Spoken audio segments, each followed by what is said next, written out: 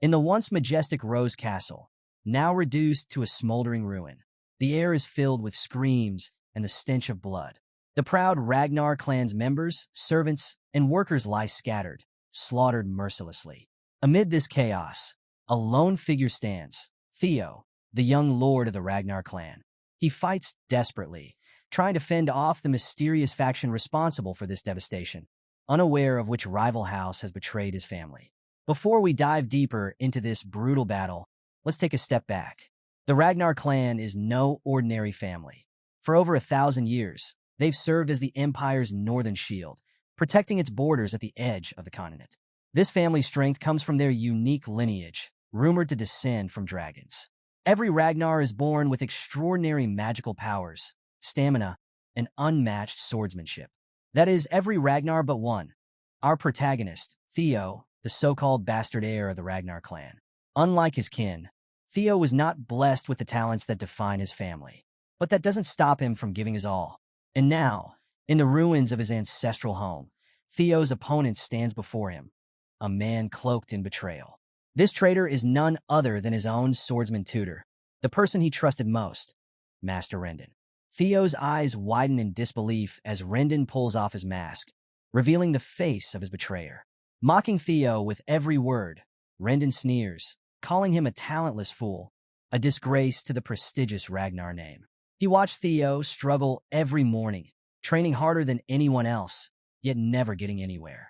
Rendon laughs cruelly, telling Theo his efforts were always in vain. Anger bubbles up in Theo, who can only grit his teeth as the insults keep coming. Gathering what little strength he has left, Theo lashes out, accusing Rendon of betraying him after all those years of teaching him useless techniques. But before Theo can even finish, Rendon's sword flashes, swift and merciless. With one clean strike, Theo's arm is severed. His scream pierces the air as blood splatters the battlefield. Weak, he falls to the ground, his strength draining fast. Rendon isn't finished. Grabbing Theo by the hair, he lifts him up, forcing him to witness the burning ruins of Rose Castle. "Look at what you've caused," Rendon snarls. He tells Theo that all the destruction, the death of his family, rests on his shoulders. Why? Because he's a talentless failure. As if that wasn't enough, another figure approaches, dragging a lifeless body, Theo's mother. She's thrown in front of him, her eyes empty, her body cold. Rendon twists the knife further, telling Theo that even his mother's death is his fault. He's the reason she's nothing more than a corpse. Overwhelmed by grief, Theo can barely stand, but he makes one last, desperate attempt. With all the strength he has left, he grabs his sword and charges at Rendon, his mind filled with rage. But before he can reach him, a sword whizzes through the air and pierces Theo's gut, launching him several meters away.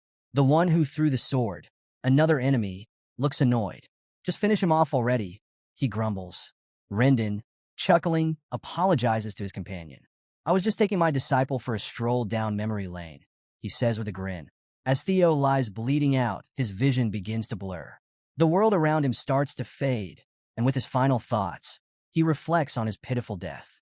He regrets not having the talent to protect his family, to save his mother, to live up to the Ragnar name. Everything he fought for, gone. Darkness consumes him. But this isn't the end. Just as the light leaves his eyes, a sudden system window appears before Theo. A cold, emotionless voice announces that his death has triggered a special trait.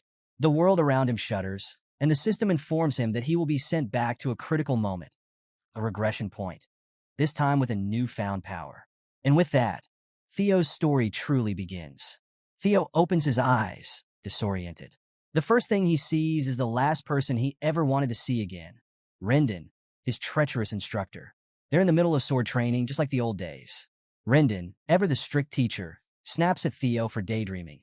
But Theo is frozen, confused. His mind is racing. Is this a flashback? It can't be. The face he never wanted to see again, the one that betrayed him, now stares back at him like nothing ever happened. It feels like some cruel cosmic joke. Suddenly, a system window appears in front of Theo, and he's completely clueless about what's going on. The message? Punch Rendon in the face, part of a tutorial quest. Theo has no idea why or how this is happening, and what's weirder is that Rendon can't see the system window. With a mix of disbelief and irritation, Theo decides he's not going to question it. He drops his training stick, balls his fist, and without warning, delivers a solid punch right into Rendon's smug face. To Theo's surprise, Rendon barely reacts, his face completely blank as if Theo's punch was nothing more than a joke. Our boy, though, is inwardly smirking, thinking about how real this so-called flashback feels. But his satisfaction is short-lived. Rendon, now angry, retaliates with a vicious strike, sending Theo crashing to the ground. As the pain floods his senses, Theo is annoyed. Do I seriously have to endure pain in my flashbacks too? Rendon sighs, completely missing the point of Theo's outburst. He assumes it's all because Theo is frustrated about the upcoming awakening ceremony, a huge event where the members of the Ragnar clan unlock their true power. Rendon explains he understands why Theo's struggling, but he won't forgive a student who lashes out at their master. Then he just walks away, leaving Theo on the ground. At the mention of the awakening ceremony, Theo's eyes widen. That ceremony happened 10 years ago. Now it's all starting to click. As Rendon leaves, and the other clan members snicker, mocking him like they always do, Theo begins to process everything. The ground beneath him feels real. The injury, the stinging pain, it's all real. This isn't a flashback, he realizes. I've actually come back in time.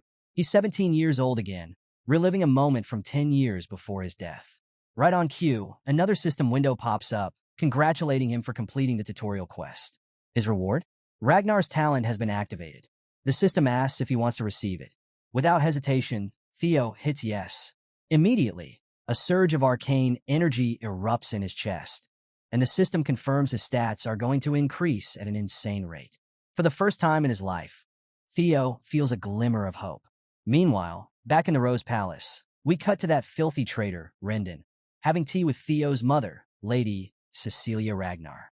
He's busy reporting to her about Theo's progress, though he's not exactly kind with his words. Rendon sneers, telling her that her son is the most talentless student he's ever seen. But with a broad, fake grin, he assures Cecilia that this is exactly why he is here, to whip Theo into shape before the awakening ceremony, which is now only 5 months away. Lady Cecilia, with her usual grace, smiles warmly and hands over a heavy bag of gold coins, telling Rendon to give Theo a bit of extra attention. Rendon eagerly accepts the money, trying to reassure her that she has nothing to worry about. But Cecilia's response is calm and firm. She's not worried. She believes in her son, Theo, with all her heart.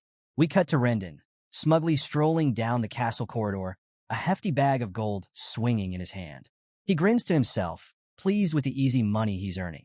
He's being paid handsomely to teach Theo absolutely nothing. As he walks, he chuckles at how both mother and son are complete fools. Not only is he training the direct heir of the Ragnar clan without lifting a finger, but he's also being rewarded by his real master for leaking Theo's secrets and sabotaging his progress. It's a dream opportunity for this traitor. Betrayal never felt so sweet. As he walks, Theo zooms past him at full speed, sprinting down the corridor. Rendon barely glances at him, scoffing under his breath, calling Theo an idiotic loser as he watches him dash away. But Theo's not running aimlessly. He's rushing to see his mother. When he finally reaches her, he calls out to her, gasping for breath. As she turns to face him, Theo can't hold back. Without saying a word, he embraces her tightly and bursts into tears. For the first time, it truly hits him. He's really back, 10 years into the past. The painful memory of Rendon forcing him to watch his mother's lifeless body flashes in his mind. But now, feeling her warmth, hearing her voice, Theo is overwhelmed with happiness. Seeing her alive again fuels his resolve. He swears to himself that this time, things will be different. This time, he'll change the future for her sake.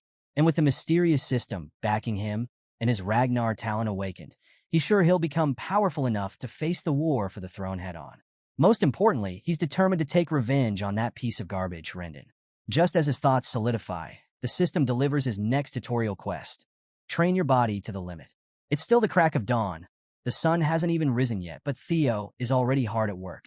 Fueled by thoughts of revenge and a burning desire to protect his mother, he pushes himself harder than ever before. In his previous life, he was part of the intelligence agency, Blackword, but was always stuck in the background due to his lack of combat skills. Now, with the Ragnar talent, everything is different. He recalls critical pieces of information he had gathered, like the secret elixirs and manuals he never expected to use. One thing stands out: the Bloody Sword Emperor Elixir, a potion that enhances the body's strength to terrifying levels. More than anything, he remembers the extreme training methods he once abandoned, believing he didn't have the talent to endure them. But now he's sure he can unlock his true potential. As he runs laps around the training hall, he feels his speed increasing. His body is responding to the intense training, and the system window is there to show his progress. Other clan members watch in disbelief, whispering amongst themselves. Has Theo always been this fit? Every day, he swings his sword faster and stronger than the day before. His confidence grows with each passing hour. A few days later, we find Theo training late into the night, long after everyone else has gone to bed. He's been pushing his body relentlessly, with barely any sleep. Enter Evelyn, the manager of the training grounds, who yawns as she watches him. She's starting to wonder if this so-called talentless fool might not be as useless as everyone thinks. She can't help but feel intrigued. Meanwhile, Theo is on the verge of collapse. His body screams in exhaustion, but his determination is unshakable.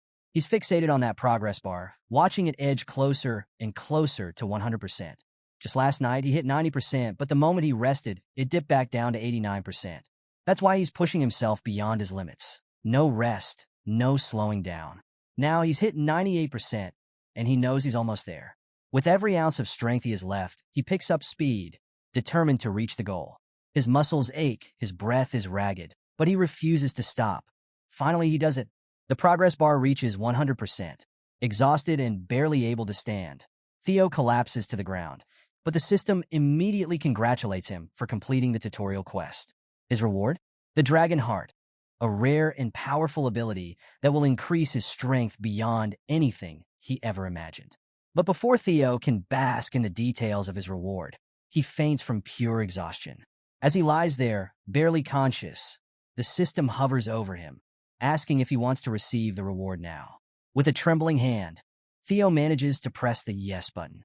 Suddenly, a brilliant blue light engulfs him, filling the training hall.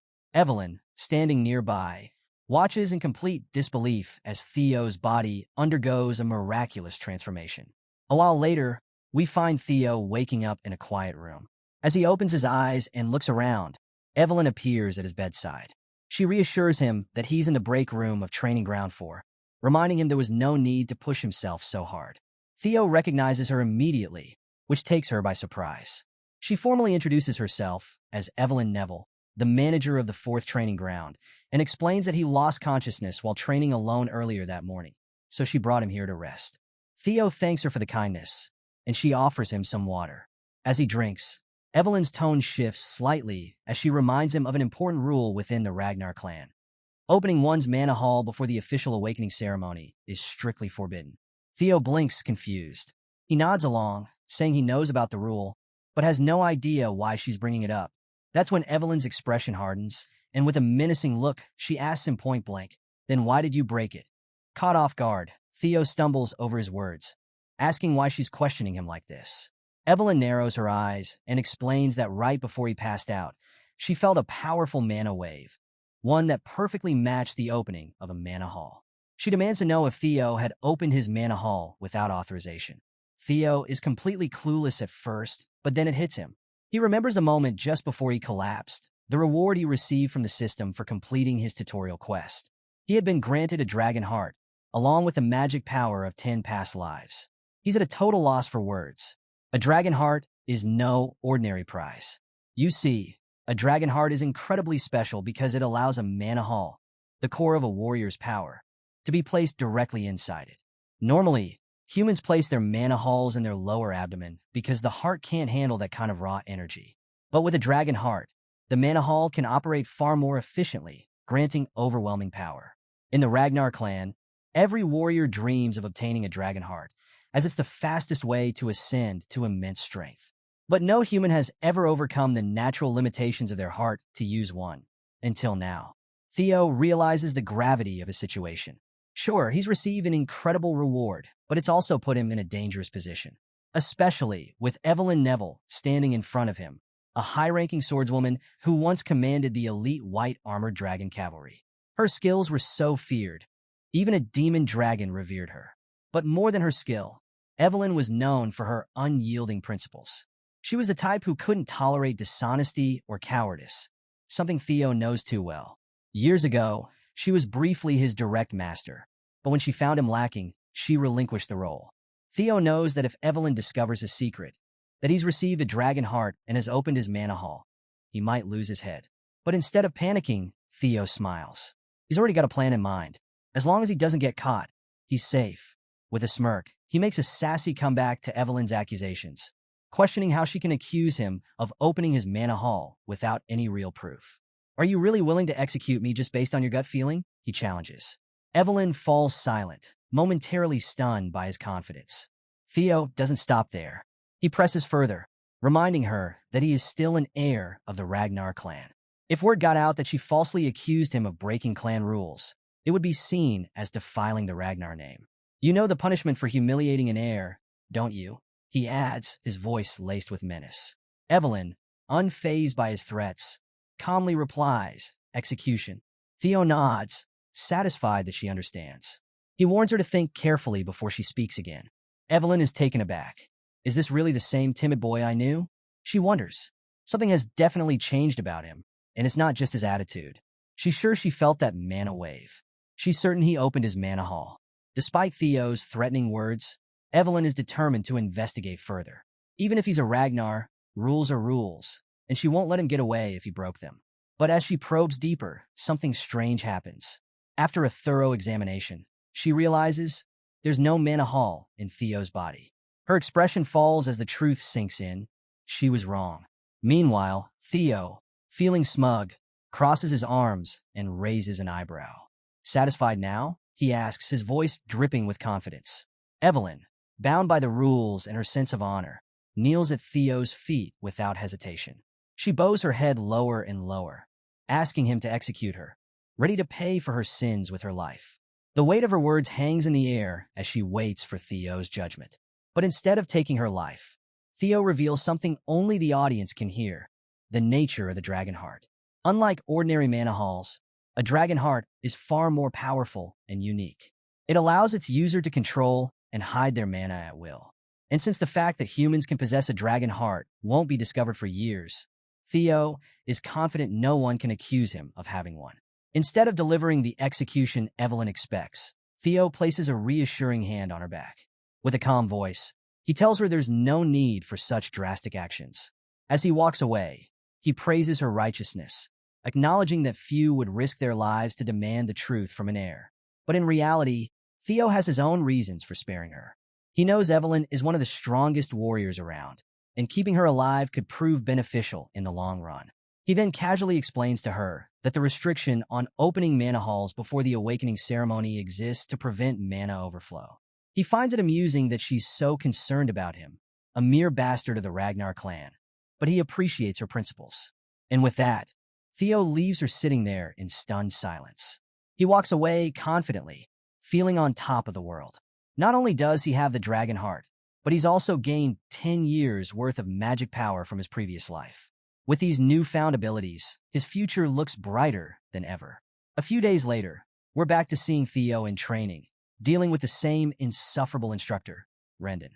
This bastard keeps yelling at him, telling him to adjust his sword swings. Theo plays along, pretending to be weak, though it's getting harder to endure Rendon's constant insults. But Theo's sharp eyes pick up on something. Rendon isn't just incompetent, he's subtly teaching Theo weird, ineffective sword techniques.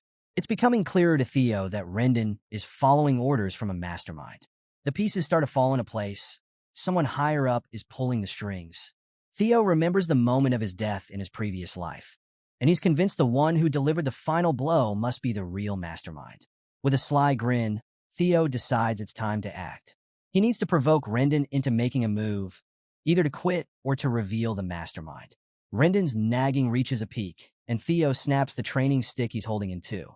Turning to Rendon, Theo finally speaks his mind, telling him bluntly that his lessons are utter garbage. The look on Rendon's face is priceless. Theo's not done. He mocks Rendon, asking how someone with such trash skills even managed to become a mid-rank swordsman. Theo takes it further, taunting that Rendon would probably struggle against even low-level demonic beasts. Rendon takes the bait. He's fuming with rage, but Theo doesn't back down. He steps forward, looking Rendon in the eye, and makes it clear. His swordsmanship is pathetic. We soon learn that Theo's true goal is to push Rendon over the edge, forcing him to resign from his position. And if Rendon does run to his mysterious benefactor, Theo will finally find out who's been pulling the strings behind the scenes. The scene shifts to Camellia Palace, where a man bursts into a pub with an excited grin on his face. He calls out to someone named Axion, loudly announcing to everyone that the bastard of Ragnar, Theo, will be dueling his master next week. The man, clearly thrilled, starts bragging about how Theo is blaming his instructor for his lack of talent and is convinced Theo will be left permanently disabled after the duel. But Axion, sitting quietly in the corner, doesn't share the man's excitement. His silence is tense, and without warning, the glass in his hand smashes into the loud guy's face, knocking him out cold with a single blow. Axion, clearly annoyed, makes it clear that he doesn't care whether a bastard like Theo ends up half-disabled. Why would he? He's just another Ragnar after all. Specifically, one of the four hounds of the north, known as the Dark Tiger Axion Ragnar. Standing beside him is Remington, another of the four hounds, known as the Silver Lion. Just then, another man strides into the pub, Ed Trevion, also known as the Nine-Dragon Sky Dragon. Ed looks particularly worried, warning the others that things could go wrong if they let their guard down. But Axion, still annoyed, brushes off his concern. That's true only for people with talent, he says coldly. We don't need to worry about Theo. He's just a muddle-headed nobody. D, ever cautious, points out that with the Ragnar clan, even the slightest possibility can lead to something unprecedented. Axion dismisses the concern, believing that Theo messing with Rendon is actually a good thing. His instructor should be more than capable of handling the so-called bastard. But a week later, the situation escalates far beyond anyone's expectations. At Training Ground 4, the atmosphere is tense. It's not just the usual clan members in attendance. Big shots from across the region have gathered to witness this unexpected duel. Theo stands in the middle of the arena, visibly anxious under the piercing gazes of hundreds of spectators. He curses himself, recalling how he just wanted to get Rendon fired after being humiliated, but things spiraled out of control fast. Still, he isn't too worried. This was bound to happen eventually, and he's fired up to take revenge on Rendon. The system notification confirms his next task, third tutorial quest: fight Rendon and win. As Theo takes a deep breath, the memory of how this duel was set into motion flashes through his mind. We cut to the moment when Theo confronted Rendon, calling out his pathetic swordsmanship and bluntly firing him. You're done. Get lost, Theo had said, but Rendon, desperate, protested that his contract wasn't over yet. Theo shot back, reminding him that since he was fired by the employer, Theo himself, there was nothing left to discuss. Theo would have loved to punch Rendon right then and there, but doubts still lingered in his mind about his ability to take this guy down. For Rendon, this was a disaster. He couldn't afford to be fired. He hadn't completed his true mission yet. As he stepped closer to Theo, trying to convince him otherwise, a system window flashed before Theo's eyes. Fight and win against Rendon. It caught Theo completely off guard. Before he could react, Evelyn Neville stepped in, suggesting they settle this the Ragnar way, through a sword match, letting strength decide the outcome. A duel would eliminate the need for any tribunal. Everything would be decided by the sword, following the will of the victor. Sensing an opportunity, Rendon quickly agreed to the duel, eager to resolve things on his terms. Theo, meanwhile, was left unsure. He wasn't ready to face Rendon in a real fight. But with the pressure mounting and Evelyn insisting it was the best course of action, Theo found himself with no choice but to agree. Now, standing face-to-face with Rendon, Theo could hear the whispers of the crowd. They mocked him, smirking as they gossiped about how pathetic the bastard of the Ragnar clan was. They were convinced he didn't even know how to properly swing a sword and fully expected him to leave the arena crippled. To them, there was no way Theo, an apprentice swordsman, could possibly defeat a mid-ranked fighter like Rendon. Rendon, brimming with arrogance, tells Theo that if he apologizes now, he'll pretend nothing happened. There's no need to throw your life away over your pride, he sneers.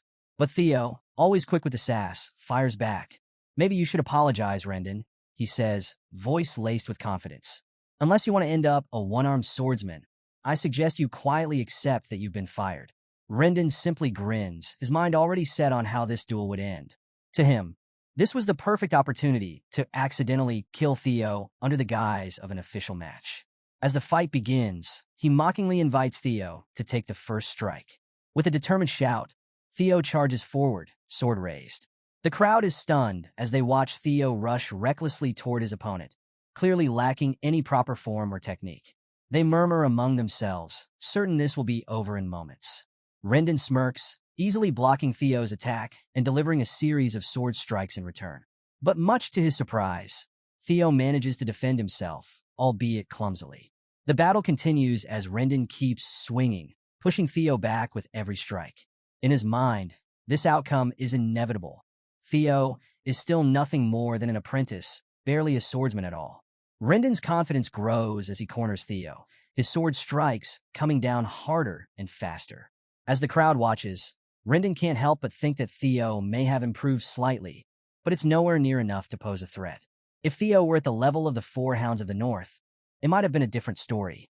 But to Rendon, there's no way this imbecile from the Ragnar clan could ever hope to defeat him. The scene shifts to a few days earlier, where Theo, looking bewildered, turns to Evelyn and asks, "What were you thinking when you suggested that match?" Evelyn, ever calm, simply replies that she was trying to help him. She explains that if Theo really wants to get rid of Rendon, he needs to be more strategic about it. Firing him isn't enough. She believes that Rendon has someone powerful backing him up. Theo, curious, asks how she knows this, and Evelyn reveals that it was obvious because Rendon had been teaching him a bizarre, inefficient sword style. She even had someone secretly investigate him. Theo is caught off guard by her revelation. In his past life, Evelyn never bothered to expose Rendon, but now she's digging into the mystery, just because he piqued her interest after the whole Manhua incident. Evelyn's investigation uncovered that all of Rendon's actions trace back to Camellia Palace. While this isn't entirely surprising to Theo, it irritates him to realize that all this chaos is yet another part of the miserable war for the throne. Quickly brushing aside his annoyance, Theo remarks, "I'm surprised you figured this much out." He confesses that with his current skills, he's not confident he can beat Rendon yet. Evelyn, however, offers him a smirk and reassures him. "You can beat him. Stop underestimating yourself," she says with unwavering confidence. Back in the present, the duel rages on. Rendon, relentless, throws blow after blow, but Theo blocks and counters each one effortlessly, as if it's nothing. The tables have completely turned. Rendon, once sure of his dominance, is now the one struggling. As the fight continues, he starts to question what's happening. This isn't the same Theo Ragnar he knew. Something has drastically changed. The crowd, too, senses it. Whispers ripple through the spectators as they watch, stunned by Theo's unexpected prowess. Meanwhile, off to the side, Remington watches from beneath his hood, while Evelyn, watching with pride, enjoys the spectacle. We flash back to the week before the duel, and it's revealed that Evelyn is the one who personally trained Theo. It turns out she bent the rules to help him, even though technically it's forbidden. But she didn't care. Rendon wasn't fit to be a teacher anyway. Theo can't help but smirk at this revelation, feeling a rush of excitement and satisfaction. Having Evelyn in his debt was proving to be worth it after all. However, one thing nags at him. Why is she going so far to help him? He asks her outright, wondering if it's all because of what happened with the Manhua incident. Evelyn admits that played a part, but there's more to it. She mentions there's someone she knows who would be interested in Theo, someone obsessed with collecting talented individuals. Theo takes note of that, filing it away for later. Back in the present, the battle intensifies. Rendon, growing desperate, starts to wonder if Theo has been faking his weakness all this time, acting like a fool just to lower everyone's expectations. Mid-fight, Theo suddenly asks, "Who's backing you?" Rendon freezes, his face twisting in confusion and anger. "What are you talking about?" he snaps. But Theo presses on, casually reminding him that he knows Rendon has been teaching him useless sword techniques on purpose. He finally gets blunt, asking if Rendon is working with Camellia Palace. The moment of silence that follows confirms Theo's suspicions. The truth is written all over the old man's face.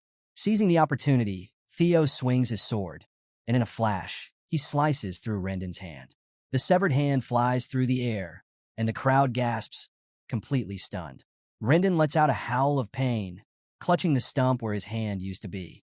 He stumbles, cursing under his breath, while blood splatters across the arena.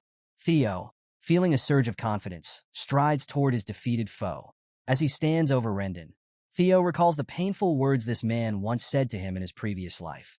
that Theo was a weak, talentless fool and that everything was his fault. Now, with a menacing swing of his sword, Theo throws those same words back in Rendon's face.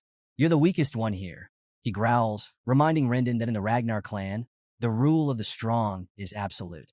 Someone as weak as you shouldn't have come here in the first place. With one final, powerful strike, Theo's sword comes down, severing Rendon's head clean from his body. The crowd watches in shock as Rendon's head rolls across the ground, blood pooling beneath him. The arena falls into a stunned silence as everyone processes what just happened. And then, just as expected, a system window pops up, congratulating Theo for successfully completing Tutorial Quest 3. Not only did he win the fight, but he exceeded the objective, earning a bonus reward. The system asks if he'd like to receive his reward now, and without hesitation, Theo hits yes. The crowd? Yeah, they've officially lost it. It's mind-blowing to see our boy, a total apprentice swordsman, just slice through a mid-tier swordsman like it's nothing. Meanwhile, our guy, yeah, the one you're rooting for, he's standing there completely underwhelmed like this old bastard. This is the guy I was sweating over in my past life. He's embarrassed, feeling like he shouldn't have ever been scared of this dude. But hey, life's different this time around, right? Then the system drops the bombshell. It announces that the ability called Observation has been activated as a reward. Oh, and to sweeten the deal, he's also gained a year's worth of magic power. That's when things go from crazy to absolute chaos. Boom! Suddenly, a guy crashes down from the sky like a goddamn meteor, slamming into the ground with enough force to wreck the place. Before Theo can even process what's happening, this guy's already yelling his name, Theo. And oh man, he's grinning like a madman. Who is it? None other than Julius Ragnar, the demon dragon and commander of the White Armored Dragon Cavalry. Yeah, that Julius Ragnar. Theo is stunned, completely frozen. He can't believe it. How long has this guy been watching him? Meanwhile, the crowd?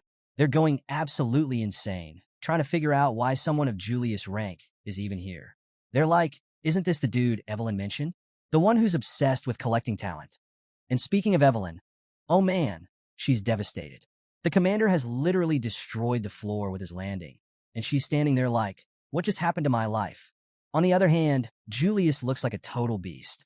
His appearance alone is enough to make Theo start sweating, completely unsure of what to do next. But here's the thing, his worries are totally unnecessary. Julius just bursts out laughing, giving Theo a not-so-gentle pat on the back, as if he's some sort of proud older brother. He's surprised, really surprised, by the amount of talent Theo's carrying. Then, without missing a beat, he casually mentions that while it was a bit disrespectful to kill his teacher, Rendon definitely deserved it. And then, get this, he invites Theo to join the White Armored Dragon Cavalry. Yep, you heard that right. Julius Ragnar, the demon dragon, just asked Theo to join his elite squad. Evelyn? She's not even shocked. She saw this coming a mile away. But the crowd? Oh man, their jaws are literally on the floor. They cannot believe someone as inexperienced as Theo, who hasn't even gone through his awakening ceremony, is getting scouted by the infamous Julius Ragnar. And guess who else is here? Remington. Yeah, he's lurking in the back, asking some random guy if he's ever heard of an apprentice swordsman being recruited like this. The guy? He's clueless. He's like, no, this has never happened. And of course, Remington knows that. He's just fishing for some confirmation. Meanwhile, we get a glimpse into Theo's head. He's thinking, it's impossible to gauge someone's true potential before their mana hall opens. Sure, Julius can see my swordsmanship, but can he see my magical potential?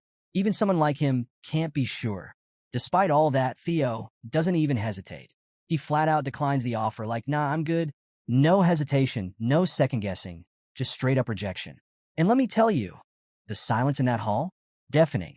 Julius Ragnar, this legendary commander, just got turned down, and the crowd is left standing there, trying to process what just happened. Their jaws? Still on the floor. News of this spreads like wildfire, and before you know it, everyone's talking about Theo. Half the people think he's being humble. The other half think he's straight up arrogant. But the story doesn't end there. We get a quick shift to Camellia Palace, where we meet Emil Ragnar, who is not happy. She's pissed that things are spiraling out of control and that Rendon got himself killed. But one of her men reassures her, reminding her that Rendon was a complete noob anyway, assigned to his position because, frankly, he wasn't good enough for anything else. Emil brushes it off, not too concerned about his death because, let's be honest, he wasn't much of a loss. So we switch scenes and catch up with Emil Ragnar, who's talking to her brother, the Sky Dragon, Ed Troyven. You might remember him from the pub scene earlier. She's not happy. Emil explains that the demon dragon Julius reached out to Theo personally, which in itself is troubling. But what's even worse? Rumors are flying that Evelyn was behind this whole thing. This means they can't interfere anymore by assigning Theo a new master. If Theo starts making waves, their plan to take control of Rose Palace will get a lot more complicated. And that's when Axion enters the scene, super casual, like nothing's wrong. He asks why they're even stressing over this. According to him, there's no chance the clan head will get involved, so their plan can keep moving forward without any issues. But Emil isn't having it. She makes it clear that for their plan to work, taking control of Rose Palace without offending the clan leader, Theo needs to stay powerless. Axion just nods, acting like he's totally in control. He says he's sure Theo is still powerless. I mean, how much could someone like Theo really have changed, right? He figures that Evelyn and Julius just have a soft spot for underdogs, so there's no reason to freak out. But Ed Troyven? He's not vibing with his nephew's laid-back attitude. He warns Axion to take the situation seriously. That's when Axion pulls out a letter and, with a sly grin, tells them that since they're both so worried, he'll just mess with Theo a little to remind him of his place. What could go wrong, right? Next scene, we're at the training grounds where Evelyn is watching Theo wrap up a training session. She's impressed with how far he's come. Theo thanks her, admitting that it's definitely different learning from a proper master like her. Then, Evelyn drops the question we've all been wondering about. She asks why he didn't join the White Armor Dragon Cavalry. Theo pauses, thinking to himself. And here's where it gets interesting. He admits he's got a tiny bit of regret. After all, in his past life, joining them was his dream. But now, things are different. He knows that joining the cavalry too early would limit his potential. He's aiming higher. He's got his eyes on the top, and the awakening ceremony is the key. So he smiles and tells Evelyn he didn't want any special privileges. And besides, he still feels like he's not quite ready. For now, he's happy just training with her, focusing on the awakening ceremony. Evelyn seems to buy it, but she reminds him that Julius will probably be disappointed after getting turned down like that. Big yikes, right? But Theo just shrugs it off. He's got bigger plans. Then something cool happens. Theo decides to use his new observation skill for the first time. He scans Evelyn's stats, and whoa, she's a high-ranking swordwoman, no question about it. But that's not all. He also learns that Evelyn admires his humility and character. Training him has brought her a sense of purpose she hasn't felt in a long time. And here's the kicker. She misses her time in the White Armored Dragon Cavalry. Theo's surprised by this little revelation, and he files it away for later. But before he can think too much about it, a new guy walks in, introducing himself as Sybil Dree. He's from the Southern Inspection Post and says he's got something important to discuss with Theo. And let's just say, Theo's not feeling good about this. Sybil's got a serious, intimidating vibe that instantly makes Theo sweat. Naturally, Theo uses his observation skill again, and he discovers that Sybil's got a strong desire to spar with him. Yup, this guy isn't here for casual chit-chat. Theo's anxiety kicks into overdrive, and he's terrified at the thought of going up against this guy. Right on cue, the system notification pops up with Theo's next tutorial quest. His goal is to shed the title of Imbecile of Ragnar. He's already made some progress, but he's still got a long way to go. Sybil, on the other hand, is blunt about his intentions. He straight up says he wants to follow Theo. He confesses that he was one of those people who used to ignore Theo, writing him off as Ragnar's imbecile. He admits he thought that title was a perfect fit for Theo. And yeah, Theo appreciates the honesty, but he can't help but feel a bit pissed off. I mean, Sybil's practically bad-mouthing him to his face, without even realizing it. But Sybil's change of heart came when he saw something that blew him away.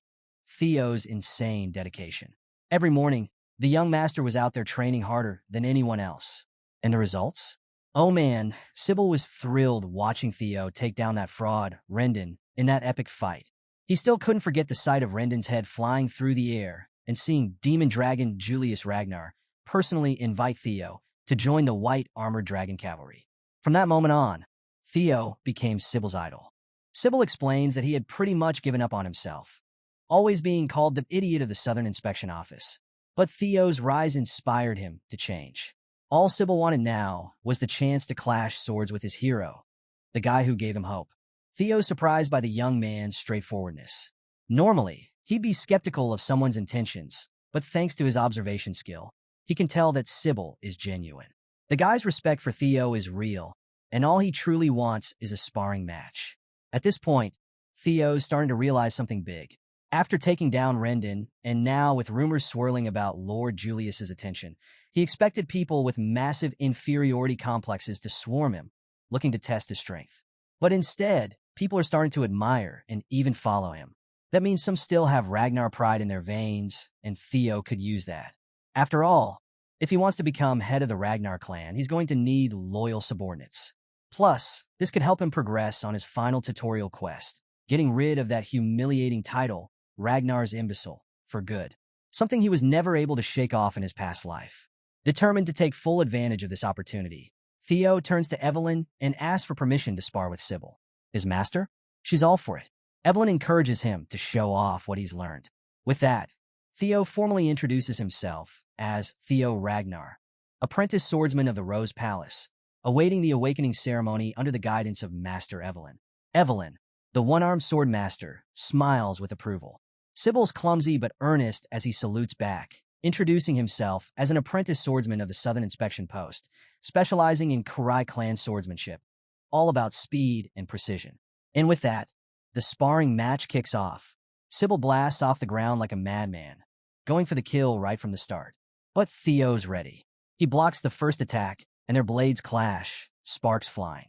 The dude might be known as the idiot of the Southern Inspection Post, but man, his speed is no joke. Sybil's confidence in his quick strikes is obvious. From the first exchange alone, he can already tell Theo's skill is the real deal. Meanwhile, Theo's wondering why this guy even has the nickname Idiot in the first place. If this were his previous life, Theo knows he would have struggled to keep up with someone this fast. But this isn't the same Theo anymore. He's come a long way. With a swift, powerful move, Theo goes on the offensive, and with one solid strike, he sends Sybil flying like a ragdoll. The force is so strong, poor Sybil loses his grip on his sword, and he crashes into the stands of the training area. Sybil? Barely standing. He's almost throwing up from the sheer impact to his solar plexus, but he manages to get up, clearly overwhelmed. Despite the brutal loss, Sybil praises Theo's mastery of the sword and concedes defeat with gratitude. Theo, ever the graceful victor, salutes Sybil, telling him it was a good fight. As he holds his sword up in salute, he catches a glimpse of his reflection in the blade and gets an idea. Could he use his observation skill on himself? Turns out he can. Activating the skill, Theo sees all his talents and stats laid out in front of him. It's a game changer. He's officially a level 1 swordsman with balanced stats and a whopping 190 points in magic power, way higher than he expected. He realizes that with his talents now fully visible, he can keep unlocking more as he progresses through quests. He's got 4 more locked slots to fill. So, after using his observation skill on himself, Theo's pumped about his ability to check his stats whenever he wants. And let me tell you, he's got some serious magic power, thanks to his past life's magic and that dragon heart beating in his chest. But there's one stat that's got him seriously annoyed, his luck. It's sitting at a brutal negative 49 points. Theo wonders if he's cursed or something. Maybe all the misfortunes from his previous life were because of this ridiculously low luck stat. Either way, he knows one thing for sure. He's got to fix this fast. But Theo's so focused on the sparring session with Sybil and checking his stats that he doesn't even notice the crowd of young swordsmen gathering around the arena. They've practically formed a circle, watching him closely, and their intentions? Completely unknown. Theo figures that after beheading Rendon and gaining the respect of Commander Julius Ragnar, this kind of attention was only natural. With Ragnar's rule of the strong, people either become envious of you or they admire you. Evelyn, though, can see things clearly. These guys? They're part of the latter group. They're not here to challenge Theo. They're here to admire him. You can see it in their eyes. They've heard the rumors, and now they're seeing the truth. Theo is the real deal. They're impressed. In fact, some of them are imagining themselves in Sybil's shoes, wondering if they'd even last a second against Theo. The thought alone is making them itch to test their skills against the young master. Among them is one young swordsman, Iodi Nalen. Theo scans the crowd and spots him, which immediately surprises the guy. Without hesitation, Theo calls Iodi forward for a spar. Iodi, a little stunned, steps up and salutes, introducing himself as the third son of Viscount Nalen, specializing in double ascension swordsmanship. Theo returns the salute, ready for a good fight. And with that, they dive straight into battle. Each clash of their blades sharpens Theo's swordsmanship even more. Yodi isn't a pushover, though. He's fast, clever, and even manages to land a slash that seems impossible to counter. But in that moment, something clicks for Theo. Time slows down, and he adjusts his grip, blocking the attack with perfect precision. Iodi's blade goes flying from his hand. It's a decisive victory for Theo. Iodi acknowledges his defeat, but more importantly, he gives Theo his eternal respect. And here's where things get interesting. Gaining Iodi's approval actually increases Theo's luck stat. Theo is stunned. Could his luck really be tied to his reputation? If that's the case, he's just found a way to fix his terrible luck. All he needs to do is keep winning, literally fight his way to better luck. Next up, Banat Ramiro. And let's be real, easy dub. With another win, his luck goes up by another point. Then comes Eric Moran. He puts up a decent fight, but it's still not enough to stop Theo's momentum. After that, we've got Manfred Nonbird, and then Manuel Noir, who doesn't stand a chance. Even the thuggish-looking Void Parank? Theo wipes the floor with him in under a minute. At this point, Theo's on fire. He's totally immersed in the sparring frenzy, and his winning streak is nothing short of impressive. He's beating these young swordsmen one by one. Daniel Riemann is just another name added to the list. And even though he's starting to feel the exhaustion creep in, he's still itching for more. Theo calls for the next challenger, but no one steps up. It's clear he's dominated the arena, but when Theo checks his quest progress to shed the title of Ragnar's Imbecile, he's only made a 1% improvement. 1%. He's frustrated, realizing that the people in this crowd already respect him. He'll need to seek out stronger foes or show off his skills to those who still doubt him if he wants to make any real progress. Just when he's considering his next move, a man steps forward from the crowd. He tells Theo he looks exhausted and should probably rest. Theo brushes it off, arguing that he'll rest when he needs to, but right now he's still got some fight left in him. And just as Theo says that, Remington Narcio, one of the Four Hounds of the North, steps up and formally requests a sparring match. Everyone, including Theo, is completely caught off guard. I mean, this is Remington, the guy who's up there with the strongest swordsman in the entire Ragnar clan, alongside names like Axion Ragnar and Hulkus Lank. Remington says he came early to observe Theo's swordsmanship before the awakening ceremony, and with a calm smile, he salutes Theo, thanking him for honoring his request. He's a genius swordsman, known for his keen senses and unmatched work ethic, but right now, he's just excited. He wasn't expecting to find such a worthy rival in the form of Theo. Theo, standing tall, salutes back with pride. This time, he introduces himself as the 31st son of the great guardian of the North, Kyle Ragnar. Theo's in awe. He never expected to spar with a legend like Remington, someone he respected even in his past life. He means it when he says it's an honor to cross blades with such a renowned figure. The arena is buzzing, and Theo is fired up. He's ready to show Remington just how far he's come. Both fighters lock eyes, and the tension is palpable. The Silver Lion, as Remington is called, unleashes his aura. It's terrifying. Theo wonders for a second if he can actually defeat someone this strong, but there's no turning back now. And then it begins. They charge forward, their blades colliding with such force that sparks fly across the arena. Each clash is so powerful that it literally shakes the stage. Theo's eyes are laser-focused, while shards of steel rain down around them. Remington? He's smiling, loving every moment of this intense duel. But then, something happens. After a relentless series of strikes, one of their swords gives out. The blade shatters, and the arena goes deathly silent. The only sound is the clanging of the broken blade hitting the ground. It's Theo's sword. In a single, powerful clash, Remington had sliced Theo's blade clean in half. His sword stops just inches from Theo's neck.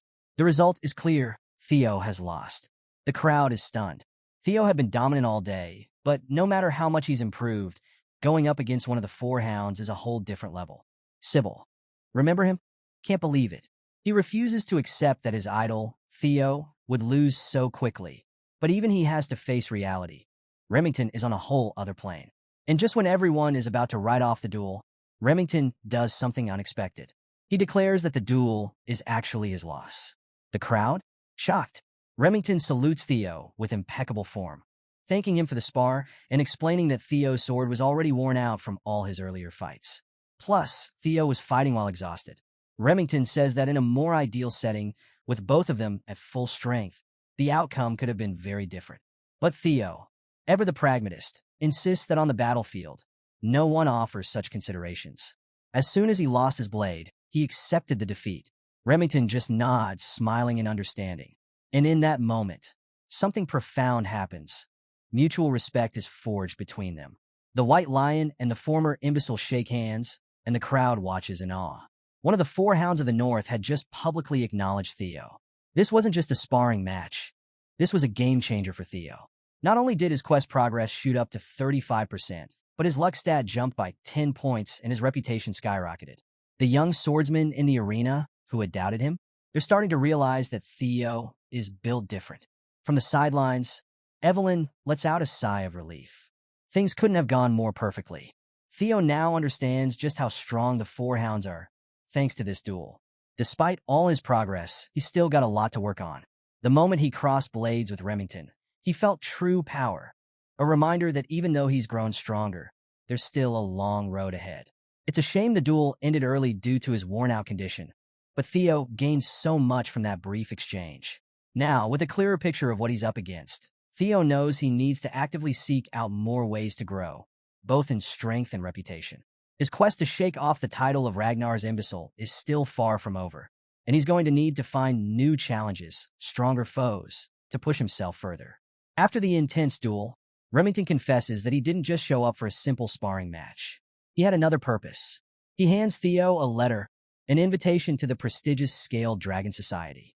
Now, just hearing that name sends shockwaves through the crowd of young swordmen watching. The Scaled Dragon Society isn't just any group, it's a high society club with a brutal selection process.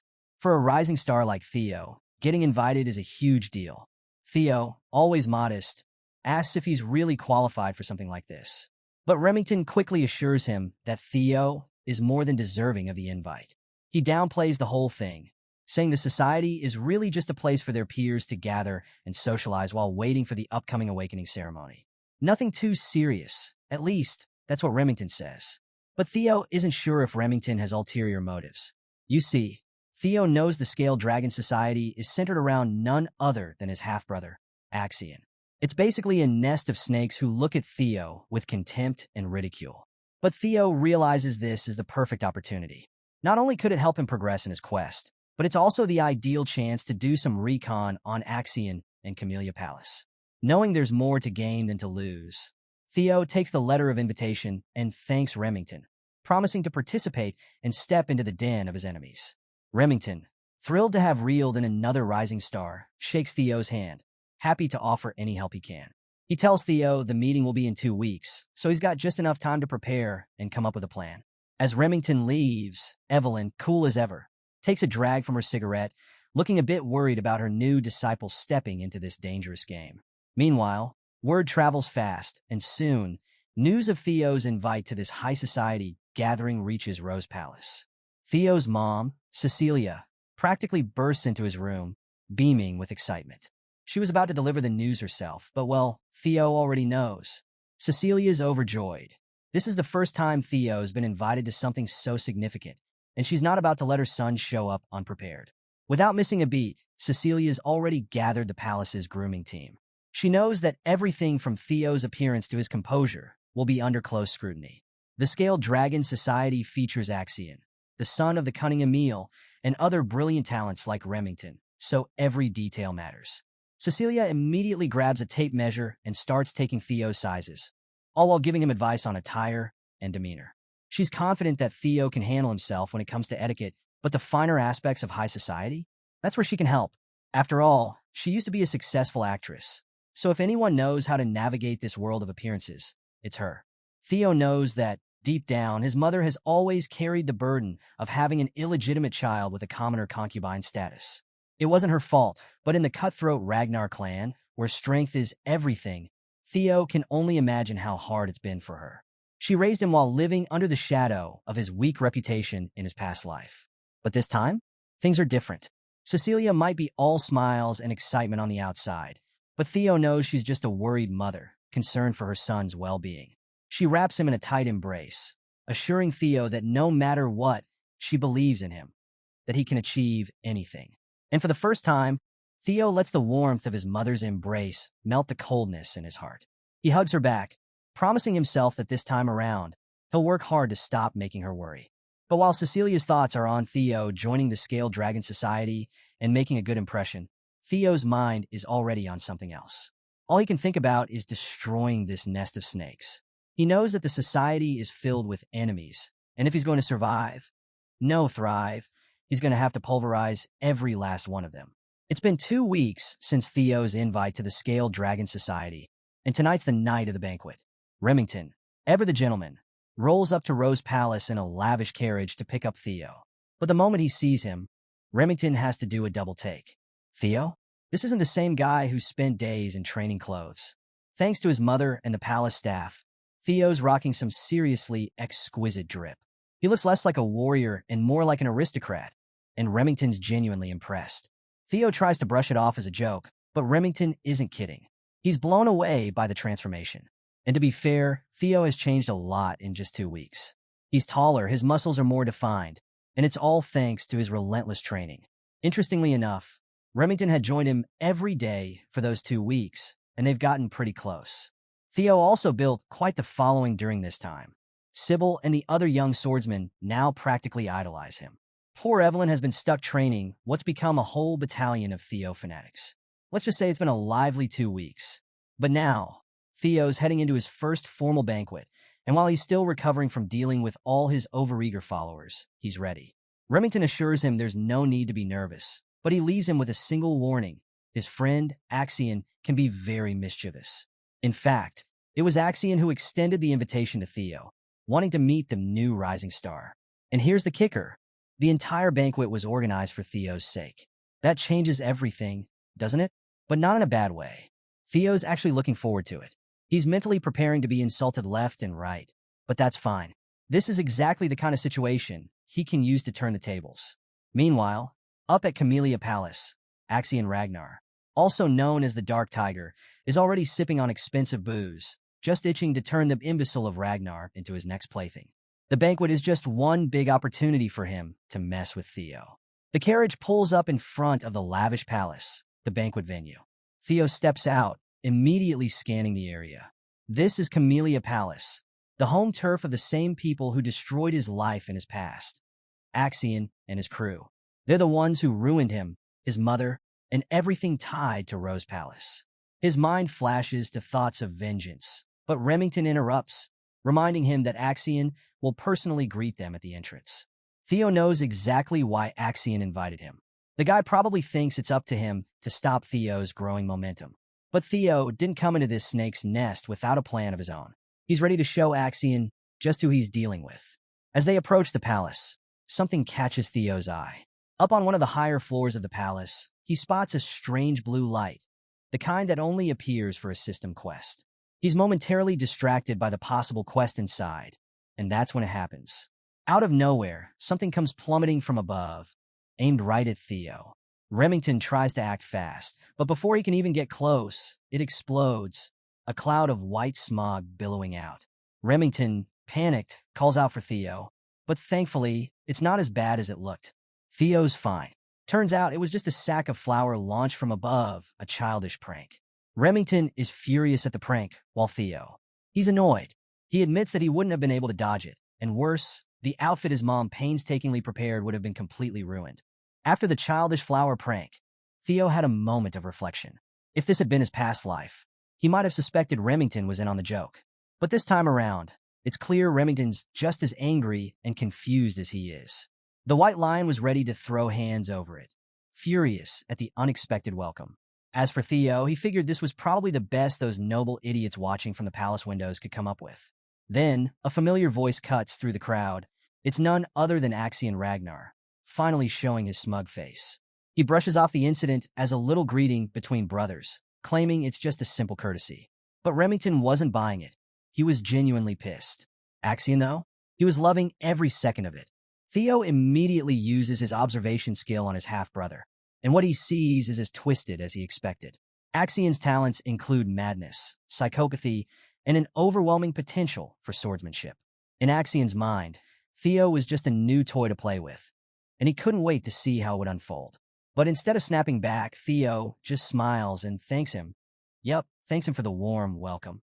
This confuses his psychopathic brother, but Theo keeps up the act, saying that with how welcoming Axian's been, he's really grateful and looking forward to the party. Axian's confusion quickly turns to elation. To him, it seems like Theo's finally becoming interesting, and he's loving it. Finally, they enter the banquet hall, where the Scaled Dragon Society is gathered. It's an exclusive event. Only the most promising nobles are invited to wine, dine, and talk shop. But tonight, everyone's focused on the special invitee, Theo Ragnar. And let's just say, the reaction is far from welcoming. Most of the nobles can't wrap their heads around why Axian would invite someone like Theo, the so-called imbecile of Ragnar. Sure, he's got Ragnar blood, but his reputation as a failure hangs over him like a cloud. Even though he's decked out in some seriously cold drip, credit to his mom and the palace staff, they still see him as trash.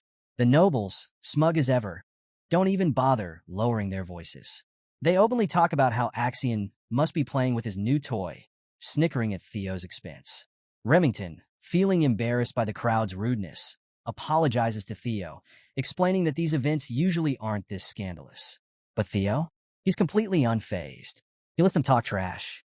In fact, the more they badmouth him, the sweeter it'll be when he crushes them later. While all this is going on, Theo notices the blue quest light he saw earlier. It's nearby. He's pretty sure it's significant, but right now, he can't approach it without raising suspicion. At that moment, Axian, the host of this twisted party, descends the stairs with a smirk, asking his brother if he's enjoying the event. Theo forces himself to stay calm, sticking to the plan. He smiles and thanks Axian again for the invitation, playing along. Axian, grinning like the manipulative snake he is, sarcastically apologizes for the flower incident, admitting that maybe he went a little too far. Then, in a flash, he's right in front of Theo, closing the distance in the blink of an eye. He grabs Theo's shoulders tightly, putting on a show for everyone as he demands that Theo accept his apology in front of the entire hall. Remington wants to intervene, but before he can, Theo steps in. He calmly insists that Axian has nothing to apologize for. Using Axian's own words, Theo calls it a simple greeting between brothers. The psycho's at a loss for words. Theo's composure is unshakable. He's too calm, too collected for Axian's mind games to work. After a brief pause, Axian laughs, patting Theo on the back like a proud older brother. He's honestly impressed. Theo's changed so much since they were kids, and now he's becoming fun. The nobles watching this exchange, they're eating it up. They mockingly call Theo Axian's lapdog, whispering about his illegitimate lineage. In their eyes, even though Theo and Axian share Ragnar blood, they're on completely different levels. Theo's mother, Cecilia, was a commoner concubine, while Axian hails from the powerful Troivan clan, a swordsmanship powerhouse from the east. To these nobles, Theo is little more than a nobody, a far cry from Axian's noble, prestigious bloodline. Theo's been taking it all in. The insults, the sneers, the outright disrespect. And instead of getting flustered, he's been letting it fuel the fire inside. But there's one thing that's confusing these snickering nobles: Remington's closeness with the so-called imbecile of Ragnar. As they start throwing insults Remington's way, even going so far as to question his lineage as an illegitimate son of the Narcio family, the White Lion is ready to snap. Theo can tell that Remington is about 2 seconds away from stealing the spotlight, but that won't do. Before Axian can lead Theo upstairs, Theo takes control. He calmly asserts that, since he's just arrived, he should greet his new friends. And with that, he walks straight over to the table where the nobles had been running their mouths. Every pair of eyes in the room is now fixed on him, on the imbecile of Ragnar. Theo quietly grabs a bottle of wine from the table, walking over to the noble who'd been smearing Remington's name. He makes a motion to pour the guy a drink, and the noble, smug as ever, smiles and asks if he said something wrong. That's when Theo shifts his grip on the bottle and smashes it over the guy's head without mercy. Boom! The entire hall goes dead silent. Even Remington, and yes, even Axian, who's usually unfazed by chaos, are stunned by the sudden brutal move. The noble, now bleeding from his head, grabs at his hair in agony as blood stains his blonde locks. Theo stands over him, still holding the broken, bloody bottle, while the noble spits out curses, furious at being humiliated in front of everyone. Before Blondie can finish his rant, Theo sends a brutal kick that breaks the noble's jaw, cutting off his yapping with a sickening crack. Theo's plan has officially begun. His eyes turn cold, almost crazy, as he calmly explains that he was just giving Blondie a little greeting, only to get such a hurtful response in return. The other nobles? Frozen in place, too scared and too confused to process what's happening. Meanwhile, Theo's quest progress quietly ticks up to 43%. Remington, watching this unfold, can't help but wonder if Theo's doing this for his sake. After all, he spent the last 2 weeks training with Theo and knows he's not the type to be a hot-headed thug. But now, as Blondie bleeds on the palace floor, Theo insists this is just his form of welcome. Theo steps on the noble's arm, pinning him to the floor as he begins to apply pressure, the tension building in the room. He leans in, his voice deadly calm, and says, "Since I've sent my hellos, I guess it's time for goodbyes now." Blondie, now desperate, starts shouting for Theo to stop, but it's too late. Theo stomps down hard, and the sound of bones shattering echoes through the banquet hall. The other nobles, who were talking trash just minutes ago, are now utterly tongue-tied, stunned into silence by the sheer ruthlessness of Theo's actions. Blondie, jaw broken and arm shattered, passes out from the pain, his drool mixing with blood on the palace carpet. Theo discards his limp body like the trash it is and turns to the rest of the crowd, casually asking if anyone else wants to say hello. The tension in the room is palpable, and Theo's quest progress jumps again, this time to 66%. Suddenly, knights who had been hiding in the shadows burst into the hall, surrounding Theo on all sides. Their blades drawn, they're ready to neutralize the threat, for swords hover around Theo, trapping him in place. These knights want payback for the insult to their young master and declare that the punishment for such vile actions must be death. But Theo? He smiles. This is exactly what he wanted. His plan is working perfectly. He casually asks the knights who their young master is, and they proudly respond, Ian Hanabi, the third young master of the Hanabi clan. Theo chuckles to himself. The Hanabi clan, one of the 6 snow clans that support Ragnar. It's all falling into place. Theo knew that the bodyguards of these spoiled nobles wouldn't just stand by and watch. They were always the type to look down on the imbecile of Ragnar, waiting for any excuse to put him in his place. But Theo has them right where he wants them. With a voice full of pride, he asks the knights, "So, what's the problem if I roughed up your young master?" The knights, full of self-righteous fury, demand his death. But Theo, undeterred, leans in, eyes gleaming with intensity. He coldly asks if the dogs of one of Ragnar's bannerman clans dare to threaten the life of a direct bloodline of Ragnar. And then he drops the bomb. Kyle Ragnar, his father, isn't exactly known for tolerating disrespect to his family. The knights falter, realizing the gravity of their situation. It's one thing to defend their master, but threatening Kyle Ragnar's bloodline? That's a death sentence for them. The knights, who were so confident just a moment ago, felt the weight of Theo's threat sink in. Their grip on their swords loosened, and the rage they felt for their young master's humiliation was quickly replaced by fear. The kind of fear that only the Ragnar clan could command. Theo wasn't the same imbecile they had mocked for years. The oppressive aura he now exuded was suffocating, a stark reminder that Theo, as a direct bloodline of Ragnar, was untouchable. These knights weren't dealing with just anyone. They were dealing with the blood of the dragon, and declaring death upon him could mean the destruction of their entire snow clan. And Ragnar wasn't just any lord. He was the ruler of the north, the one who reigned over the 6 snow clans. To threaten his bloodline was a death sentence. For so long, people had forgotten that Theo, too, carried this protection and prestige, mainly because he had been seen as a useless descendant. But now, that was over. The knights realized their colossal blunder. They needed to apologize and fast, but it was already too late. Theo had issued a silent kill order to a mysterious presence lurking nearby. And just like that, the swift glint of a blade blinded the room for a split second. The next thing they knew, severed heads flew through the air, and the knight's blood splattered across the palace floor. The entire hall was frozen in shock. And Theo?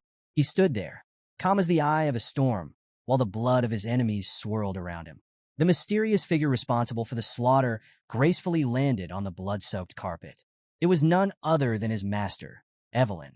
The arrogant nobles, who had been so carefree earlier, now felt a looming threat overhead. They had no idea that things would escalate to this point. Theo's quest progress jumped to 70%, and even Axion, the one who orchestrated this twisted banquet, had no choice but to watch as his carefully laid plans crumbled. This was no longer a game. The banquet had become a showcase of Theo's dominance. Evelyn turned to her disciple and asked, almost casually, when he realized she had been tailing him. Theo, not entirely sure himself, admitted that it was a given. He didn't know why she'd followed him all the way to Camellia Palace, but one thing was clear. Thanks to her intervention, Theo now had the upper hand, and the nobles were terrified.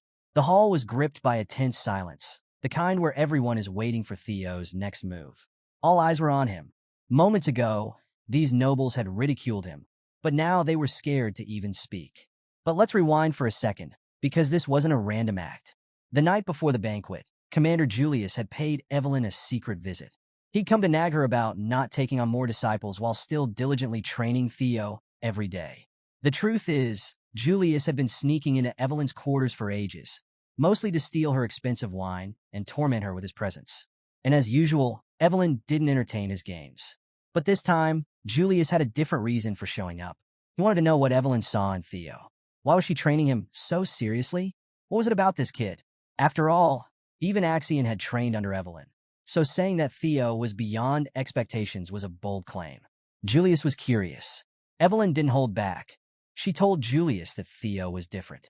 His attitude, his work ethic, and his talent were unlike any she had ever seen. In fact, she said Theo had more potential than Axion himself. That's no small statement.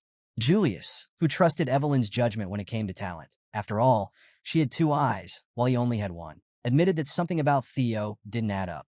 How could someone change so drastically overnight? The most logical explanation, he thought, was that Theo had been hiding his strength all along. But why? Why keep his power hidden for so long, only to unleash it now? Evelyn had her own theory. She believed that people who move too fast, who rush their steps, are destined to trip and fall. But with Theo, it was different. It felt like he was being chased by something intangible, like he was pushing himself out of fear. That's why she was worried about him attending the Scaled Dragon Society banquet. Julius, finishing off another bottle of wine, agreed that Axion was indeed someone to worry about. But that's not why he'd suggested Evelyn follow Theo tonight. Julius had a gut feeling that something big was going to happen at the banquet. And here's why. Being a Ragnar himself, Julius knew firsthand that when wolf cubs hungry for blood gather in one place, they'll do anything to establish a hierarchy. Commander Julius had paid a visit to Evelyn, trying once again to convince her to rejoin the white armored dragon cavalry. He wasn't just interested in Theo, he wanted Evelyn back in the ranks too. Julius refused to accept that Evelyn had retired just because she couldn't ride a dragon anymore.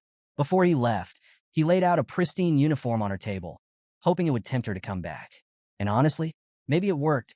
Sure, Evelyn lost an expensive bottle of wine that night, but in return, it seems like she's found her purpose again. Back to the present. Inside the blood-soaked banquet hall, Evelyn begins to piece together what's really going on. She realizes that Theo probably noticed her following him from the start and had orchestrated this entire situation on purpose. Maybe he joined the Scaled Dragon Society with this very scenario in mind. Her worries? Unnecessary. She starts wondering, at what point did Theo realize she was tailing him? Turns out, Theo sensed Evelyn's presence the moment he got into the carriage. Thanks to his dragon heart, he can extend his energy perception like a sixth sense.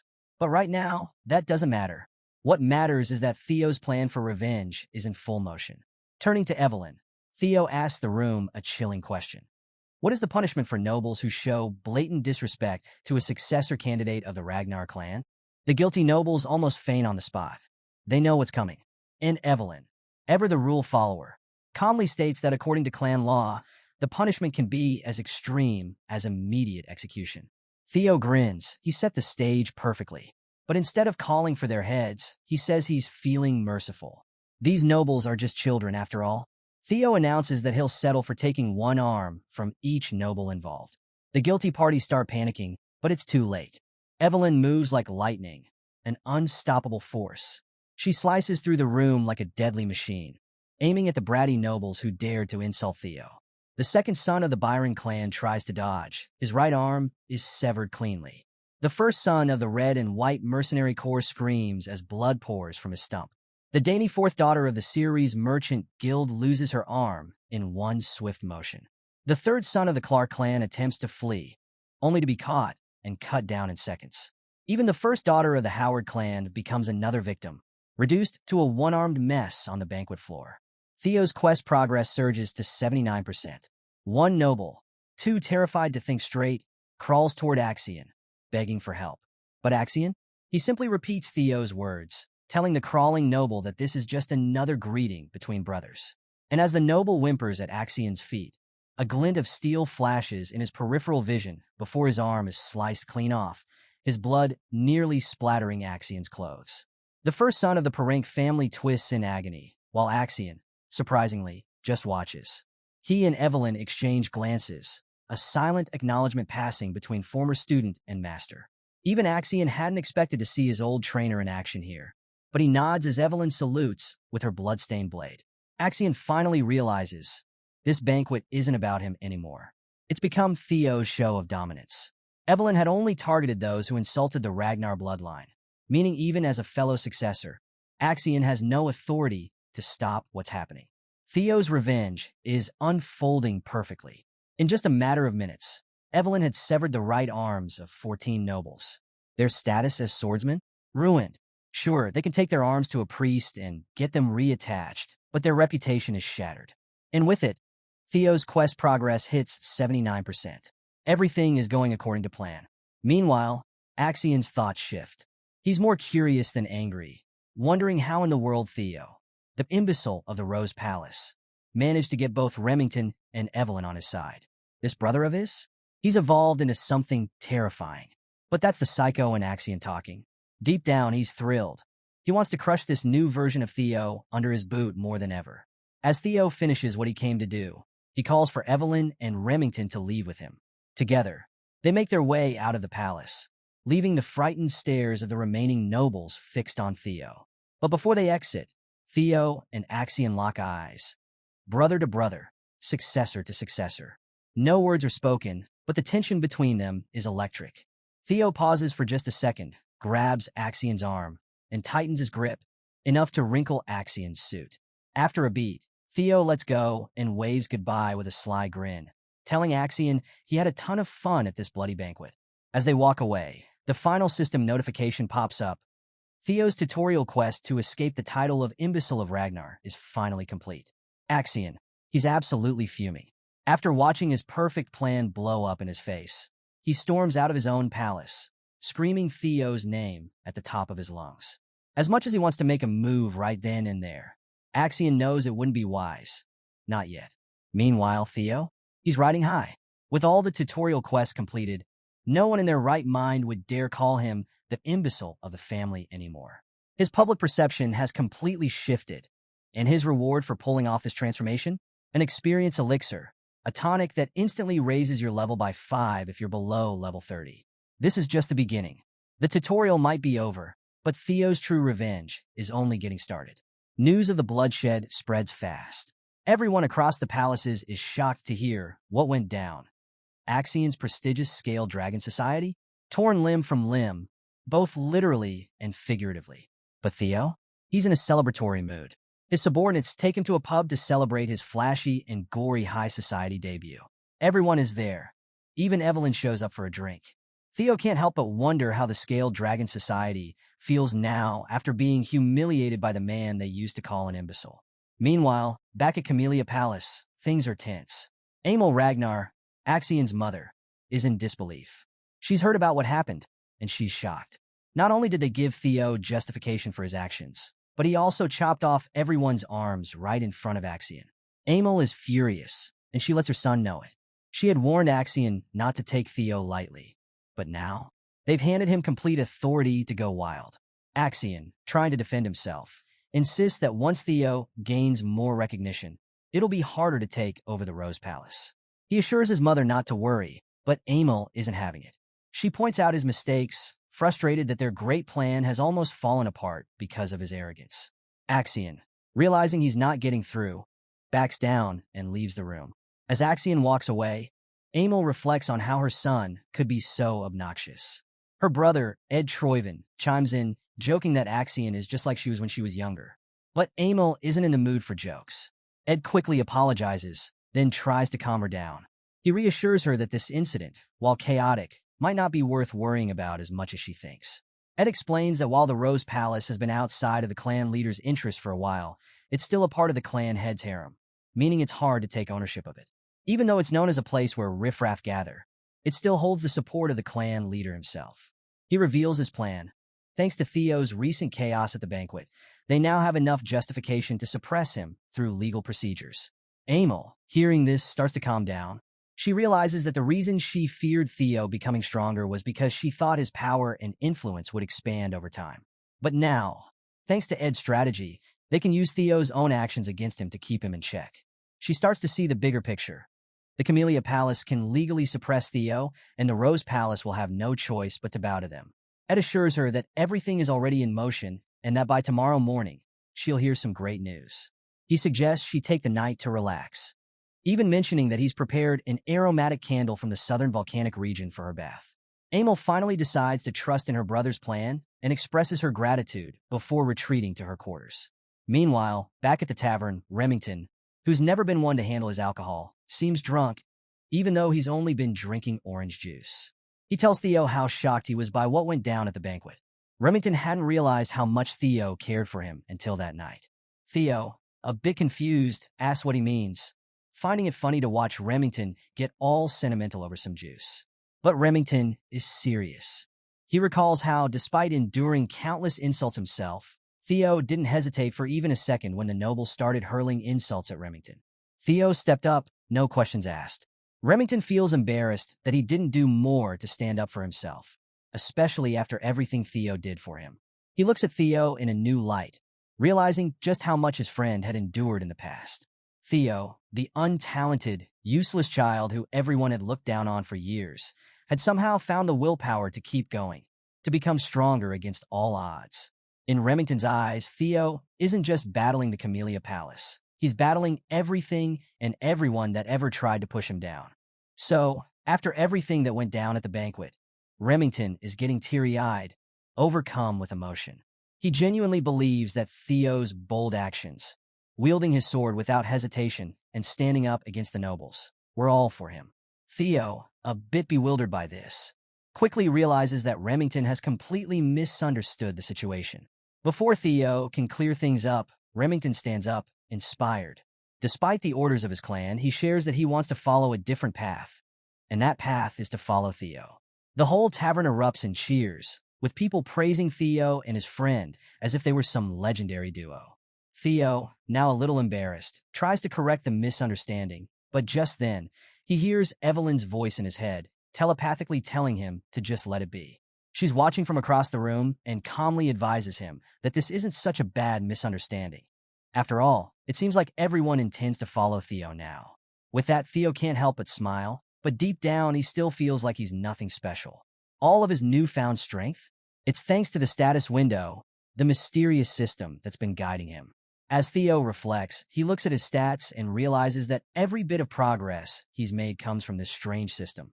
He recalls thinking, at first, that the status window might be a manifestation of his own regrets from his past life.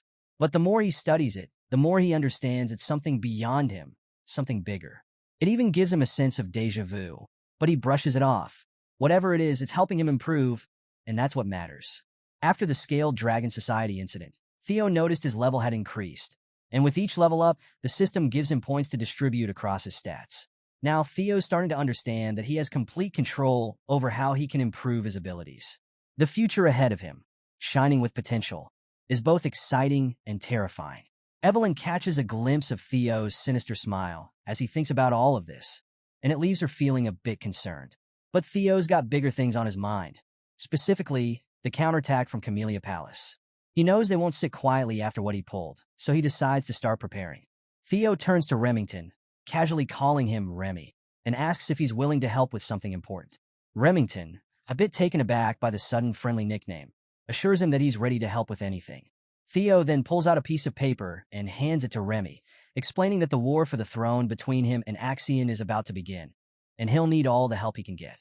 Remington becomes silent, his mind drifting back to his past life, where he eventually became the clan head of Narcio, and the Narcio forces became powerful enough to challenge the Ragnar clan.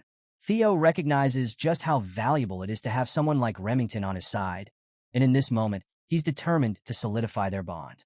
Remington, now fully committed, reassures Theo that he's pledged his loyalty and will do everything in his power to support him.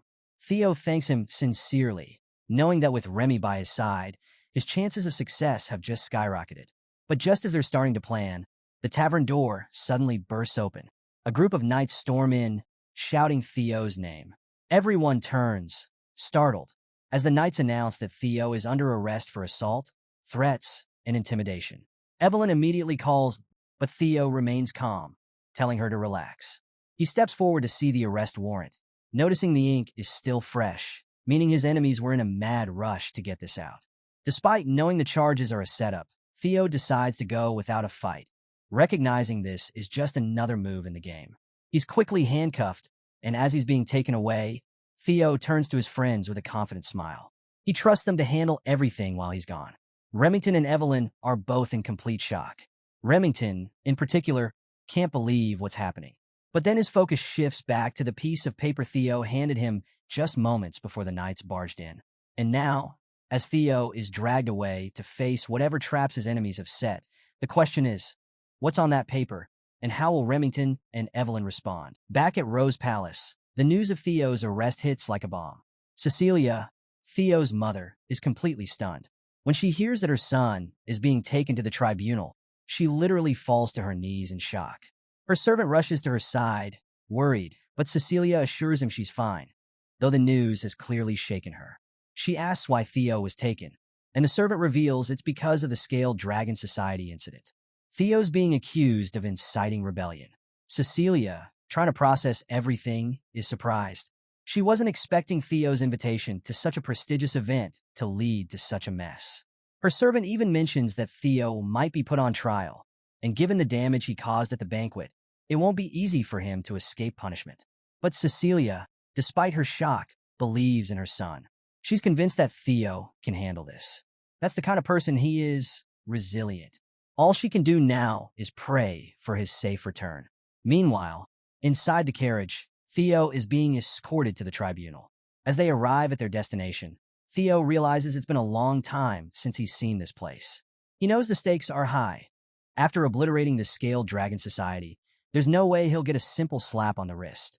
He's well aware that, as a successor of Ragnar, this trial will likely question his very right to the throne. As the knights order him to get out of the carriage, Theo walks with confidence. His enemies might think they're about to crush him, but Theo's smiling, because everything is going exactly as he planned. The knights announce Theo's arrival, and as he steps inside the tribunal, he's greeted by some of the most powerful figures in the Ragnar clan. Theo feels a bit of anxiety. Who wouldn't, with such legendary figures gathered in one room? Among them is Julius Ragnar, the demon dragon and commander of the White Armor Dragon Cavalry. Then there are 4 of the 9 dragons who protect Ragnar: Sky Dragon Ed Troyven, the Sword Dragon Lady of Plum Blossom Palace, Osa Ragnar, and the Elder Dragon, Head Counselor Wolfgang Ragnar. Seeing all these formidable figures, Theo admits to himself that in his past life, he would have been overwhelmed by their presence, especially when he notices Wolfgang, the Elder Dragon. Wolfgang has a deep-seated disdain for Theo, and he doesn't even try to hide it. To him, Theo, an illegitimate child, is a stain on the Ragnar bloodline. Wolfgang, with a cold gaze, addresses Theo directly. "Are you aware of why you've been summoned?" he asks. Without waiting for a response, Wolfgang lays out the charges. The Byron clan, the Merchant Guild, the Red and White Mercenary Corps, and even the Hanabi clan. They're all cutting ties with the main family because of Theo's foolish actions. Furious, Wolfgang calls Theo a bastard, demanding if he can bear the damage he's caused to the Ragnar name. He makes it clear that Theo will be held accountable for dragging the clan's honor through the dirt. But Theo, cool as ever, agrees with him. He calmly admits that, yes, he was too careless. Instead of merely cutting off their arms, he should have cut off their heads. The room falls silent with shock. Theo continues, showing no hesitation. He reminds the tribunal that the other clans, the ones who have now defied Ragnar, are, in fact, the subjects of Ragnar. The Lord has given them land and honor, he says. Their duty is to offer their loyalty and their lives in return. This is the way of chivalry. Theo's frustration rises as he speaks. He tells Wolfgang that if he had known about their insolence earlier, he wouldn't have stopped at their limbs. He would have severed their heads. And now, he believes they should be punished accordingly to restore Ragnar's honor. Everyone is left speechless. Even Julius, who's never one to mince words, chuckles, calling Theo's performance impressive. He fully expects that Theo will walk away with a lighter punishment after such a bold justification. But Wolfgang isn't convinced. To him, this is nothing more than mockery, a clever ploy. He's about to challenge Theo when Osa Ragnar, the sword dragon lady, steps in. She admits that Theo is correct. Ragnar may be strong, but it is not truly great. For the Ragnar clan to survive, they must listen to the voices of their vassals and knights. If they only rule by force, they will inevitably fall. Power alone won't hold Ragnar together. It requires respect and loyalty. Wolfgang, clearly surprised that Osa is taking Theo's side, falls silent. He wasn't expecting this turn of events, but Osa's words hit hard. She understands that power isn't enough to rule the world. It's about more than just strength. After hearing Osa Ragnar, the sword dragon lady and first wife of the clan head, Theo is surprised to see her taking his side. She's one of the best swordsmen in the north, and her support wasn't something Theo expected. She emphasizes that the punishment he's about to receive is justified and hopes he understands the gravity of the situation. Theo, staying calm, asks what his punishment will be. That's when Wolfgang steps in, sternly informing Theo that he'll be placed under 3 months of probation. But Theo doesn't let that slide. He boldly expresses his wish to participate in the awakening ceremony next year. Wolfgang, angered, thinks Theo's talking back, but Osa once again steps in, giving Theo's words consideration and allowing him to participate. This stirs things up, especially for Ed Troyven, who had been scheming in the shadows. Ed knows that the children Theo injured at the banquet were set to participate in next year's awakening ceremony. Now, thanks to Julius Ragnar's influence, Theo gets off with a lighter punishment. But Ed isn't worried. He sees this as an opportunity. If Theo carries the dishonor from this incident, the Camellia Palace can continue its plan to take over the Rose Palace. He smirks, believing everything is going according to plan, and that Theo is trapped. But then, Theo does something nobody expected. He announces that he wants to appeal the decision. The entire room is left stunned, including Ed Troyven. Ed tries to suppress his grin, thinking that Theo's arrogance will be his downfall. He's convinced that things are about to get much easier for him. Julius, ever the sharp one, steps forward and asks Theo if he really understands what it means to appeal. Theo responds confidently. He knows it's not something that can be brushed off with just 3 months of probation. But Theo's not here to settle for a slap on the wrist. In Ragnar culture, appealing means war. Theo states that in the end, only the strong have the right to speak the truth. He's not just asking to defend himself. He believes he should be rewarded for his actions. The room falls into speechless shock. Meanwhile, at the hidden northern branch of the series Merchant Guild, everything is engulfed in flames. Evelyn cuts down the last of the guards as Remington realizes this was the exact hideout Theo had mentioned. They uncover something valuable after destroying the place. Something that could shift the tides in Theo's favor. Back at the tribunal, Ed Troyven's eyes light up with joy. He believes his plan is coming together perfectly. Theo's standing before some of the most important figures in Ragnar, and now he's pushing an issue that could have been resolved in 3 months into a full-blown war. Wolfgang, furious, accuses Theo of arrogance and questions whether he really thinks he can face the forces of 15 clans alone. Theo, unshaken, explains that this is exactly the kind of situation that needs to be handled directly. In their world, power dynamics are everything, and appeals are resolved through proxy battles, a one-on-one sword fight to decide the victor. The representative of each side fights for their honor. In Theo's case, there's a high chance that the opposing side will send Axion as their champion. Julius, always one to think ahead, recognizes the danger here. He questions whether Theo has a plan, warning him that if he's expecting someone to step up as his representative, he's in for a disappointment. But Theo's not backing down. He requests that the proxy battle take place in 1 week, as per the rules. Ed Troyven, thinking he's seen right through Theo's plan, believes Theo is banking on someone like Julius or Evelyn representing him in battle. But Ed knows no one will agree to fight for Theo, meaning Theo will have no choice but to fight personally. Ed, confident in his scheme, prepares to announce Axion as his representative, certain that Axion will easily finish Theo off and show him his place. But then everything stops. Suddenly, the entire room falls silent as they hear someone's footsteps. A voice praises Theo for his cleverness, noting how much he's changed since they last met. Kyle, with an air of authority, and says he's heard all about the situation. He knows that Theo is planning to make an appeal through a proxy battle. Theo confirms this, and his father nods, recognizing the difficulty Theo will face if he enters the battle himself. Kyle then asks the big question: who does Theo plan to choose as his representative? At that moment, Theo realizes his father is testing him. He could ask someone else to fight on his behalf, but Theo chooses to step up, knowing that this is a crucial moment to prove himself. He confidently tells his father that there's no one who can represent him. He will be his own champion in the proxy battle. Kyle Ragnar, impressed but skeptical, believes his son is heading for a loss. But Theo, standing firm, challenges his father's assumption. He argues that no one should come to a conclusion before he's even had the chance to prove himself. Theo is determined to face his challenges head-on, unwilling to bend to anyone's will. Kyle bursts out laughing, clearly enjoying Theo's spirit. He turns to the rest of the trial members, asking if they've heard his son's bold declaration. For the first time, the clan head seems genuinely impressed with Theo's unwavering resolve. He praises Theo's Ragnar spirit, the strength to never lower yourself before others. This attitude, Kyle notes, is the very essence of being a Ragnar. Theo, now grinning, feels the momentum swinging in his favor.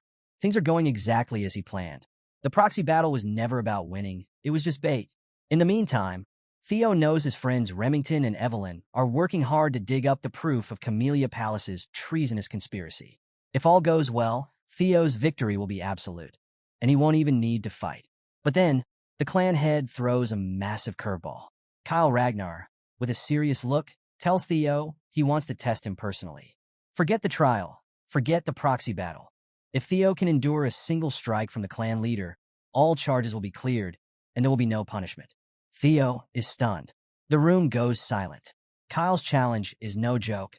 A single blow from the strongest man in Ragnar could crush him. Before Theo can react, Ed Troyven, ever the schemer, starts shouting in protest. He knows that if Theo somehow survives this test, it'll mean the king himself approves of him. That would be disastrous for Ed's plans to take over Rose Palace. Desperate, Ed tries to stop the challenge, arguing about the rules of the proxy battle and how this isn't fair. But Kyle Ragnar shuts him down immediately. The king makes it clear that if a vassal dares to speak against the Ragnar bloodline, they should be removed. Ed, forced to back down, has no choice but to obey the clan leader, though he's clearly seething inside. He glances nervously at Theo, knowing the stakes have just changed. Kyle turns to Julius, the demon dragon, and asks if he has anything to add. Julius, who's been silently giggling throughout the trial, admits he's just surprised to see the king showing interest after so long. The last time Kyle got involved like this, it was for something huge. Finally, Kyle turns back to Theo, asking if he's willing to take on the challenge. Theo, though caught off guard, quickly recovers. He knows this moment has the potential to make or break him. Refusing would make him look weak, but accepting such a blow from his father could be suicidal. Theo speaks up, calling the situation unfair. Not in a way that backs down, but rather to negotiate. He points out that comparing a single strike from the clan leader to a proxy battle between vassals and bannermen isn't exactly a fair trade. The king, amused, asks if Theo is refusing. Theo smirks and responds that he's not refusing. He's simply asking for a fair compensation if he endures the blow. Kyle Ragnar, intrigued, asks what Theo wants. Theo turns toward Ed Troyven, glancing at him with a look of calculated ambition, and then makes his boldest demand yet. With a cheeky smile, Theo says, "I want something like Camellia Palace." The room falls silent once again. Ed Troyven is left absolutely speechless. His carefully laid trap for Theo has somehow flipped into an opportunity for Theo to shine. His frustration is evident, and as he watches the situation unfold, he can't believe Theo had the audacity to make such a bold proposal to the clan leader. But Wolfgang steps in, calling Theo's demand madness. After all, making an agreement with the clan leader requires equal standing, and in his eyes, Theo is way out of his league. But what really catches everyone off guard is Kyle Ragnar's response. The clan leader actually agrees with Theo, much to the shock of the room. Kyle sees something in Theo's courage and boldness, traits he believes any future successor of Ragnar should possess. He then turns to the Sky Dragon, Ed Troyven, asking if he has any objections. Ed, forced to play along, assures Kyle that everything belongs to his lord, so how could he dare object? Satisfied, Kyle orders a stage to be prepared immediately. He wants to test his son personally. Theo's nerves start to kick in as he faces his father, while the other vassals and bannermen gather on the sidelines to watch this intense showdown. Ed Troyven, although frustrated, tries to stay calm. He's convinced that even with Theo's newfound strength, there's no way he can withstand a single strike from the clan leader. After all, not even high-ranking swordsmen can survive such a feat in Ed's mind. Theo's overconfidence will be his downfall. But Theo knows something Ed doesn't. Thanks to the experience elixir he earned after finishing the tutorial, Theo's strength has tripled, and he's confident he can survive his father's attack. The clan leader quickly notices this change in his son and wonders if Theo consumed an elixir, but even that wouldn't explain such a drastic transformation.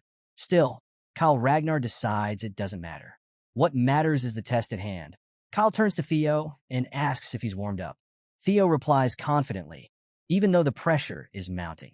The clan leader comments that, normally, he'd use his great sword in battle, but since Theo hasn't learned to use mana yet, Kyle will go easy on him by using a rusty steel sword.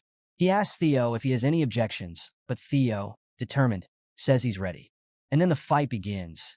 As Kyle Ragnar's aura flares, the room becomes thick with pressure. Theo feels the sheer power of his father's fighting spirit, and it nearly overwhelms him. But Theo stands his ground. Kyle, impressed that his son hasn't buckled under the weight of his aura, acknowledges that there's something more to Theo than meets the eye. Inside, Theo is focused. He knows his strength has grown exponentially since using the experience elixir. After gaining 5 levels, he poured all his points into strength, and now he feels like he's finally escaped the realm of the weak and entered the domain of the extraordinary. He's confident he can survive at least a single strike from his father, and that's all that matters.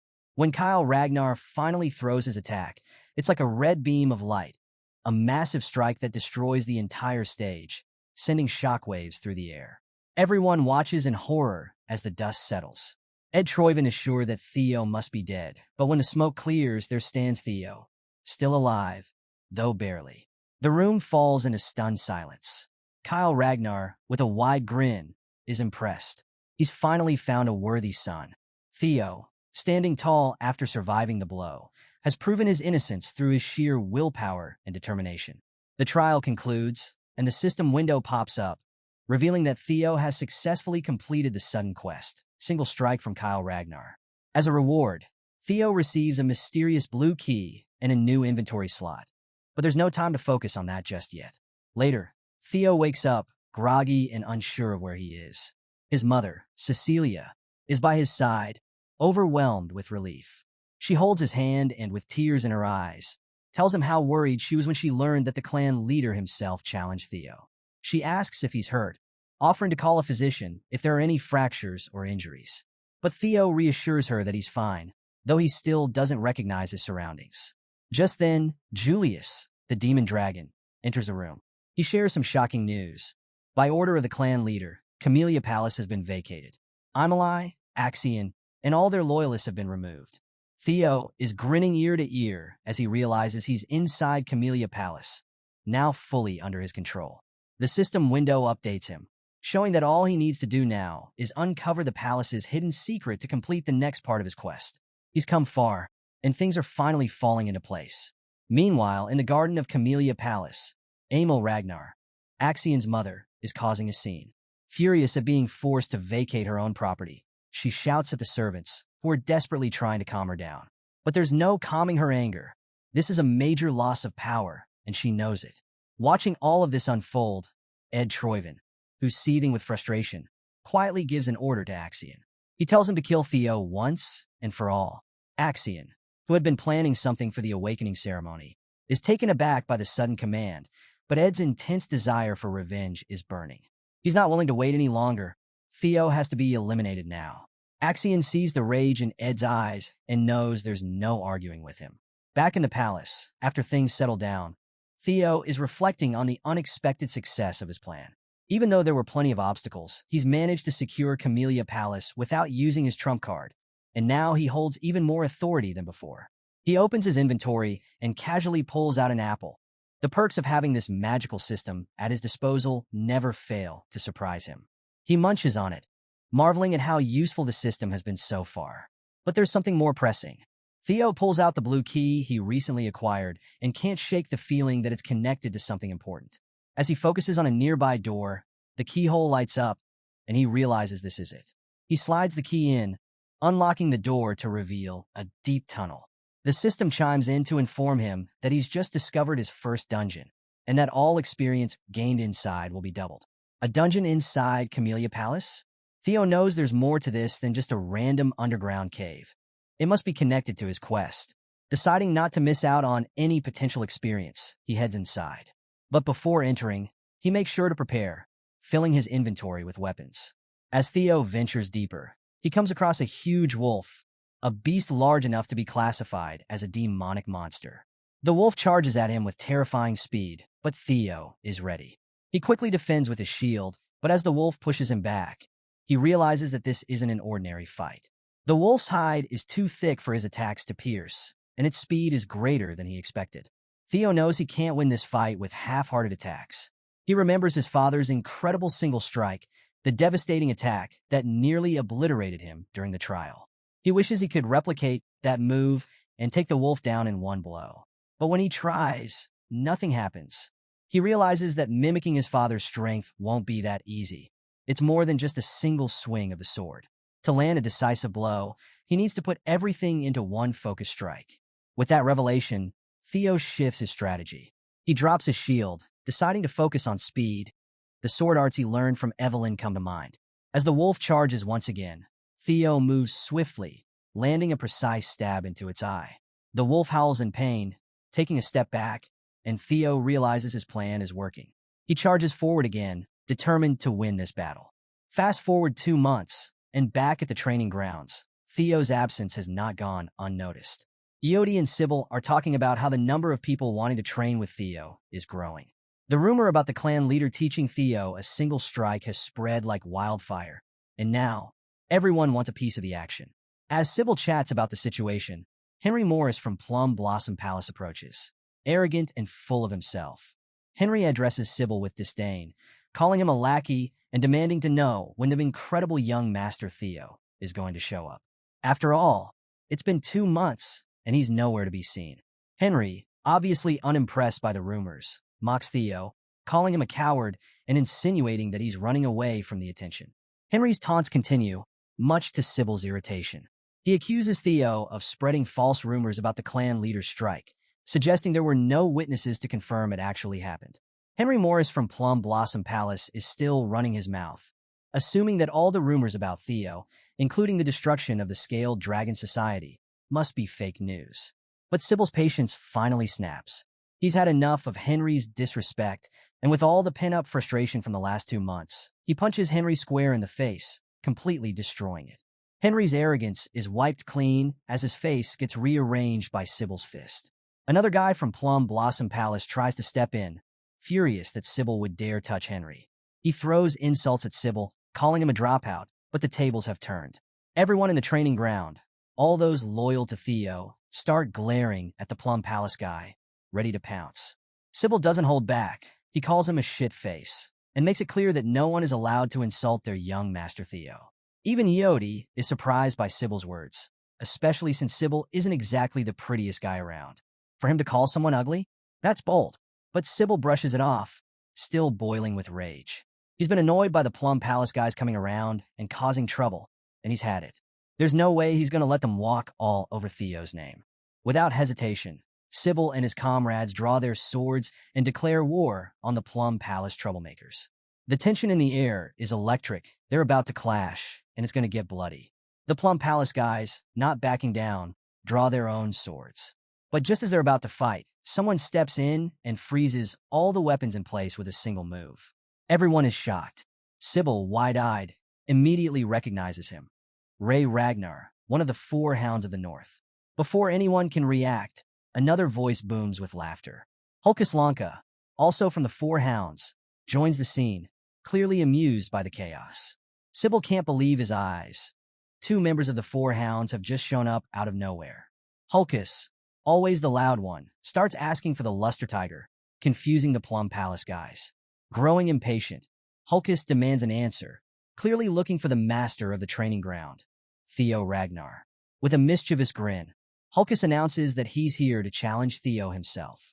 Meanwhile, deep inside the dungeon, Theo is reaching his limit. His sword has shattered, and he's taken on more than he ever expected. The system notifies him that he's leveled up, and multiple windows pop up, showing his stats increasing. He's hunted down 170 demonic beasts, and though exhausted, he sits triumphantly on the pile of monster corpses. But there's still one enemy left, the boss. Theo drinks a healing potion, restoring his strength, and reflects on the brutal fights he's faced. There were many moments when he almost died, but each time, the healing potions saved him. At first, the beast seemed impossible to defeat, but as he leveled up, things got easier. What surprises him the most is how fast time flew by. He's already spent 2 months inside the dungeon, and it's all come down to this. The system informs him that the final boss is waiting. Theo's sure it's going to be a powerful monster as he spots some stairs leading to the final level. He walks forward, ready to face whatever's waiting for him. But as he looks down at his shattered sword, he knows it won't be of any use. He opens his inventory and pulls out another blade. It's his last sword, one his mother gave him as a birthday present. As Theo grips the ceremonial sword, memories of his past life flood his mind. He remembers how, back then, he had a lot of friction with his mother. Leading up to the awakening ceremony, he had tossed the sword aside, thinking it was useless. He had been too focused on his bloodline, convinced that no amount of fancy equipment would change who he was. He had told his mother to leave him alone, but looking back now, he regrets how he treated her. Not this time. Theo vows not to repeat the mistakes of his previous life. With the ceremonial sword in hand, Theo heads for the boss room. The system warns him to be cautious. A strong demonic beast lies ahead. When Theo opens the door, he's surprised to find a dragon taking a nap. His initial shock fades when he realizes it's just a lesser drake. Still, the sight of a draconic creature makes him wonder. The Ragnars are said to be descendants of dragons. Is this just a coincidence? But there's no time for speculation. Theo knows he has to defeat the boss to complete the dungeon and get out of there. Inside the dungeon, the system flashes Theo the quest details. One more monster to defeat. The Lesser Drake, the final boss, is a kind of dragon, and it's no easy opponent. Theo steels himself for the fight, but even with his strength, he questions if he can really take down a dragon, even if it's a lesser one. Drawing on his training, Theo focuses on using his technique, the single flash. The movie's practiced endlessly against the wolves in the dungeon. Although it's nowhere near the level of his father's legendary Dragon Flash, Theo believes that if he uses his dragon heart to the max, he might just land a serious hit. With all his might, Theo charges toward the Lesser Drake, aiming for its eye. His sword pierces through, and the monster lets out a deafening scream of pain. Theo feels a brief moment of triumph, but it doesn't last. The drake's tail lashes out in retaliation, forcing Theo to dodge. He quickly realizes that his strike wasn't enough. The attack didn't reach the brain. The drake is hurt, but far from defeated. The drake roars, its massive form thrashing, and Theo can sense the mounting danger. The beast is preparing to kill him, but Theo, never one to back down, sees the possibilities in the fight. His confidence fuels him as he charges in again, landing several quick blows. It's not enough to take the monster down, but he's looking for its weak point, the reverse scales that all dragons have. Suddenly, the Lesser Drake lets out another piercing scream, but this time, the battlefield shifts. The overwhelming fear that radiates from the drake locks Theo's body in place. He tries to move, but fear grips him tightly, paralyzing him. He can see the drake's attack coming, but he's frozen, only able to block it with his sword at the last moment. The impact sends him flying, crashing into a rock wall. Pain shoots through his body, and he knows he can't keep this up for long. Struggling to his feet, Theo spots the drake preparing to strike again. He knows the key to winning lies in hitting the reverse scales, but he needs to be fast and precise. As the monster charges, Theo leaps onto its massive body, dodging its vicious attacks. With a powerful thrust, he pierces the reverse scales. Blood gushes out, and the drake howls in agony. Theo presses the attack, striking the weak spot again and again. Confident his plan is working. But the drake doesn't fall. It's still standing, and Theo's surprise is written all over his face. The beast isn't going down without a fight. Meanwhile, back at the training grounds, the tension between the four hounds is reaching a breaking point. Hulkus Lanka, fiery as ever, is furious at Ray Ragnar. Hulkus demands the chance to fight Theo Ragnar, but Ray isn't having it. She mocks Hulkus, calling him a loser, reminding him that he lost 3 years ago. Hulkus defends himself, insisting that he's improved since then. He spent every day honing his skills to close the gap, but Ray isn't impressed. She brushes him off, calling him a loser again, which only fuels Hulkus's anger. He challenges her to a duel, declaring that the winner will get the chance to fight Theo. Their weapons clash, and Hulkus swings his massive weapon at Ray, but she blocks it effortlessly, unfazed. The spectators, Sybil and Henry, watch in shock. They don't understand how these two could be so strong. But seeing two members of the Four Hounds go head-to-head is terrifying enough. Just as they're about to get serious, Remington appears. Remington steps between them, making it clear that this is the domain of young Master Theo, and he won't tolerate any trouble here. Hulkus, ever the warrior, is excited to see Remington and even suggests fighting him. But Remington stays firm, asking Hulkus to respect his words. Then suddenly, everyone feels it. An immense, menacing pressure washes over the training grounds. It's a killing intent so powerful, it makes everyone pause. They all turn to see the source of the energy, and their eyes land on Theo. He's finally arrived, and the air is thick with his overwhelming presence. Even Remington, who knows Theo well, is surprised. He can't help but wonder, what happened during Theo's seclusion? Where did this intense pressure come from? As Theo walks onto the grounds, Ray and Hulkus can barely contain their excitement. The young master, the one they've been dying to test themselves against, is finally here. The entire training ground falls silent as Theo steps into view, dominating the atmosphere with the same fear he learned from the Lesser Drake inside the dungeon. Back in the dungeon, Theo had managed to land the critical blow. After repeatedly attacking the reverse scales, the Lesser Drake finally collapsed. The system flashed a congratulations, acknowledging that Theo had successfully hunted the beast. When he touched the reverse scales, the Drake went into a frenzy, and Theo had thought he was done for. But, in the end, the Drake wore itself out, leaving Theo victorious. After finishing his dungeon quest inside Camellia Palace, the system notifies Theo that he's earned some serious rewards. He's gained the Lesser Drake's tooth and claw. The tooth is a material for enhancing weapons, and the claw can be used to increase a weapon's sharpness. Theo's immediate thought is to use these materials to repair his mother's sword, a gift he doesn't want to lose, no matter what. The system also surprises him by awarding a new skill, Lesser Drake's Fear. This skill allows him to inflict fear on any target with weaker magic power, which stuns Theo. He had always believed that only a select few could use such abilities. He's thrilled at the opportunity to try it out, but he wonders whether the skill will be useful in Ragnar, considering the place is crawling with powerful people. After finally clearing the dungeon and completing the quest of uncovering Camellia Palace's secrets, Theo receives another reward, a nest compass. Though he doesn't fully understand what it's for, he assumes it'll come in handy for his next quest. He stores it in his inventory and decides to go rest in his room, completely exhausted after the dungeon run. But before he can catch a break, a maid rushes over to Theo, informing him of an urgent matter. She notices his wounds and offers concern, but Theo brushes it off. There's a brawl happening in Training Ground 4, and she needs him to handle it. Theo, not in the mood for games, heads to the training grounds. As soon as he steps onto the field, he unleashes his new skill, Lesser Drake's Fear, and the effect is immediate. The overwhelming aura fills the air, knocking people unconscious as Theo commands them to get lost, declaring that he needs rest. But Hulkus Lanka, ever the battle-hungry member of the Four Hounds, isn't fazed. Instead, he's excited by the sheer killing intent Theo is putting out. Without hesitation, Hulkus charges straight at Theo, eager to test his strength against the young master. Hulkus swings his massive sword, but Theo, fresh from his dungeon training, easily overpowers him with just a single strike. The crowd is left shocked, their jaws dropping as Hulkus is knocked back, unable to comprehend how Theo deflected his attack so easily. Theo, too, is surprised by his own progress, realizing just how much he's leveled up since the dungeon. But Hulkus doesn't back down. He's been known as the weakest member of the Four Hounds, not because of his strength. He's as powerful as a black bear, but because he's a bit dull-witted and never rounds out his skills.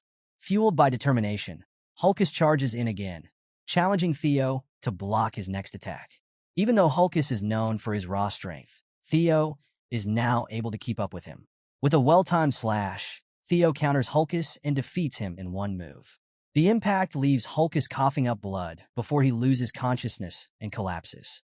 Theo realizes that he might have been too reckless with his strength, but he's glad Hulkus is tough enough to survive it. Sybil and the others in the training ground are stunned. They never expected Theo to defeat Hulkus Lanka, the black bear of the Four Hounds, so easily. As the crowd begins to cheer for the young master, Theo reassures them that Hulkus is still alive, though knocked out. But before Theo can even process the moment, his mother's sword, already battered, shatters completely. It's a moment of disappointment for Theo, as this was a precious gift, but the crowd seems to be cheering even louder, interpreting the broken sword as a sign of Theo's incredible power. Everyone is thrilled by what they've just witnessed. Theo Ragnar has taken down a four-hound with just a single strike, and his sword even broke from the sheer force of it. But Theo doesn't quite understand why they're so excited. Meanwhile, as the crowd roars, Ray Ragnar stands off to the side, deep in thought. A memory comes flooding back to her. When she was younger, she had been wandering through the cold and thin clothes when Theo found her. Concerned, he asked why she was out in such freezing weather, barely dressed. Seeing how cold she was, Theo gave her his scarf and took her back to his house, promising to take her home once the snow stopped. As she recalls the memory, a smile creeps onto her face, something she doesn't often do. Watching Theo now, she can't help but feel a sense of admiration for the boy who helped her long ago. As she leaves the battleground, Remington, who's been watching the whole scene, catches sight of her smile, surprised to see such an expression from Ray. Back at Camellia Palace, Theo's feeling a little embarrassed as the maids excitedly congratulate him on earning his new title, Luster Tiger. It's clear his hard work is finally paying off. One of the maids, especially proud of him, advises Theo to keep the momentum going until the awakening ceremony. She believes he can do it, and her enthusiasm gives Theo a boost of confidence. Suddenly, Theo's mother, Cecilia, bursts in, armed with a new abalone dish. Without wasting a moment, she starts force-feeding him, determined to stuff his face with as much food as possible. Theo, caught off guard, tries to stop her, but she's having none of it. As she keeps piling food into his mouth, Theo is reminded of his past life, and a warm feeling fills him. It's moments like these that make him grateful for the second chance he's been given. Between bites, he manages to tell his mother the food is delicious, which seems to please her. But then, Cecilia notices something that wipes the smile from her face: the broken sword. Theo starts sweating nervously, quickly explaining that it broke during training. He's deeply sorry, since the sword was a precious gift from her on his birthday. Cecilia's mood shifts from concern to anger, but not at Theo. She's furious at the person who swore the sword wouldn't break. It was made with white snow steel and ebony steel wood, two incredibly rare and valuable materials. Theo, surprised, asks if she means the steel wood from the southern jungles. Cecilia confirms, adding that the materials are incredibly precious, and she's disappointed to find out the sword wasn't as durable as promised. Theo, realizing just how valuable the sword was, is stunned.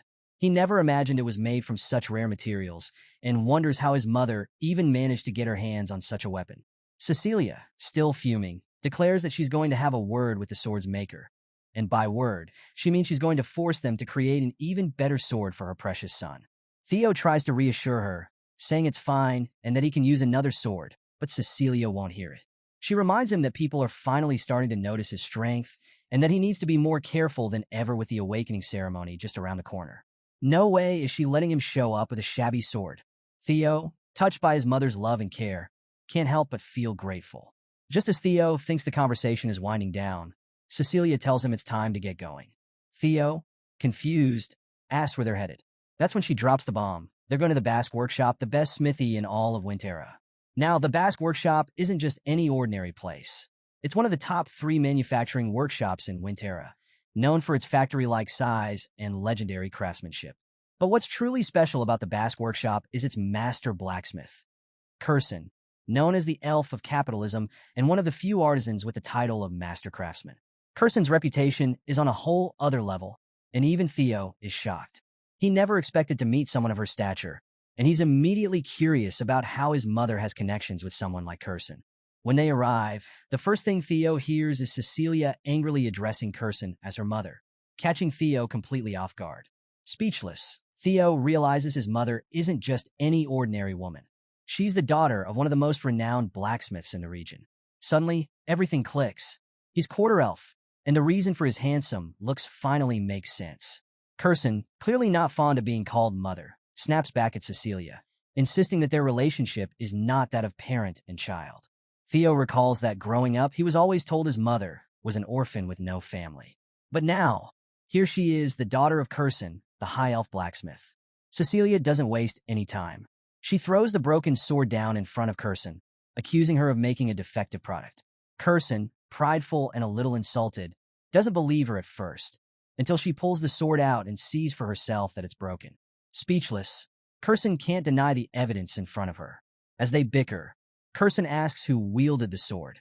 When Cecilia points to Theo, Curson's eyes widen in realization.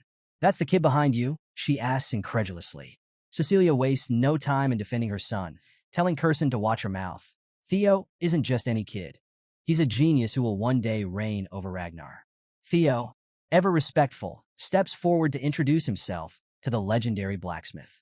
He expresses his gratitude for having the chance to meet her, acknowledging her reputation as the master of the Basque workshop. Curson, somewhat surprised by his manners, praises Cecilia for raising such a child. But the conversation quickly returns to the sword. Curson asks if Theo was the only one who used the weapon. When Theo confirms, Curson is even more intrigued. Cecilia believes the sword was defective, but Curson, now realizing this might be more complicated, knows it's going to be a long conversation. She invites them inside to discuss things further, knowing this isn't just a simple repair job. As they walk into the workshop, Theo can't help but wonder about the connection between his mother and Curson.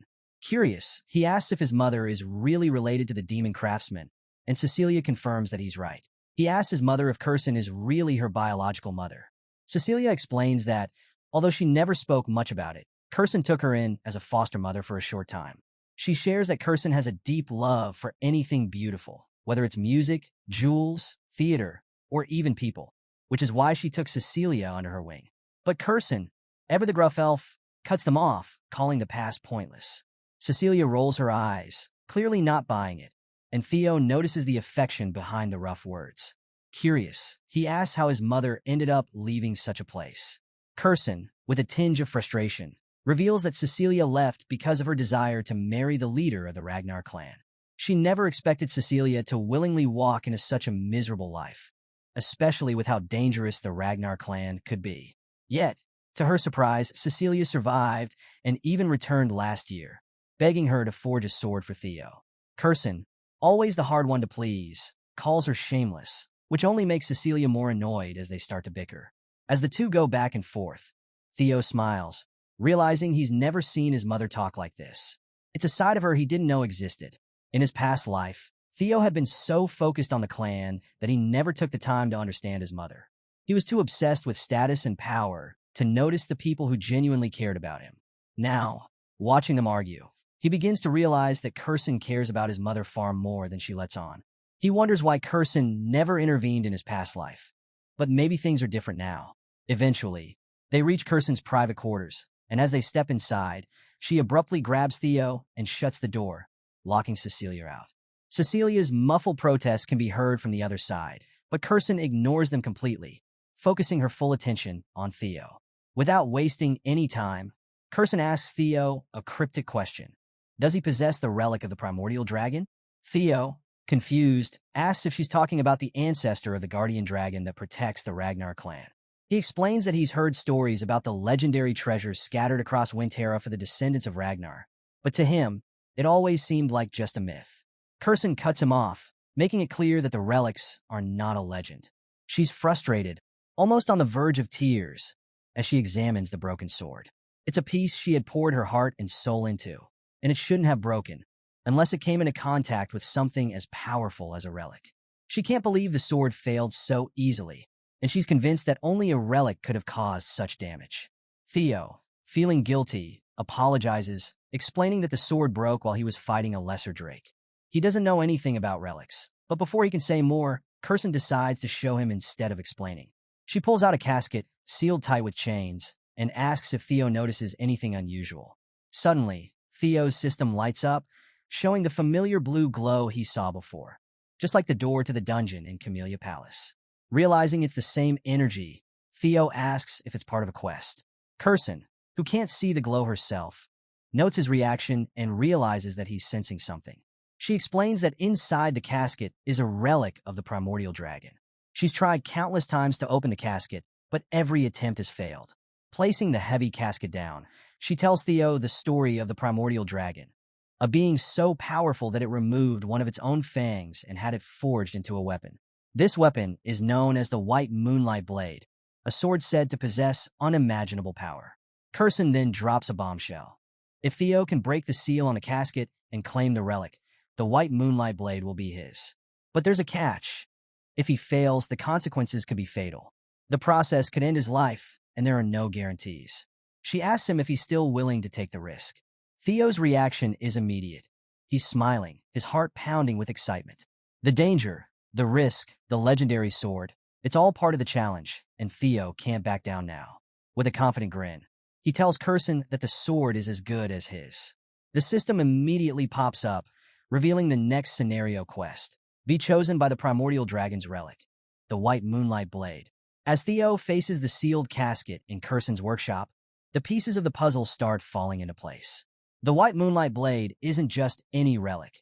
It's the sword of the Black Dragon, one of the 9 dragons. Theo remembers the legendary Black Snow leader, someone who commands fear across Winterra, known as the Black Dragon. Very few know the truth about this sword, and those who've even spoken about it have either vanished or met a grisly fate. Flashes of his past hit him hard. He remembers running into the Black Dragon 4 years ago, and to this day, he doesn't understand why the Black Dragon let him live.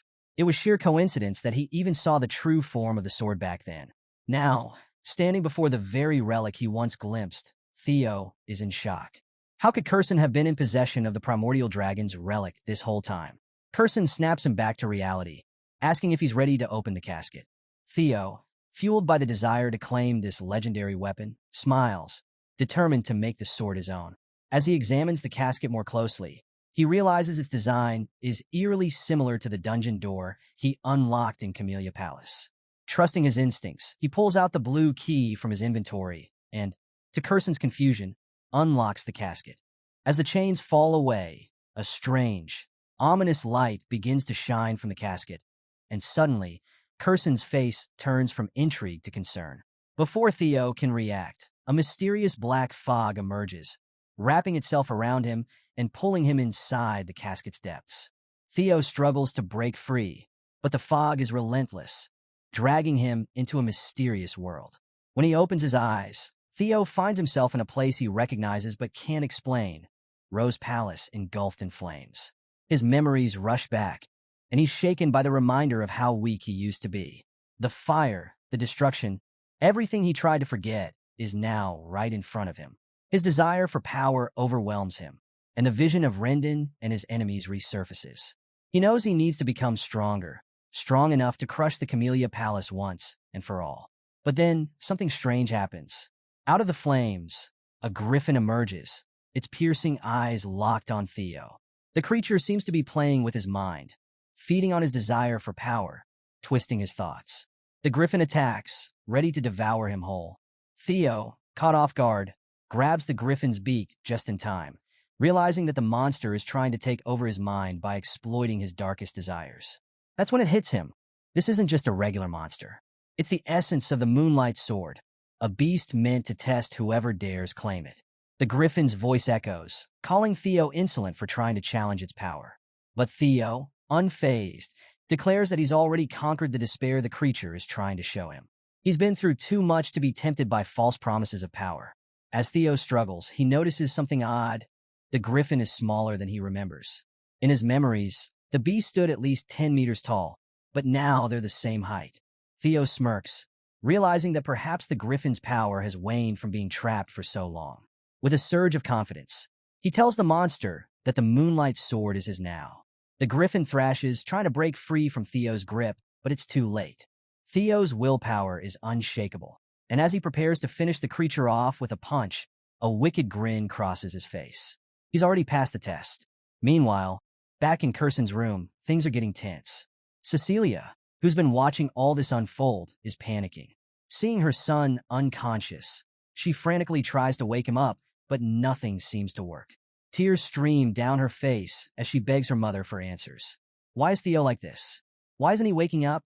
Curson, for once, is speechless. She didn't expect things to go this far and admits that she's never seen or heard of anything like this before. She can sense a monster's energy intertwined with Theo's bloodstream, but she doesn't understand how or why. What she does know is that Theo possesses something powerful, another relic, and this is affecting the process in ways she couldn't predict. Cecilia, devastated, warns her mother that if anything happens to Theo, she'll never forgive her. The room is heavy with tension, Cecilia's cries filling the air as she desperately holds her son. Then, out of nowhere, a mysterious light begins to form around Theo's chest. Curson and Cecilia both stop, eyes wide in shock. The moonlight sword begins to pulse with energy as Theo's hand instinctively reaches out to grab it. The light grows stronger, enveloping his entire body. Cecilia rushes to her son, trying to wake him up, and when Theo finally opens his eyes, she hugs him tightly, tears streaming down her face. She was terrified something had gone wrong, but Theo, ever calm and collected, reassures her, telling her not to worry. He's completely fine. Meanwhile, the system congratulates Theo for defeating the Griffin and finishing the quest. His reward? Becoming the owner of the legendary White Moonlight Sword. Theo reflects on how lucky he was. The Griffin, freshly unsealed, wasn't at its full strength, and its psychological attacks couldn't sway him. It was just a matter of timing. The system then alerts him to something even more shocking. By absorbing the monster energy of the sword, Theo's magic power has skyrocketed, now surpassing 200 points and pushing him to the level of a high-ranking swordsman. His body begins to glow with newfound power, but there's a catch. He can't fully use this magic until after the awakening ceremony. Curson, visibly impressed by what she's witnessed, congratulates Theo on successfully claiming the sword. But Theo, always the practical one, asks if she's going to keep her promise. Curson, with an air of pride, assures him that elves don't lie. However, Theo can't help but notice that the sword seems a bit rebellious. It hasn't fully acknowledged him as its master yet, and this makes him uneasy. Curson, ever the sharp observer, explains that the sword's behavior is to be expected.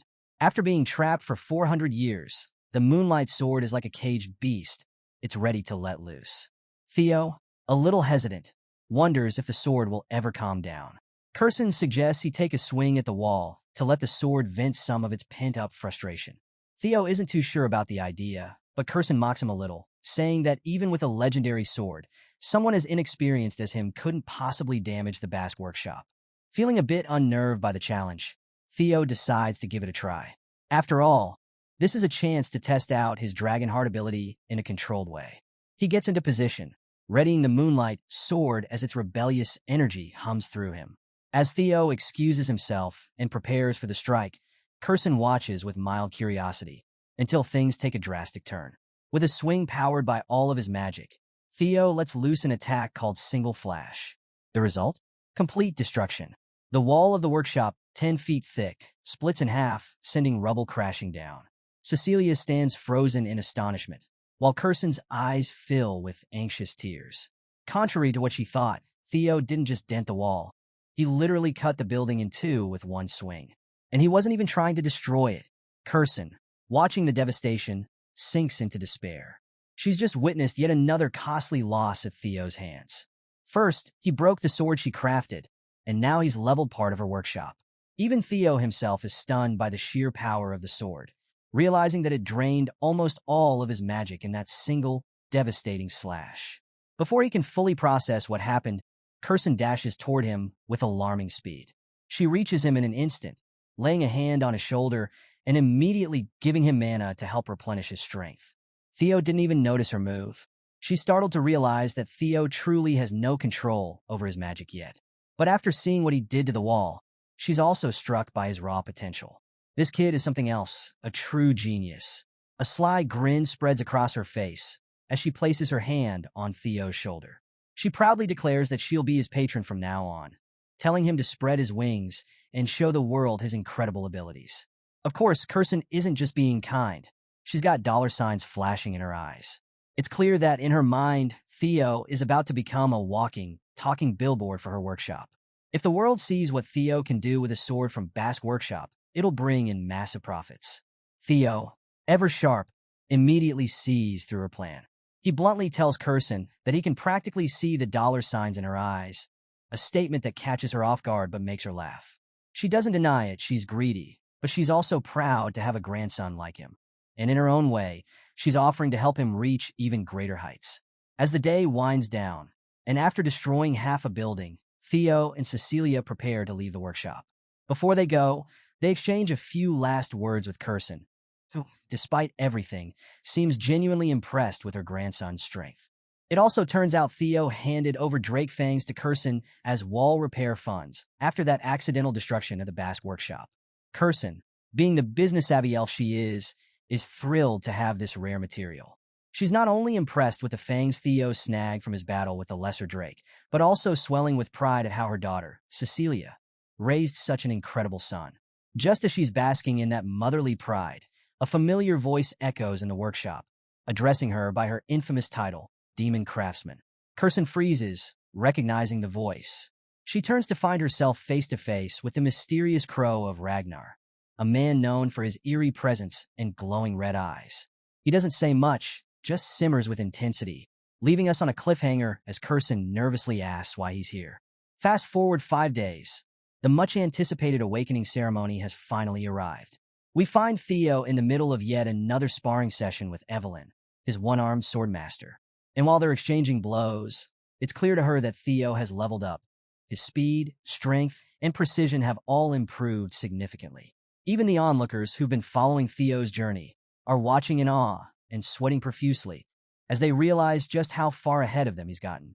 After a solid bout, Evelyn can't help but praise Theo, admitting that he's pushing her back during their spar. Theo, grinning like the cat that got the cream, humbly accepts the compliment, though you can tell he's soaking it up. He never thought he'd hear such high praise from someone like Evelyn, and he's secretly loving every second of it. Evelyn, ever the commenter, tells him he's done well, and even hints that he might just be able to become valedictorian of the awakening ceremony. Theo, with a cocky smirk, thanks her and jokingly says that if he does make valedictorian, he'll be sure to mention her name in his victory speech in front of everyone. Evelyn gives him a look, a mix of amusement and exhaustion, wondering if that's even necessary. But Theo's fans? Oh, they're all in. His comrades rush over, eagerly asking him to shout out their names during his speech too. Theo, soaking in the attention, can't help but feel a little proud of his newfound popularity, thinking to himself that maybe being adored by everyone isn't such a bad problem to have. But Evelyn just stands there, giving him a creeped-out look, thinking the fame is getting to his head a little too fast. The scene transitions to the central headquarters, where the awakening ceremony is about to begin. Theo walks in, confidently introducing himself as Theo Ragnar of the Camellia Palace. As he enters, he notices the large crowd gathered for this prestigious event. The awakening ceremony is the annual event for the Ragnar clan, where young swordsmen finally get the chance to prove themselves and earn recognition, not just among their peers, but in front of the entire clan. Everyone who's anyone is here. Big names like the Nine Dragons, and even the former clan head from 2 generations ago, Hilda Ragnar. Theo spots Hilda and is relieved to see she's still attending these events, even though she's supposedly over 150 years old. She certainly doesn't look it, though, and her presence only adds to the weight of the moment.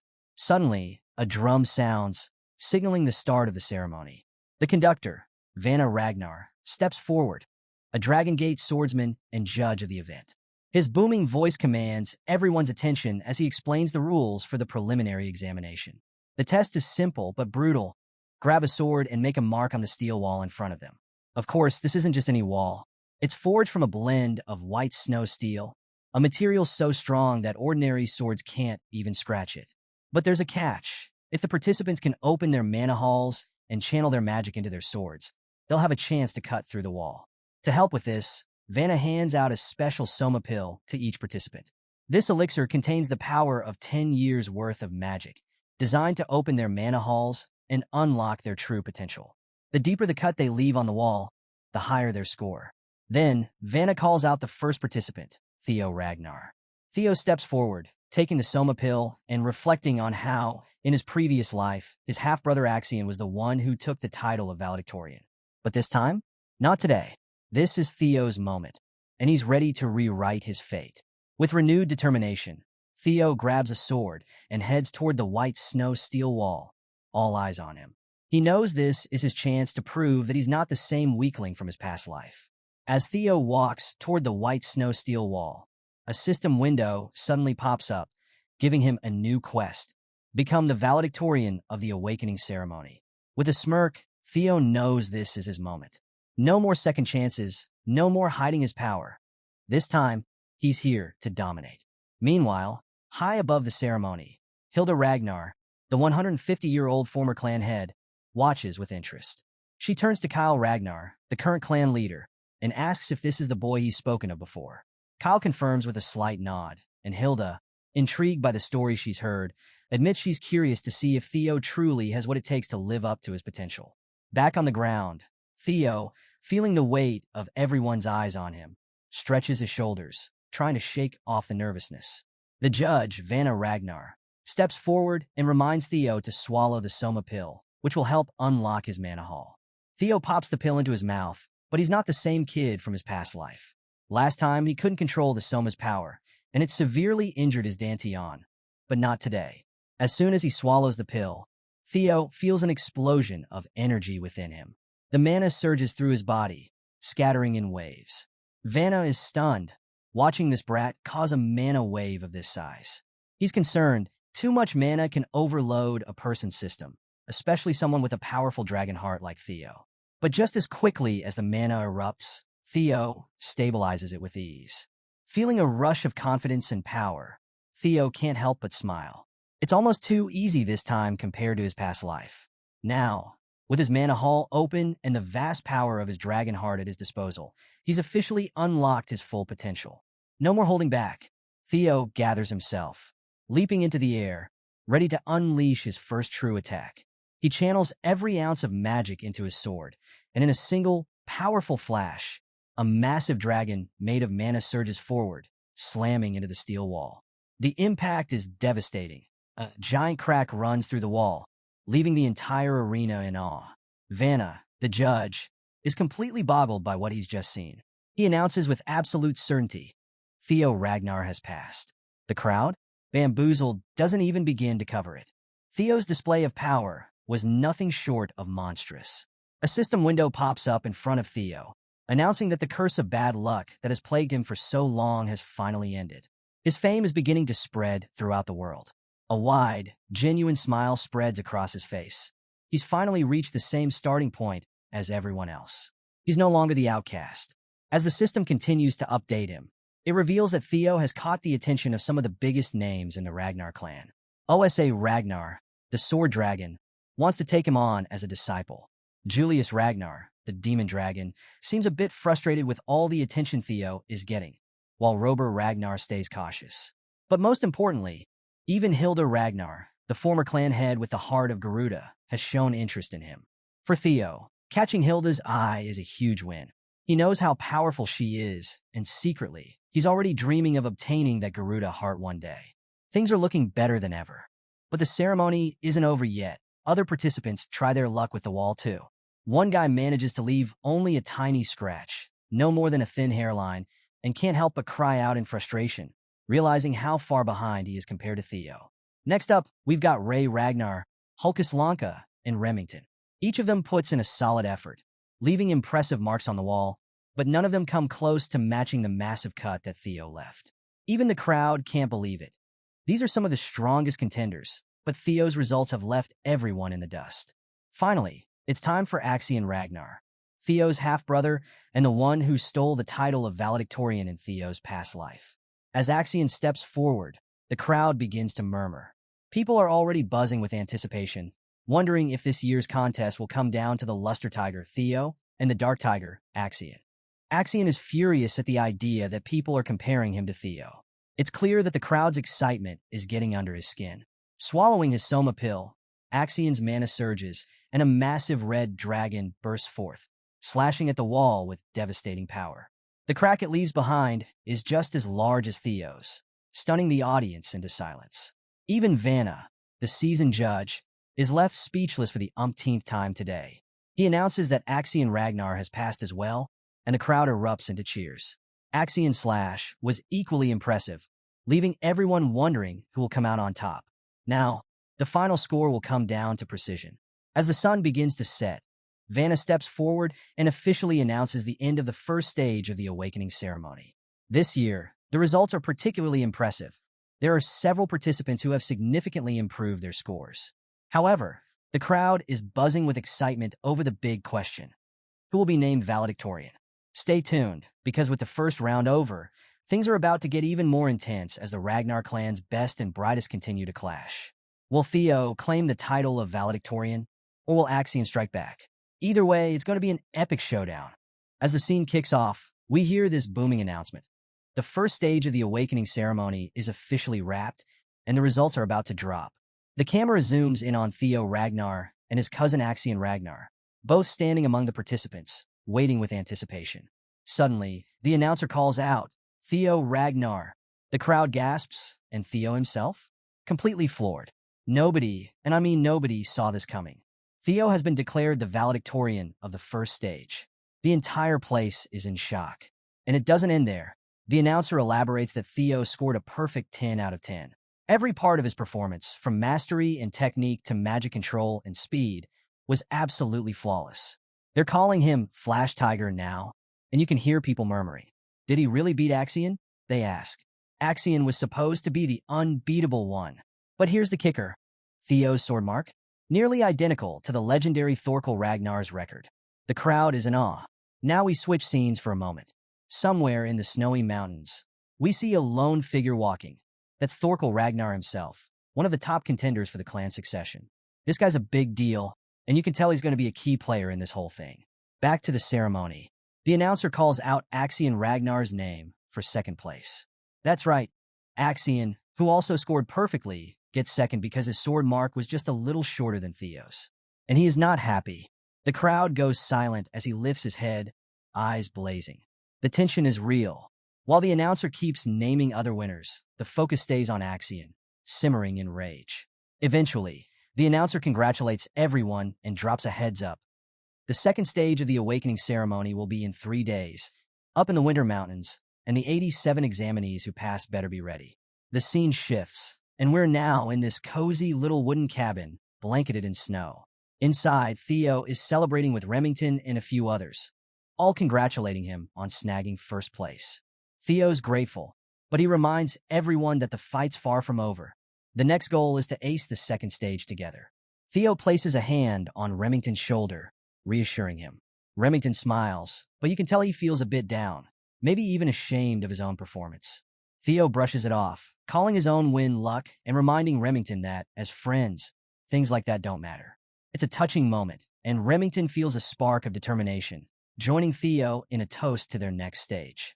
Now we cut to the snowy mountains again. Theo is standing alone, reflecting on his victory. Scoring first place, he would have never thought that possible in his past life. But he knows this isn't the end. Winning the first stage over Axion was just a fluke. It wasn't a real battle. His fist clenches as he remembers his true enemies, Axion and Sky Dragon. This is only the beginning. Theo pulls out a strange-looking compass, and a system notification pops up. It's the Nest Compass, which guides him to the direction of the nest. The compass points toward the Winter Mountains, and Theo realizes there's something more to the second stage. Maybe it's going to reveal where this nest really is. Just then, Theo feels someone behind him. In an instant, he vanishes and reappears with his sword at the stranger's throat. The man raises his hands, introduces himself as Getsby Jotun from the Gale Sword Unit, and says his captain was impressed by Theo's performance. They're offering him a shot at taking the entrance test for their elite squad. Theo's a little suspicious and asks why he has to take a test if they're interested in him. Getsby explains that even being invited to take the test is a rare honor. Before they can talk further, a voice cuts through the tension, calling Getsby and his group Sword Platoon fools. Enter Ian So Sorry, Vice Commander of the Black Iron Cavalry, aka the Fire Goblin. She wastes no time, offering Theo a spot in her unit and claiming her offer is way better than what the Gale Sword Unit can give. But wait, more representatives from other elite units appear, each one wanting Theo for their own team. It's turning into total chaos as everyone tries to recruit him, and Ian's getting visibly frustrated. Theo, meanwhile, is just watching the whole thing, wondering if he should quietly slip away before this recruiting battle gets even crazier. Right when he's about to leave, another voice echoes through the air. This one's calm and commanding. and everyone goes silent. Flower petals drift around as Prunus Ragnar, the lady of the Plum Blossom Palace, steps forward. Everyone is shocked to see her. She just smiles, saying she's here for the same reason as everyone else, to see Theo Ragnar. And then we cut to another scene, Axion Ragnar, in a very different light. Furious and out of control, he's slashing and striking at anyone around him in a fit of pure rage. He's completely consumed by thoughts of Theo's victory. It's brutal, and he's not holding back at all. Then his uncle steps in, calmly stopping Axion's sword with just 3 fingers. Venting your anger like this won't change anything, he says. Axion, frustrated, calls him uncle, and his uncle just tells him to calm down and focus. He leans in and tells him, "Follow me. I'll tell you how to turn the second stage into Theo Ragnar's funeral." So, just as the dust is settling from all that drama on Theo's side, we see Prunus Ragnar, the lady of the Plum Blossom Palace, arrive with this powerful stride. She's got one goal in mind, to check out this rising star Theo. Standing tall, confident, and absolutely radiating strength and elegance, Prunus can't help but question the absurdity of having to impress someone in such a place. Why should a lady of her stature even bother? But, seeing the talent in Theo, she's here anyway, making a serious impression on everyone around. And trust me, the onlookers are losing it. Some of them even think it's a bit of a power play and try to hold her back. But Prunus isn't having it. She lets out a surge of energy that practically hums with power, and the crowd is shocked. They start speculating that she might be creating a separate space just for Theo, maybe even teaching him directly. And sure enough, Prunus and Theo are now standing apart from the crowd, enveloped in this mystical energy. Theo's in awe. He can barely believe he's standing alongside Prunus Ragnar, this legendary figure. She mentions something about the Ragnar Lord possibly disapproving of her being here, but that doesn't faze her. She's determined to give Theo a gift. Theo's a bit surprised, but Prunus clarifies by demonstrating her sword style, which is nothing like the destructive power of Lord Kyle Ragnar. Her technique is all about grace, control, and finesse, and she calls it the Celestial's Flower Rain. She executes an elegant, powerful sword move with a flurry of flower petals, leaving Theo speechless. Theo's blown away, soaking in every bit of the technique he just witnessed. But as Prunus finishes, she reassures him that he doesn't need to master it all just yet. What's important is that he's learned something from her. She leaves him with a powerful burst of energy, inviting him to find her after the ceremony for more lessons. Theo, now encouraged and feeling the weight of her gift, reflects on its significance and the responsibility it brings. 3 days pass, and now we're at the Winter Mountains near the northern Great Wall. The landscape is massive, stretching as far as the eye can see, and it's no ordinary mountain range. The Ragnar clan has protected humanity from the horrors beyond these walls for over 1,000 years. This is where the second stage is set to begin. Jackie Ragnar, the ceremony supervisor, steps up to address the participants. He emphasizes that the Ragnar clan has been humanity's shield against the Demon Sea, a cursed land filled with monstrous creatures, and that one day these apprentices will bear that responsibility. For this test, though, they must stay within the Great Wall. Anything beyond is far too dangerous. The objective? Simple. Hunt down beasts, collect the bells around their necks, and survive in the Winter Mountains for 15 days. The bells vary in color, with the higher ones indicating tougher challenges. Oh, and there's a catch. Jackie mentions a beast so formidable that no one here could take it down alone. That's right, it's worth major points, but teamwork will be essential. Participants are allowed to go all out, meaning they can steal bells from others. It's survival of the fittest, the Ragnar way. Jackie also shows them a totem for safe zones where they can rest and resupply. As soon as Jackie announces the start, everyone takes off into the mountains. Theo's allies are quick to head into the forest, aiming to secure supplies and help Theo as best they can. Meanwhile, we see a pair of red-haired siblings, Hulkus Lank and his sister, brimming with excitement and ready to jump into the action. And then there's Axion. He's already speeding through the mountains, dead focused, remembering his uncle Ed Troyven's words. This test could be Theo's final stage. Axion's face is serious, determined to make this mountain Theo's grave. Just behind him is Ray Ragnar, one of the clan's 4 hounds, watching Axion carefully. Back to Theo. He's about to dive into the forest when someone calls his name. It's Remington, and he's got a lot on his mind. He reminds Theo of their friendship, And after days of thinking, he's decided he considers Theo not just a friend, but a rival. He's determined to surpass Theo, and Theo can see that competitive fire in his eyes. Theo smiles, welcoming the challenge, and admits that he feels the same way. They're friends and rivals. Remington's relieved Theo doesn't take offense, and he vows to give his all in this second stage, disappearing into the forest with newfound resolve. Left alone, Theo is feeling pumped, the thrill of the competition sparking a fire inside him. He takes a deep breath, setting his emotions aside to focus on the task ahead. With a steady hand, he pulls out his compass, ready to follow it to the dragon's nest. The compass lights up, pointing the way through the vast, snowy landscape, and Theo's eyes gleam with excitement. Meanwhile, somewhere deep in the mountains, we catch a glimpse of a steep, snow-covered cliff illuminated by a mysterious blue light. It's hinting at something hidden, maybe a secret or a path waiting to be uncovered. So, we catch up with Theo, trudging through the snow in the outskirts of the Winter Mountain Range, muttering to himself. He's following his trusty compass, but he's not exactly thrilled with the situation. It's buried somewhere under all this snow, and he's joking to himself that he should have brought a shovel instead of his prized moon-white sword. The sword, known as Griffin, is silent as ever, until Theo grabs its hilt, and suddenly, the blade trembles as if it's alive. But hey, he's got no choice, so he swings the sword with all his might, aiming in the direction the compass is pointing. With a flash of blue energy, snow goes flying everywhere, clearing a path and revealing a hidden trail beneath. As the last of the snow settles, Theo senses someone watching him from the trees. Without missing a beat, he calls out, daring them to show themselves. From behind a tree, a man chuckles and steps forward, asking Theo when he noticed them since they'd been tailing him for quite a while. Theo turns, eyeing the three figures holding swords. One of them, a fat guy, points at his friend, blaming him for being too loud, while the bald one mutters that they're doomed because Theo's even stronger than they expected. The leader of the group smirks and greets Theo, calling him first place in a mocking tone. And Theo recognizes these guys instantly. They're Hai Chao and Loon, known as the Roughnecks of Book Mountain. These aren't just your average thugs. In his past life, Theo uncovered their dirty deeds while working under Hyuk-Seol. They'd used their missions as a cover to slaughter innocent civilians, leaving behind a bloody trail of carnage. The whole massacre left over 700 dead, with bodies so mangled and heads so crushed that no one could even identify them. Theo had cleaned up the aftermath, and he'd never forgotten that horrifying scene. Remembering this, Theo immediately realizes he'll have to deal with these three sooner or later. He just hadn't expected it would be today.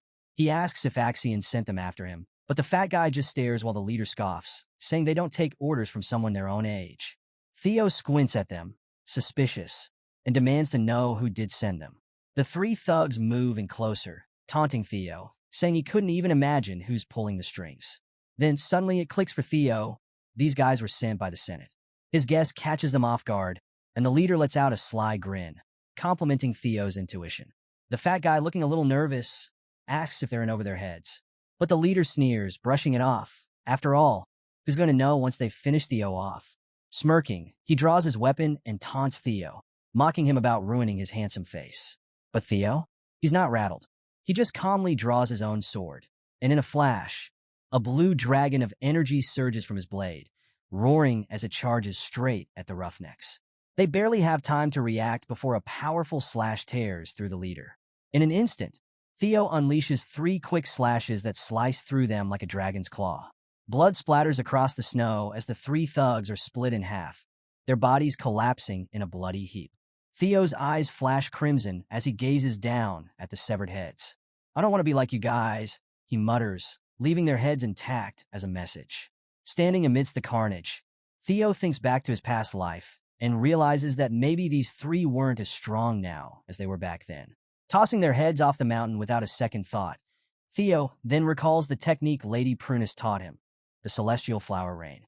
He's managed to replicate it 3 times, but he's still far from mastering it the way Prunus can, executing it with over 100 strikes in a single breath.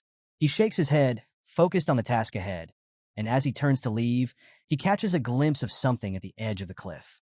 Peering over, he notices a hidden staircase carved into the rock below, partially concealed. And just then, the system pings with a hidden quest. Find the invisible staircase and explore the blue cave. Without a second thought, Theo leaps down, following the staircase that spirals deep into the mountainside.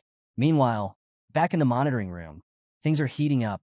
A man is holding a scroll and providing updates on the second round, announcing that Axion Ragnar is currently in first place, followed closely by Ray Ragnar.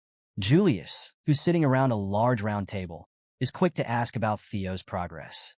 The announcer hesitates before revealing that Theo has yet to score any kills or ally himself with anyone. Julius raises an eyebrow, surprised, while the announcer speculates that Theo might be hiding or setting up an ambush. But Prunus, who's also at the meeting, clearly thinks otherwise. Just as she's about to speak, Wolfgang interjects, laughing menacingly as he dismisses Theo's chances in this round. Just because he stood out in the first round doesn't mean he'll stand out here. Wolfgang sneers, calling Theo a coward with zero real-world battle experience. He even goes as far as to mock Theo as an illegitimate child, grinning as he thinks about the roughnecks he sent after him, confident they've already taken care of Theo. Ed Troyven, sitting across from Wolfgang, narrows his eyes, growing suspicious. He telepathically asks Wolfgang if he had anything to do with Theo's situation, and Wolfgang just chuckles, admitting he hadn't bothered to give Ed a heads up. Ed's jaw clenches in frustration, thinking Wolfgang's crazy for acting without consulting him. Inwardly, Ed fumes. Ever since Theo took control of the Camellia Palace, he and his allies had been forced to relocate to the Rose Palace. It had given Ed an opportunity to search through it, but despite all his efforts, he still hadn't found the ancient dragon artifact. He now suspects Theo might hold the key to finding it, and he's willing to do whatever it takes to get it from him.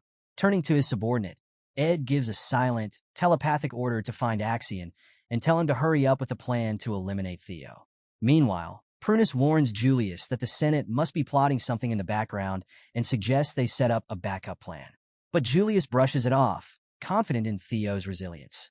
He believes Theo wouldn't just back down, and there must be a reason for his apparent inactivity. Turning to Prunus, he adds, "Besides, I haven't forgotten you met Theo behind my back." But Prunus just laughs, brushing him off, saying that what Theo thinks is what really matters here. Now we're back with Theo, who's made his way inside a dark cave filled with skeletal remains. Bones and skulls are scattered everywhere, and as he moves through, the skeletons almost seem to come alive, letting out eerie roars, trying to intimidate him. But Theo's mental stats are sky-high, and he's unfazed by these mental traps, barely sparing them a second glance. With a sigh, he places a hand on the cold cave wall and activates his skill, sensory perception. A surge of awareness spreads through the cave as his senses extend, mapping out the paths ahead. And there it is, a glowing path within the cave. Theo's lips curl into a smirk. This must be the hatchling's nest. He recalls a memory from his past life, remembering how Hyuxiol was rumored to have found a legendary item here years later. But this time, Theo's determined to beat him to it. Following the path, he soon approaches a massive, ancient-looking door. Standing in front of it, he can't help but feel a slight twinge of pity for Hyuxiol. After all, Theo is about to claim the prize before he ever gets the chance. Just as he's about to step forward, the door seems to come alive. Behind it, he senses a presence, and then he sees it, a massive eye, wide open and staring right at him from the darkness. So, Theo is standing there, totally dumbfounded as he pushes open this massive door, stepping into the mysterious space beyond. And what's in front of him? It's something straight out of a fantasy novel. Piles of glittering gold, rare swords, treasures from all over the world. But here's the thing. Theo's not drooling over the treasure. He's actually feeling uneasy. This isn't the hatchling's nest he thought he'd find. No, this is something way bigger. It's the lair of the ancient dragon. He takes a shaky breath, a single drop of sweat rolling down his face. He's hit with the reality that if he even thinks about challenging a dragon of this magnitude, he won't stand a chance. Not if he wants to leave this cave alive. All that legendary treasure might as well be miles away. As he glances around, trying to make sense of how he ended up here instead of the hatchling's nest, a thought pops into his head. Did he somehow get faulty intel from Hyuxiol? Or maybe he's just way too early, arriving 3 years before anyone else? Deciding it's probably best to just leave and regroup, Theo starts to turn away, but then he senses something. His blood runs cold as he feels an intense gaze on him. Turning slowly, he finds himself face to face with a massive, gleaming golden eye, wide open and locked right on him. The dragon's awake. Theo stands frozen in place, heart pounding, as the dragon speaks in a voice that resonates through the entire cave, carrying an air of ancient authority. "You are the first selector in a very long time," it says. The dragon, lounging calmly atop the mountain of gold, watches Theo intently. Theo can hardly breathe as the dragon goes on, introducing itself as Roadbroke, the very being the Ragnar clan reveres as the guardian dragon and the ruler of Winter Mountain. Theo's mind is racing as he realizes who he's dealing with, and overwhelmed by the honor, he drops to his knees, bowing deeply and greeting Roadbroke as his ancestor. Roadbroke, a little amused, tilts its head, echoing, "Ancestor," with a raised brow. Theo quickly explains, recalling his clan's history. Wasn't the guardian dragon the lifelong companion of their great ancestor Sigurd, the progenitor of their bloodline? And wasn't it also the mother of the famed dragon Friedrich? The dragon lets out a snort, almost sounding amused, and clears up a few things. "It seems that bastard Sigurd spread some nonsense," it says. Roadbroke explains that while it's true Sigurd and the dragon were companions, it was more a bond of respect rather than blood. There was a contract between them, a deep pact, but no romance or family lineage like the tales suggest. After all, a human and a dragon, that's not exactly a compatible mix. Theo feels his cheeks go red at the implication, but he presses on, asking if that means all the Ragnar families talk about having dragon's blood is just propaganda. With a nod, Roadbroke confirms that it's a bit of a myth, but not entirely wrong either. The contract did result in Sigurd carrying traces of the dragon's power, though it was more symbolic than anything. Getting a little more comfortable, Theo realizes he's been given a rare opportunity, something that doesn't require any fighting. He could actually get some answers here, answers that could help him in his quest to rise to the top of the Ragnar clan. Sensing Theo's excitement, Roadbroke sighs and says that as the guardian dragon, it's bound by an ancient covenant. To any worthy selector who passes its test, it grants the right to ask 3 questions. Theo is practically buzzing now, realizing just how rare this chance is. The scene shifts, and we cut over to Axion Ragnar. He's busy taking down a fierce beast with a powerful technique known as Thousand Dragons Roar. With one strike, he brings down a tiger-like creature, which falls instantly at his feet. He picks up a small green bell from the creature's neck, smirking and muttering that this makes his 57th. As he tosses the bell to one of his subordinates, he asks if there's been any word on Theo. Orion, a loyal member of Axion's gang, says no, they still have no clue where Theo's hiding. Orion can't help but admire Axion, thinking to himself how strong his leader is, capable of taking down beasts others would avoid. In his admiration, he mutters something about Theo's intelligence, but that quickly proves to be a mistake. Axion's expression darkens, and before Orion can react, Axion grabs him by the throat, lifting him off the ground. With a deadly glare, Axion tightens his grip and growls that true strength knows no fear. Orion, gasping for air, manages to stammer an apology just as another messenger arrives. The new arrival reports that the Central Intelligence Bureau has sent orders to speed things up. Axion releases Orion, still clearly fuming, and brushes off the news, telling the messenger to let the Bureau know that no one wants Theo dead more than he does. His body is practically vibrating with bloodlust, making his intentions very, very clear. We return to Theo, who's deep in thought, carefully planning his questions for Roadbroke. He knows each one has to count, so after a moment, he takes a deep breath and finally speaks, starting with what's likely on everyone's mind. "Why are you here?" Roadbroke's eye gleams with approval at Theo's choice. "Good question," it says with a chuckle. Roadbroke explains that a creature lies far beyond the edges of the known world, a monster called the Nameless Monarch. For thousands of years, it's been the dragon's mission to protect the world from this entity. Winter Mountain, as grand as it is merely an outpost, a strategic point in a much larger battle. Theo feels a shiver as he realizes that even this ancient dragon, one of the most powerful beings in existence, harbors a deep-seated fear of this nameless monarch. But he steels himself, pushing his fear aside to ask his second question. What is the ancient dragon's relic? Roadbroke nods approvingly, impressed by Theo's curiosity. The dragon explains that there are 3 such relics, each one a powerful artifact connected to the dragon's soul.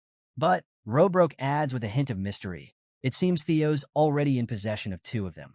Theo's jaw drops. 3 relics? He quickly recalls that one of these relics is the dungeon in Camellia Palace, while another is his white moonlight blade. But what could the third relic be? Roadbroke reveals that the third relic is named Papnir, a result of the ancient dragon soul being split into 31 pieces, each one entrusted to humans to help them guard against the nameless monarch. The relics, Roadbroke explains, can take any form: an item, a weapon, or even a strange occurrence. Theo's mind is racing now, recalling his impossible return to the past, where he'd lived a full 20 years, only to return to his 17-year-old self. Could his strange regression have been caused by Papnir? The revelation stuns him, making him wonder about the significance of these relics and his own miraculous return to this point in time. After a moment, Theo gathers his courage to ask his third and final question. Why was I chosen? Inwardly, he's wondering what makes someone like him, who was once talentless, worthy of facing the nameless monarch instead of others who might be stronger or more gifted. Roadbroke meets his gaze with a knowing look and asks why Theo thinks he's the only one chosen. Theo's eyes widen in shock, his mind racing as he realizes what the dragon's hinting at. Others must have been selected by the relics too. He thinks of figures like Ed Troyven, Curson, and even the Black Dragon. Did they know about the relics? Did they experience regression as well? Theo feels like he's on the brink of uncovering a much bigger truth. But now he's faced with even more questions than answers. A terrifying nameless monarch, an ancient dragon bound by duty, and other possible regressors. The weight of it all settles heavily on his shoulders. Breaking the silence, Roadbroke announces that Theo's 3 questions have been asked, and the hidden quest is complete. Now, as per their covenant, Theo will be granted a reward. Theo thinks to himself that he came here hoping for Amon's relic, but maybe he can gain something even greater. A system window appears, congratulating him on completing the hidden quest and offering him the opportunity to claim a treasure. Roadbroke gestures toward the treasures surrounding him, saying Theo can choose whatever he wants: gems, relics, elixirs, skill books, or armaments. Anything he picks will be beyond ordinary imagination. With excitement, Theo's gaze sweeps over the treasures, and with a bold smile, he finally says what's on his mind, surprising even himself. I want you, Roadbroke. Roadbroke is stunned into silence, completely bewildered. And that's where we leave it. Roadbroke froze, visibly stunned, as Theo's unexpected request sank in. Her initial confusion gave way to a booming laugh, her voice echoing through the cavern like a rumble of thunder. She called his claim an amusing jest, remarking that her popularity must truly be eternal if someone dared make such a bold request. But her amusement didn't last long. Her tone sharpened like a blade as she demanded to know what he really wanted. Theo stood silent for a moment, his gaze steady. Then, with a cryptic glint in his eye, he hinted that she was standing atop the very treasure he sought. Roadbroke's laughter died instantly. Her golden eyes narrowed, irritation flickering like embers beneath her composed exterior. Her voice dropped, heavy with suspicion. That wasn't a joke, was it? Theo confirmed her suspicions with unshaken confidence, his tone calm yet resolute. Roadbroke's massive wings unfurled, their movement stirring a powerful gust that swept through the cavern. The force nearly sent Theo tumbling backward, but he braced himself. A suffocating aura followed, oppressive and thick, radiating the unmistakable power of dragon fear. Her voice boomed with unrelenting authority. Do you mean to claim all my treasure? My knowledge? Everything that is mine? The weight of her presence pressed down on Theo like an avalanche, but he stood firm. Despite blood trickling from his eyes and mouth, he refused to falter. Summoning his will, he conjured the lair Drake's fear, an ethereal blue smoke emanating from his body. Roadbroke sneered, unimpressed. How foolish, she mocked. Do you truly believe such a minor fear can stand against me? Theo remained undeterred. His voice, though strained, carried the boldness of his conviction. He reminded her of her own promise, that he could claim any treasure within her nest without limitation. And with a daring twist of logic, he declared that she herself, the heart of the Horde, could be considered a treasure. The air grew tense as Roadbroke studied him, her fiery gaze unyielding. Theo, his life hanging by a thread, clenched his jaw and pressed forward. He understood the stakes, but he also knew the unparalleled significance of his claim. Roadbroke, the legendary guardian dragon who had once forged a pact with Sigurd, the progenitor of the Ragnar clan, represented the ultimate prize. Summoning every ounce of his determination, he demanded she honor her promise, declaring her as his choice and vowing to stand by her side. For a moment, silence reigned. Roadbroke's eyes flickered with something unspoken, a flicker of recognition, a memory of another stubborn, unyielding soul centuries ago. Slowly, her fiery aura began to recede. Her wings lowered, and she exhaled, her voice tinged with both amusement and nostalgia. "Very well," she said at last. "I accept your request." Theo stood frozen, stunned by her words. Before he could fully process her agreement, a thick fog enveloped her colossal form. Golden light shimmered within the mist, glowing with an ancient, otherworldly brilliance. As the fog began to clear, her shape transformed. From the cloud emerged a humanoid figure, stepping out from the mound of treasure. The mist dissipated entirely, revealing a breathtakingly beautiful woman. Her horns curled gracefully atop her head. Her eyes shone with a golden hue, and an aura of ancient majesty clung to her every movement. Robroke chuckled softly as she noticed Theo's astonished expression. "Captivated, are we?" she teased, her voice carrying a playful lilt. But her tones soon turned somber. She revealed her age, over 2,000 years, and spoke of the loss she suffered 50 years prior. Without her heart, her life was nearing its end. Bound to her nest, she had only 3 years left to live. Extending a hand toward Theo, she asked, her voice soft yet firm, "Even knowing this, do you still choose me as your reward?" Theo's resolve did not waver. His smile, though bloodied, was unwavering. "My answer remains the same," he said. "I choose you, Robroke." A system notification appeared before him, confirming his choice. "Ragnar's guardian dragon, Robroke, has been selected as your reward." She shook her head, a blend of amusement and exasperation in her expression. "You're a fool," she said, though her words carried a hint of approval. "But such stubbornness suits a chosen one." The system chimed again, granting Theo 2 new titles: Guardian Dragon, Significant Other, and Descendant of the Progenitor Sigurd. Bloodied but victorious, Theo stood tall, his fierce determination lighting his eyes. He vowed to grow stronger and seek out relics of the primordial dragons, determined to find a substitute for Roadbroke's lost heart. His voice, filled with conviction, promised that he would uncover a way to save her. Another system notification flashed before him. "A soul link has been established between you and Guardian Dragon, Roadbroke." His level increased as experience points flooded in, marking a tangible reward for his resolve. "I must accomplish this," Theo declared firmly, "to be worthy of the title Guardian Dragon's Significant Other." Roadbroke smirked, her expression laced with both pride and amusement. "Then take care of me in your new role, my chosen partner," she replied. She warned, however, that her condition would soon force her into hibernation, bound to her nest until a solution could be found. Before retreating to rest, she produced a glowing blue book from the treasure hoard. In an instant, she appeared directly before Theo, pressing the book against his chest. "This will awaken your mind gate," she explained. "Only then will our soul link become true. Use this time wisely." She gestured toward the cavern, noting the abundance of food near the nest, and encouraged him to study carefully. A system notification lit up before Theo's eyes, announcing that he had acquired the Grimoire of Amon.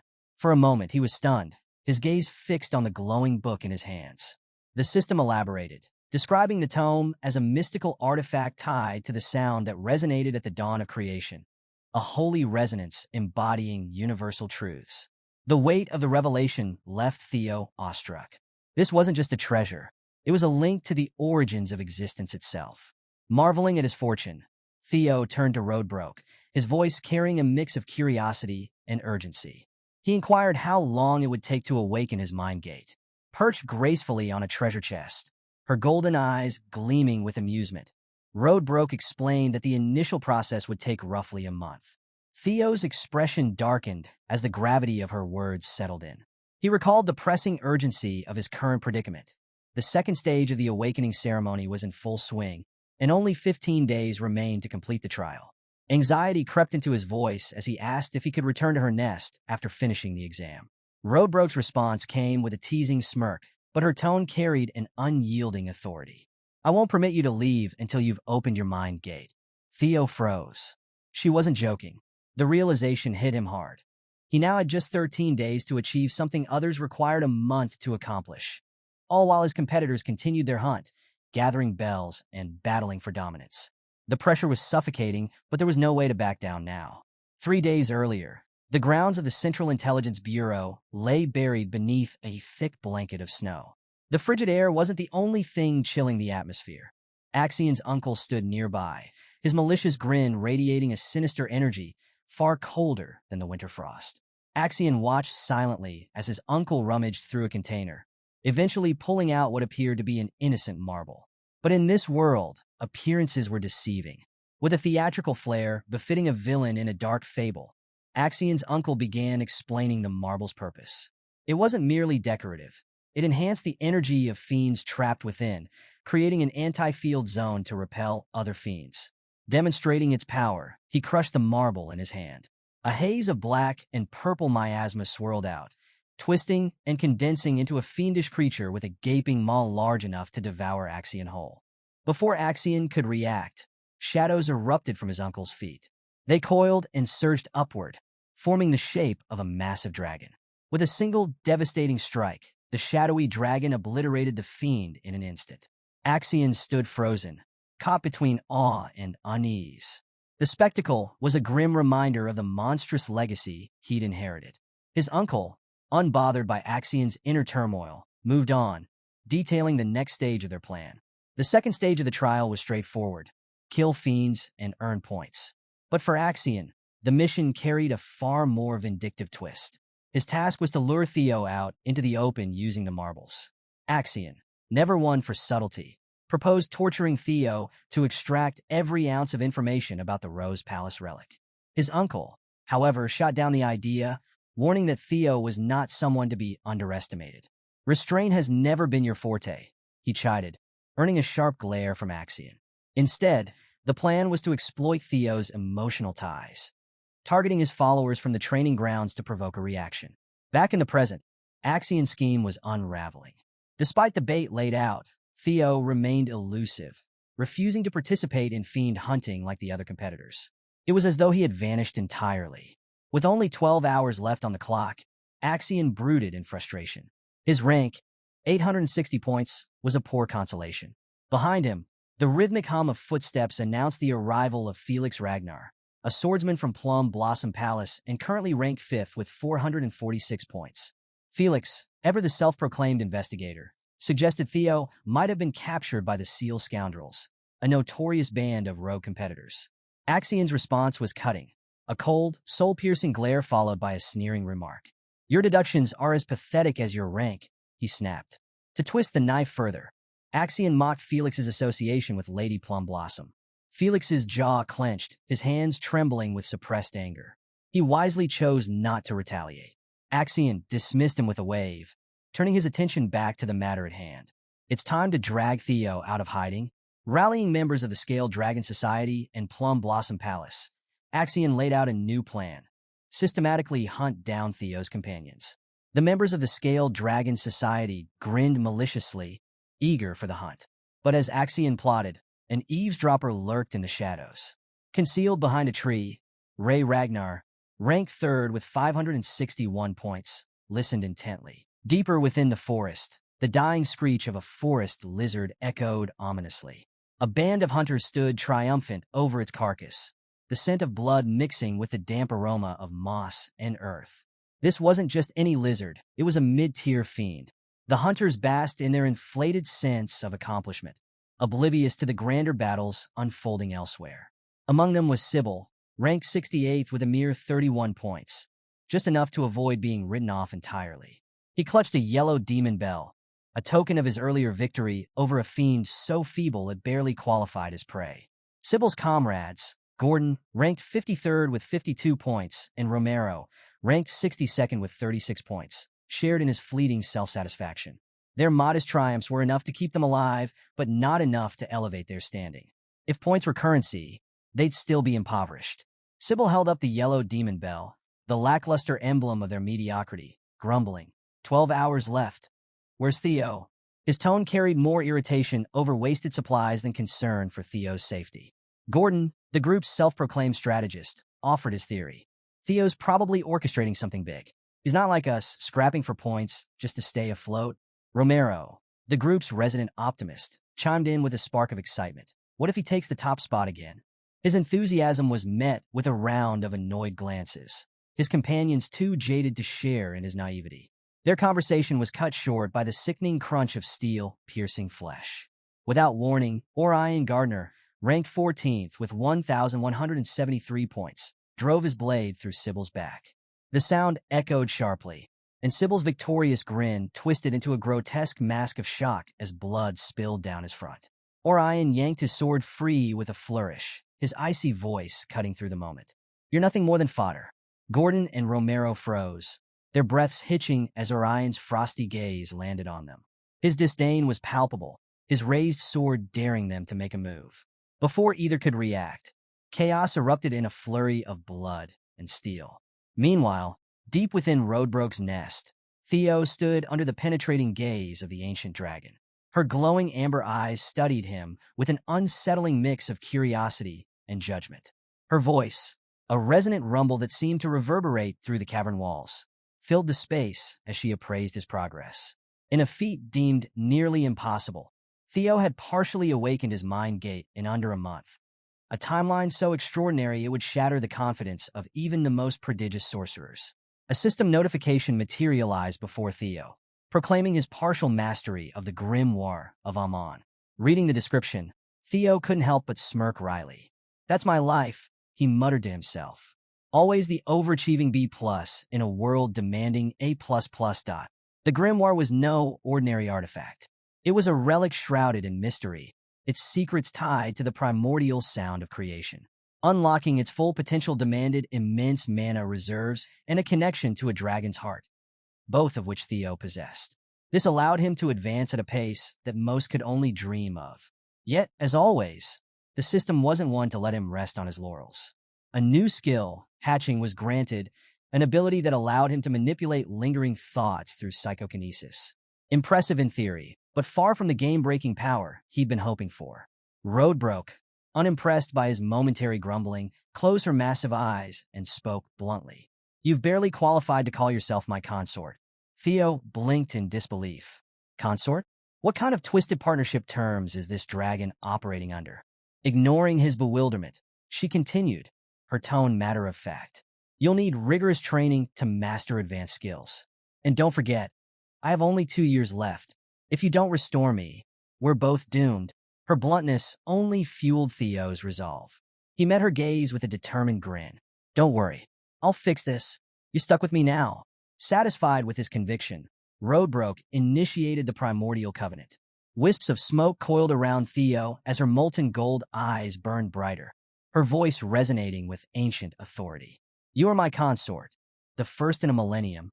In an instant, Roadbroke vanished, and Theo found himself standing on a snow-covered mountain cliff. The biting cold cut through him as he scanned the frostbitten wilderness stretching endlessly before him. Exhaling a frosty sigh, he muttered to himself, 12 hours, just 12 hours left. And what do I have to show for it?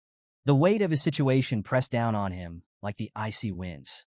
First place wasn't just slipping through his fingers. It was sprinting away, leaving him in the dust. He kicked at the snow in frustration, his irritation mounting. Hunting fiends for demon bells was beginning to feel like a glorified scavenger hunt. It wasn't enough, not if he wanted to claim the top rank. Then, an idea struck. Dim and desperate, but an idea nonetheless. Axion had claimed the top spot during this stage in a previous life. If Theo wanted to surpass him, he couldn't rely on standard tactics. Gathering bells from fiends wouldn't cut it. He had to target other participants. Their bells were the real prizes.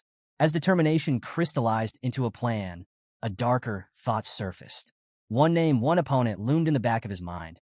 The thought of facing him was suffocating, teetering on the edge of outright lunacy. Before the doubt could take hold, a faint rustling broke the silence. Theo's head snapped toward the noise, his heart pounding. A figure stumbled into view, their steps uneven, leaving a grisly trail of blood across the pristine snow. Theo tensed, his gaze darting between the staggering figure and the ominous presence just beyond sight. A voice, soft yet chilling, sliced through the frigid air like a dagger. Theo froze, his blood turning to ice. A figure stumbling through the snow, dragging their feet with uneven steps. "Ray," Theo called out, his voice a mix of relief and concern. Ray Ragnar, a warrior renowned for her indomitable strength, approached, though her usual vigor was absent. Her shoulders drooped, her movements labored, and her face, normally a mask of determination, was pale and drawn. Sweat glistened on her brow, an odd sight in the biting cold. As she came closer, Theo noticed her hands trembling, one clutching the hilt of her sword with a grip that spoke of desperation. "Ray, what happened to you?" Theo hurried toward her, his eyes scanning for injuries. "Were you attacked by beasts?"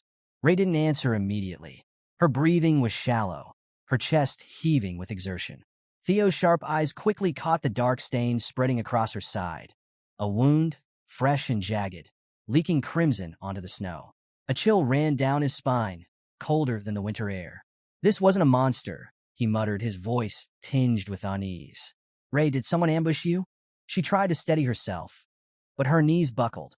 Theo reacted instantly, catching her before she collapsed into the snow. "You need to rest," he urged, his tone firm but gentle.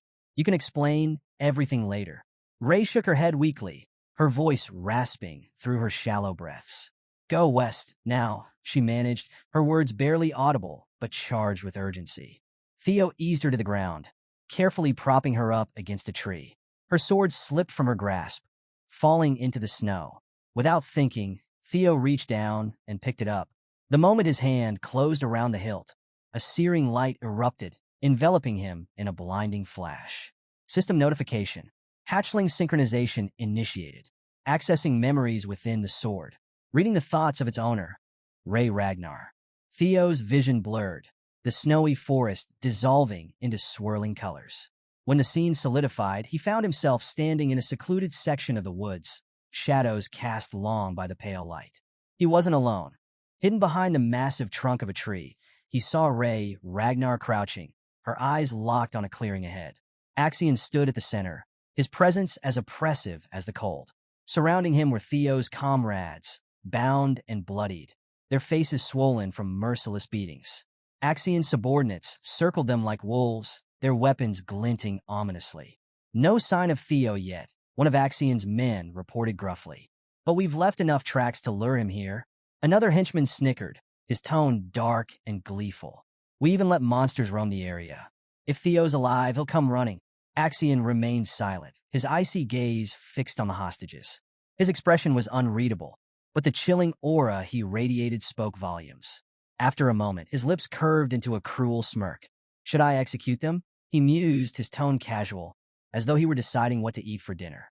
"Why bring so many? 2 or 3 would have sufficed." A subordinate shrugged, his blade already raised. "Why not start now? It'll make the message clear." The blade descended, gleaming in the faint light. But before it could strike, a resolute voice cut through the tension. "Stop this!" Ray stepped out of the shadows, her sword drawn, her stance unyielding despite the odds. Axion turned toward her, his brow furrowing in surprise before a mocking smile spread across his face. "Ray Ragnar," he drawled, his voice dripping with condescension. "What brings you here? This doesn't concern you." Ray's voice was steady, each word sharpened by conviction. "They're Theo's companions. Release them." Axion's smirk widened, his tone turning derisive. "So, you've decided to side with Theo." "How predictable." Ray didn't respond.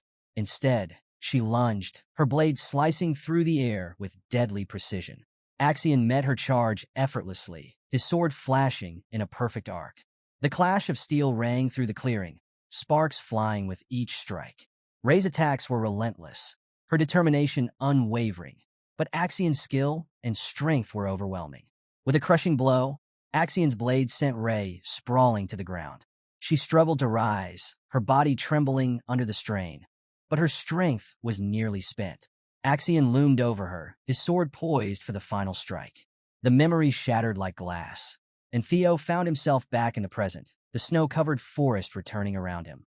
Ray leaned heavily against him, her breath shallow and uneven. Her earlier words echoed in his mind, "Go west now." Theo's heart raced as the gravity of the situation sank in. Axion wasn't just targeting him. He was hunting everyone connected to him. Gritting his teeth, Theo tightened his grip on the sword, his resolve hardening. The snow-covered forest seemed to hold its breath as Theo, his voice taut with tension, questioned Ray Ragnar about Axion's intentions. The weight of the situation was palpable as Ray hesitated, guilt casting a shadow over her features.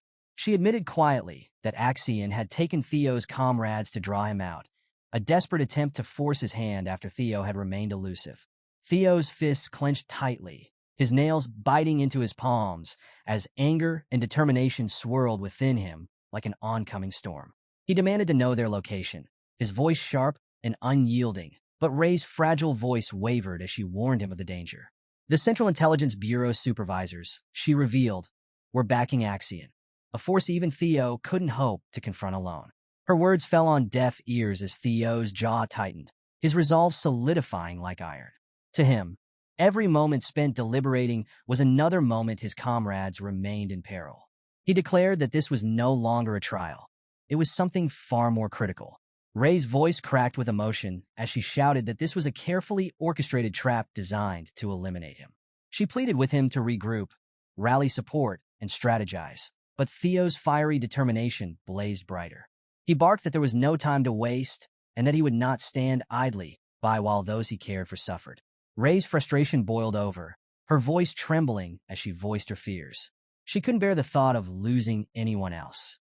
But Theo's reply erupted like thunder, a declaration of his own anguish. He had already lost more than he could endure, and he refused to let history repeat itself. Elsewhere, in a secluded grove, Axion stood among Theo's captured allies. The once pristine snow was stained crimson, a grim reminder of the violence that had unfolded. One of Axion's subordinates approached cautiously, reporting that Theo had been sighted near the northern cliffs, in communication with Ray Ragnar. A wicked smirk spread across Axion's face as he relished the news. This was the moment he had been waiting for, the opportunity to make Theo pay for defying him. A guttural voice resonated in Axion's ear, a cold whisper that only he could hear. The voice reminded him that a direct confrontation wasn't necessary. Their priority was extracting information about the relics, leaving the task of dealing with Theo to more capable hands. Axion's expression darkened as he acknowledged the directive, though he fully intended to make Theo suffer before handing him over. The voice suggested using the summoning orb to distract the supervisors, a diversion to keep them occupied. Meanwhile, in another part of the forest, three figures stumbled upon a grim scene. Supplies lay scattered across the snow, and faint streaks of blood trailed into the distance. Remington, ranked second in the competition, knelt to examine a blood-stained box. His expression turned grim as he recognized the provisions. They had belonged to Theo's team. He called to his companions, Hulkus and Erica, urging them to act swiftly before it was too late. The tension between the three was palpable as they prepared to investigate further. The forest trembled as a massive white beast charged toward Theo, its weapon raised high above its head. Theo's eyes narrowed, every muscle in his body poised for action. The ground cracked beneath the creature's weight as its weapon swung down with tremendous force.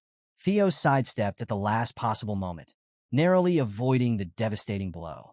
Dust and debris erupted around him as the ground splintered under the impact. Breathing heavily, Theo tightened his grip on his sword. He couldn't afford to hesitate.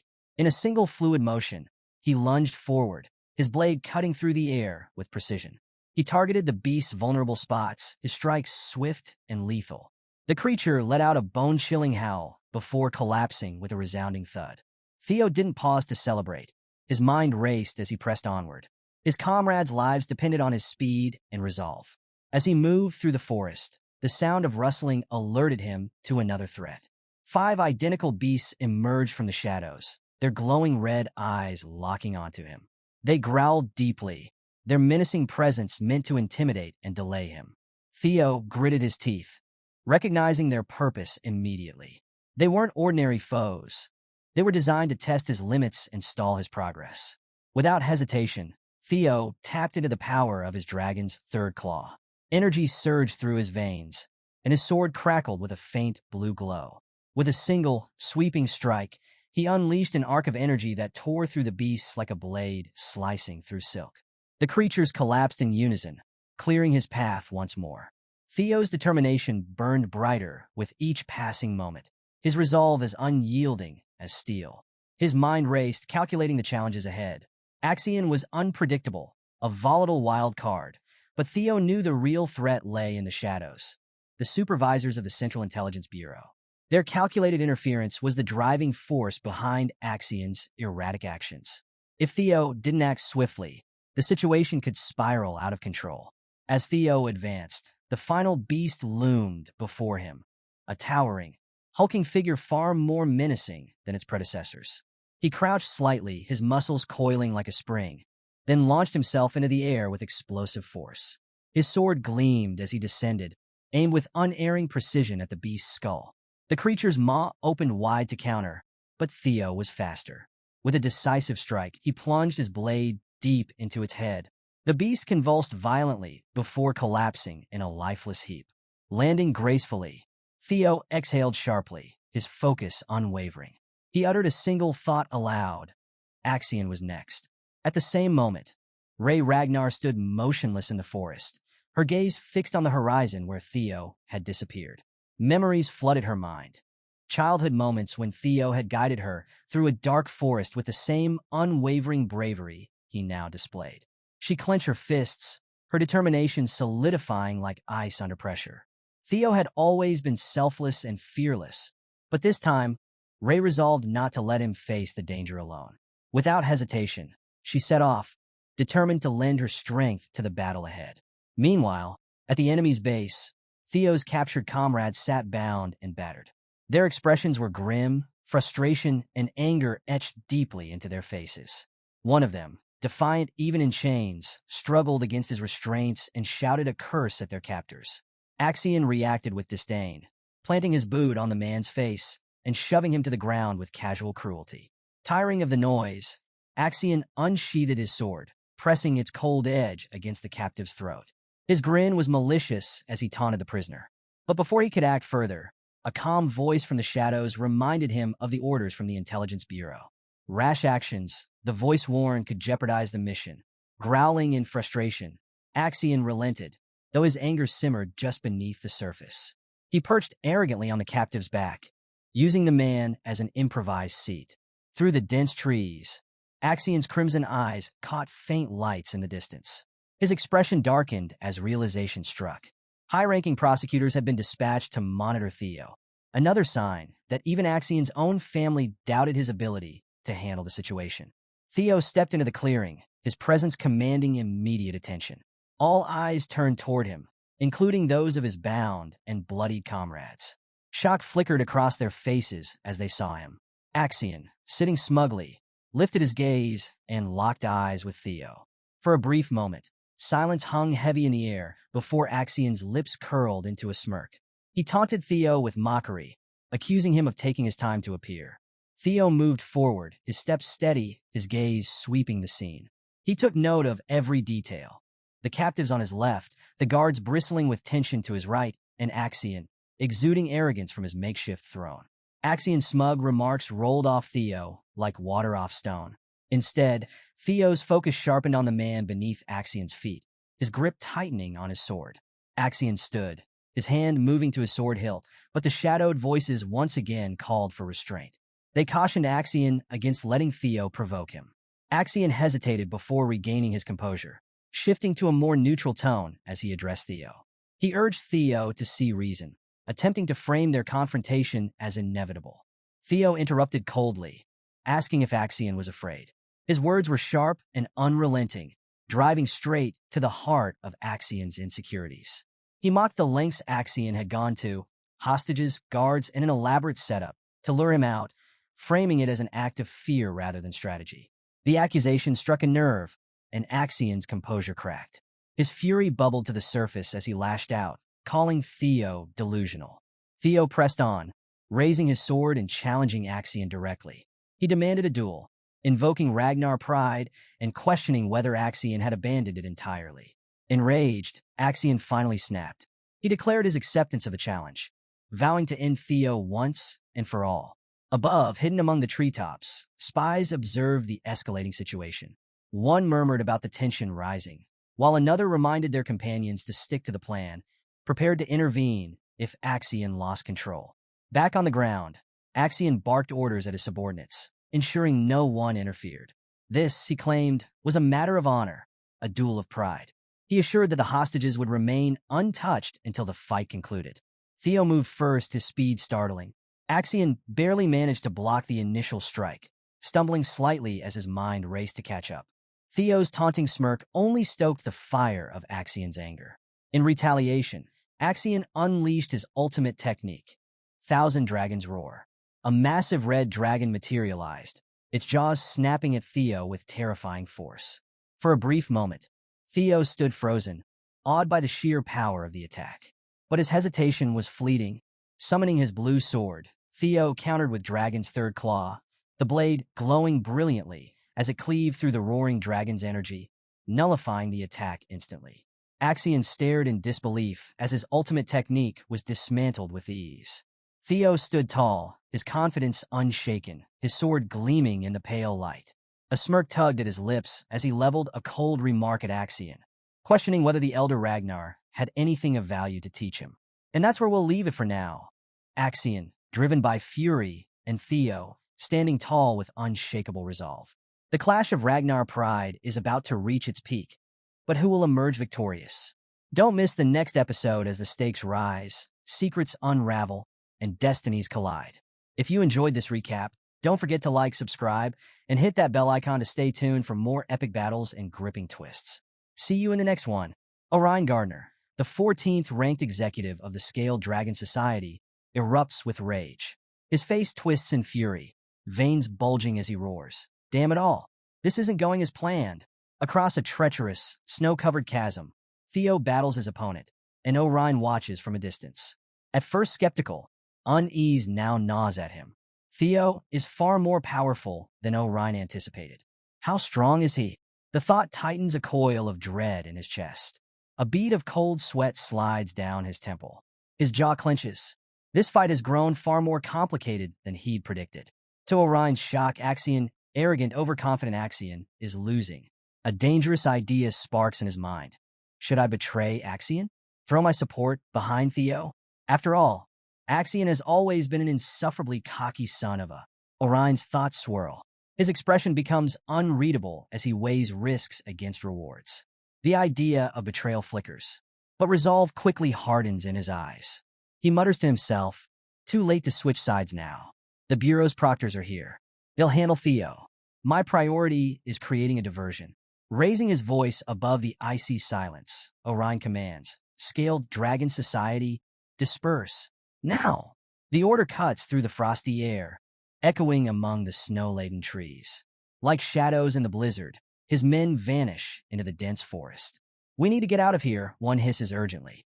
This fight is beyond us. Axion's on his own. Their whispers fade as they disappear into the storm. The scene shifts abruptly. A young Axion stands in a grand, opulent room. His childlike innocence contrasts sharply with the ornate knife clutched tightly in his hands. A voice laden with authority echoes through the chamber. Axion, Emil, draped in a flowing dark gown, stands beside Ed Troyven. Both gaze down at the boy with a mix of grief and determination. The fate of Ragnar rests on your shoulders, Ed Troyven declares, his voice heavy with responsibility. Stepping forward, Ed Troyven's expression blends wisdom with cold ruthlessness. The Ragnar name, he rasps, is nothing but a facade, a carefully constructed illusion. His words hang in the air, weighty and foreboding. Axion's piercing red eyes meet Ed's unwavering gaze. Each word from Ed lands like a hammer blow. You are a Troon. Never forget your true bloodline. This is your birthright. The memory fades. In the present, Axion stands poised for battle, an image of controlled fury. Observing from his vantage point, Orion feels a grudging respect. He's become quite the warrior, Orion admits quietly, a flicker of apprehension crossing his features. Suddenly, with a burst of speed, Theo closes the gap. He launches himself across the chasm, landing with a thunderous impact. His sword arcs toward Axion in a blinding strike. Theo Ragnar. Axion roars, meeting the attack head-on. The clash of their swords reverberates through the frozen air, a sharp metallic clang underscoring their deadly duel. Axion retaliates with a relentless flurry of strikes, his blade glowing with an ominous red aura. Every swing crackles with raw power and fury. Theo matches him blow for blow, their blades colliding in an explosion of sparks. The sheer force of their strikes shakes the ground beneath them. Snow flies in all directions as their duel rages on. a whirlwind of steel and determination in the heart of the blizzard. The air crackles with tension as Axion and Theo lock eyes, their grim expressions mirroring one another's determination. Each move is a calculated step in their deadly dance, both vying for dominance. Hidden among the snow-laden branches, Theo smirks inwardly. Everything is proceeding according to plan, he thinks, his satisfaction chilling. Elsewhere, within the confines of a shadowy chamber, figures gather around a massive circular table. The room is silent, save for the voice of a man delivering his report. Theo Ragnar has made his move, he announces.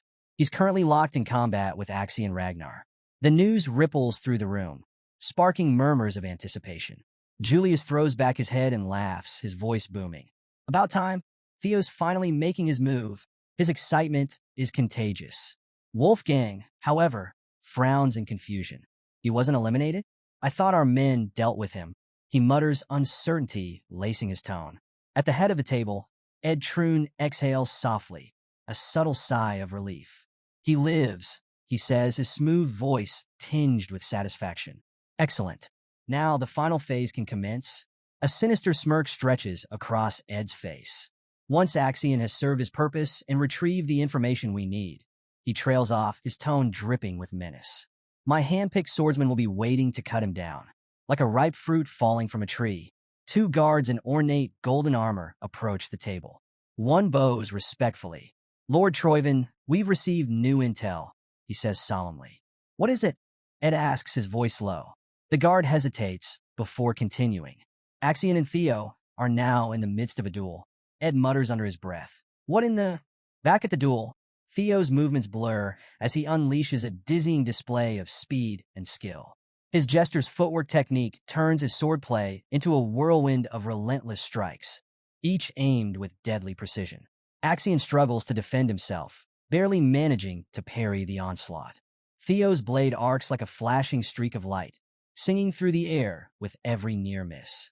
The relentless barrage pushes Axion to the brink, leaving him breathless and fighting for his life. Gritting his teeth, Axion feels his muscles scream in protest. Through his struggle, a grudging respect blooms in his chest. He's strong, Axion admits, his voice tight with strain. A lot stronger than I thought. Yet, amidst Theo's ferocity, Axion's sharp eyes catch a pattern. A flicker of hope ignites in his chest. He's powerful, but he's not that fast. Focusing intently on Theo's sword hand, Axion analyzes every twitch, every subtle movement. Slowly, he begins to unravel the rhythm of Theo's attacks, predicting the strikes before they land. Axion's confidence grows. With precision, he parries a strike that would have ended him, a smug grin spreading across his face. I've got you figured out, he taunts, his voice brimming with confidence. Every single move. Suddenly, a projectile whizzes past Axion's ear, embedding itself deep into the snow behind him. Startled, Axion freezes. His eyes widen as he stares at the weapon lodged in the ground. What the hell? He whispers, his earlier confidence shaken. A throwing technique? Axion exclaims, surprise flickering in his voice. Where did that come from? Nearby, for trainees from the Scaled Dragon Society gasp, their faces pale. The sudden appearance of the thrown sword has shaken them to the core, rattling their confidence. The memory surges through Theo's mind, his past encounter with a thrown sword. It feels like a ghost from another life. Axion lands lightly on the snow, his movements precise and graceful. The swirling flakes form a shroud around him, an unspoken warning of his lethal intent. His cold, piercing eyes lock on Theo, sharp as shards of ice. There's a fundamental flaw in your strategy, Axion says, his voice dripping with disdain. Theo glares, but Axion continues, his tone carrying the weight of a chilling lecture. Relying on flashy, predetermined sequences only telegraphs your next move, Axion says, smirking faintly. You're making it far too easy for me to anticipate every action. A single drop of blood falls from Axion's blade, splattering onto the pristine snow. The stark red against white is a brutal reminder of the duel's deadly stakes, the fragility of life etched in violence. Nearby, the snow beneath a fallen man is rapidly turning crimson. The silence is deafening, broken only by the howling wind. Theo's eyes narrow, his gaze fixed on the lifeless figure. Recognition dawns like a blade slicing through his thoughts. The uniform, the insignia, it all falls into place. It was you all along, Theo whispers, his voice trembling with realization. Memories flood back. Theo sees the cloaked figure from his final moments before regression. The realization sends a chill down his spine. Axian's gaze lingers on the corpse, his mind racing. The man's face, now frozen in a silent scream, burns itself into Axian's memory. Pieces of the puzzle click together. Above them, the cloaked figure pulls his hood further down, shrouding his face in shadow. He stands motionless, an ominous presence amid the snowy battlefield. Axian's patience snaps. His eyes blaze with an intensity almost inhuman as he growls, "End this." His voice is devoid of emotion, as cold and sharp as a winter wind. A wave of rage washes over Theo, his face twisting into a mask of grief and fury. Memories claw at him, raw and unrelenting. The burning palace, the screams, the overwhelming sense of loss. The monster who did this. "I'll make you pay," Theo growls, his voice thick with venom. The scene shifts again, plunging into Theo's memories. The magnificent Rose Palace is engulfed in flames, its proud spires collapsing into a crumbling inferno. "The day I died." Theo's voice echoes in the memory, heavy with pain and regret. He remembers sprinting through the burning halls, smoke and desperation clawing at his throat. "I was meant to die that day," he thinks bitterly. "I never even knew who was responsible for this atrocity." A single tear rolls down Theo's cheek, stark against the fiery backdrop. His voice cracks with emotion. "All because I was helpless, powerless." The memory fades, leaving a raw ache in his chest. Theo's mind races. Rendon's carelessness was a stroke of luck, he muses, a cruel smile twisting his lips. The image of Rendon's face flashes before him. The moment he removed his mask. A fatal mistake. Thanks to Evelyn's relentless investigation. Theo's voice cuts through the silence, his determination hardening. "I uncovered the truth. Rendon and the Camellia Palace were deeply intertwined. Two sides of the same coin." The burning Rose Palace looms large in his thoughts, its destruction a constant reminder of his tragic past. It was the only logical conclusion. The pieces of the puzzle fall into place. Camellia Palace was behind the attack. Back to the present. The cloaked figure remains still, his face obscured, his motives veiled in shadows. His silent presence adds to the growing tension. Theo's fists tighten around his sword as he glares at the figure. His heart pounds, his memories fueling his resolve. This fight is no longer just survival. Theo's mind races, piecing together the clues. There's one detail he can't ignore, a unique fighting style that stands out among the Troan. His voice takes on a sharp edge as the realization strikes him like a bolt of lightning. "Among all the Troan," he mutters, "only one person uses the sword-throwing technique." The name echoes in his mind, dripping with betrayal and destruction. "Axian Ragnar," Theo whispers, the name tasting like ash in his mouth. He studies Axian's fighting style, his mind sharp and calculating. Throwing a sword is reckless, a high-risk gamble, Theo thinks. Only someone arrogant, someone blinded by their own sense of invincibility, would use such a tactic. The last remnants of doubt vanish from Theo's mind. His eyes harden with cold certainty. "I wasn't sure at first," he admits, his voice steady and filled with conviction. "But now, there's no denying the truth."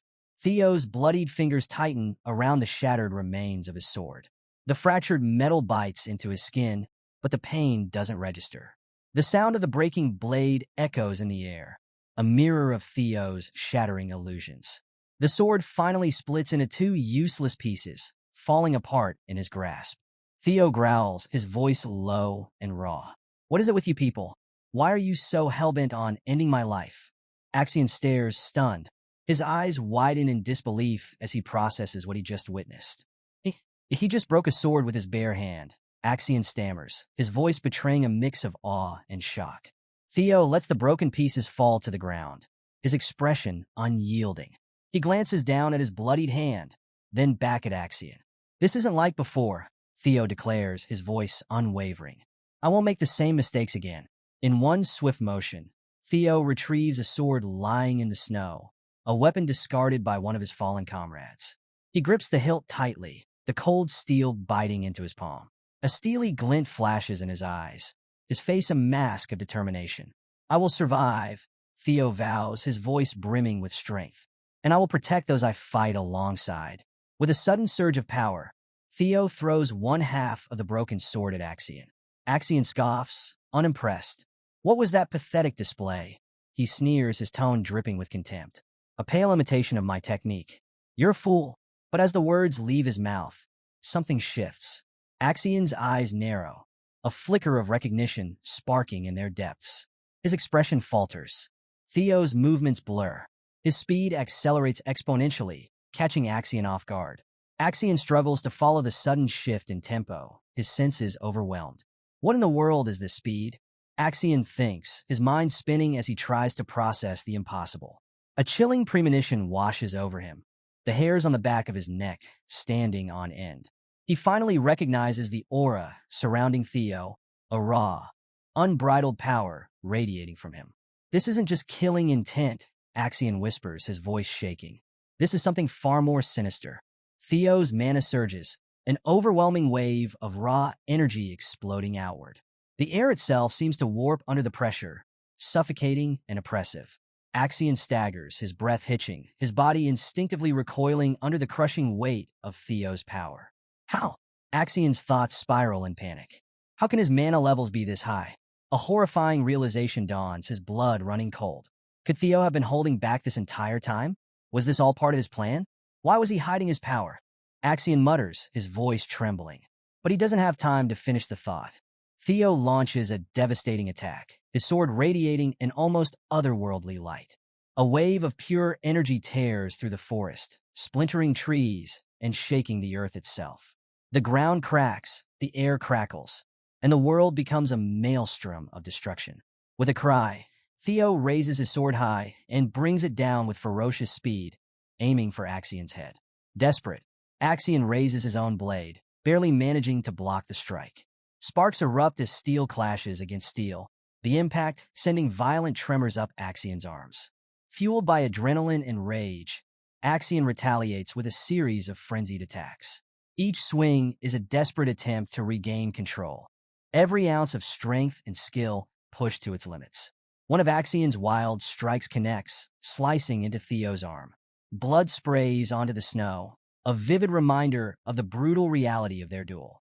Theo stumbles, but doesn't falter. Instead, a cruel smile twists his lips as he presses his advantage.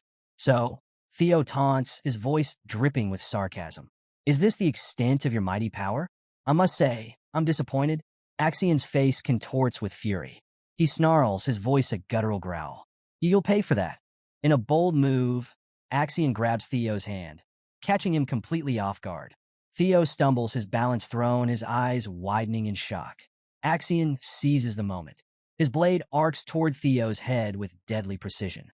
A sharp cry tears from Theo's throat as he narrowly avoids the strike, jumping back just in time. But Axion isn't finished. He rolls to his feet, countering one of Theo's lightning-fast kicks.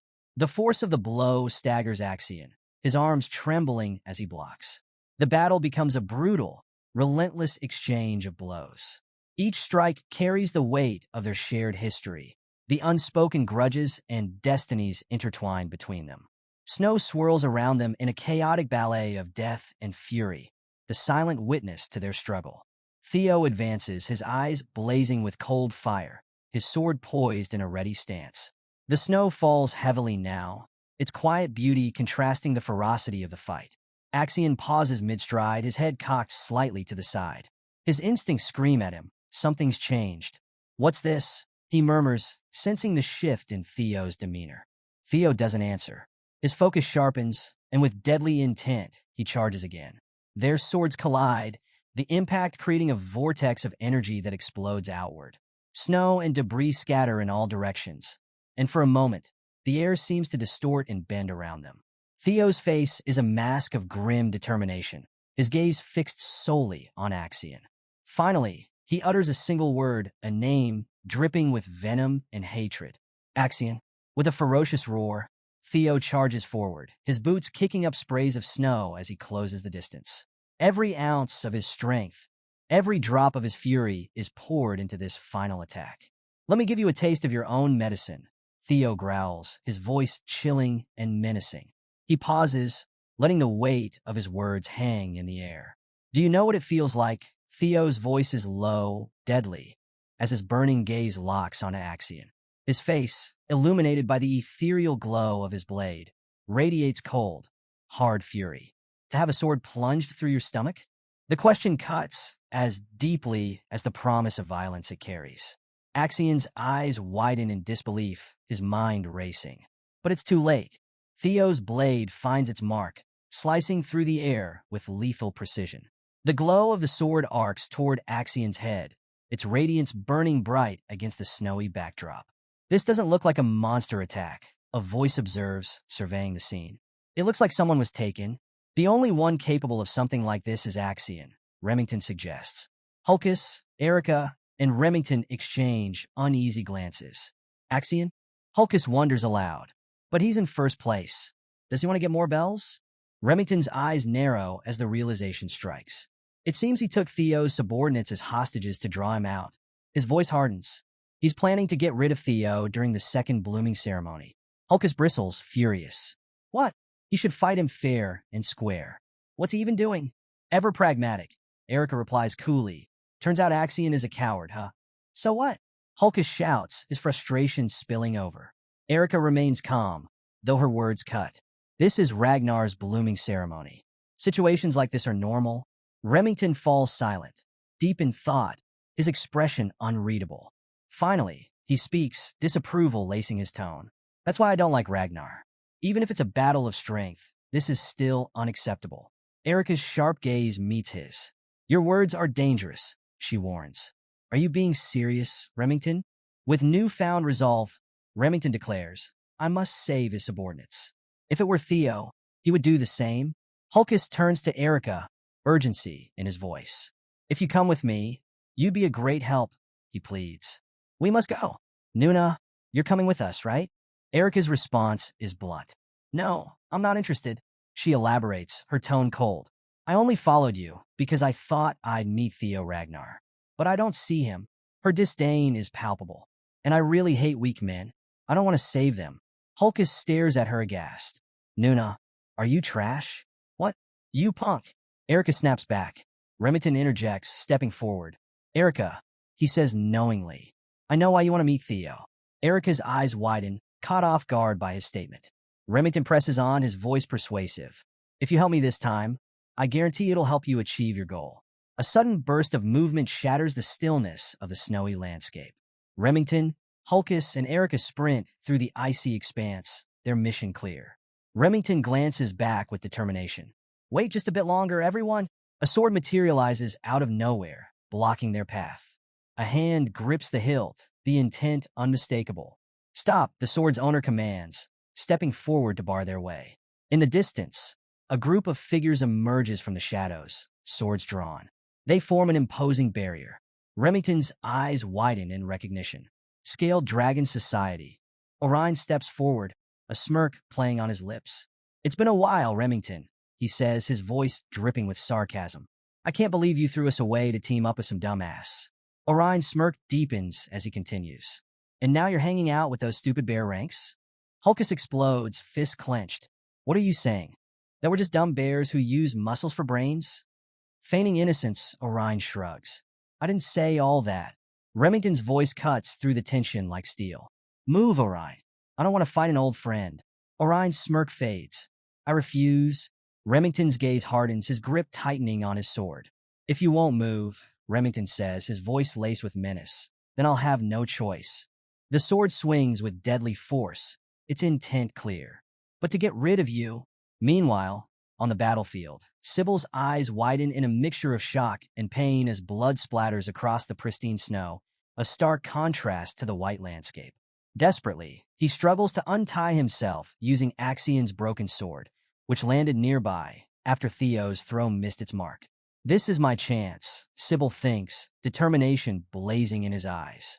Young Master Theo gave me this opportunity. I have to cut it off. As Sybil works on the bindings, his gaze shifts toward the battle. Between Theo and Axion, a hooded figure intervenes, their sword clashing with Theo's in a shower of sparks. The echoing clash slices through the stillness of the forest. Theo, clad in his white uniform, parries a fierce blow from his dark-haired opponent. His eyes briefly soften as he watches the unfolding chaos, a single tear slipping down his cheek. He's finally stepping forward, Theo whispers, his voice filled with an odd mixture of sorrow and resolve. Liam Troyven, he murmurs, recognition settling heavily over him.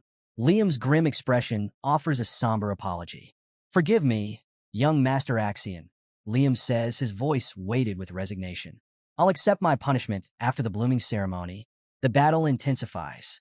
Theo and Liam's swords clash with deadly precision, their movements a whirlwind of grace and lethality. Escort the young master, Liam barks to his men.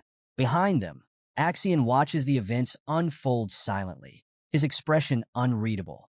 Liam's forces move swiftly, surrounding Axion with their swords poised, ready to protect him. You've done enough, young Master Axion. Liam addresses him firmly but respectfully. Let us handle the rest. One of Liam's subordinates approaches, presenting Axion's sword. We've retrieved this for you. Axion's hand closes around the hilt, his grip tightening. He stares ahead, his eyes sharp, a hint of seriousness betraying his otherwise stoic expression. Liam's next attack is brutal, his sword cutting through the air with lethal intent. The blade hurtles toward Theo, their swords clashing once more. The impact reverberates through the forest like a thunderclap. Theo grits his teeth, deflecting the powerful blow. His quick parry throws Liam off balance, leaving him momentarily exposed. Theo seizes the opportunity, preparing to counter. But Liam's sword doesn't stop. It continues its deadly arc, aiming directly at Theo's exposed position. Theo braces himself, his eyes blazing with a mixture of determination and defiance. Liam's face is cold and calculating, his mind racing as he commits to the final blow. I have no choice, Liam admits to himself, his thoughts a storm of regret and resolve. He won't be pushed back, not by Axion, nor by the senior prosecutors I brought today. His resolve hardens. We're not at the same level. This is the only chance to kill him without the supervisors nearby. For a moment, regret flickers in Liam's eyes. It's a waste to kill someone this talented. But everything must be for Troyven. With a steely resolve, Liam brings his sword down in a deadly arc. Goodbye, Theo Ragnar, he mutters. Suddenly, Theo's eyes blaze with an eerie red light. The intensity of his glowing gaze freezes Liam in place. A close-up captures Theo's terrifyingly sharp, blood-red eyes as they pierce through the tension.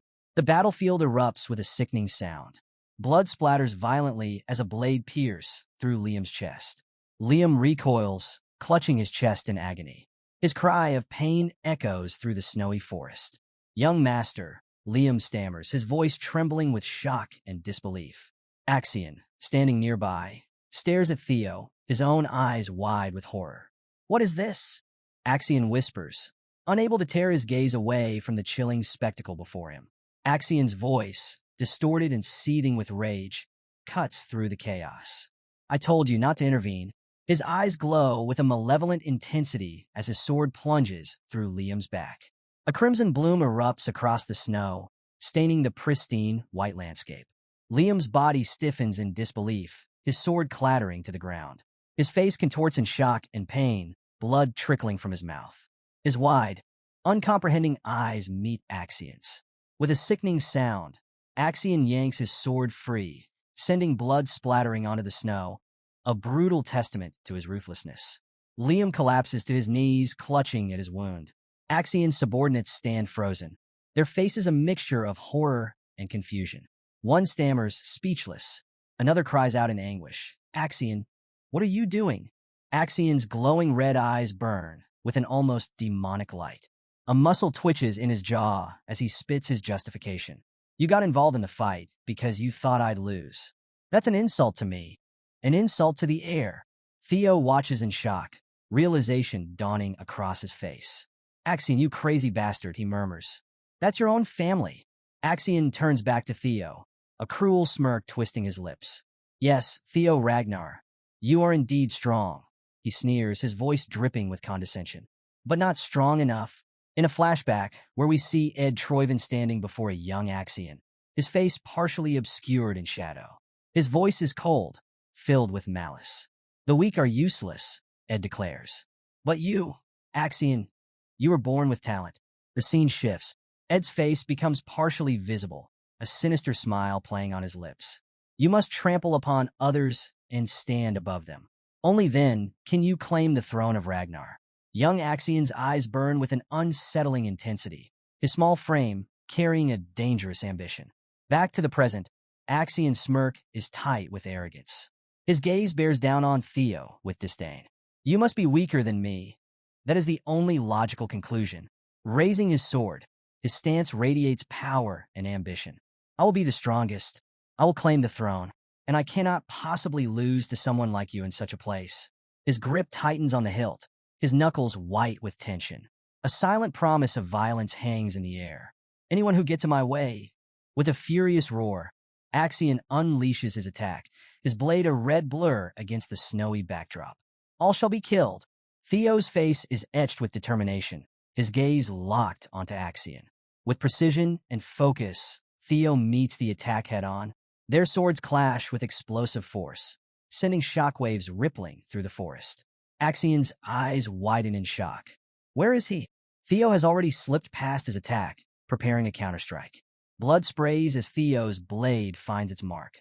Axian staggers, pain and disbelief twisting his features. Nearby, Liam's men rush to his side, supporting his slumped form. Senior Liam, are you okay? One of them shouts, his voice thick with concern. Liam coughs, blood dribbling from his lips as he clutches his wound. Ugh!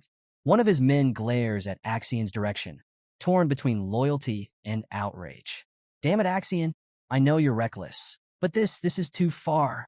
Liam, despite his pain, grits his teeth and gives a desperate order. Don't worry about me. Go help Master Axian. Kill Theo Ragnar. His voice is hoarse, but filled with fanatical determination.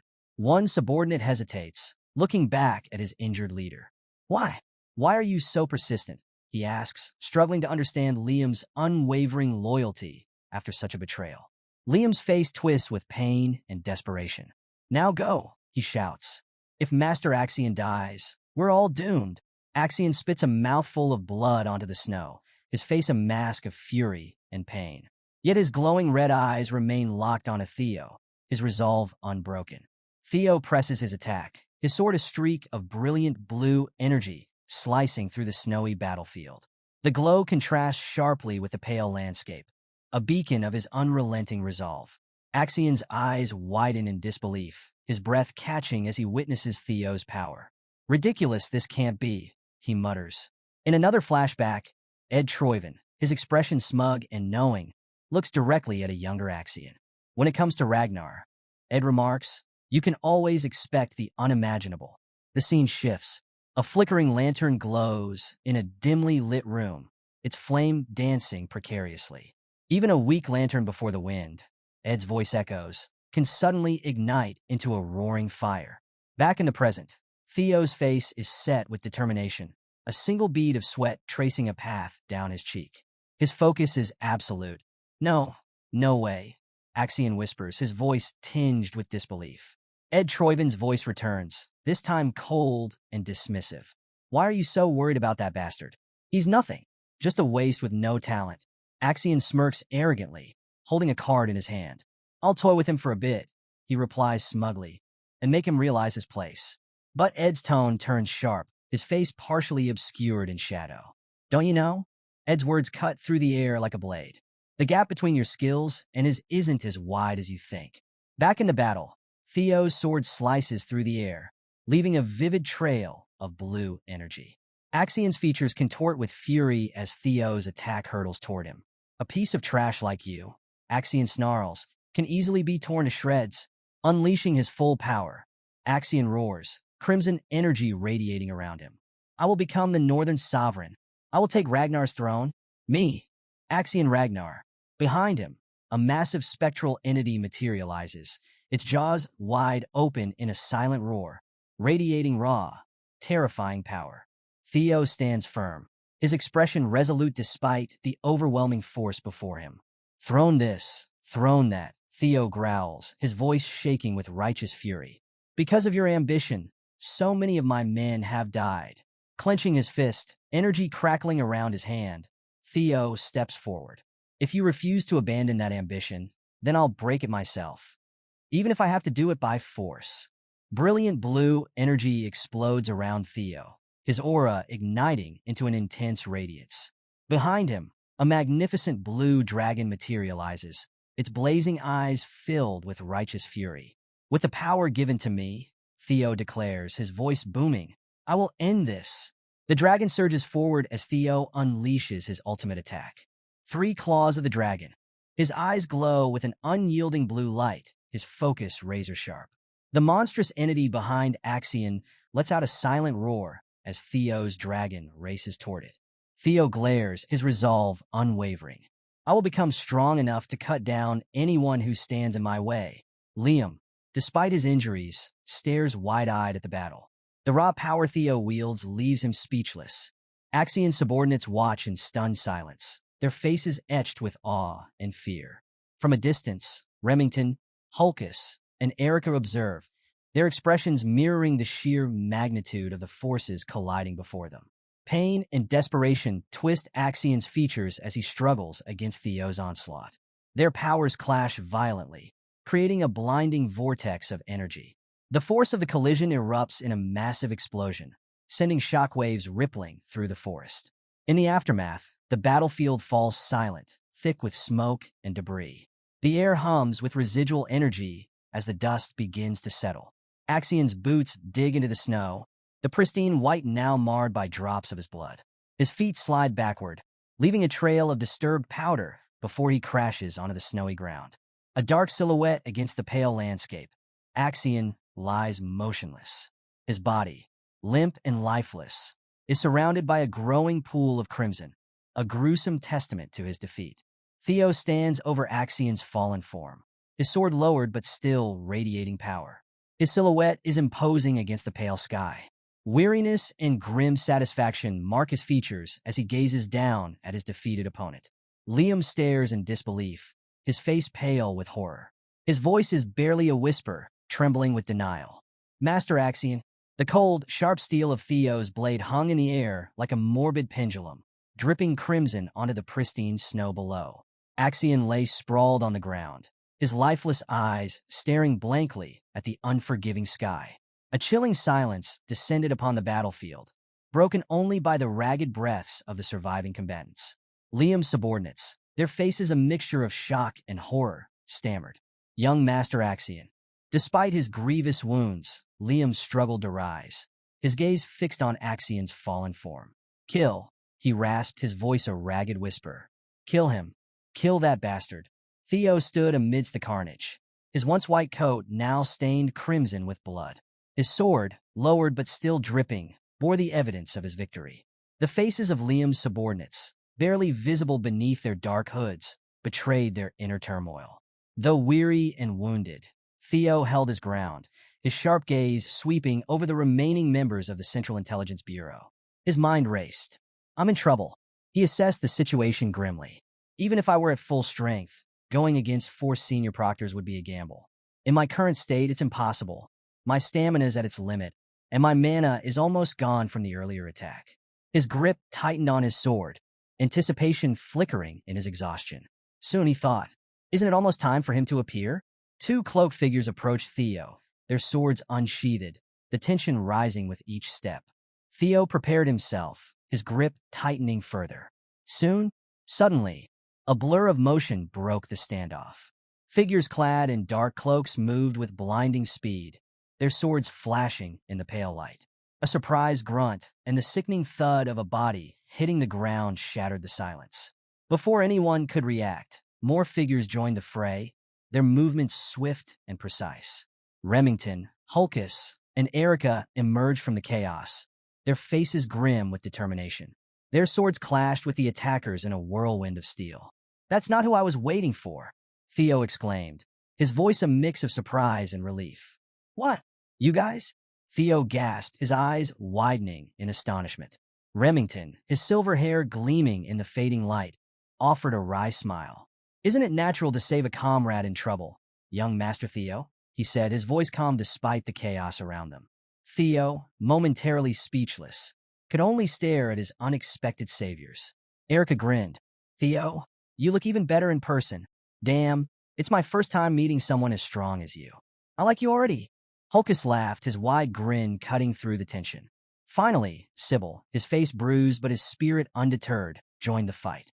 "We sincerely want to assist young Master Theo," he declared, his voice ringing with unwavering loyalty. "We can't just run away after causing so much trouble." Despite the intervention of the supervisors being strictly forbidden, they stood with Theo, their resolve unshaken. "You do know that directly involving yourself with a candidate is a serious offense, right?" Remington shouted, his voice laced with irony. The question hung in the air, heavy with unspoken defiance. The tide of battle shifted. The remaining members of the Central Intelligence Bureau, overwhelmed and outmatched, found themselves on the defensive. Liam's face contorted with pain and frustration as he watched his carefully laid plans unravel before his eyes. "Sir Liam, what should we do?" One of his subordinates pleaded, his voice trembling with fear. "Things have gotten too big. Should we get rid of all these guys too?" Another supervisor, panic etched into his face, begged, "Please, give us your decision." But Liam, defeated and desperate, could only mutter, "We're doomed." His thoughts spiraled. "We failed.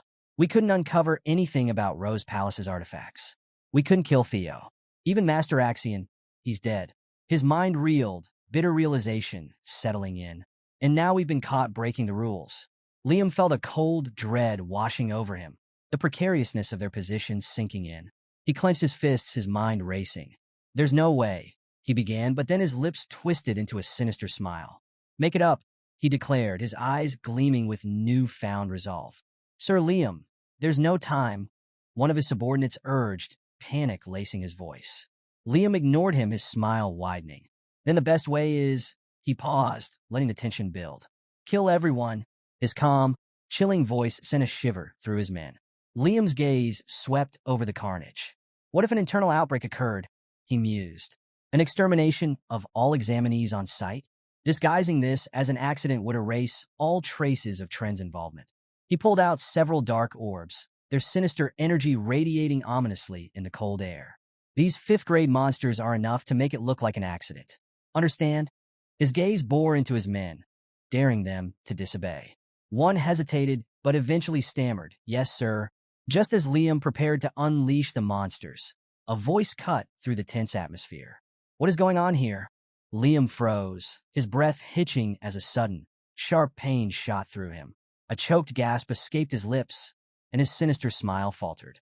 3 supervisors had arrived, their imposing presence halting the chaos. The representatives of the White Dragon Clan, Plum Blossom Palace, and Daffodil Palace, Selford Gardner, Sally Gardner, Natasha Koppel, and Aaron Backus, stood with expressions of concern and suspicion. Their gazes swept over the battlefield, taking in the devastation. "What's going on here?" Selford demanded, his firm, authoritative voice breaking the silence. Natasha's eyes narrowed as her gaze fell on Liam's fallen form. "Sir Liam," she exclaimed, rushing to his side. The other supervisors moved swiftly, intercepting the remaining members of the Central Intelligence Bureau. "You 3 stop," one commanded, his tone brooking no argument. "Follow us if you want to save your lives. If you want to end up like Liam, then stay where you are." A tense standoff ensued, the air thick with unspoken threats. Amidst the turmoil, Theo stood silently, his gaze fixed on the unfolding events. He had survived against impossible odds, but the cost had been immense. "Supervisors," Theo said, his voice tinged with relief. "Thank goodness you arrived." Remington nodded, gratitude evident in his expression. "You came just in time," he added, his voice a mix of exhaustion and appreciation. Ray approached Theo, her face pale, but her eyes steady. A faint smile touched her lips. "Theo," she began, her voice soft but firm, "that was reckless. Why would you?" Theo met her gaze silently, his expression speaking volumes. The desolate, snow-covered landscape bore silent witness to the brutal confrontation. Under the pale moonlight, the surviving combatants gathered around Theo. Remington, Hulkus, and Erica stood by his side, their faces a mixture of exhaustion and relief. Sybil and the remaining members of Training Ground Number 4, their eyes glistening with tears, called out to him. "Young Master Theo, you did all this for us. We have no regrets, even if we die." Theo looked at them, his heart heavy with the weight of their sacrifice. Nearby, Ray whispered, her voice filled with admiration and relief. This is the strength I'm after." "Theo," her gaze softened as she extended her hand. "All right, give me the bell," she said with a faint smile. "I'll get first place." Theo smirked faintly, his expression a mix of weariness and determination. In the aftermath, under the weak moonlight, the battlefield became a somber tableau of loss and resolve. Far away, at the headquarters of the Central Intelligence Bureau, Ed Troyven sat motionless, his face etched with shock and disbelief as he listened to his subordinate's report. Axion, he murmured, his voice barely audible. The news of Axion's death had shaken him to his core. Around the table, the other council members, Wolfgang, OSA, and Julius, stared in stunned silence. Dead, one of them whispered. Years of scheming, manipulation, and carefully laid plans had unraveled in an instant. Everything they had worked toward was reduced to nothing. The announcement echoed through the snowy forest clearing, a formal declaration that hung in the air like a solemn decree. The second round of the blooming ceremony has concluded. The gathered figures, their faces marked with exhaustion and hardship, exchanged shocked glances. Murmurs rippled through the crowd, uncertainty and anticipation crackling like static. The scene panned downward, focusing on the deliberate steps of the examiner as he moved forward. His boots left firm impressions in the snow, each step punctuating the tense stillness. A deep, resonant voice cut through the murmurs. Everyone has worked hard, it announced. Pharaoh Ragnar, the Ascendant Dragon, stood tall at the center of the clearing.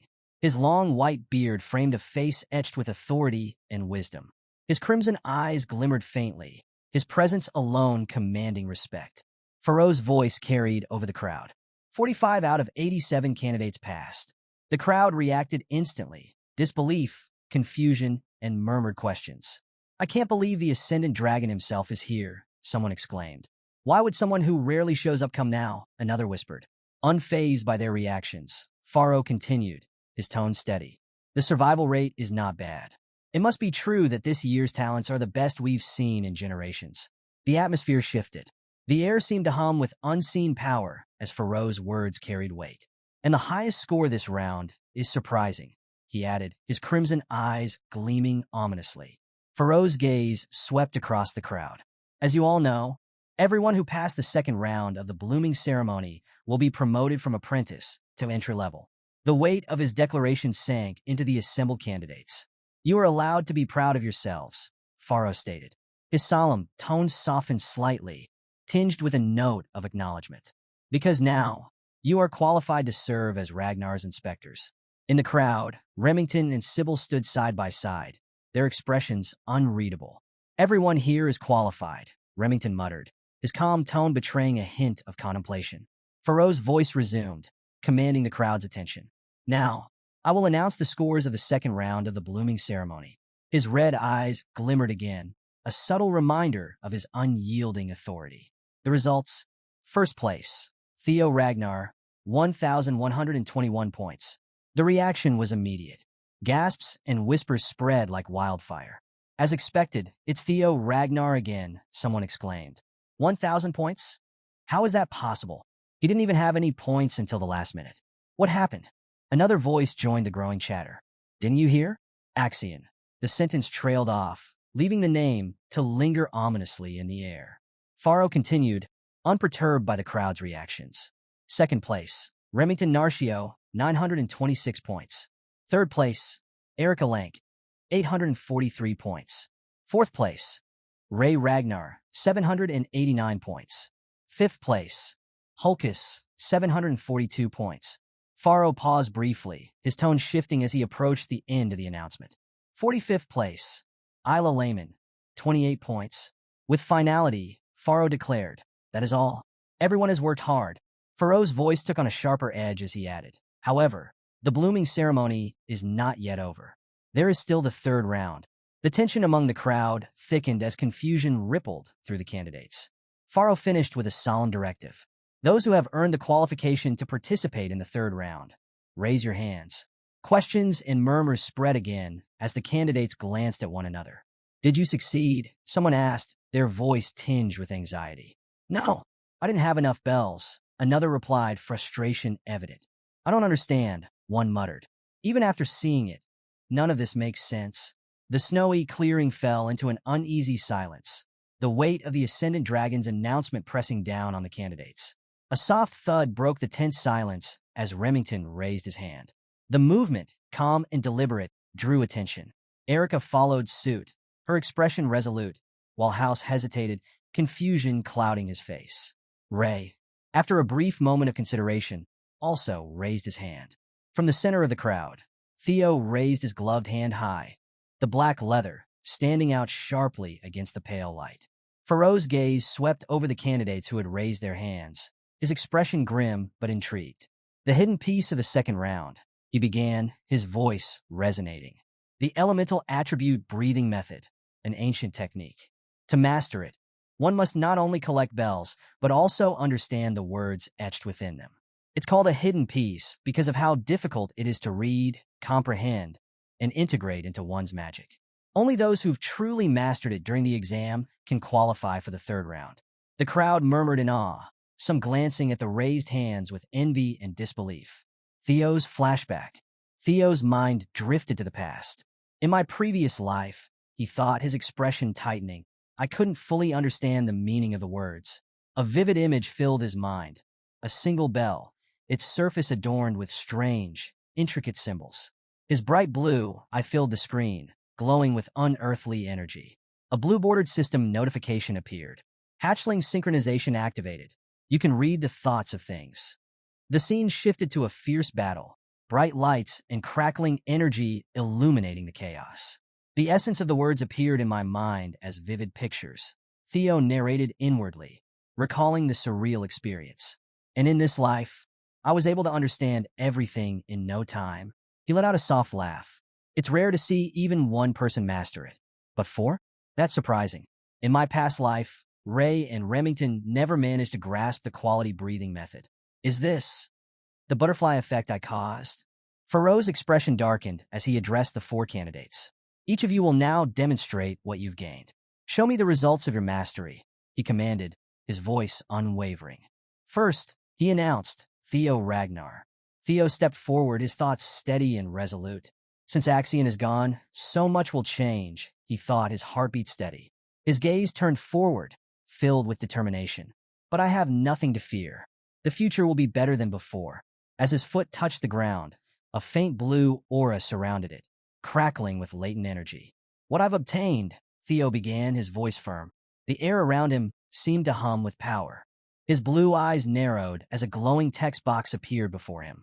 Infusion, manifestation, control, expansion, aura release. Theo's voice grew quieter, almost a whisper. First, grant the mana, a thunder attribute. The crowd gasped as the ground trembled beneath him. No way, someone exclaimed, their voice filled with disbelief. He's already at the level of expressing it? Another questioned, on their tone. Blue lightning erupted around Theo, a massive display of power that crackled and surged like a living storm. His figure became the center of a swirling vortex of energy, radiating strength and dominance. Young Master Theo, Sybil's voice rang out, filled with excitement and pride. As expected, most would stop there, unable to push further. But Theo smirked, confidence gleaming in his eyes. Remington's eyes widened as he watched Theo closely. What is he? Suddenly, Theo's chest glowed, pulsing with concentrated energy. The thunderous aura surrounding him intensified, spiraling upward into an electrified storm. As Theo unleashed a massive wave of power, lightning erupted from the sky, illuminating the snowy clearing in bursts of brilliance. Ray watched in stunned silence, his expression a mixture of awe and disbelief. Erica, eyes wide, whispered, I like him. Meanwhile, Hulkus, unable to contain his excitement, yelled, he's so cool. From his elevated vantage point, Faro observed with a hint of a smile tugging at his lips. Ha ha ha, that's surprising, Faro said, his tone amused. I didn't expect you to be able to control it as well as I've heard, Theo. Theo's expression remained unreadable, his red eyes fixed ahead. Without a word, energy crackled and swirled around him, intensifying until a massive explosion of lightning ripped through the ground. As Theo lowered his arms, his voice rang out clearly. Thunder Dragon. The crowd gasped as the manifestation of Theo's spell took shape. Lightning coalesced into the form of a colossal dragon, its glowing eyes radiating destructive intent. He's attacking the supervisor, someone yelled in disbelief. But Faro chuckled, his voice calm and entertained. Fufu, this is fun. He's already reached the expand level. Raising his hand, Water began to swirl around Pharaoh's fingers, forming a barrier of shimmering liquid. "You have the qualification to test me," Pharaoh declared, his voice resonating across the clearing. Theo stared ahead, his resolve unwavering, his gaze locked on Pharaoh. The onlookers murmured in shock, captivated by the exchange. "Good, Theo Ragnar," Pharaoh said, his tone laced with approval. "I'll give you an extra 1,000 points." Gasps rippled through the crowd as the updated score appeared. First place, Theo Ragnar, 2,121 points. 2,000 points, Hulkus exclaimed, his voice brimming with disbelief. "That's insane," someone muttered, while another voice added. "At this rate, he's on par with Lord Thorkel." Pharaoh chuckled once more, clearly pleased by the outcome. "Impressive." The scene shifted, highlighting the other top contenders as they stepped forward. A blue-bordered system notification appeared. Reincarnator plus 500 points. Next came Ray Ragnar. Ray Ragnar plus 300 points. Finally, Erika Aranka stepped up. Erika Aranka plus 300 points. Pharaoh, holding a scroll in hand, addressed the group with a note of pride. "This batch is exceptionally talented. Normally, surpassing 1,000 points would place you firmly at the top." The rankings updated once more. First place, Theo Ragnar, 2,121 points. Second place, Remington Narcio, 1,426 points. Third place, Erika Lank, 1,143 points. Fourth place, Ray Ragnar, 1,089 points. The scene transitioned to a sweeping shot of snowy mountain ranges under a pale gray sky. Pharaoh's voice echoed ominously. "Everyone has worked hard." Snow fell gently as the crowd began to disperse. "All candidates except those proceeding to the third round may leave," Pharaoh declared. "Prepare for the nomination ceremony happening in 1 week." The remaining candidates, Theo, Ray, Erika, and Remington, stood firm, their gazes fixed on Pharaoh, who stood atop a stone platform. Pharaoh's expression darkened, and a malevolent energy began to radiate from him. A crimson aura emanated from the mountain's peak, growing stronger with each passing moment. Suddenly, a burst of raw energy rippled outward, shaking the ground. The 4 candidates stumbled, crying out in surprise. Pharaoh's voice, now laced with a strange, dark energy, boomed across the clearing. "Shall we start the third round?" Theo's eyes widened as he felt an overwhelming surge of power course through him.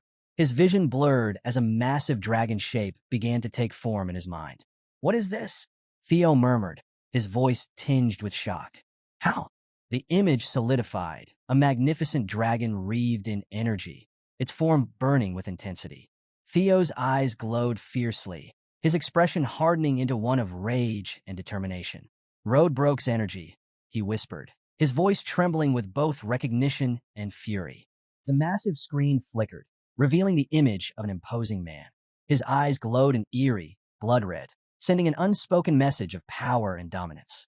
Pharaoh's voice carried a weight of foreboding. "Anything can happen during this meeting. The outcome is entirely in the hands of the clan head." The scene shifted. A grand, otherworldly manor loomed in the distance, bathed in an ethereal glow. This was no ordinary meeting. It was the deciding factor, the final step toward nomination. Only those deemed worthy could stand within the manor's halls. Every past candidate who had made it this far had served in the clan head's domain. In the haze of crimson mist, shadowy figures emerged, each gripping a weapon. Their forms were barely visible, swallowed by the oppressive atmosphere. Pharaoh continued, his voice unwavering. "Being nominated to serve in the clan head's manor is proof that one is recognized as a potential successor." Theo's gaze sharpened, a flicker of unease passing through him. "So, the one waiting for us at the top is the clan head," he murmured. His eyes darted around, scanning the area, until a bead of sweat traced a slow path down his temple. His breath hitched. "Why? Why am I sensing Lodbrok's energy?" His voice was barely above a whisper, edged with suspicion. A realization struck him like a lightning bolt. His heart pounded in his chest. "No, it can't be." A silhouette emerged, bathed in an ominous red glow. Behind him, a massive, pulsating blue heart throbbed with unnatural energy. "The one who took Lodbrok's heart." Pharaoh's voice rang out once more, urging them forward. "Now, then, break through the dragon's fear and greet the clan head." A crushing force bore down upon them. The sheer presence of the clan head's aura was suffocating, making every step a battle against an invisible weight. The four candidates strained against the overwhelming pressure. Erica let out a ragged cry. Damn it, she gritted her teeth, muscles trembling under the strain. How the hell are we supposed to climb in this state? Theo, struggling to push forward, exhaled sharply. I'm giving up on brute force. It won't work. Remington, ever composed even amidst the chaos, glanced at him. Huh, then what do we do? Theo's response was immediate. We need to match the mana's wavelength. Erica, still gasping for air, furrowed her brows. Wavelength? Remington's sharp mind caught on instantly. Ah, you mean an anti-phase wave? Interfering with the mana to cancel out the pressure. Theo smirked slightly. Correct. You never disappoint, Remy. His expression turned serious. But easier said than done. This is their way of filtering us out. If you can't control your magic properly, you don't deserve to meet the clan head. Remington nodded, his gaze hardening. You've got a point. Erica groaned in frustration. Anti-phase? Interference?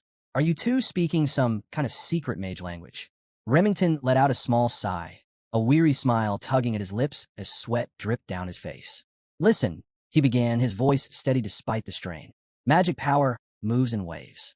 It has vibrational properties, just like sound or light. The clan head's aura? It's the same, it's made of waves. If we want to get through, we need to create an opposing magic wave to cancel it out. Erica stared at him, completely lost.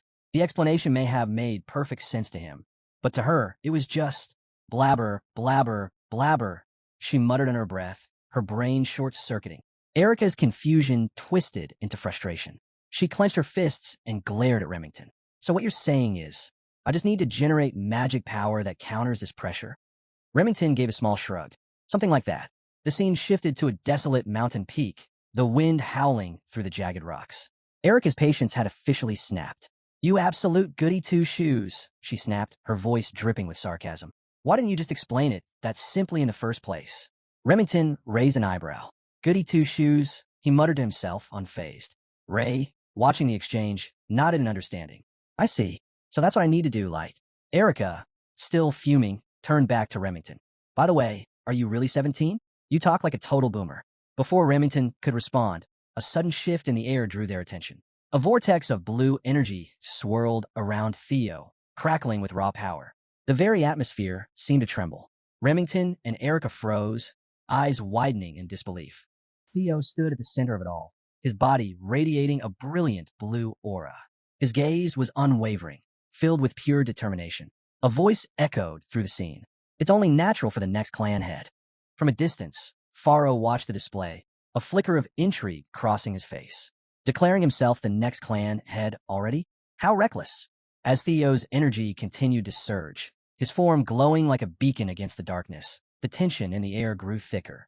Remington's voice broke the silence. Young Master Theo, what are you? Erica's concern mirrored his. Theo. Faro's voice cut through their hesitation. You two shouldn't waste time standing around. His tone was sharp. Your ranking is determined by the order you arrive. Every second counts.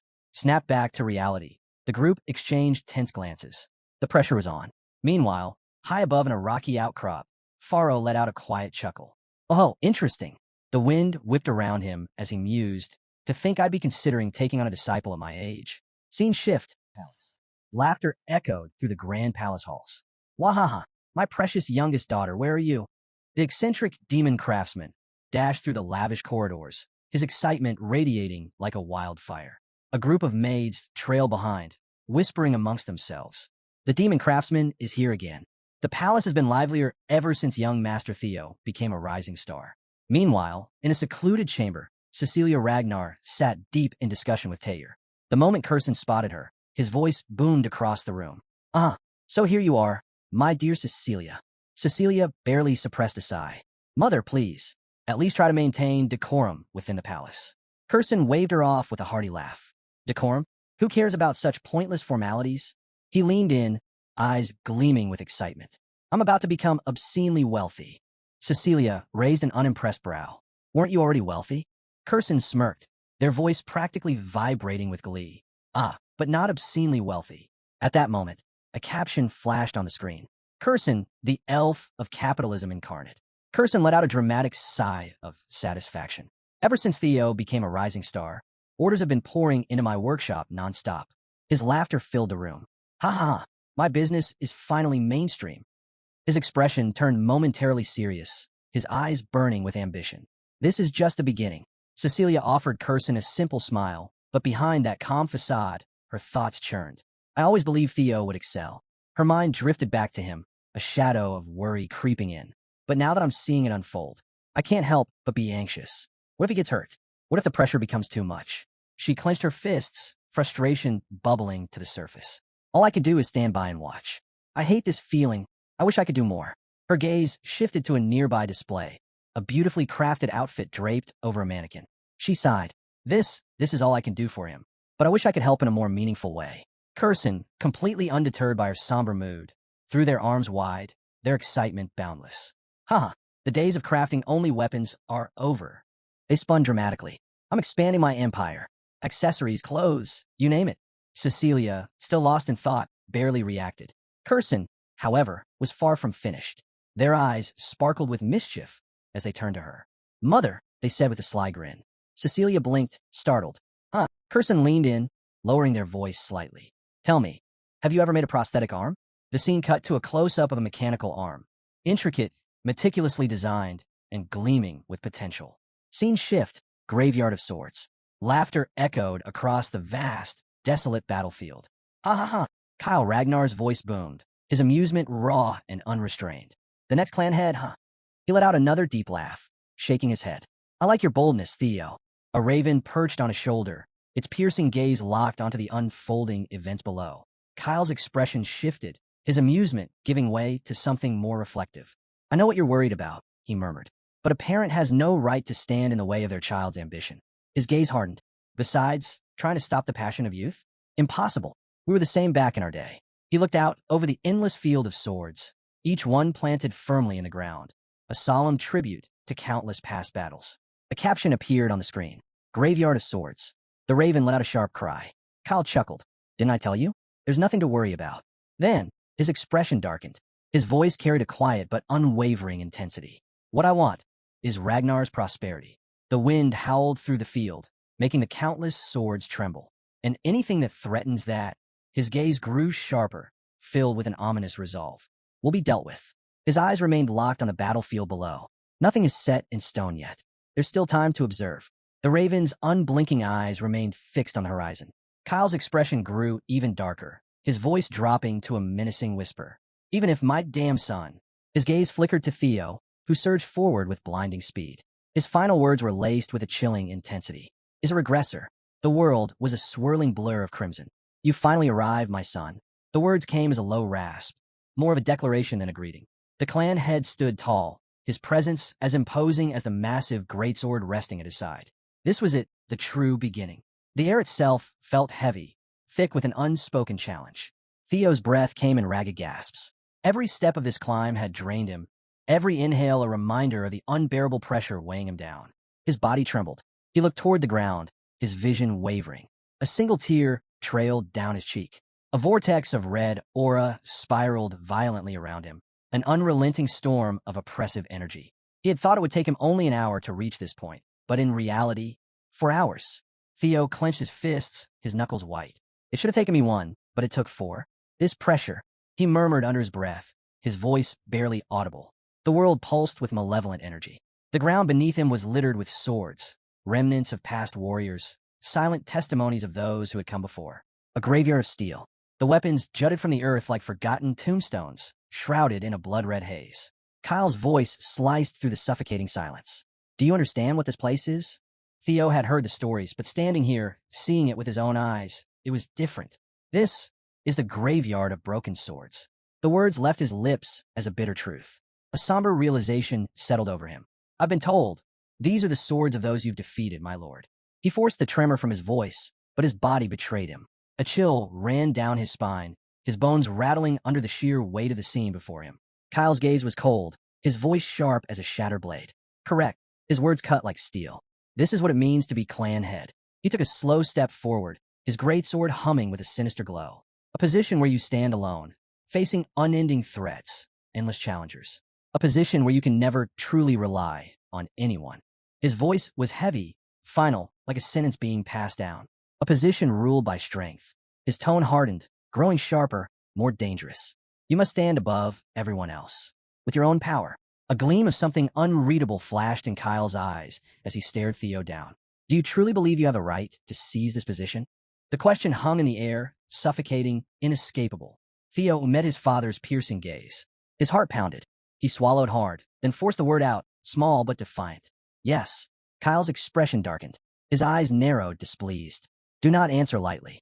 His voice was ice, laced with something more, warning, or perhaps a challenge. I have slain thousands to stand here. The weight of those words crushed the space between them. Thousands upon thousands of souls, their blood staining my path. His voice echoed with the weight of all the lives he had taken. Can you still answer the same? After feeling their resentment? Before Theo could respond, the air around them crackled. A furious, unnatural energy surged through the battlefield. Then came the voices. A jagged, seething wail of tortured souls filled the space. Kyle! Kyle! I curse thee forever. The cries of the slain rose like a storm, howling with agony, fury, and unrelenting hatred. Spectral figures took form, shadows of those Kyle had cut down, their twisted faces contorted in rage, their eyes burning with vengeance. How dare you? Their tortured screams grew louder, surrounding Theo like a relentless tide. Monster, you will pay for this. The cursed wraiths surged forward, their hatred thick enough to suffocate. I'll tear you apart. The battlefield trembled, and in that moment, Theo realized this was no mere test. This was war. Despite the storm of hatred swirling around him, Theo stood unshaken. The chaotic wails of the vengeful dead were nothing but a backdrop to the unyielding steel of his resolve. My resolve remains unchanged. Kyle's gaze pierced through the turmoil. And why is that? Theo's answer came without hesitation. To avenge my past life. His voice was steady, unwavering.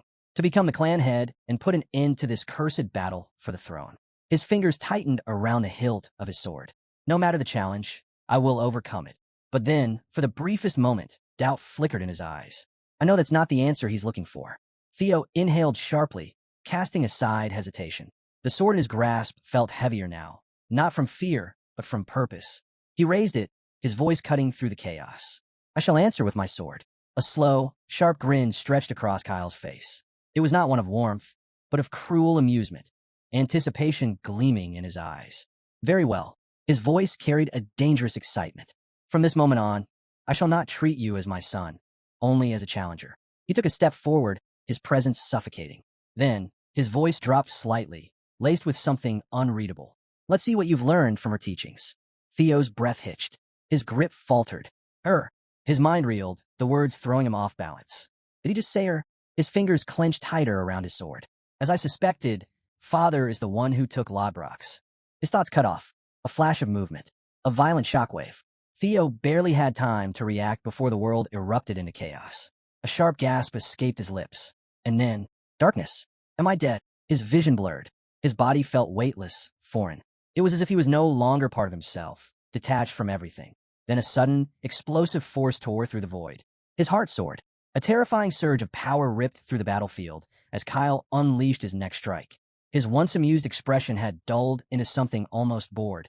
A black bird fluttered down, perching beside him, its glowing eyes fixated on the unfolding scene. Kyle barely glanced at it. Are you worried our little prodigy might die? He mused. The bird chirped twice. Kyle exhaled through his nose, acknowledging the response with a flicker of seriousness. You're right, he admitted. Only those with an unbreakable will can escape the heart sword. His tone held an unusual mix of pride and doubt. But his voice darkened, turning to ice. It's a cruel trial for a greenhorn, especially in the middle of an awakening ceremony. His fingers curled into a fist. His next words were cold, calculated. If his resolve is weak, if he hesitates even for a second, his gaze hardened. Then it's better if he dies here. His voice was as unforgiving as steel. I have no need for a regressor who will bring only harm to the clan. The world around Theo darkened further, a suffocating blackness seeping into his very soul. I'm dead. The realization settled over him like an inevitability. Makes sense. I was cut down by Father, after all. His consciousness drifted, a strange peace washing over him. I have no regrets. His mind detached, observing his own demise as if watching the final act of a play. I did everything I could. Images flickered before him, a replay of his past deeds, his sins, his victories, his failures. I stole Camellia Palace. I killed Rendon and Axion. And now, the curtain was closing, or so he thought. Theo's mind was heavy with the weight of his past. his crimes, his victories, his regrets. It was all just luck. The realization struck him like a blow, cold and undeniable. His life flashed before his eyes, yet instead of fear, a strange calm settled over him. Compared to my past life, this one was happy. A faint smile tugged at his lips, a rare moment of tranquility. That's right, it's time for me to go. His thoughts faded, slipping further and further into the abyss. Rest peacefully. The words echoed, distant and hollow, as his consciousness dissolved into nothingness. The darkness swirled, consuming everything. And then, a voice. Harsh, guttural, unyielding. Hey now. It wasn't gentle. It wasn't comforting. It wasn't even meant for him. A monstrous presence emerged from the void. A magnificent beast, its form shifting between shadow and light. Enough already. Get up. Its voice rumbled like thunder. If you were just going to sulk, you should have let me devour you. A single spark ignited in the void, small but potent. It flickered, then roared into a blaze, flames licking at the edges of the darkness. Theo's heart pounded. You're right. Thanks. Strength surged through his body, the frigid grip of death retreating before his rekindled resolve. I can't let it end like this. His awareness snapped back. His body stirred. His legs moved. The crunch of the ground beneath his feet was real. I made a vow. His head lifted, eyes burning with fierce determination. His thoughts were sharp, his mind clear. His sword gleamed in his grip, power coursing through him. I may break. Pain screamed through his body, stretched to its limits. But still, I will never yield. With a roar, he struck. His body moved on instinct, a symphony of motion and raw power. His sword became a streak of light, cutting through the darkness like a blazing comet. A single, devastating slash. The void shattered. Theo stood still, dazed, watching as the world around him fractured, splintering into 1,000 pieces. His vision cleared. The battle was over. He had survived. Kyle watched from above, his gaze unreadable, his dark brows shadowing his eyes. Then he spoke. You pass. The words were stark, devoid of the cruel amusement from before. But there was something else, an edge of acknowledgement, a sliver of pride. Theo stood, his chest heaving, his muscles screaming in exhaustion. He had been pushed to the brink, but he endured. 1 week later, clan headquarters. The air crackled with anticipation. The nomination ceremony was finally here. The grand hall buzzed with energy, voices blending into a restless hum. Excitement and tension clashed, unspoken yet undeniable. Hulkus stood awkwardly beside Erica, shifting uneasily. He looked visibly uncomfortable, his towering frame rigid as he scanned the sea of people. He groaned, his voice tight. There are way too many people here. It's making me anxious. His fingers fidgeted at his sides, his shoulders stiff. Erica rolled her eyes, a smirk tugging at her lips. How could someone so big be this timid? She teased, her tone laced with amusement. There was something almost fond in her voice, though she'd never admit it. Hulkus bristled at her remark, his voice rising in protest. I'm not timid. You're just overly bold, he shot back. His frustration grew with every name he listed. Commanders from every unit, the 9 dragons, the former clan head, the current clan head, heroes, all of them, gathered here. His words spilled out in a rush, as if trying to justify himself. Erica scoffed. You're such a baby, she muttered. Relax already. She smirked. No one's going to care about someone who couldn't even obtain elemental breathing. Hulkus gaped, his eyes widening in disbelief. What did you just say? He sputtered. His face twisted in frustration and embarrassment, his fists clenched at his sides. A strange sensation bubbled inside him, his body trembling. He exhaled sharply, his eyes darting around. Just tell me already, he demanded. What did the clan head give you during the 3rd stage? His voice brimmed with impatience. Erica crossed her arms, her tone cool. It's a secret. Hulkus' face darkened with outrage. You're so stingy, sis, he yelled. My Theo would have already told me everything. His fist tightened in fury. Erica raised an eyebrow at his outburst, unimpressed. My Theo? She repeated, her voice laced with skepticism. What are you even talking about? Hulkus turned away, his expression hardening. You know as well as I do, he said firmly. A Lank exists to be the sword of a Ragnar. Our lives belong to them. His mind flashed to an image, dragons of bone and fire, surrounded by legions of bears. If I have to stake my life on someone, I want it to be someone powerful. Someone with character, strength, ambition. His eyes burned with determination. That's Theo. He's my Ragnar. Erica frowned. And Theo agreed to this? Hulkus hesitated, his brow furrowed. Does he have to? He asked. I was just planning to join the same unit as him. His gaze drifted to the side, uncertainty creeping into his expression. But his fists clenched again.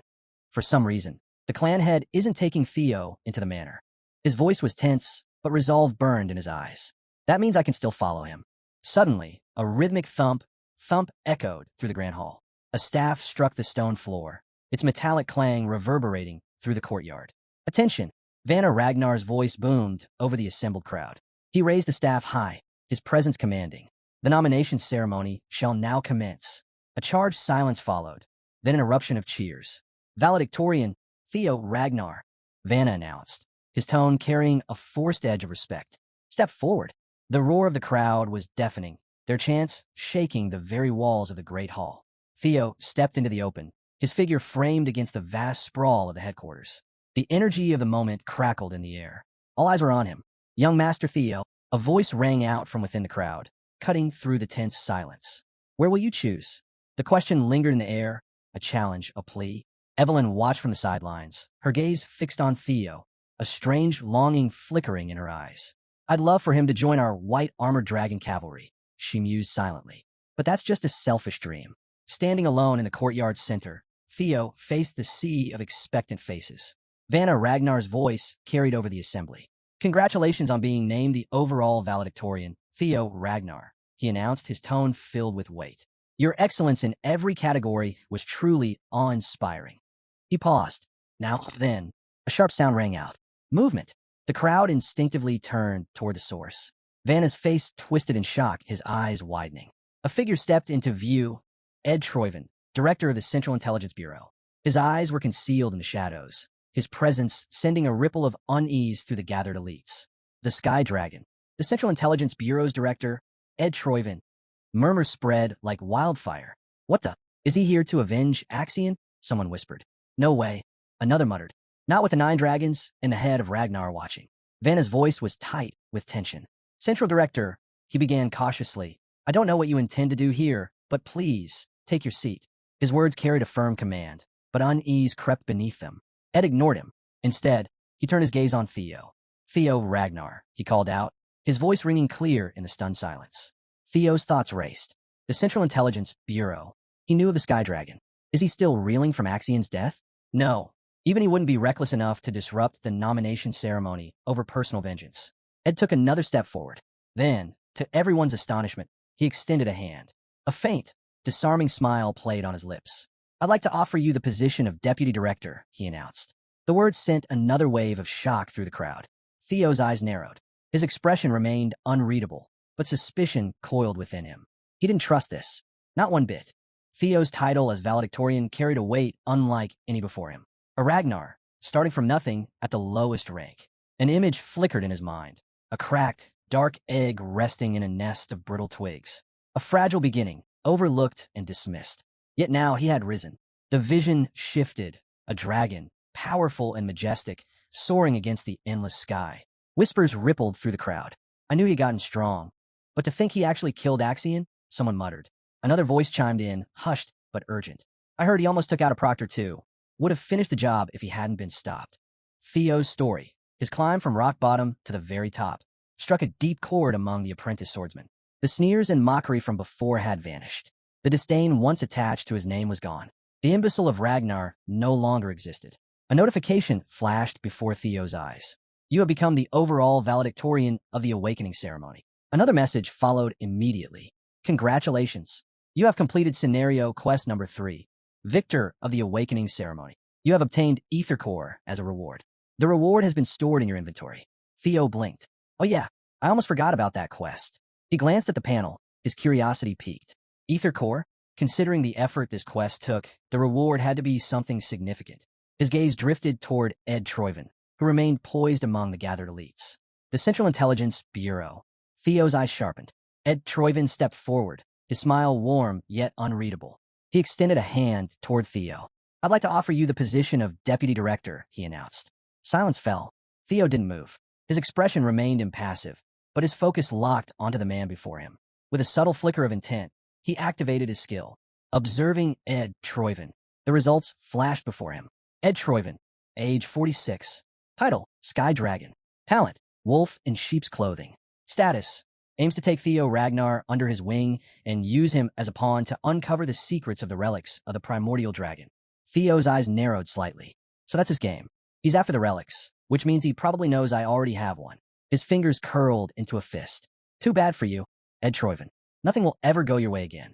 The Troyvens will be crushed by my hands. The tension was shattered by a sharp voice. What is the meaning of this, Central Director? Julius Ragnar's demand rang out across the courtyard. Ed remained composed, his tone smooth. I'm merely extending an offer to a talented individual in accordance with nomination ceremony procedures. Is something wrong? Julius's expression twisted with fury. Don't insult our intelligence, he snapped. Everyone can see this for what it is. A pathetic excuse to avenge your nephew. The crowd buzzed once more, the air thick with unspoken tension. All eyes turned to Theo. Would he accept? Or would he shatter their expectations once again? Ed chuckled softly, shaking his head. I can see why you'd think that. He mused, a sly smile creeping onto his lips. But you're mistaken. His voice was smooth, almost disarming. As an individual, I may hold my own grievances. But as the Central Director, my only priority is recruiting the best talent. This snake. Theo's gaze darkened. Even after his nephew's death, his only concern is completing his objective? Stop. Vanna Ragnar stepped forward, raising a hand. I understand your desire for skilled personnel, Director, but we haven't even formally begun the proceedings. He shot a pointed look. Hold your horses. Turning to Theo, Vanna's expression steadied. Now, Theo Ragnar, have you made up your mind? Or do you need more time to decide? Theo met his gaze. Truth be told, I haven't decided yet. Vanna's features softened slightly. That's why, Theo continued, his lips curving into the faintest smirk. I'd like to hear what offers are on the table first. His eyes swept across the grand hall. A movement caught his attention. A delicate hand raised, fingers adorned with a gleaming ring. OSA Ragnar Plunus stepped forward. OSA Ragnar Plunus. Offer Theo Ragnar more than just mentorship, she declared. I will take him as my personal disciple and grant him the title of Junior Lord of Plum Blossom Palace. The hall erupted in stunned murmurs. Did she just say Junior Lord? Someone gasped. Lady Plum Blossom has no children of her own. Another whispered, eyes wide. That's basically an adoption proposal. A third voice added, filled with awe. Theo studied her. The successor of the Sword Dragon. Across the hall, someone murmured, 2 of the 9 dragons have already stepped up. Remington grinned. You really are something, young Master Theo. Amazing, Hulkus exclaimed, eyes gleaming with excitement. Most commanders and directors won't be able to compete with these offers, Erica added, her arms crossed. Then the air shifted. A lone figure stood atop the balcony, a bird circling overhead. I like to throw my hat in the ring as well. A powerful force crashed down, shaking the very foundations of the hall. Crash! A dark, shrouded form descended from above, shadows rippling around him like living energy. As the dust settled, the figure emerged, long white hair flowing, his face partially obscured by a dark mask. A collective gasp spread through the crowd. The Black Dragon, the head of the Black Snow, Robert Ragnar. Stunned voices filled the hall. Even he's joining in. Robert Ragnar's piercing gaze locked on Theo. The hall fell into silence. Another powerful contender had entered the fray. Theo Ragnar. Robert Ragnar's voice carried through the hall, steady and unreadable. I've been watching you throughout the awakening ceremony. Theo met his gaze. He's been observing me this whole time. Come to Black Snow, Robert invited. I'll grant you the rank of Null Snow. Murmurs rippled through the crowd. Null Snow. The Black Snow was an intelligence agency, their agents working in secrecy, their names never spoken in public. But Null Snow, the highest rank within Black Snow, a position that allowed one to maintain a public identity, to achieve fame and honor while still operating in the shadows. Theo's mind flashed back to his past life. When I was in Black Snow, there were only 8 Null Snow agents. He had strived for that rank, pushed himself to his limits, yet it had always remained just beyond his reach. To think I could obtain it so easily this time. A voice cleared its throat, pulling Theo from his thoughts. If it's prestige you seek, then allow me to remind you of another option. Pharaoh Ragnar stepped forward, his expression warm. Theo Ragnar, your performance in the 3rd stage left quite a lasting impression. He smiled. I hope you haven't forgotten about Zenith Academy. Gasps erupted throughout the hall. Zenith Dragon, the master of Zenith Academy. The proctor who had once saved Theo couldn't contain his shock. Pharaoh Ragnar himself? That makes 4 of the 9 dragons, someone murmured. Let's not forget, Evelyn added, her voice tinged with amusement. There's still one more. All eyes turned toward the last remaining silent figure. Julius Ragnar, the demon dragon, commander of the white armored dragon cavalry. Julius stepped forward, his gaze unwavering. The White Armored Dragon Cavalry will not offer any special treatment to Theo Ragnar. Aaron let out a breath. He's really choosing now to stick to his principles? As expected of our commander, Evelyn said, admiration laced in their voice. Julius's voice was firm. Honor is earned, not given. My desire to recruit Theo is great, but I cannot grant him any privileges over the others. The only thing I can guarantee is full support for his development and the pride of being a Druid. His gaze locked onto Theo. That is my offer. The hall fell into silence. All eyes were on Theo now. He stood in the center of it all, taking a slow, deep breath. His eyes fluttered shut for a brief moment, then reopened, sharp, unwavering. A smirk played at his lips. I will choose. But before he could finish, a voice sliced through the air, laced with an undeniable force. You're a regressor, aren't you? Theo's breath hitched. His eyes widened in shock as he whipped around, scanning the room. His gaze landed on a woman sitting gracefully upon a throne. Her piercing eyes locked onto him. The former clan head, Hilda Ragnar. Theo swallowed hard. His throat had gone dry. Gulp. I have no idea what you mean, he said, his voice carefully measured. Hilda's lips curled into an amused smile. I don't know what kind of life you lived in your previous cycle, she mused, but your acting is impeccable. Her smile deepened. Truly impressive. Cycle? Theo's mind raced. She knows. But what does she mean by cycle? Is there a limit to regression? His pulse pounded as he struggled to piece it together. Vanna Ragnar's voice cut through the haze. Is something wrong? You don't look well. Theo exhaled sharply. Could I be given a moment to gather my thoughts? Vanna nodded. As you wish. The weight of every gaze pressed down on him. Theo clenched his fists. This ceremony had taken a turn no one could have expected. Vanna nodded. This is indeed an important decision, but don't take too long. Hilda leaned back in her throne, a smirk tugging at her lips. There's no need to hide it, she said smoothly. After all, I'm also a regressor. Theo's breath caught. What? Hilda continued, her voice steady. Though my cycles have now ended. Theo stared at her, his mind spinning. She said again. That meant she had regressed multiple times. His eyes narrowed, thoughts racing. But how? Could there be more aggressors? If so, how many? He exhaled sharply. There was no use dancing around it. She's a former clan head. If I want answers, it's faster to ask directly. By cycles, do you mean that one can regress multiple times? He asked. Hilda raised an eyebrow. Then, with a chuckle, she replied, Wait, you don't know? She sighed, shaking her head. Kyle must not have told you anything. Theo stiffened. Kyle? I suppose I shouldn't be surprised, Hilda mused. Kyle hates regressors. Theo's eyes darkened. Kyle hates regressors? He clenched his fists. So that's why he gave me such a brutal challenge. You seem confused, Hilda observed, amusement flickering in her gaze. But I'm afraid we don't have time for all your questions. Her smirk deepened. If you truly want to uncover the secrets of this world and our clan, come find me. We'll finish this conversation then. Theo remained silent, his thoughts in turmoil. During the third stage of the awakening ceremony, his father had given him no answers, only the heart sword. He lowered his gaze, recalling this ceremony. So father hates regressors. Then what about Lodbrok's energy? He had sensed it from Kyle back then, and suddenly, a realization struck him. The stolen heart of Lodbrok. Was it really father who took it? His heartbeat quickened. Lodbrok was an ancient dragon that welcomed regressors. A human defeating an ancient dragon? Impossible. His gaze lifted, locking onto Kyle Ragnar, who sat upon his throne, silently watching him. But then again, father is called a demigod for a reason. Theo turned away, his decision solidified. I have no choice. If he wanted the truth, if he wanted to uncover the clan's secrets surrounding regression, he had to take action. Vanna Ragnar's voice pulled him back to the present. Now then, Theo Ragnar, has your heart decided where you will go? Theo inhaled deeply. Then, raising his voice, he declared, I will. Yes, I've made my decision, Theo announced, his voice ringing through the Grand Plaza. He stood firm, facing the gathered dignitaries, his figure dwarfed by the palace's grandeur. But his resolve was unwavering. I will, he declared with certainty. Next was Remington's turn. He stepped forward, his choice clear. I select Zenith Academy, he announced. With that, Remington became the disciple of the Zenith Dragon, Furrow Ragnar. Theo wasn't surprised. He likely chose this path because they both used the water current breathing technique, he explained. In my past life, Remington had chosen differently. He returned to his Narcio clan to grow stronger. The scene shifted, bodies of fallen soldiers littered a desolate battlefield. Amidst the blood-stained ruins, Remington stood tall, his armor drenched in crimson, his presence commanding. Eventually, he led a rebellion against the Ragnar clan. But this time, things were different. The image changed again.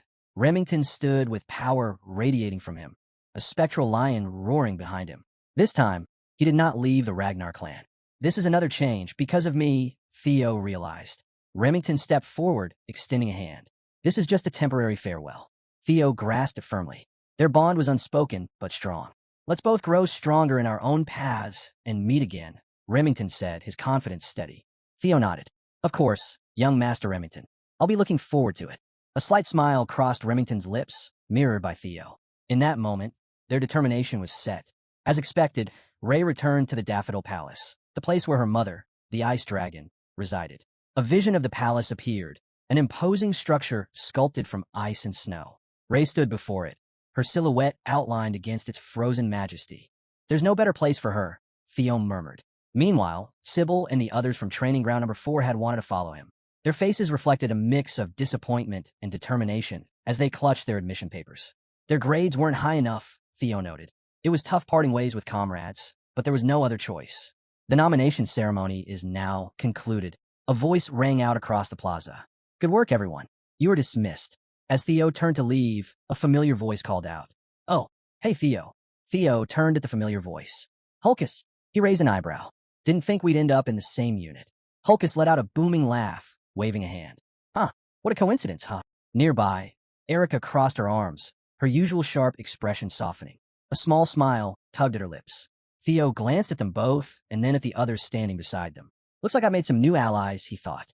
With an easy grin, he extended a hand. Hulkus, Erica, good to see you here. Thanks for what you did back at the second stage, Erica said, her cheeks tinged with the faintest flush. Then, with a playful smirk, she added, Don't forget, you owe me. Hulkus, barely able to contain his excitement, slapped Theo on the back. Damn it, Theo, I like you. He then echoed Erica's sentiment. Strong guys are the best. Theo chuckled to himself. Why is everyone suddenly swearing allegiance to me? Before he could dwell on it, a commanding voice cut through the moment. Attention, the commander is approaching. All eyes turned as a figure strode toward them, his presence alone demanding respect. Theo's expression turned serious. No matter what happens, my goal remains the same, he reminded himself. His gaze locked onto the man in white and blue armor, the unmistakable symbol of the most prestigious unit in Ragnar. This is the perfect place to start my rise, to become clan head. He took a steady breath. The white armored dragon cavalry, he murmured. The figure stopped before them, his polished armor gleaming under the sunlight. Congratulations, he announced, his voice firm. You are now part of the white armored dragon cavalry. Theo clenched his fist. I'll check in with Hilda later.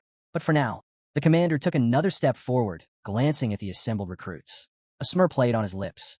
Now then, let's hear your declarations. Hulkus, unable to contain himself, spoke first. I want to become an incredible dragon knight. Another recruit chimed in, determination burning in their eyes. I want my name to be known across the continent. Erica stepped forward. I'll become the strongest of my generation. Another voice joined. I want to earn your recognition, Commander. The recruits' voices filled the air, each declaring their ambitions. The commander listened, his gaze steady, but when it was Theo's turn, the energy shifted. Theo locked eyes with the commander. His mind flashed to a battlefield, lightning splitting the sky, warriors clashing, and in the distance, a massive shadowy dragon looming over the chaos. His voice rang out, unwavering. To prepare for the great war coming in 5 years, Theo declared. The crowd stilled. Then, a collective gasp. Aaron muttered under his breath, This guy's got guts. Then he chuckled, saying that right to the commander's face. Bull. The commander, instead of reacting with surprise, let out a deep, booming laugh. Huh, now that's the kind of ambition I like. He turned, his cloak billowing behind him. Good dreams should be grand, he said. Then his gaze landed back on Theo. Very well, you've come to the right place. He walked past the recruits, his words hanging in the air. Whatever your reason for choosing our cavalry, prove you belong. The commander's gaze swept over the gathered recruits. There is only one thing you need to remember, he declared, his voice carrying across the ranks.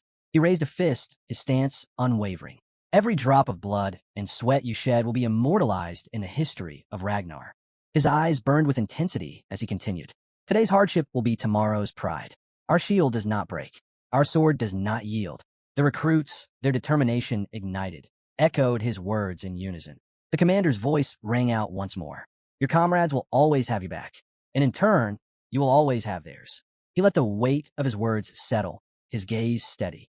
Then, with the faintest hint of a smile, he added, and waiting at the end of the road forged in blood and sweat. His eyes flickered to the horizon. His glory. He stood tall, radiating authority. Congratulations, he announced. From this moment on, you are part of the white armored dragon cavalry. At that moment, a colossal spectral dragon materialized behind him, its form pulsing with raw power. Its eyes gleamed with an eerie light before it unleashed a deafening roar, shaking the very air around them. A flying dragon. A recruit gasped in awe. That's the commander's partner, another whispered. The commander's expression was proud as he gestured toward the mighty beast. This is my partner, Gullah, he introduced. A flying dragon, the symbol of dragons. As if answering his words, more dragons appeared, their massive forms soaring effortlessly through the sky. One by one, they descended, their claws digging into the ground with thunderous impact. Then, the commander turned back to the recruits, his sharp gaze assessing them. Now, get on your seniors, dragons, he ordered, a knowing smirk playing on his lips. He strode toward his own dragon, mounting it with practiced ease. We will begin the admittance test, he declared. It's time for you to obtain your own partner. With that, he commanded, assemble at the nest. His dragon launched into the sky, its enormous wings cutting through the air with ease. Theo watched in silent awe. So this is a dragon knight. A thought flickered through his mind. Will I be able to get a flying dragon of my own? Just then, a familiar voice rang out. Let's go, young Master Theo. His eyes widened in surprise. He turned quickly toward the source of the voice. A dragon rider approached, her presence commanding even in midair.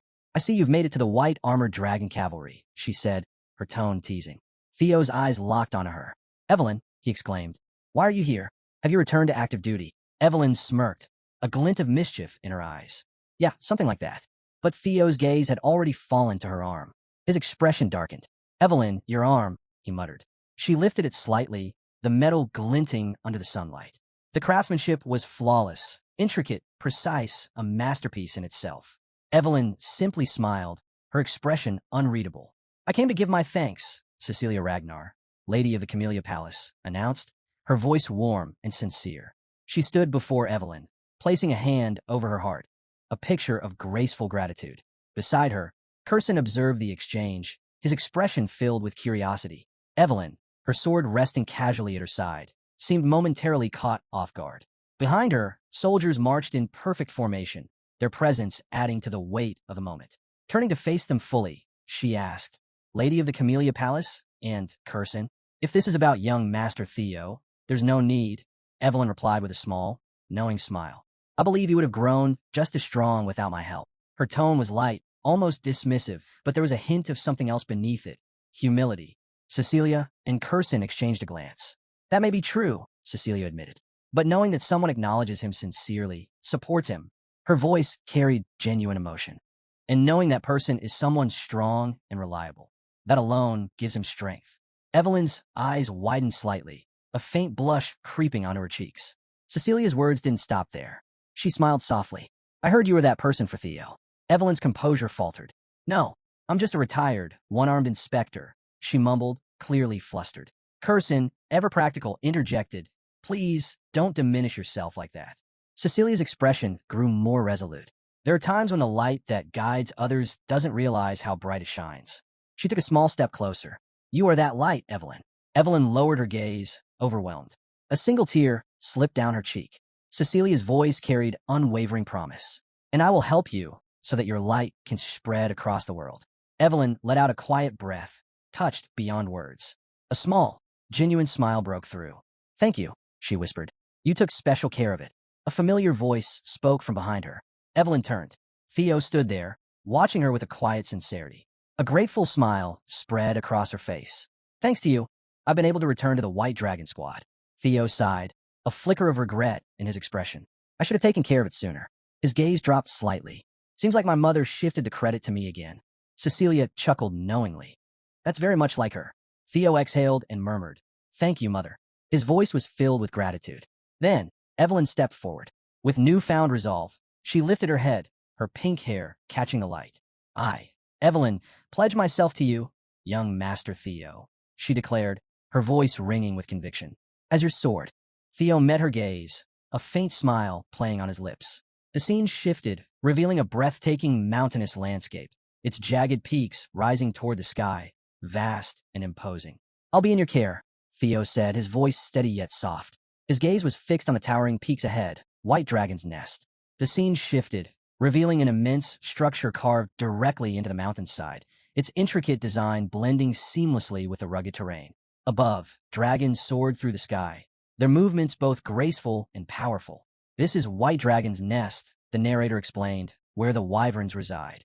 Theo and Evelyn stood at the foot of the nest, their figures small against the vastness surrounding them. As you know, the White Dragon Squad operates with wyverns, Evelyn said. That's why the entrance ceremony is held here. Theo's brow furrowed. If I fail to find a partner, I can't join, right? Evelyn gave a small nod. Yes, it's rare, but it does happen. Theo's thoughts drifted to Hulkus and Erica. Will the rankers be okay? He wondered aloud. Evelyn shrugged. They'll figure it out. Theo, however, wasn't convinced. This kind of thing doesn't really suit their abilities. Evelyn waved a hand. First, just take a look around. She gestured toward the massive expanse of the nest. Usually, you'll feel a connection with a wyvern that's meant to be your partner. Suddenly, the ground trembled. A massive clawed foot slammed into view, followed by an enormous dragon covered in thick brown scales.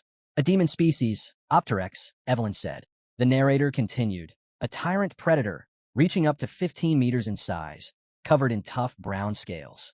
Above them, a sleek, dark purple dragon with an elongated serpentine body twisted through the air. A poisonous species, Aviarai, Evelyn introduced. This dragon releases a deadly purple venom mist and has a venomous needle at the tip of its tail. One strike is enough to end a life. Without warning, the earth beneath them shifted and a stocky, gray-scaled dragon emerged from underground. Its bladed tail gleamed dangerously. A blade dragon, Sigia, Evelyn stated. A docile herbivore most of the time, but it attacks from below when it senses a threat.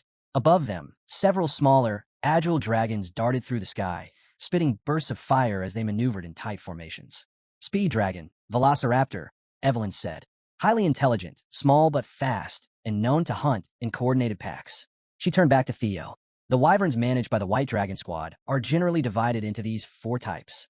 Then, with a curious look, she asked, So, have you felt a connection with any of them? Theo's gaze swept across the nest, his expression thoughtful. Something, he murmured, eyes narrowing. He paused, then added, I do feel a connection, but I can't see it clearly yet. Theo's voice carried through the scene, pulling the past into the present. 6 years after the Great War, a mutated wyvern infiltrated White Dragon's nest. A flashback unfolded. A massive, shadowy dragon with a demonic presence tore through the nest, its menacing form striking fear into all who witnessed it. It slaughtered hundreds of wyverns that had been carefully raised by the White Dragon Squad, Theo continued.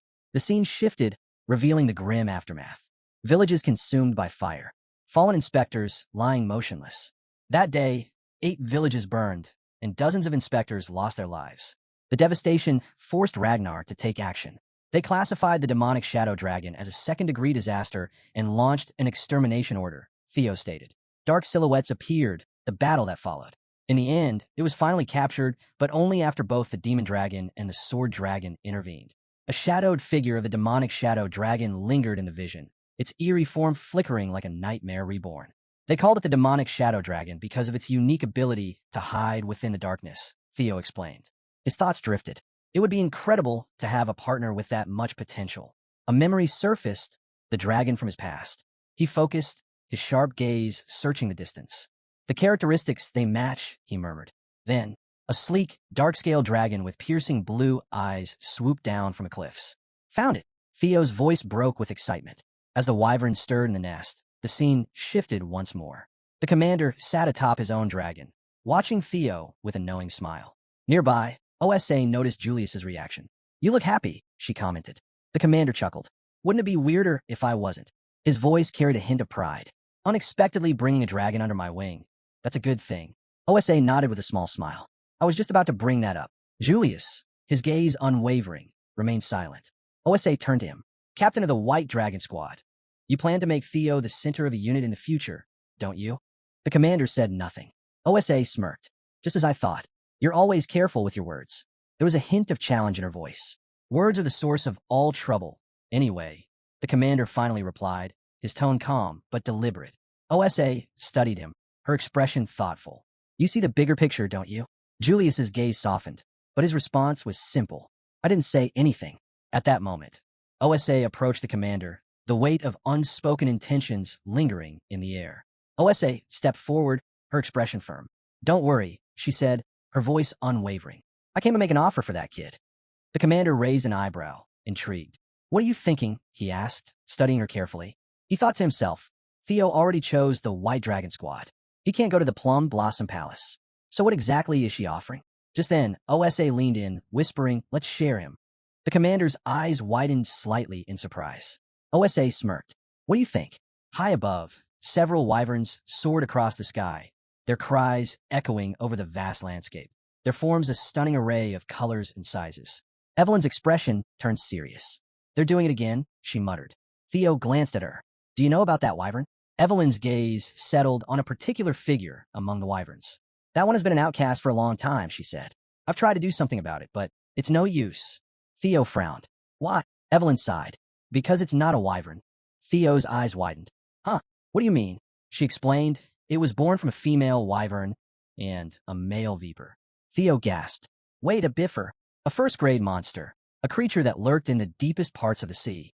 How is that even possible?" he asked, his voice filled with disbelief. Evelyn shook her head. "That's the mystery." The narrator's voice cut in, explaining the gravity of the situation. A first-grade monster is on the level of a natural disaster, like a typhoon or torrential rain. Even a single one crossing the barrier could cause massive destruction. The scene shifted, revealing the imposing image of a monstrous dragon, its presence alone enough to invoke terror. "Viper is a ghost species," Theo murmured, his mind racing.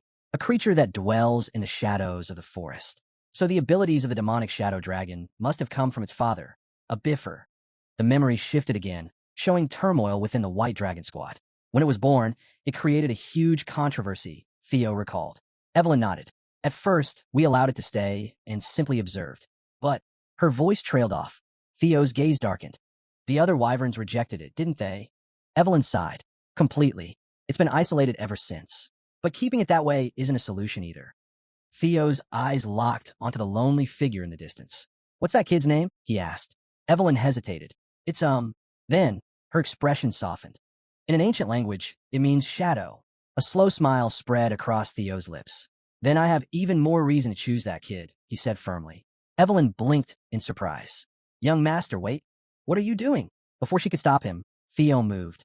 With a powerful leap, he closed the distance between himself and the outcast wyvern. "My partner is that kid," he declared. Evelyn's eyes widened. "What do you mean?" "I'm going first," Theo called out, his voice unwavering. "Young master," Evelyn shouted, alarmed.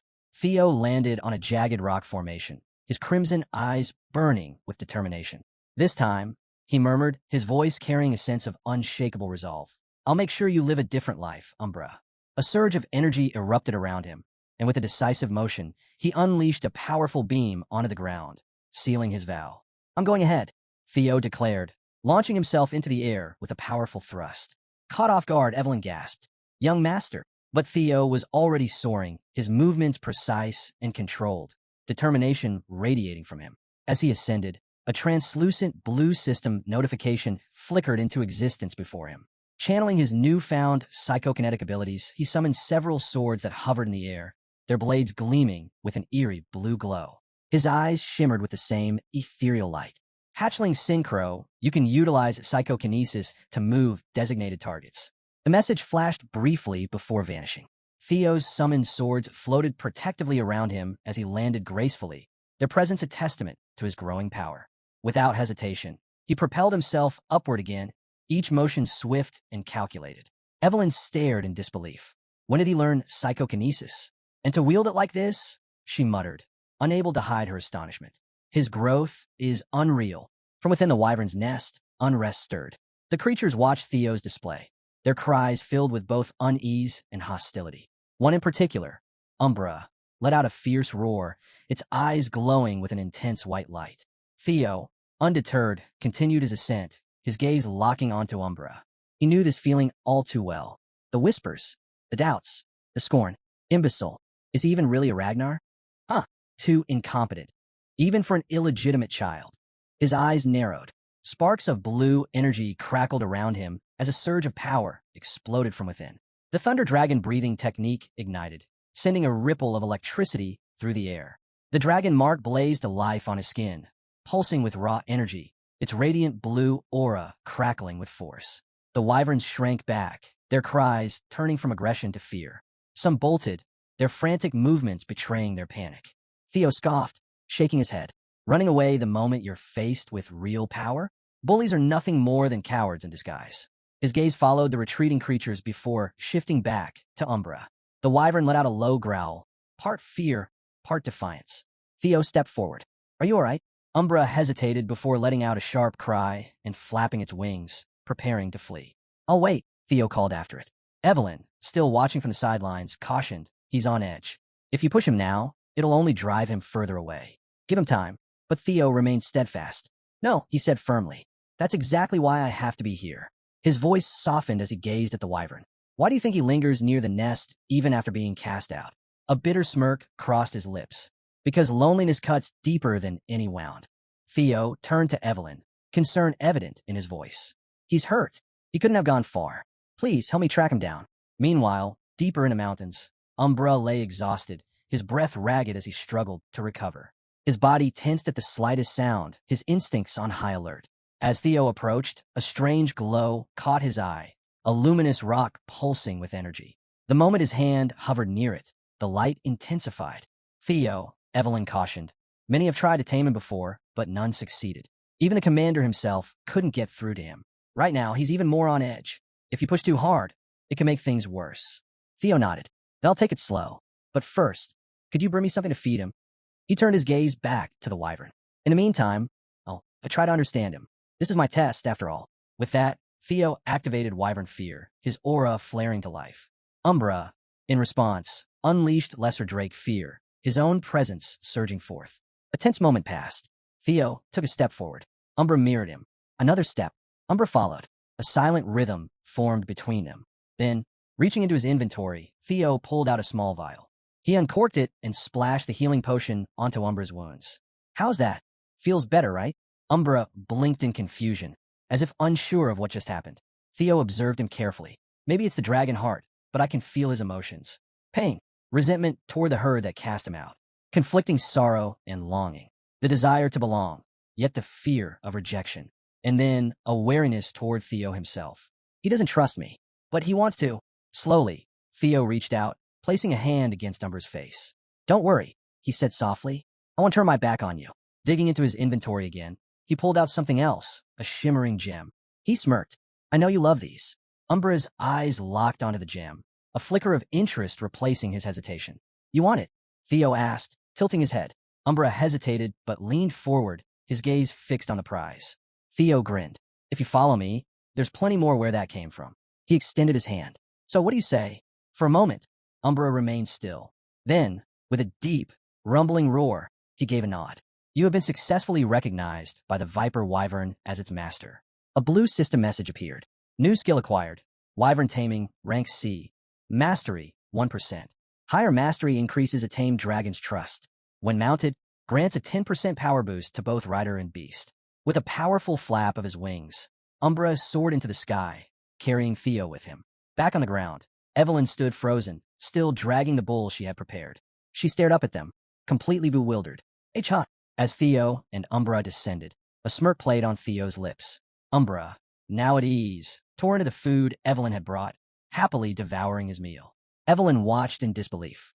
He's actually eating? He's never opened up to anyone before. Thanks for the meat, Evelyn, Theo said casually. Evelyn, still flustered, demanded no, seriously. How did you do it? Theo just smirked, watching Umbra feast. Theo chuckled. I just tended to the wound in his heart, he said simply. Once his resolve wavered, the gift sealed the deal. Evelyn stared at him, speechless. Seeing her reaction, Theo grinned. What? You want me to eat that? He teased, eyeing the unfamiliar dish placed in front of him. Evelyn shook her head, deep in thought. That's just like young Master Theo, she mused. Not only can he charm people, but he even managed to win over a wyvern. Then, snapping out her thoughts, she gasped as she noticed something shocking. Wait, young Master, she exclaimed. Congratulations. He's officially acknowledged you as his partner. Theo raised an eyebrow. Oh, a wyvern offering their neck and back. Evelyn paused, realizing what was happening. Her eyes widened in panic. Wait, no. What are you doing? Theo calmly placed a hand on Umbra. He told me to get on. Evelyn's voice rose in alarm. Even if he's accepted you, you haven't had any flight training. Riding a dragon without proper reins in a saddle is incredibly dangerous. Her concern only deepened as she saw Theo preparing to take off. Taking off like that is a shortcut to death, she cried. But Theo simply flashed a confident grin. It's fine. I have my ways. Just then, a system notification appeared before him. Activating skill, Wyvern Taming. Compensating for insufficient riding proficiency. With that, Umbra took to the skies, carrying Theo with him. Evelyn stood frozen, watching in shock and worry as the two soared higher. Hey, Theo. Up in the air, Theo steadied himself, feeling the rush of wind against his skin. Umbra let out a deep cry, flying with newfound purpose. All right, Theo laughed. I get it. You want to show me something, right? He leaned forward slightly. Then let's go together. As they flew, Theo's expression darkened. A thought nagged at him. Something doesn't add up.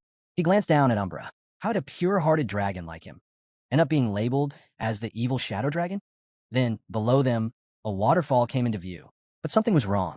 Dark liquid seeped into the water, twisting and corrupting it.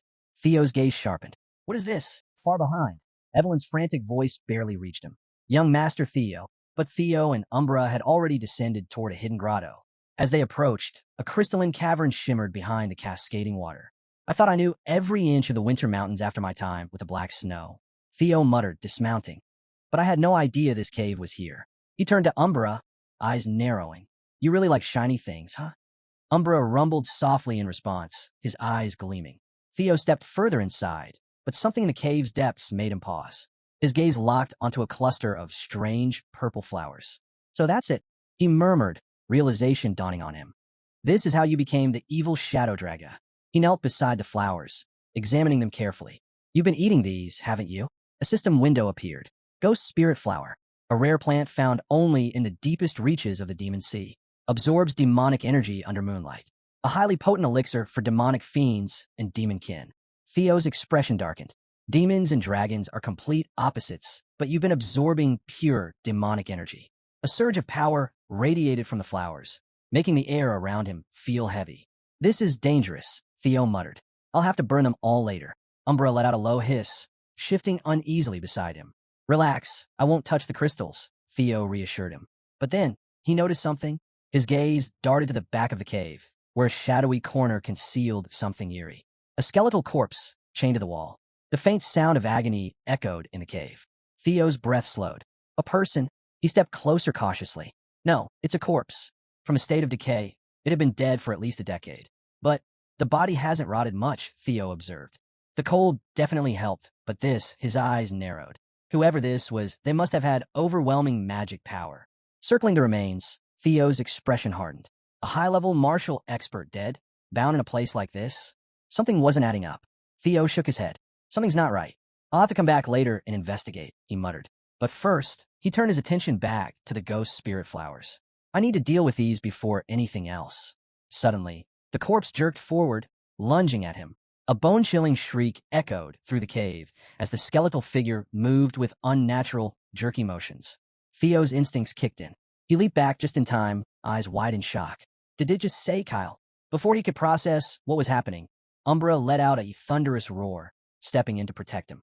The corpse's eyes glowed an eerie red as it snarled. Kyle, Robert, I will never forgive you both. Theo's breath caught. I wasn't imagining it. He's saying my father's name, and Umbra's. Who is this? Before the undead could lunge again, Evelyn burst into the cave, wielding her blade with practiced precision. Blade barrage.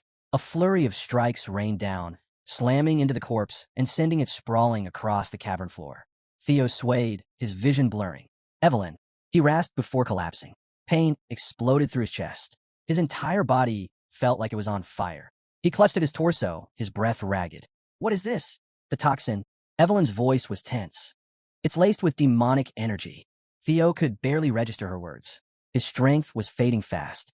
If we don't get an antidote soon, this will drain your life away, Evelyn said urgently. I'm taking you back to HQ now. She bent down, trying to lift him, but Umbra suddenly roared, blocking her path. What's your problem? Evelyn snapped. I'm trying to save him. Umbra nudged her insistently, his large golden eyes filled with urgency. Stop it, Umbra, Evelyn shouted. If you keep this up, even if you're his partner. Wait, Evelyn, Theo gasped, barely able to speak. His hazy gaze met Umbra's. You have a solution, don't you? Umbra let out a low whimper. Despite the pain racking his body, Theo managed a faint smile. All right, I'll trust you. Evelyn's eyes widened in alarm. Young Master Theo, this isn't just any poison. It's corpse toxin fused with demonic energy. Survival rates are less than 30%, even with treatment. Theo's voice was weak, but his resolve was firm. Umbra, he's evolved into a Class 2 demon fiend after consuming the ghost spirit flowers. He's fought creatures like that corpse before. If anyone knows how to counteract this poison, it's him. His breathing was ragged, but his determination didn't waver. So please trust him. Follow his lead. Umbra let out a deep, rumbling roar before tearing the ghost spirit flowers apart with his claws. He then nudged the shredded pieces toward Theo. Evelyn's brows furrowed. Wait, you want me to blend this and feed it to him? Umbra growled in response. Evelyn hesitated, glancing at Theo's unconscious form. You're seriously telling me this will help? But Theo, barely conscious, clenched his jaw. His eyes watered from the pain, but he forced himself to speak. Fine, I'll do it. Swallowing her doubt, Evelyn followed Umbra's instructions. She blended the mixture as best she could, then carefully fed it to Theo. Moments passed. Then, his fingers twitched. Umbra's gaze remained locked on him, his concern evident. Evelyn leaned in, holding her breath. Theo stirred, his breathing steadying. His dragon heart began to glow. Evelyn's eyes widened. What? The energy radiating from Theo intensified, filling the cave with an overwhelming force. Then, he roared. A powerful dragon's roar erupted from deep within him, shaking the very walls around them. Evelyn staggered back, stunned. His magic power attribute. It's changing to black. That's impossible. Umbra, equally shocked, took a cautious step back. What's going on? Evelyn exclaimed. A blue system notification appeared in front of them. Commencing body cleansing. Purification in progress. Another message followed. Obtaining the trait of the evil shadow dragon. The scene shifts to Julius's office. Julius sat behind his desk, his fingers steepled as he processed the latest report. His gaze darkened. Has Black Snow verified this information? He asked. A subordinate stood before him, his expression grave. Yes, sir. After cross-checking the facts, they estimate an 89% chance that the intel is accurate. Julius's grip tightened around the report. His fury flared, and in an instant, his surroundings trembled under the weight of his anger. Damn it all. He exhaled sharply, trying to suppress the rage bubbling within him. I knew something would go wrong eventually, but this, his jaw clenched. This was beyond anything I could have predicted. A narrator's voice cut through the tension. Trainer Isvin, captain of Platoon 5 of the White Armored Dragon Cavalry, and the 15 men under his command, have all perished in battle. A dark stream bled into the waterfall's rush, clouding the clear waters with shadow. Then came a blinding surge of light, radiant energy rippling outward. The ritual had begun. Ancient and sacred, this rite was crafted to purify the body and heighten mana control to impossible levels. Only a chosen few even knew it existed, and fewer still had the strength to survive it. It required unyielding power, relentless cooperation between master mana users, and the endurance to last days under its brutal strain. The scene shifted. There stood Theo, his body enveloped in pure energy, glowing, pulsing alive. But there was a catch. This ritual had only ever succeeded in children under 5. For someone like Theo to even attempt it, unthinkable. And yet, as the camera closed in, the mark of the phantom dragon spiraled across his skin in dark, twisting lines. What was happening to Theo wasn't luck. It was the perfect storm of events lining up. First came the venomous core poison, visualized as a red-eyed skeleton, its chains lashing out like death itself. Then, the years of ghost shade mana he'd absorbed, each one symbolized by eerie, blooming black-purple flowers. Umbra stood quietly in the background, surrounded by crystalline leaves and delicate petals, the very image of precise, fragile balance. Inside Theo's soul, light and dark clashed and danced. But instead of being consumed by the poison, he did the unthinkable. He absorbed it. And something changed. Something no one could have predicted. He evolved. The vortex slowed. Silence fell. Theo gasped, his breath ragged, caught between pain and awe. A new power surged through him. Wild, overwhelming, unreal. Evelyn was at his side in an instant. Young master, are you all right? Her voice was tight, her hands hovering hesitantly above him. Theo, a faint smile tugged at his lips. His voice barely carried. Didn't mean to worry you. She blinked, stunned for a second, then visibly relaxed. And right then, a system window blinked into existence before him, outlined in cool blue light. Theo Ragnar, age, 17, gender, male. Title, Flash Tiger, The greatest prodigy in 1,000 years. Talents. Ragnar, player. He glanced around. Eyes sharp. These crystals, they're pure energy. Diluted, their toxins actually healed me. He turned to Umbra and gave a nod of respect. Thanks for believing in me. His voice steadied, strength returning with every word. The Ragnar body's been reforged. Purification, rebirth, and now, the Phantom Dragon's mark. From this point on, my growth, he paused. It won't just be fast. It'll be beyond reason. But his gaze darkened. There was still one piece of the puzzle he hadn't solved. That old man. His eyes locked onto the chained skeleton nearby. Something about it was off. Heavy. Ominous. Together, Theo and Evelyn moved toward the stone wall behind it. Ancient carvings shimmered faintly under the cave's glow, etched with precision only a master could leave behind. What is this? Theo murmured, stepping closer.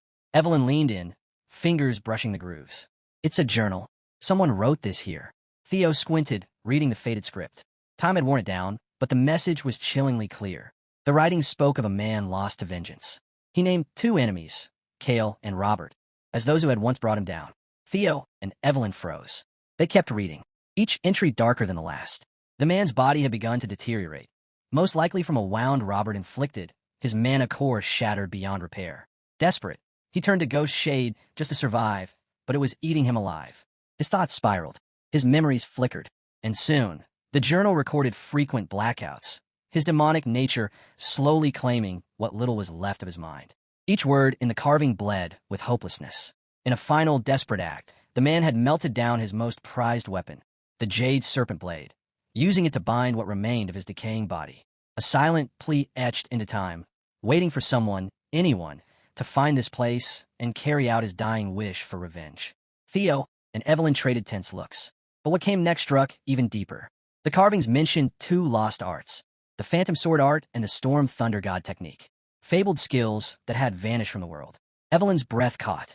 This was the Wind Lord, she whispered.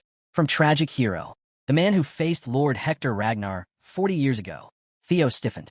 They told me the Wind Lord died. But he hadn't. Not really. He'd been left here, forgotten, shattered, chained to the dark. Evelyn sank to her knees. Her hands trembled. I heard a rightful Ragnar heir. That's treason. The sentence is death. Theo's voice came sharp and steady. Enough. That man wasn't Ragnar anymore. He was lost to madness. You saved me. There was no other choice. She tried to protest. The law was clear. The consequences, unavoidable. But Theo's words cut through. Then let the truth stay buried. He held out his hand. If guilt still weighs on you, then take his legacy. Claim his techniques. Carry his will. Evelyn looked up, stunned. These arts, they rival the 9 dragons. Why would you give them to me? Theo's answer came without hesitation. Become the Wind Lord's successor. Let his story live through you. Grow stronger. That's how his legacy survives. Still kneeling, Evelyn's body shook. Theo stood over her, calm and resolute. You're his disciple now. Let his soul rest. No one can judge that. She stared at him, wide-eyed. Didn't you once say you become his sword? Realization struck. With slow, reverent motion, the senior swordsman of House Ragnar lowered her head, placing her fist to the earth. My lord, she said, voice steady and full of purpose. Please accept my oath as your sworn vassal.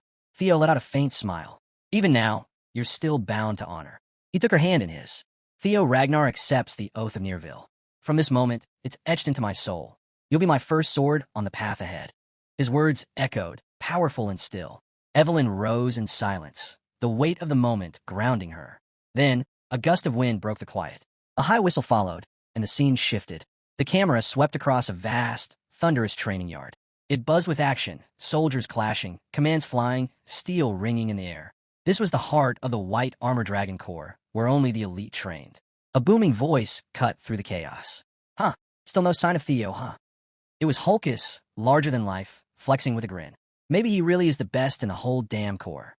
He puffed his chest, but then stopped cold. His jaw fell open.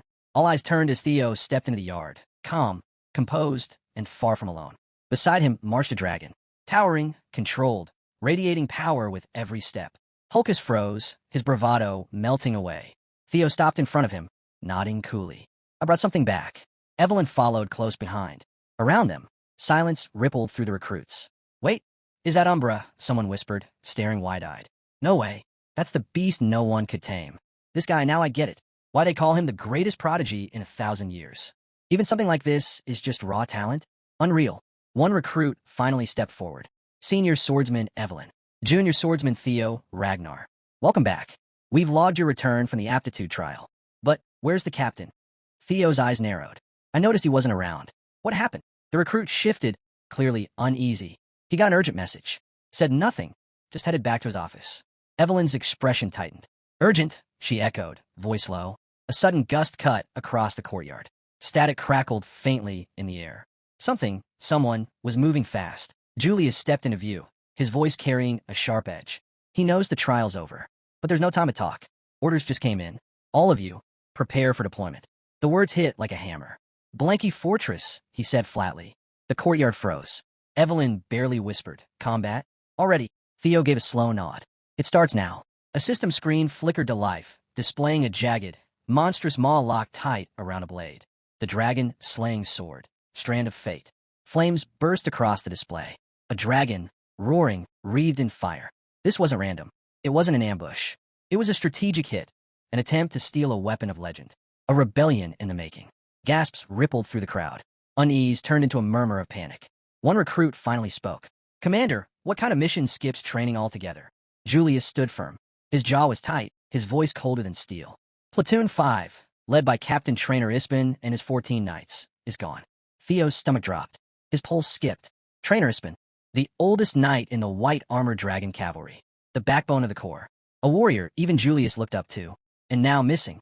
Theo felt a chill spread through him. Was this because of him? A thought clawed at the back of his mind. Did I break something just by surviving? Julius continued. Black Snow intel puts the probability at 89%. They're dead. If not, they're in no shape to fight. He scanned the recruits.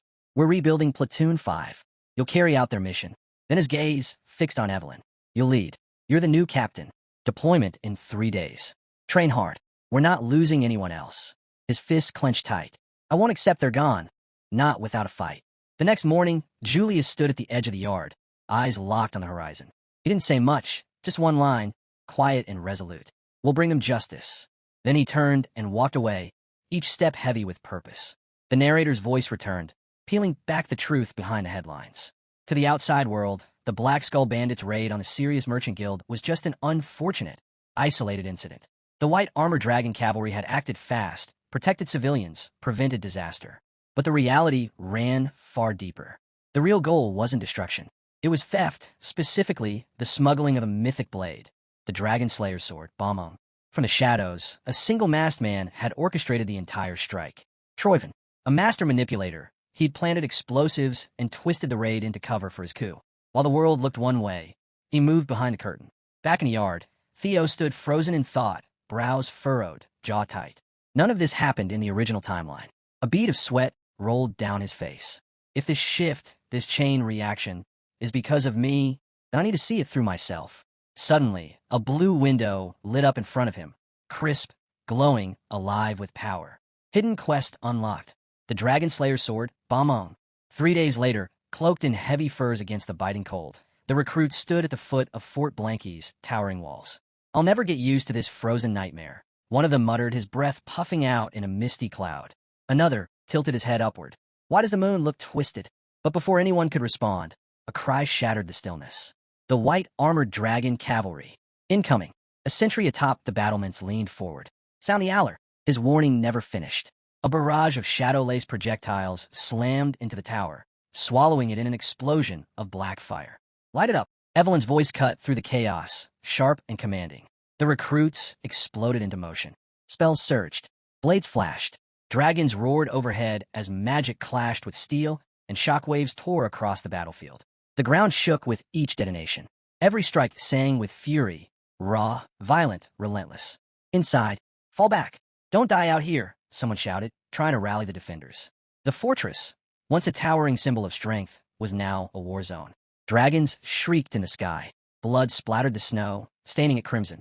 Theo moved like a shadow through the storm, flanked by his squad, every step lethal and precise. Crush them, Evelyn roared. Let them learn what it means to defy us. Under the onslaught, the mighty walls buckled. Fire devoured stone. Smoke curled into the sky. Screams echoed into the night.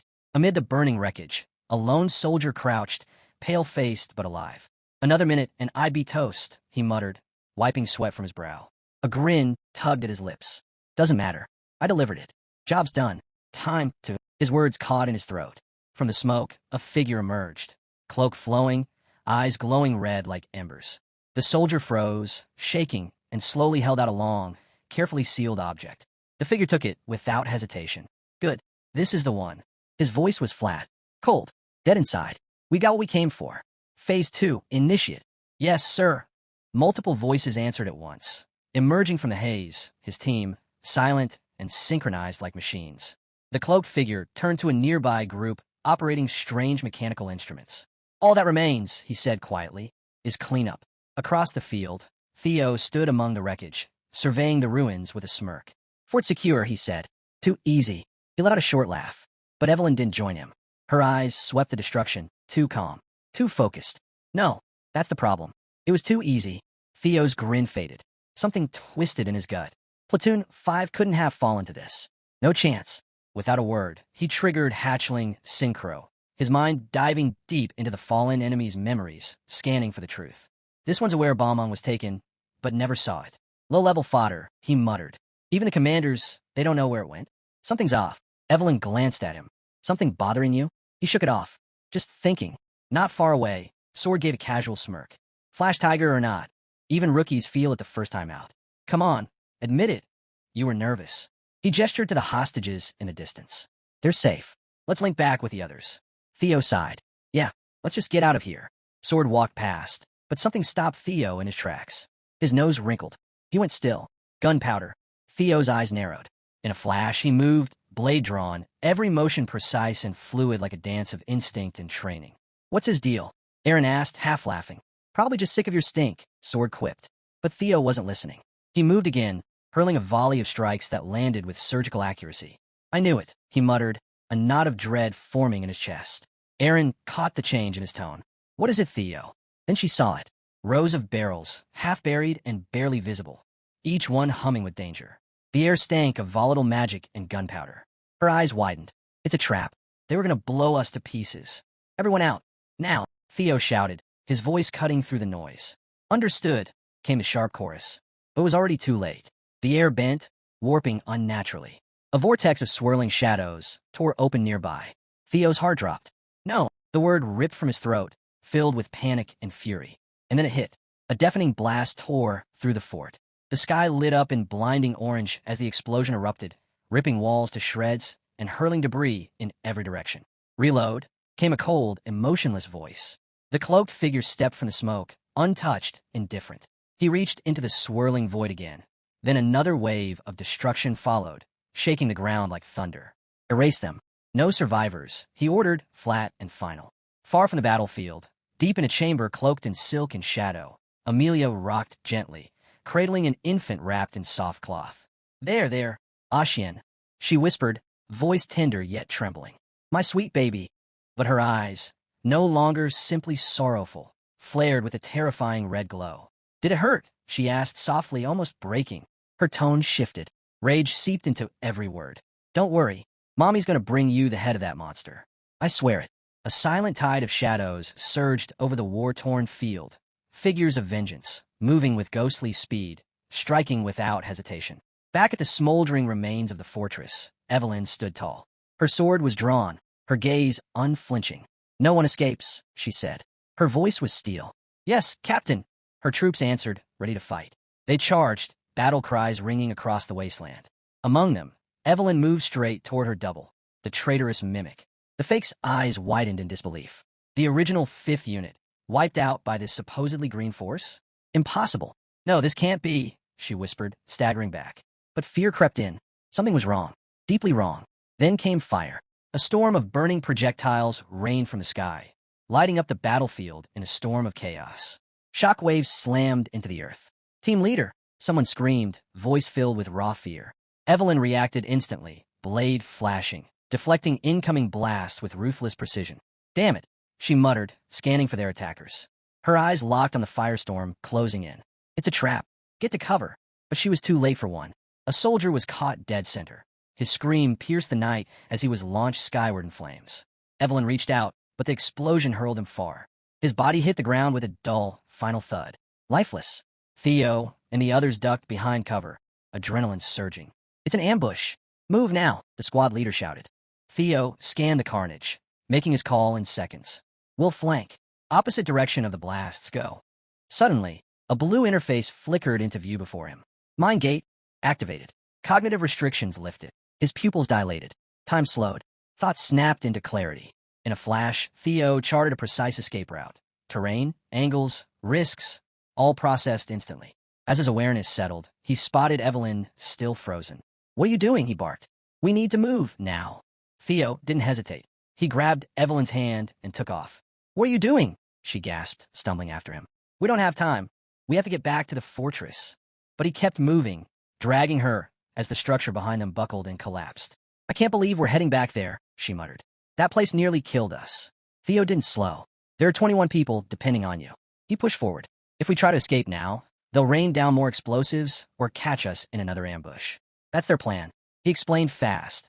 The enemy never expected anyone to seek refuge inside the wreckage. Eyes glowing, Theo activated hatchling synchronization. The fortress layout lit up in his vision, showing every hazard in vivid clarity. They think this place will finish us off, he said under his breath. His mind scanned the terrain, gunpowder buried to the left, a stack of cannonballs to the right. Only safe path is dead ahead. Take the stairs. The team bolted, but when they reached the top, they stopped short. Evelyn's eyes widened. It's a dead end. Frustration spread across the team. You told us to follow you, Evelyn snapped. And now we're boxed in. The fortress creaked and groaned, and then the floor gave way. The world spun. They crashed down in a storm of rubble, caught in the crumbling wreck. Theo landed hard beside Umbra and Hulkus, rolling as a wall of fire burst behind them. The cannonballs had gone off. From the shadows, a voice called out, low and venomous. This is for young Master Ashian. I don't care if he's in pieces. Bring me his head. Smoke thickened.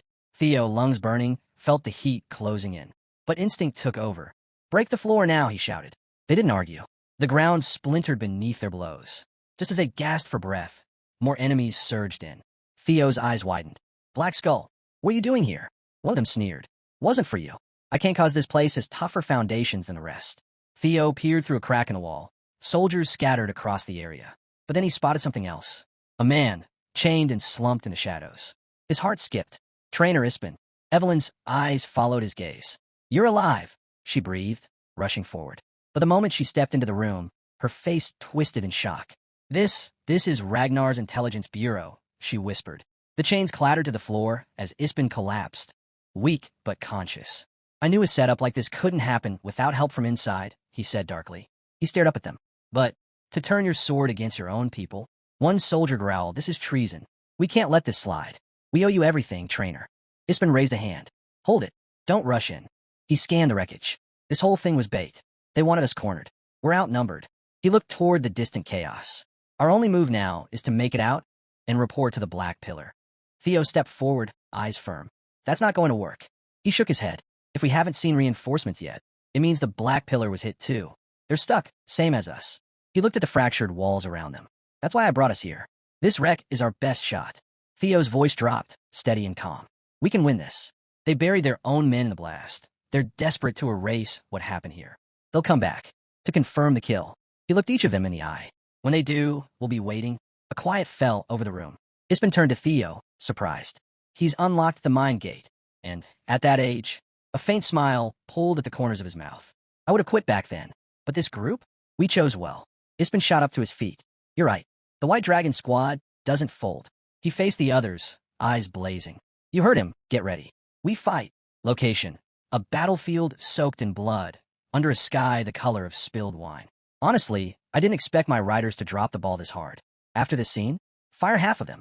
Back on the field, enemy grunts combed the rubble for bodies, unaware they were marching into their graves. While sifting through the debris, they found one of their own, barely clinging to life. No rescue. No hesitation. That twisted, Barbie doll-looking commander drove a blade straight into the wounded man's chest. He turned, bored. Any signs of the bodies? We've finished sweeping the west, the grunt replied.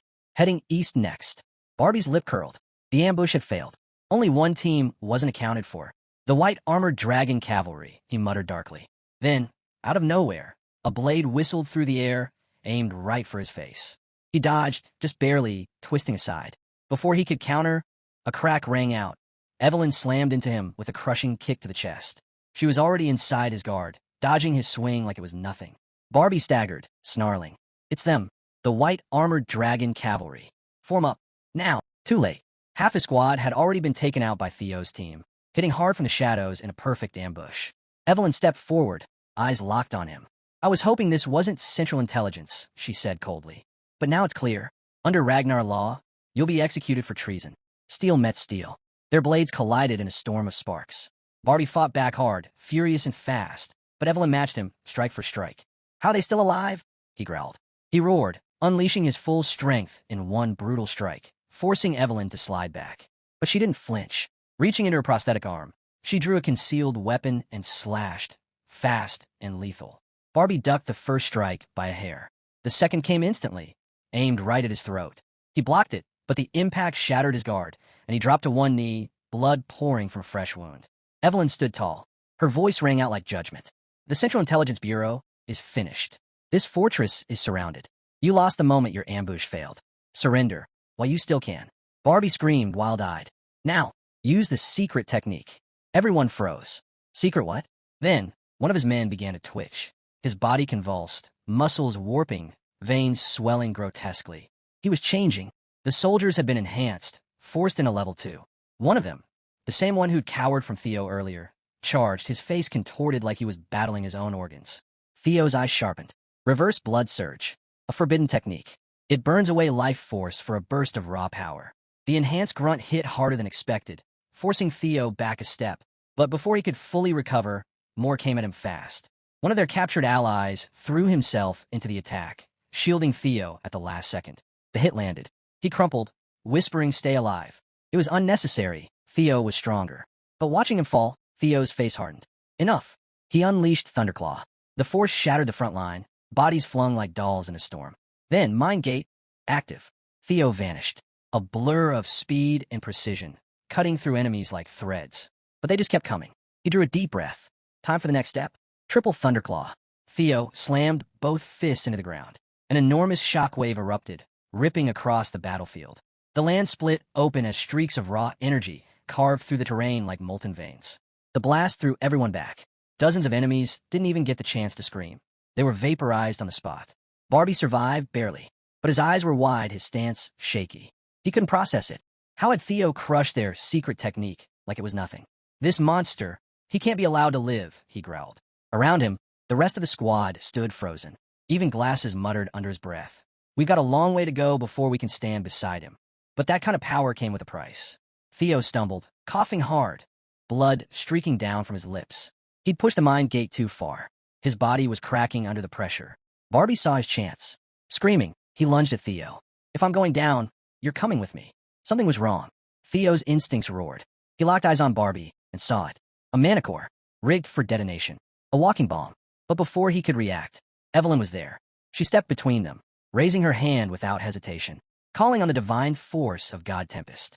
With the technique Theo had entrusted to her, she launched the opening move, Squall. Barbie was flung back like a rag doll. Evelyn dashed in, striking again before he could recover. Then came the real blow. Hey, what are you gawking at, creeps? Someone shouted off-screen. Focus. Maelstrom. The attack landed, right on the manicore. Theo watched, stunned, as the detonation didn't happen. It was suppressed. The energy collapsed inward, then burst outward, slamming Barbie into the earth with a shockwave that shook the sky. No question, Barbie's story ends here. Rip. You will not be missed. Hey, Lord Theo. Hulkus's voice rang out. He came bounding over, beaming. Good call making me your first sword. Too late. Evelyn crossed her arms beside Theo, already wearing the title. Gratitude started pouring in from every side. You saved us. We owe you everything. Thank you, Theo. He laughed it off, brushing dust from his coat. Someone help him up. Where'd you learn moves like that? One asked. Theo just smirked. You don't want to know? The team swarmed him, cheering. Victory was theirs. Far away, under a different sky, an old man looked to the heavens. At last, he murmured. The long night is over. A new dawn begins. Location shift. Rose Palace. And there she was, collapsed on the floor, foaming at the mouth. If you know, you know. But no, she wasn't poisoned. It was Ed, holding her down with sheer magical pressure, choking her without laying a finger. He slammed her to the ground like a wild animal, growling through clenched teeth. Where did you get the nerve to act without my command? Stewards rushed in, voices pleading, but Ed wasn't done. He hurled a pile of papers at her feet, seals broken, orders forged. You mobilized my army. Use my seal. You sent them after Theo Ragnar and the White Armored Dragon unit. Her eyes darted, her mouth trembling. Her mask shattered. She broke down, shaking. First laughter, then tears. I just wanted his head, she sobbed. For killing my son. I wanted everyone close to him wiped out, just to make it stop hurting. Ed's face twisted in disgust. His hands clenched. Your son was trash. He slammed his fist into Ashian's cold body, blood splattering across her face. You forgot your place. And now, he stepped back, voice cold enough to freeze steel. You've lost the Dragon Slayer sword. The core of the entire operation, gone. She's no longer family. That cold declaration echoed in the hall as Ed turned his back on her. Panic surged through her. That look in his eyes, it was the same terrifying glare their father once had. He snapped at his men, lock her away, somewhere no one will ever find her, and erase anyone tied to her. No loose ends. The weight of her actions finally hit. She dropped to her knees, begging for mercy, pleading for forgiveness. But it was too late. Ed stormed out, fury radiating off him. Years of careful planning, shattered. The rebellion he'd spent his life building, undone in a single reckless move. And at the center of it all, Theo Ragnar. His hands trembled with rage. I'll deal with him myself. Cut to Theo. The man himself, our battlefield legend, unsheaths a massive greatsword. A system window appears. Status sealed. Unlock conditions. Unknown. He focuses his aura into the blade, and instantly it flares. Wild energy lashes out, slicing across his palms, yanking free from his grip. He catches his breath, eyes narrowing. Thought so. The weapon wasn't forged for mere mortals. It pulsed like a phantom from the mythic age, untouchable unless one unravels its secret. But if mastered, it rivaled the power of ancient heroes. Theo remembered. Ed had uncovered its secret once, in a life now long gone.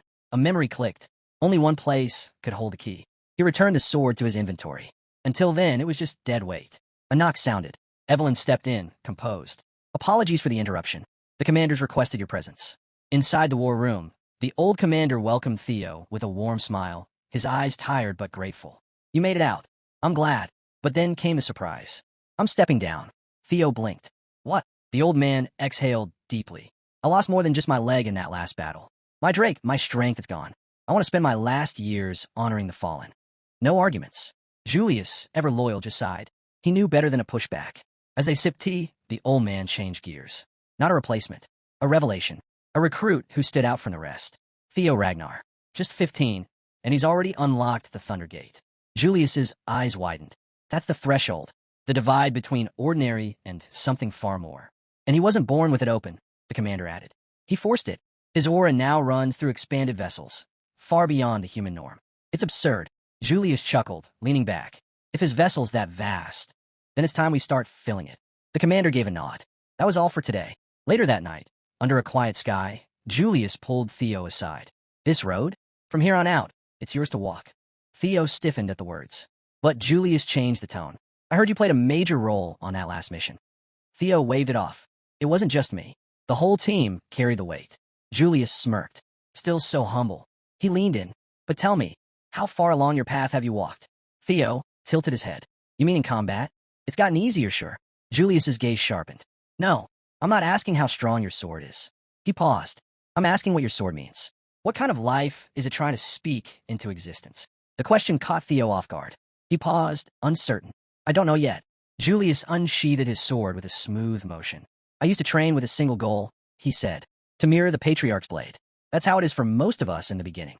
But as he raised the weapon, the atmosphere changed. The sky above shifted, deepening to an eerie, luminous blue.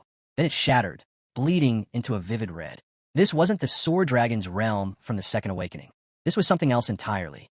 Theo's breath caught. The Magic Dragon's glass realm. A place shaped not by strength alone, but by the inner path of its wielder. The pressure in the air grew heavy. Julius's voice rang out. My sword walks the path of the demon.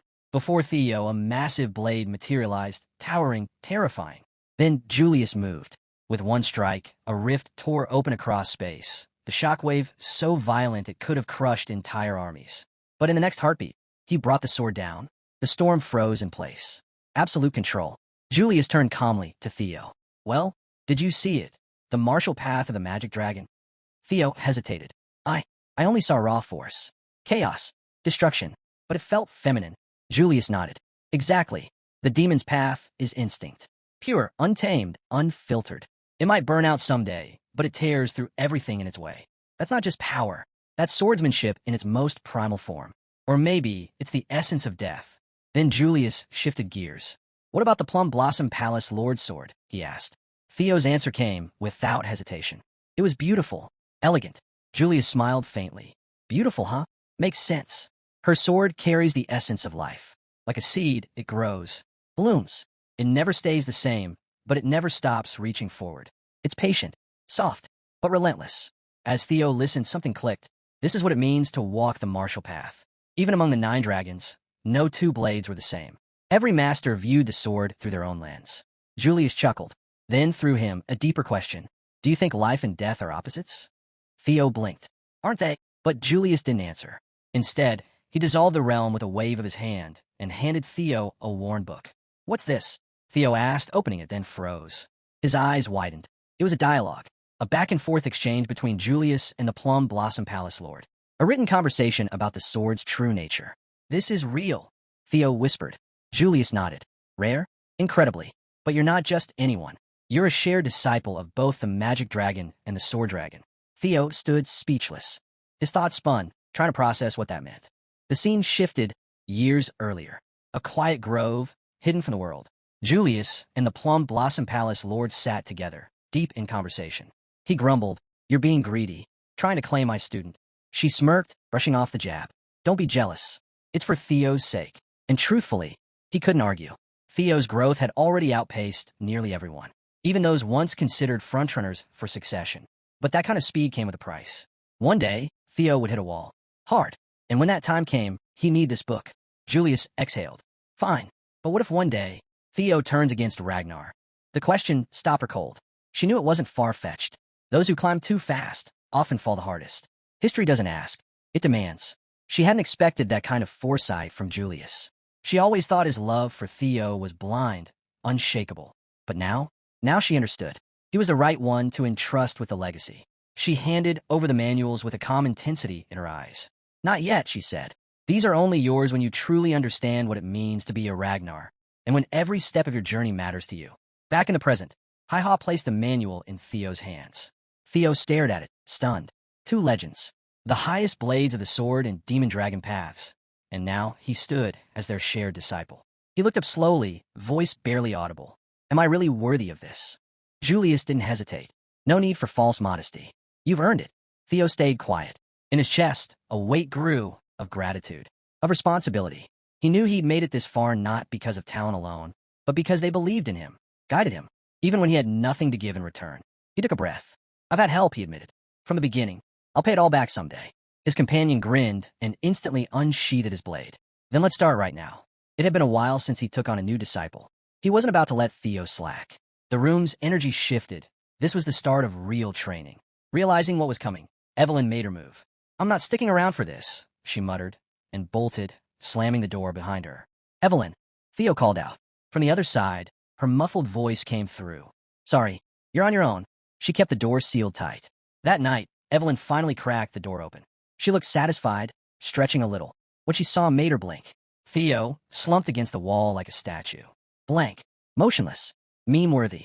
You okay? She asked cautiously. I mean, the commander might have gone a bit overboard. Theo let out a sigh. No, that wasn't just overboard. Trying to shift the mood, Evelyn brought up something else. By the way, I followed your orders. The prisoner's locked up in the underground cell. She hesitated. But he's tough. Won't talk. Not even a word. Theo just nodded. That's fine. Everything's going according to plan. He leaned closer, then whispered something in her ear. Evelyn's eyes widened. Wait, what? Scene change. Plum Blossom Palace, training grounds. Theo arrived, greeted by the palace lord herself.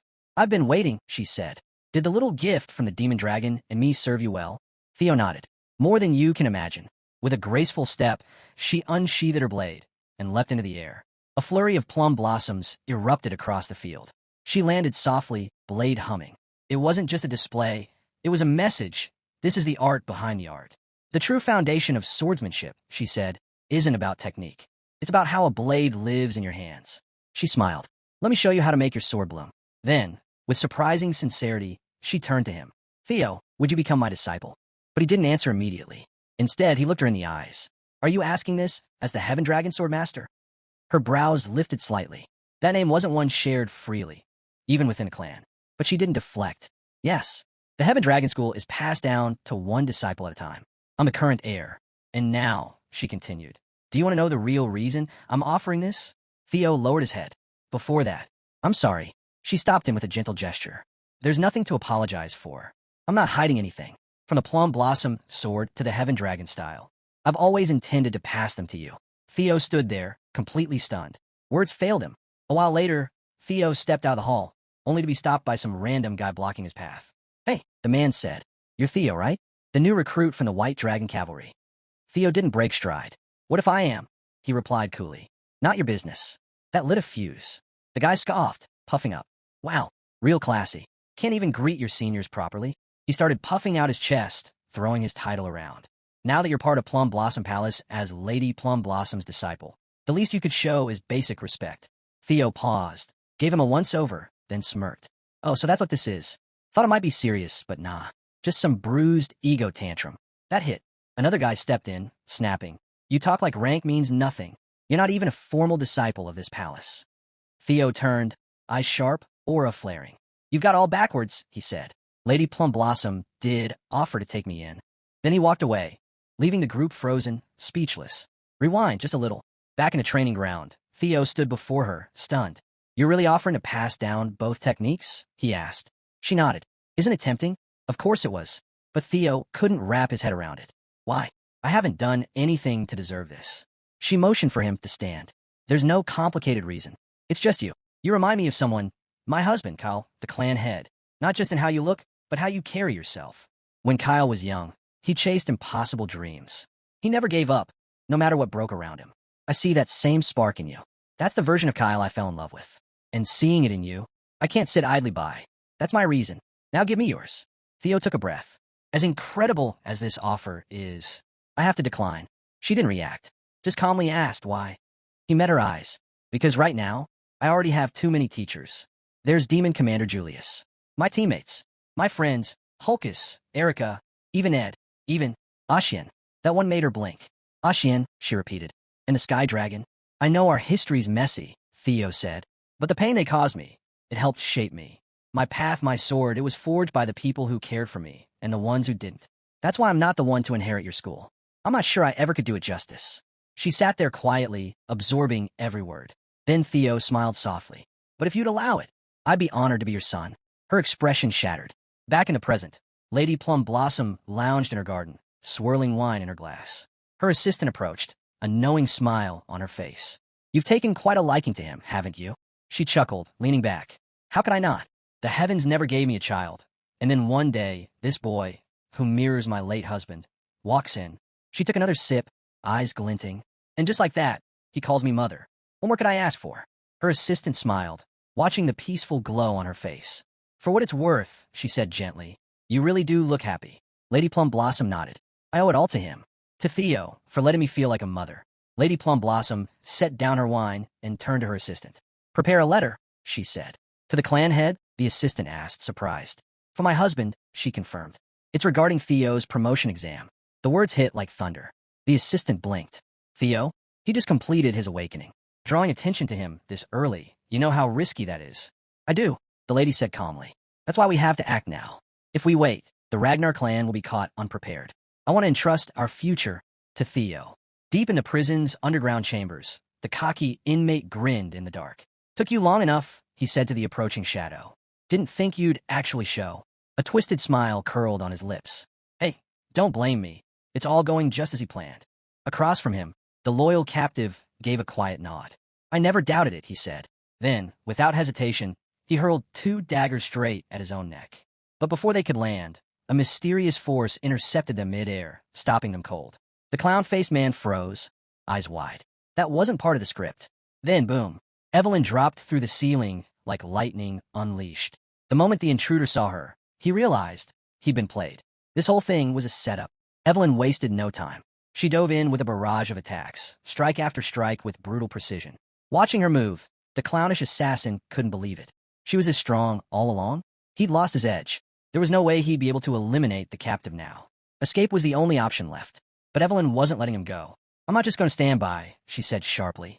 Then, Wind God's technique. The force of the technique locked him in place, pinned down like a nailed shadow. Desperate, the assassin tried to erase all evidence, activating a failsafe to destroy the mission trail. Too slow. Evelyn stepped in and drove her fist in his gut. Hard. Lights out. At White Dragon HQ, the news spread fast. They had an assassin. Alive. In a secured war room, officials gathered in silence. Julius stood at the head. "The prisoner's part of Serpent Season," he said. "An Eastern Splinter faction operating under the Trovian clan." A hush fell. It confirmed everything. They were linked directly to the Sky Dragon. "And now we know," Julius said grimly. "There's a mole inside our ranks." The meeting was held off-grid, deep underground. No transmissions in or out. Their intel was clear. Serpent Season's current base was located inside an ancient fortress in the Calhelm region. 3 hours. That's how long they had before the entire operation vanished in smoke. There would be no second chance. "This is a strike mission," Julius said. "Surprise is our only card. We hit first, extract everything we can, and finish it before they burn all." A woman stepped forward. Cloaked in quiet authority, she introduced herself. "Agent Null Snow." Theo blinked. "Wait, why is someone like her being introduced to me?" Julius answered. "Because this isn't just any mission. This is your promotion exam, Theo Ragnar." Theo's eyes widened. "I'm eligible for promotion?" "You are," Julius confirmed. "But don't celebrate yet." He leaned in slightly. "The higher you climb, the harder the tests get. And frankly, assigning a mission like this to someone testing for mid-rank? Unusual." He wasn't wrong. This mission could spark civil war if it went wrong. Julius continued. "You ordered Evelyn to watch the cells. You expected the assassin. You made the first move. Now finish it." Theo bowed his head. "I apologize. Planning without clearance was out of line, even as an heir. But I won't back out. I'll see it through." Across the room, one of the senior fighters stepped up, grinning. A true combat veteran. A Chad in every sense. "You want solo mission rights?" he said, cracking his knuckles. "Then get promoted. Let's see what you're really made of." A blue system window flickered to life in front of Theo. Mission: sever the entanglements of a past life. He stared at it. The meaning was vague, but something deep in his soul stirred. Whatever those entanglements were, he was about to face them. Null Snow turned to him. "Any issues?" Theo didn't hesitate. "None. No matter what, I'll see it through." The old commander rose from his seat. "The meeting's over," he said. "Operation Snake Extermination begins now." Snow fell softly across the dark forest as 3 figures stood silently beneath the trees. Null Snow spoke calmly. "Because of the mole, this mission stays small. Just us." She reminded them. This was an association stronghold. They'd be outnumbered. Head-on combat was suicide. "We're swordsmen," she said. "We strike from the shadows. No matter what happens, don't even think about quitting." The other 2 nodded, their faces grim with resolve. Inside the mansion, the library flickered with candlelight. 3 men sifted through papers in silence. "Take everything," one said. "Even the scraps." The man in the Joker mask paced near the exit. "Once you're done, we move. No delays." One of them glanced at the door. "How long's it been since he left?" 2 hours, the masked man replied. "You should be back by now." The third man stood guard, sword drawn, eyeing the hallway. Then, click, a small sphere rolled into the room and burst, releasing thick black ash into the air. They coughed, disoriented. "Is it an attack?" the swordsman shouted, already on edge. Then chaos. The girl burst through the haze. With one fluid sweep of her scale-shaped weapon, she sliced clean through all 3. The Joker-masked man clutched his neck, blood spilling from his throat as his eyes went glassy. One tried to escape. She didn't let him. Steel flashed, and it was over. "The room's clear," she said into her comm. "Secure the basement. I'll take the upper floors." Her partner nodded, still stunned by the precision in her strikes. Following the intel map, he sprinted down a corridor, eyes scanning for the basement stairwell. Then, thwick, arrows rained down. He dove sideways, barely avoiding a fatal shot. Heart pounding, he dropped to a knee and activated his skill, reading the terrain. Every trap lit up in his mind. Every hidden enemy marked. Theo sprang into motion, his sword gleaming as he launched into thunder dragon breathing. In an instant, he cut through the traps, then through the ambushers. Silent, lethal, unstoppable. When the dust settled, bodies littered the hallway. The Joker-masked man, once barking orders, now reduced to ash. Theo stood alone, eyes locked on the staircase below. The security was overkill. That meant only one thing. Whatever's hidden in the basement, it matters. He descended slowly, scanning every shadow. Blood painted the walls. Skulls were scattered across the floor like forgotten relics. And mounted on the far wall, one skull, jaw clamped tightly around his sword. Below, while aura clung to the room like mold, the figure in the center didn't flinch. He stood surrounded by carnage, gazing at the mess with quiet contempt. Couldn't even wait, he muttered. TCH. This was no ordinary hideout. This was the domain of the Holy Demon Church, a doomsday cult that twisted salvation into fuel for destruction, devoted to a warped prophecy of apocalypse and rebirth. They believed in a savior, a divine figure who would rise when the world ended. But they corrupted that belief into something far more terrifying. The cult twisted faith into fuel for cruelty. Theo remembered it was this very group that ignited the Great War, nearly bringing the Empire to ruin. From across the chamber, the man called out, asking if Theo remembered him. But Theo didn't answer. Instead, he activated his mana sight. What he saw made his stomach tighten. The man's body pulsed with blood energy, warped by what could only be a demonic eye. His mind, fractured, unstable, and from him, something impossible seeped into the air. A mana that didn't follow any natural laws. It had to be the so-called grace granted by the Blood Christ. The man smiled. Still doubting, he asked, before folding his hands in prayer. Then he whispered that Theo would make a fine sacrifice. Suddenly, his body contorted, mutating into a monstrous form. He stepped forward slowly, telling Theo not to resist the god's blessing. Theo's eyes flicked to the creature's hand. Was it even human anymore? He didn't wait to find out. In a blur, Theo unleashed a storm of strikes in every direction. But then, the man caught his blade, just reached out and stopped it. Mid-swing, Theo threw his weight behind the weapon, but it didn't budge. Not even an inch. Before he could react, the man flung him across the room like a rag doll. The impact cratered the wall. Lying in the rubble, Theo stared up in shock. This man was only a blood priest, just a low-ranking cultist. Yet his power was beyond anything Theo had faced. His hands trembled. He thought about using the triple dragon's claw, but that would collapse the entire structure. He'd be crushed along with his enemy. Even a basic energy technique wouldn't be enough. Cornered and overwhelmed, Theo looked down at his sword. Doubt clawed at him. Was this weapon still worth holding? But then, through the chaos in his mind, a thought surfaced. Destruction is part of the sword, just like death is part of life. He remembered, every blade carries both love and ruin. It can protect, it can destroy, it creates, it ends. The contradiction burned in his chest. Theo gripped his sword tighter, whispering about the meeting of two blades, two truths. Across the room, the blood priest raised his hand like a preacher. This young lamb spills his sacred blood, he chanted. Then he roared, accept this offering. With a scream, he charged. Theo dodged just barely, but his focus never broke. His enemy laughed, calling him stubborn. But Theo had changed. He wasn't just reacting anymore. Something deeper had awakened. His movements began to flow. Strike, stillness, strike again, like the rhythm of the sea. That's when the truth hit him. Life and death aren't enemies. They're parts of the same story. One leads to the other. Each gives meaning to its opposite. He no longer needed to choose. He'd wield both. Raising his sword, Theo stood tall. The priest sneered. That blade won't save you. But Theo was calm now. Centered. And then, dragon flash. A whirlwind of dark mana erupted around him, spiraling like a storm. At first, the priest didn't flinch. But then his expression shifted. His eyes widened. Because in that strike, there wasn't just destruction. There was life. The impact launches Theo across the room, slamming him into the wall. He crashes down hard, blood spilling as he hits the floor. Gasping for breath, the man chokes out. You hunt truth with violence. You're corruption itself. I won't let you defile my God's name. Theo steps forward, placing a hand over the man's face. The priest screams in agony as Theo taps into his memory-reading skill, peeling back layers to find the source of the priest's strange power. Images flood Theo's mind, glimpses of the holy demon church's grip on the world. But then, something shifts. This isn't just a memory anymore. Theo feels himself being pulled somewhere else, deep into a place that isn't part of this world. Everything is warped, dark, unreal. A string of incomprehensible symbols flashes across his vision. Then, a warning. Flee. You've come into contact with a powerful entity. Theo steadies himself, eyes searching the void. A voice echoes from the emptiness. Who are you? Theo stands his ground.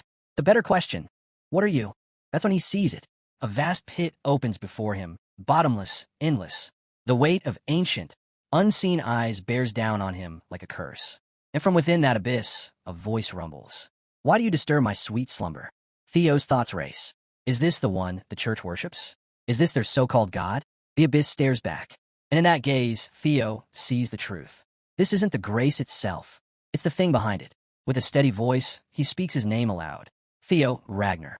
The moment the entity repeats his name, something shifts. Theo's breath catches. This being knows him. It's been looking for him. For a long, long time. Roots, thick and black, rise from the darkness. They wrap around Theo, tightening like chains. The voice speaks again. You are the light of this world. The words send a chill through him. He struggles to process it, bound in place, mind spinning. Then light. A figure bathed in golden aura steps forward.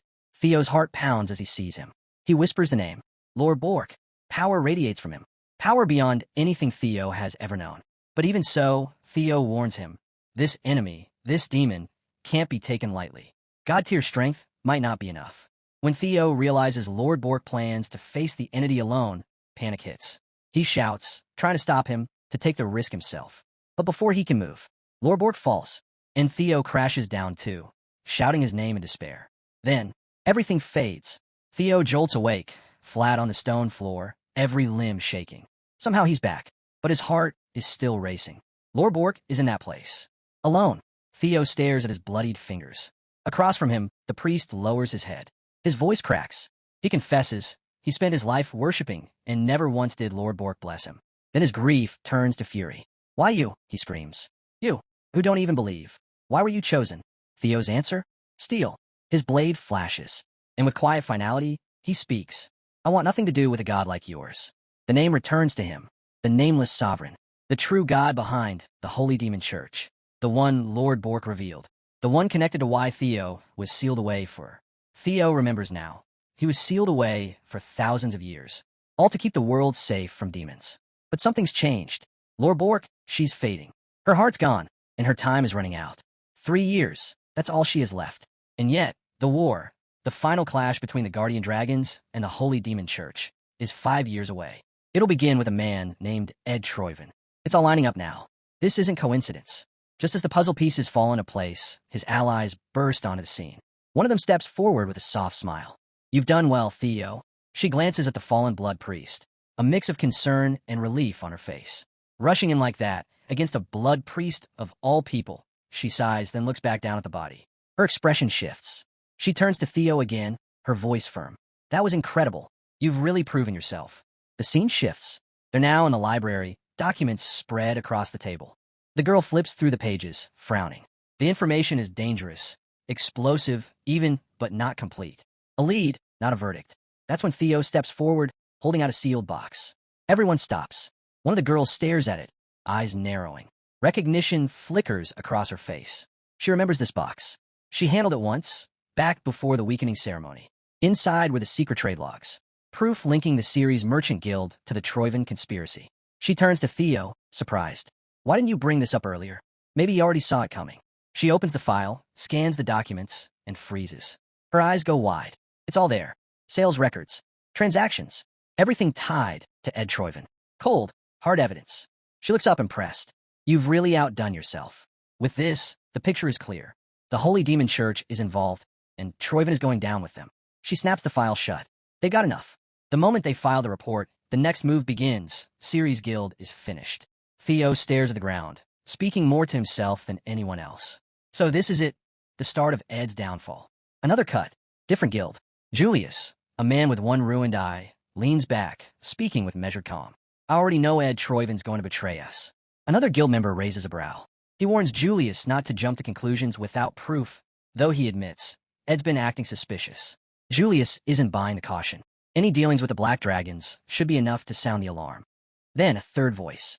Smooth, veiled. He suggests they stop speculating and start acting. Julius eyes him closely. You seem calm, he says slowly. Do you already know something? But the man dodges the question, steering the topic elsewhere. Theo Ragnar. He brings up Cleve's report. How Theo took down a blood priest on his own. Julius cuts in, clearly annoyed. But the veiled man doesn't stop. He wants Theo. He says the kid has sharp instincts. Dangerous mind. The kind of person the Black Snow Guild should be recruiting. Julius scowls. Drop it, he snaps. I've already contacted Deep. The message is clear. Theo is off limits. Elsewhere, the tone shifts. A boy laughs, teasing his older brother. He says they're all thieves. Him, OSA, Kyle. Nearby, a girl lifts her cup and smiles. It's been a while since you last reached out. Her mind drifts to the past. She remembers the day they became sworn siblings. To her, it still feels like yesterday. Julius cuts in, voice cold and clipped. Try poaching from my side again, he warns, and you'll regret it. But the veiled boy just smiles, calm, unreadable. You still don't get it, do you, Julius? He says quietly, almost teasing.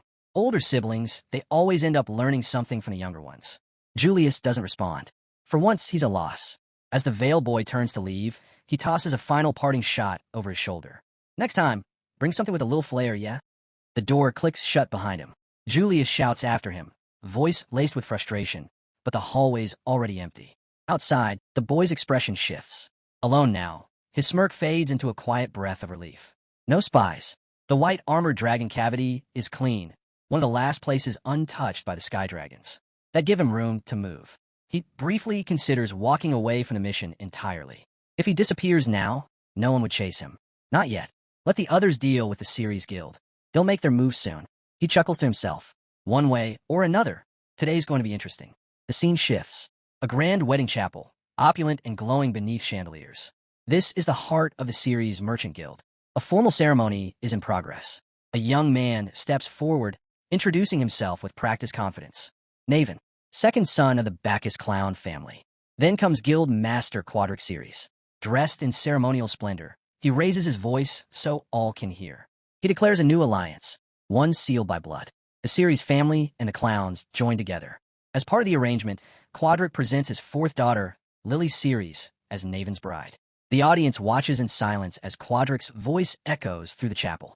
This marriage, he says, will unite two great houses.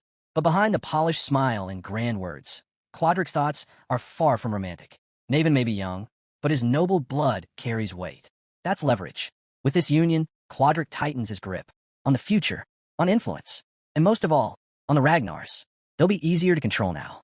Exactly as he planned. A man casually introduces himself as Naven Bacchus, the second son of the Bacchus family.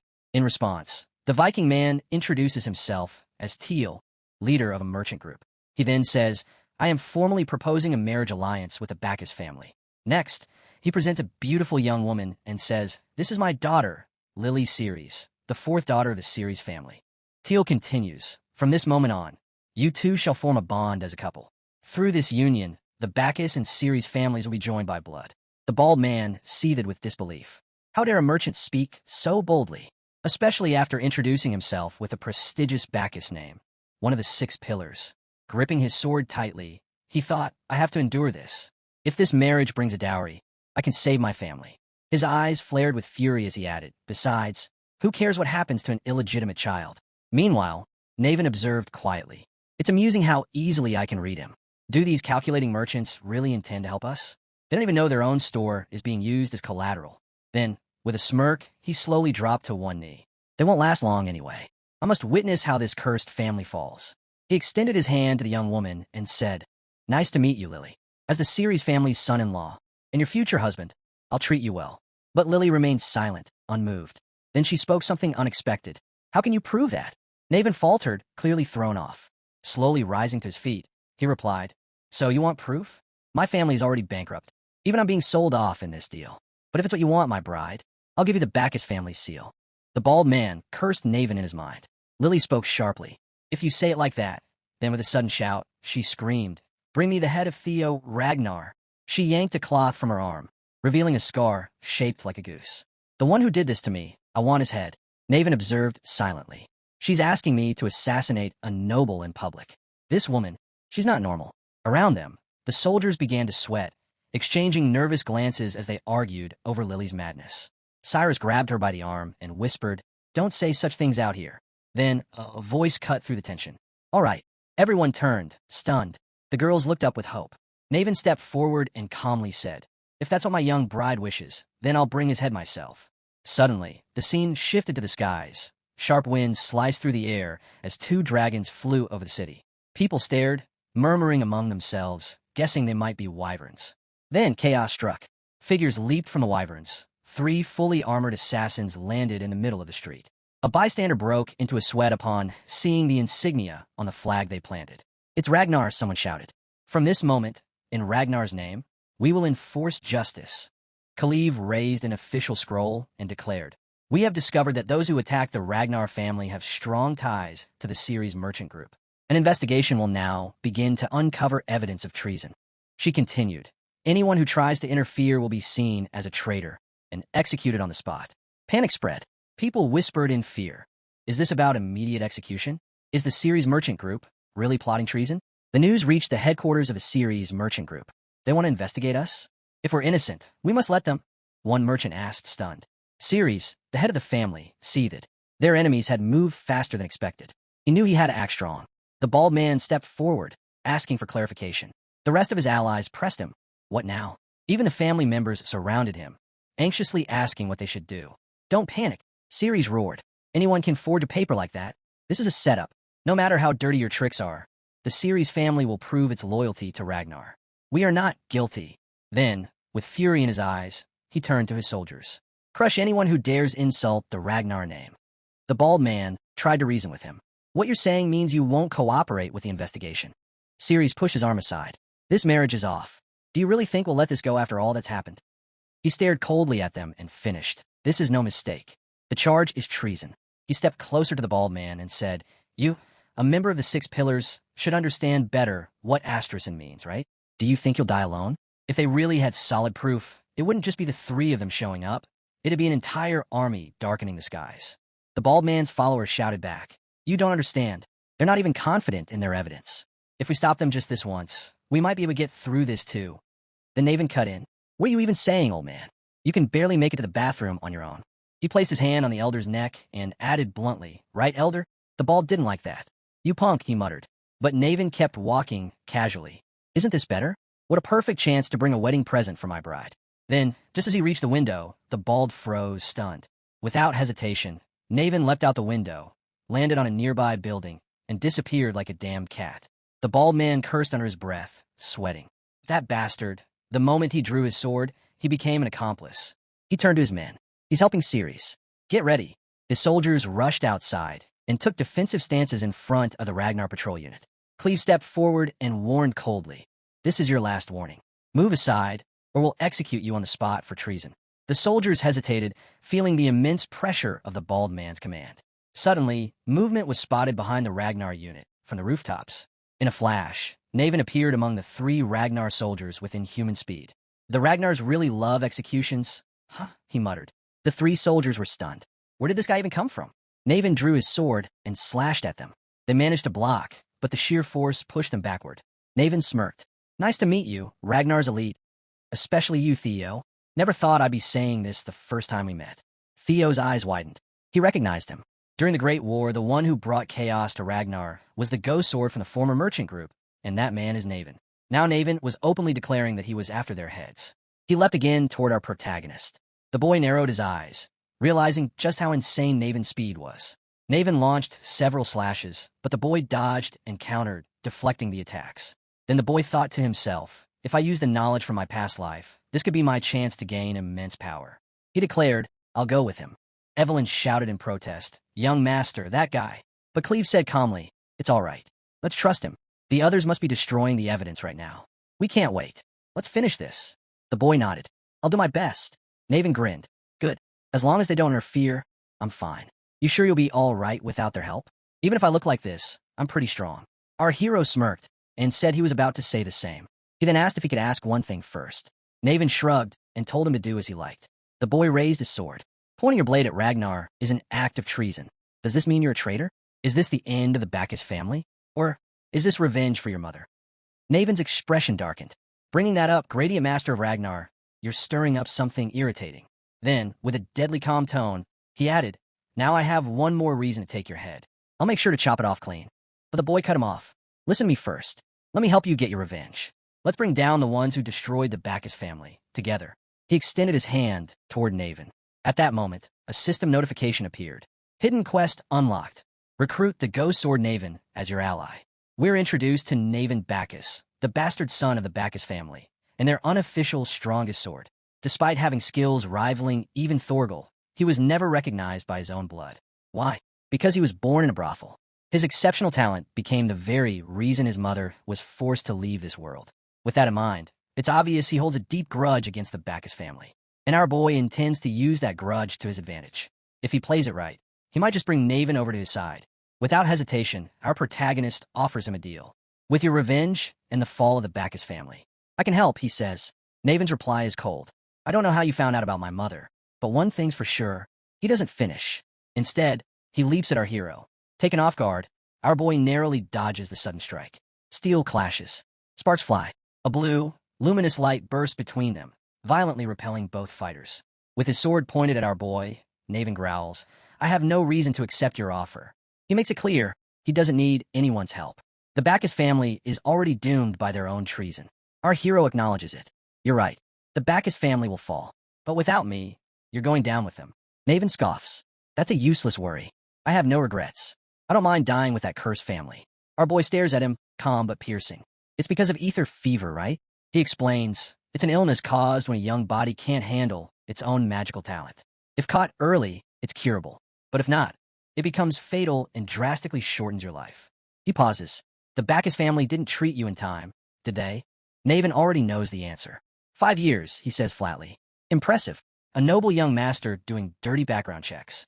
Then he suddenly charges again, roaring, but knowing that changes nothing. Today, right here, the Bacchus family dies, and so do I as Naven. Their swords collide once more. This time, they glow with a vibrant green aura, the sheer force shaking the ground. But amid the chaos, our hero speaks calmly. What if I told you? I could cure your disease. Naven doesn't believe it. He calls it nonsense, saying there's no known cure for ether fever. The battle rages on. Our boy is pushed back, forced to fight seriously. And he realizes, Naven's right. In his past life, the cure had been discovered just days after his death. It was something straight out of a sci-fi novel, like an Iron Man core. Ridiculous, but real. So now, he says firmly, you're wrong. There's a cure. Naven freezes. It's 100% curable, our hero insists. Just like you said, the Bacchus family will disappear, whether you join me or not. But if you take my hand, you can live. You can become a hero, the one who helped the Ragnar family. Trust me, just once. Now, Naven is soaking in a bath, deep in thought, staring at our boy. Meanwhile, the scene shifts outside. Soldiers raise their weapons. Cannons are ready. Arrows whistle through the air, flying straight toward the 2 Ragnar soldiers. Evelyn grew irritated by the constant barrage of attacks without a single counterstrike. They're not even hitting back, she muttered. Cleve nodded. Yeah, I know. She glanced over at Theo, wondering if he was done yet. But from what she could see, they were still in discussion. Her hands itched to draw her arrows and strike back, to kill them all. But she held herself back, remembering the instructions. Don't kill unless absolutely necessary. Their mission wasn't to eliminate Naven, after all. It was to analyze his potential. They intended to recruit him. So, are you seriously telling me just to observe him? She asked, clearly annoyed. The white-haired commander responded. Yes. He did capture the priest, but you didn't witness it directly. That's true, she admitted. That's why confirmation is crucial, he continued. The mission of the Black Pillar is to accurately assess those who will lead Ragnar's future. Never forget that.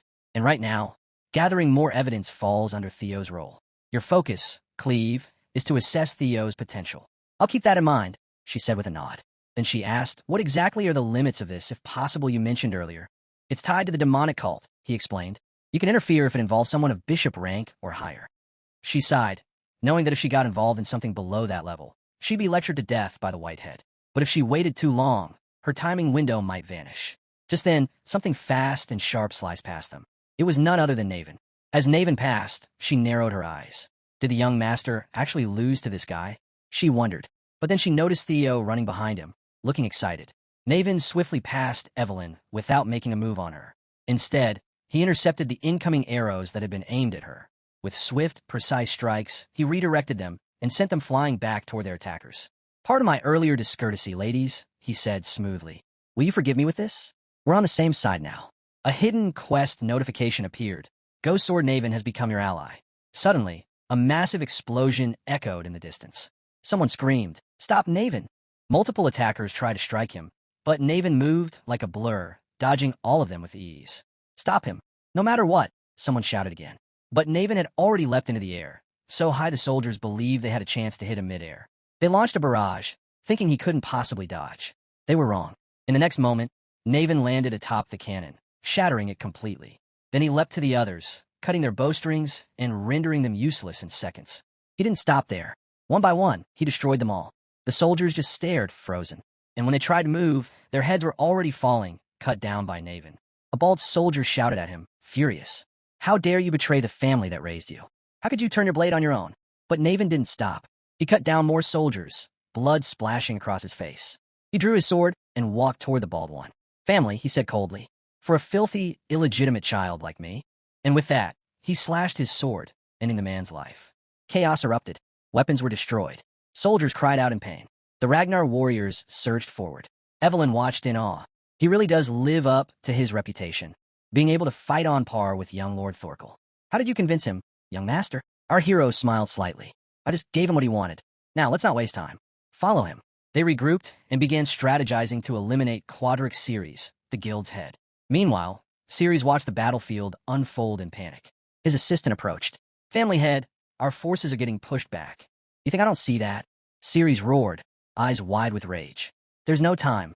We must burn the documents, especially those related to Trovian, before they fall into enemy hands. But Ceres spun around and grabbed him by the collar. His voice was low and serious. If we burn them, how do we get back the money we invested? You're saying we just abandoned all that because of those bastards? As the assistant struggled to respond, a voice interrupted them.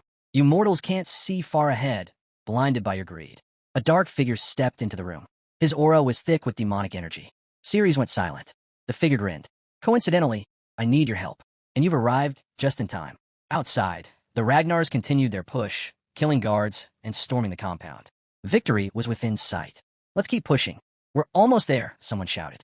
Our hero cut down another wave of enemies and muttered, uninvited guests sure know how to cause a mess. As they reached the gate, it creaked open slowly. What stood beyond made our hero freeze. A demonic cult figure appeared, radiating dark power. It's time, he said coldly. Time to put everything you've learned into action. The demonic figure declared, oh, sentient being, blinded by greed. You failed to see the bigger picture. He was clearly struggling. His manager stood speechless. After a moment of silence, the manager said, I just happen to really need help right now. You came at the perfect time. At that moment, towering monster soldiers stood behind the demonic bishop. Ceres spoke up. I knew God wouldn't let me die in vain. To think the Holy Demon Church sent their bishop. Since you're here, help us out a bit. He then extended his arm in a welcoming gesture and added, you're in bed with the Troivan clan, after all. So, we're basically in the same boat. I'm sincerely asking, please help me. Just then, someone emerged from the side. As he observed the situation, he said, we will need you when Judgment Day comes. So, I will help. But before that, there are documents related to Troivan. Ceres asked, why are you looking for them? Of course, I've hidden them properly. They're my cash now. He struggled to continue speaking, but managed to say, if they want money, they better do a good job this time.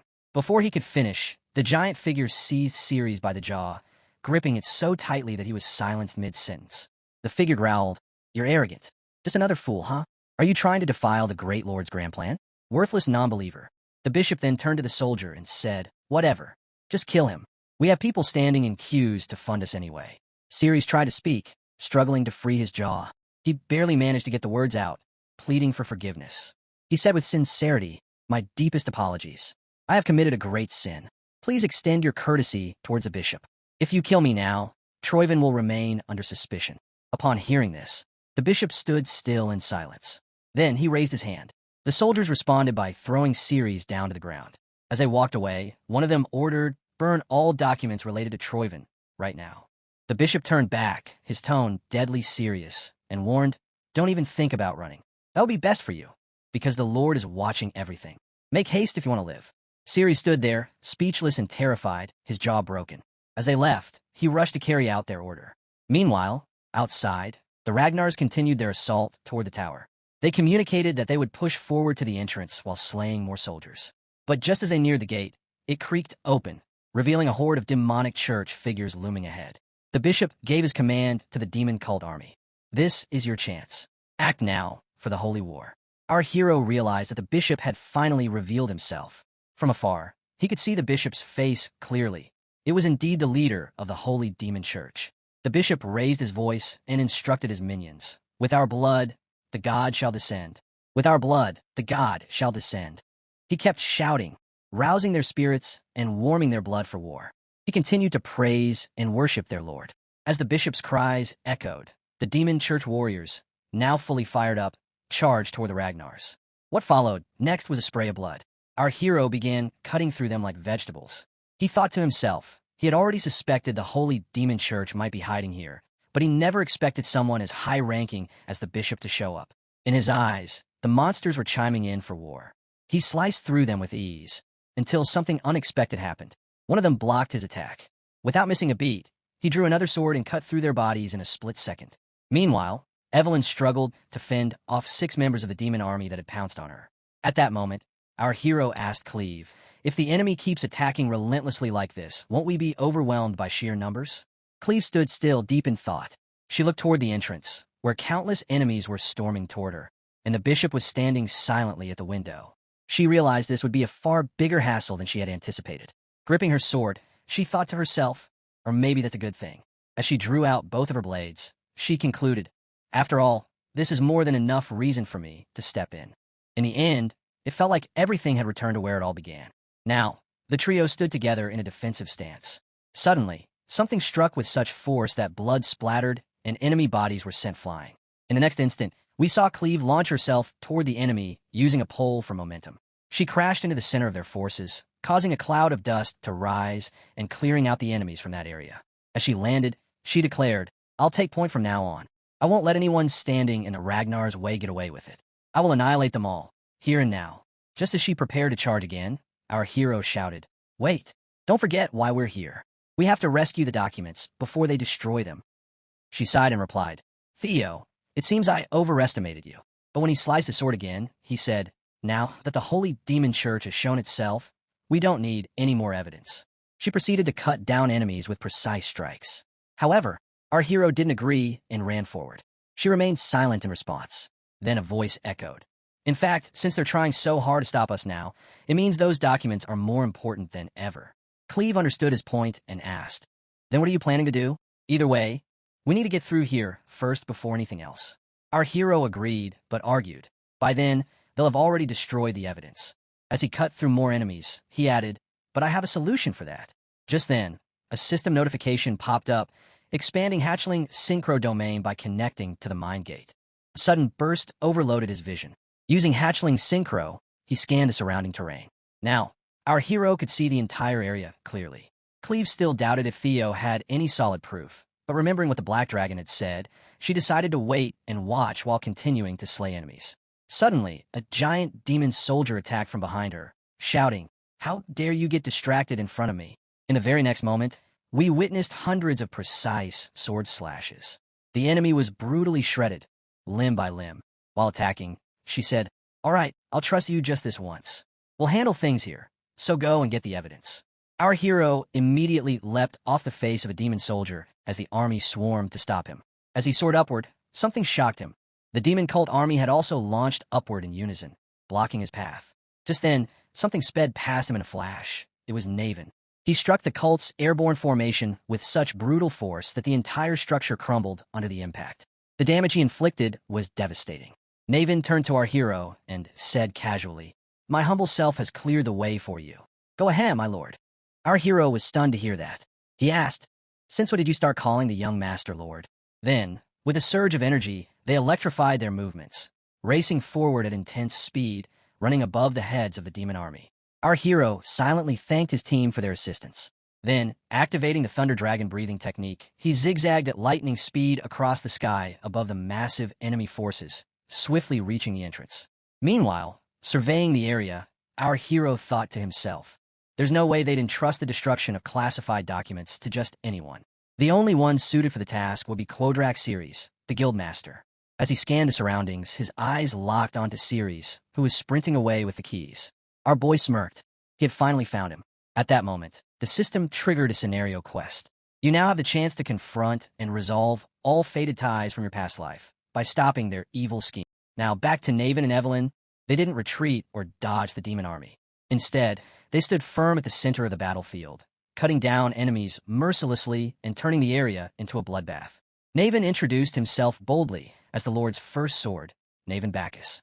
Evelyn, unimpressed, remarked that his sense of humor was a bit too much. Despite their casual banter, the two continued to slaughter the demon army like they were merely chopping vegetables.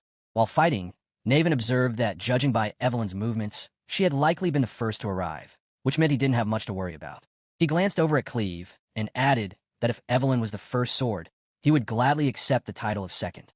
Evelyn shot him a sharp look, questioning whether he truly believed he was better than her. Without hesitation, Naven stepped up confidently, raised his sword, and confirmed that he did. Then, with a single devastating slash, he cut down more demon cult soldiers than Evelyn had managed up to that point. Then he grinned, noting that it just so happened they were on the same side, but proposed they settle things right then and there. The one who defeated the most believers would earn the title of First Sword. Evelyn dismissed the idea, stating she was on a mission and had no time for such trivial nonsense. But Naven, wearing a teasing smirk, suggested she might be scared, afraid she would lose. That comment hit a nerve. Evelyn swiftly slipped behind his arms, and Naven smiled, realizing their challenge had now officially begun. Without holding back, Evelyn launched into action, her strikes slicing so sharply that the bodies flew above Naven's head. She dashed past him, determined to prove why she deserved the title of First Sword. Charging straight into the formation of demon believers, she gave a sharp mental warning not to regret provoking her. Naven, not one to be left behind, rushed in right after her, joining the chaos to back her up. The scene shifts inside to the bar. It's completely deserted. Every room it leads to is filled with pin-drop silence. Down a dim hallway, there's a hidden door. Here, Ceres quietly makes his entrance. He breaks the lock and, holding a light source, opens the door. Inside the room is a large drum. He heads to a secret box and pulls out the evidence related to the money collected from Troyven. Staring at the documents, Ceres mutters, "All I have to do is burn this, and we'll escape being charged with treason, to some extent." But then he hesitates. Do I really have to burn this? He wonders. All of this is worth so much. It'll be impossible to recover. If we also count the business handed over to the Sky Dragon, I must reclaim all of it, no matter what. Just then, a memory flashed through his mind, the moment the demon bishop killed him. With a grim expression, he made up his mind. Living was better than dying. He loosened his grip on the fire stick, ready to burn the evidence. But suddenly, something shot into the room, snatched the fire stick midair, and saved the documents at the last second. As he turned to see who it was, he realized it was Theo. Ceres staggered back, stunned, wondering how Theo had even managed to get inside. Theo stood with a grave look, silently pointing out that even the reach of Ceres' fourth daughter hadn't been enough to keep him out. Ceres' face twisted in panic. He dropped to his knees, desperate, willing to do anything just to be spared. But there was no room for mercy. Our hero summoned his mana into a focused, powerful strike, declaring that anyone who rebelled against Ragnar must be executed. In a single, precise motion, he beheaded Ceres. A system notification appeared, marking the quest as completed. Now flipping through the recovered documents, the hero's thoughts turned cold. He questioned whether the demon cult had truly been worth mobilizing for something like this. He glanced at the secret ledger that had been handed to Cleve. That document alone was enough to bring down Ed Troyven. But the Sky Dragon still remained a loose end. He knew he had to eliminate not just the Sky Dragon, but Ed Troyven himself. As he studied the documents laid out before him, it became clear that each one was a vital piece of evidence. The sheer volume left him unsure of where to begin. His eyes swept across the library shelves until one book drew his attention. Something about it felt different. He reached out, picked it up, and read the title, Rose Palace Investigation Report. Reading the title, he stiffens. Inside, it warns, be cautious of the Black Dragon surveillance when attempting to retrieve relics. He keeps reading. Troyven's handwriting states, 2 relics have already been recovered. The remaining relics are likely hidden in the Rose Palace. A cold sweat starts to form on our boy's forehead. The mention of relics hidden in the Rose Palace raises more questions than answers. His mind spirals. Memories of discrimination, false accusations, and a tragic downfall in his past life come flooding back. He keeps reading. The plan clearly states that both Cecilia and Theo Ragnar must be eliminated. A shiver creeps down his spine as he realizes that everything may have happened just for the sake of relics that might not even exist. With clenched teeth, he rips out the pages, Ed Troyven's name echoing in his thoughts. Taking a deep breath, he slowly shuts the book. Reading this now won't change anything. Revenge must be taken one step at a time. He turns to the bookshelf with renewed determination. Every single relic stolen through lies and blood. He plans to take them all back. A system notification flashes across his vision. 2 relics of the ancient dragon have now been discovered. The scene shifted back to the Merchant Guild's headquarters. Naven and Evelyn stood firm. Evelyn, catching her breath, said, "I remember you, Naven Bacchus." They closed in, their movements calculated, unwilling to give the 2 warriors a moment's respite.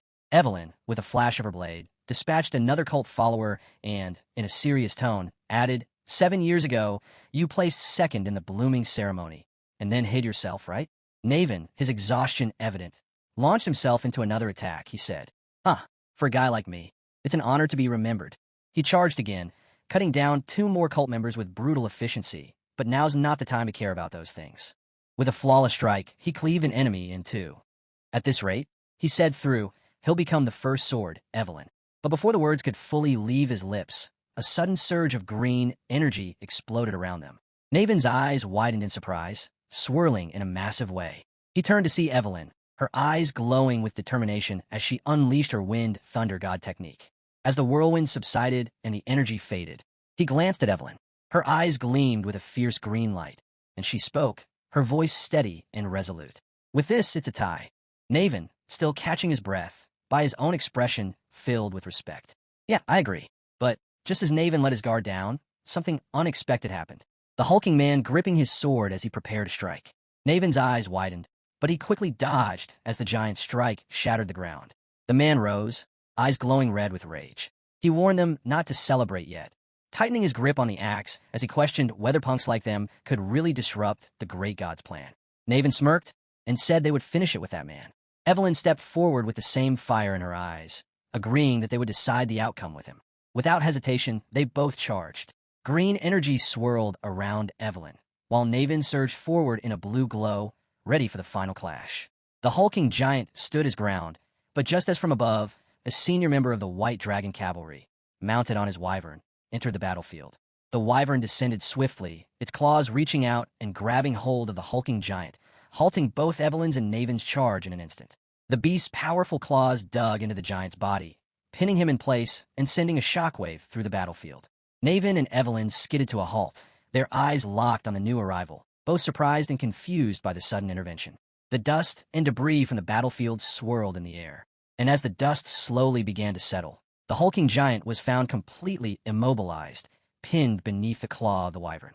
The beast stood tall, its claws embedded deep into the giant's body, crushing the life from him. The senior member of the White Dragon Cavalry, a man with yellow hair, stepped forward with a satisfied grin. His eyes gleamed with pride as he looked at Evelyn. He said he came just in time. Both Evelyn and Naven stopped dead in their tracks, their eyes locked onto the senior member, and in perfect unison, they both shouted a single word. Why? Their expressions morphed into pure rage. They both yelled again, asking why he had even touched him. The senior member was completely taken aback, his face going pale as he realized he was being scolded by both of them. He stammered, trying to defend himself, claiming he thought he was helping. Suddenly, the sky darkened as more wyverns filled the air, descending in waves. The White Dragon Cavalry's entire army arrived. Their landing was so forceful that several of the demonic cult's followers were crushed instantly. Another senior member, a woman, she turned to her army and issued orders in a commanding voice. All members of the White Dragon Squad 15 were to get rid of everyone from the Serious Merchant Guild and the demonic cult. With her orders given, the White Dragon Cavalry soldiers surged forward, attacking the remaining demonic cult forces with relentless ferocity.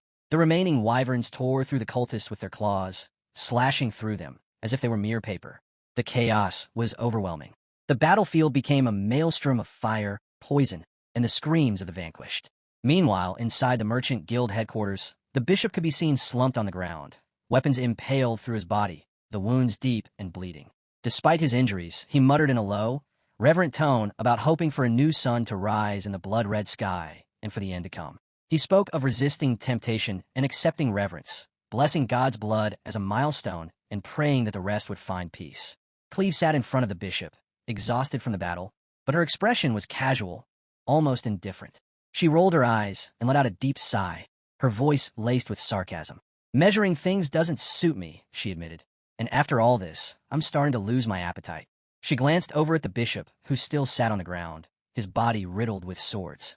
His limbs had been severed, a result of Evelyn's mercy, leaving him in a broken and defeated state. The scene shifted again to the streets of the city, now eerily quiet after the battle had ceased. The White Dragon Cavalry had set up makeshift complaint booths, and citizens lined up in droves to report their losses. Evelyn found herself at the center of the chaos, overwhelmed by a constant barrage of questions. A person approached her, holding a report in hand, asking if they could leave. Evelyn, clearly frustrated, responded with little patience and told them to just submit their Merchant Association certificate. The scene turned into utter pandemonium. White Dragon members were running around, shouting orders to each other. One soldier asked the captain if they really needed the reports. Another voice echoed, calling to bring it quickly. Someone tossed a report to Evelyn, and one of the papers read that a drake had eaten a horse. The confusion was palpable, and Evelyn's frustration only grew. She muttered under her breath, asking who had said that.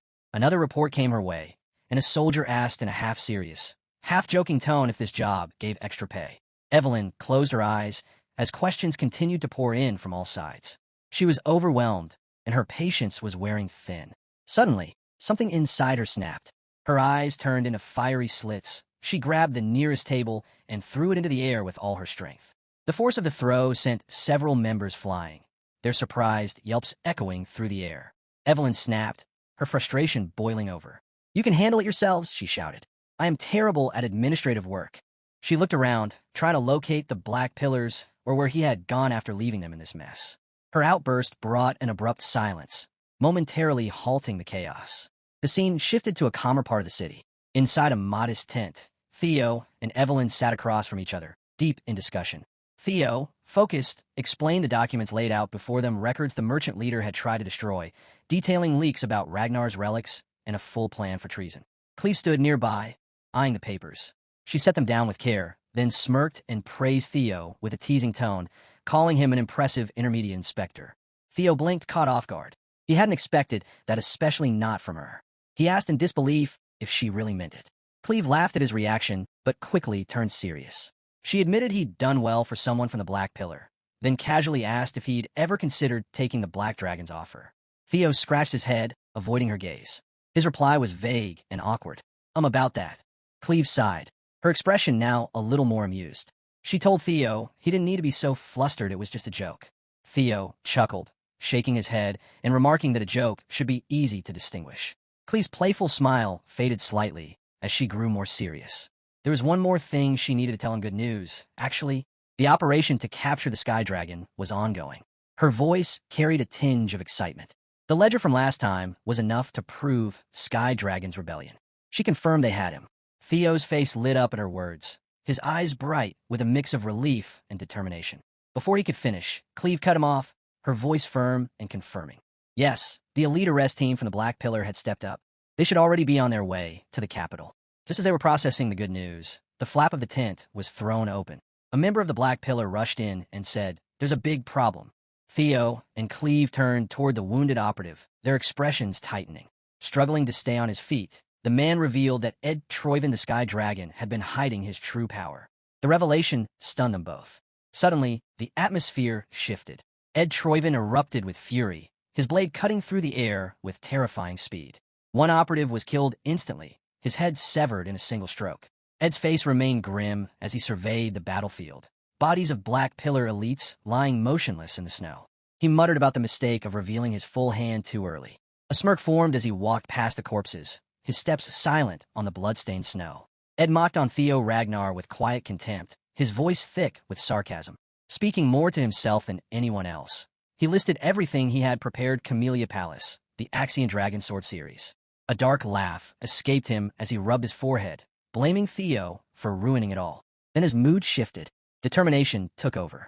The Torven plan was still in motion.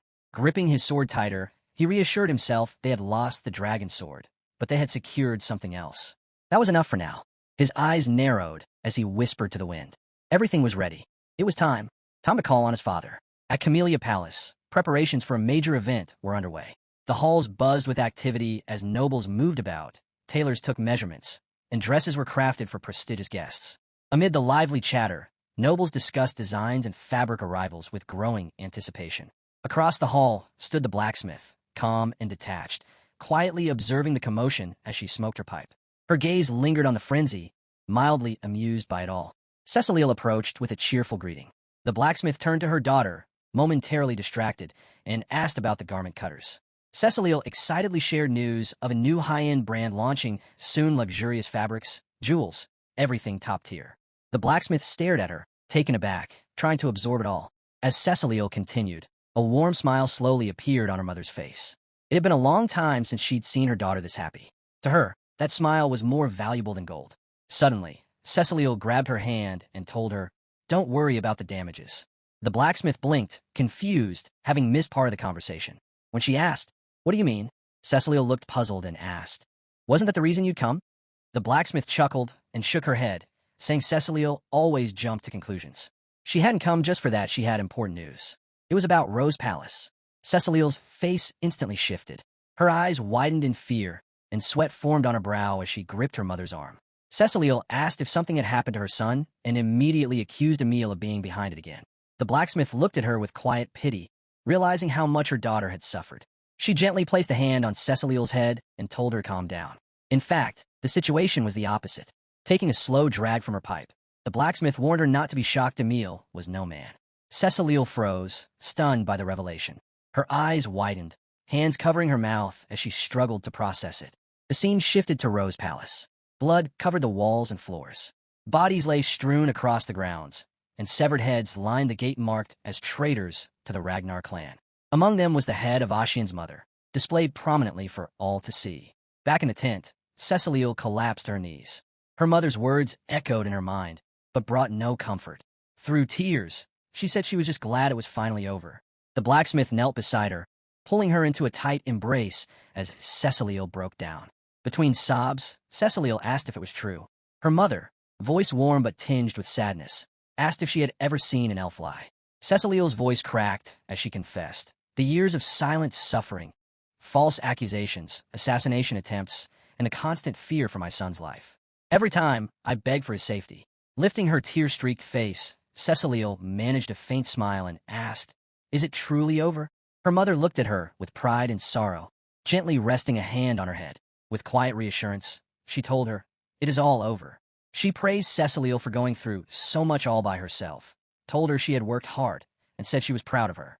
The scene shifted to the bustling halls of Camellia Palace, where Theo and Naven had arrived after the battle. Despite the gravity of their mission, the atmosphere felt somewhat lighter.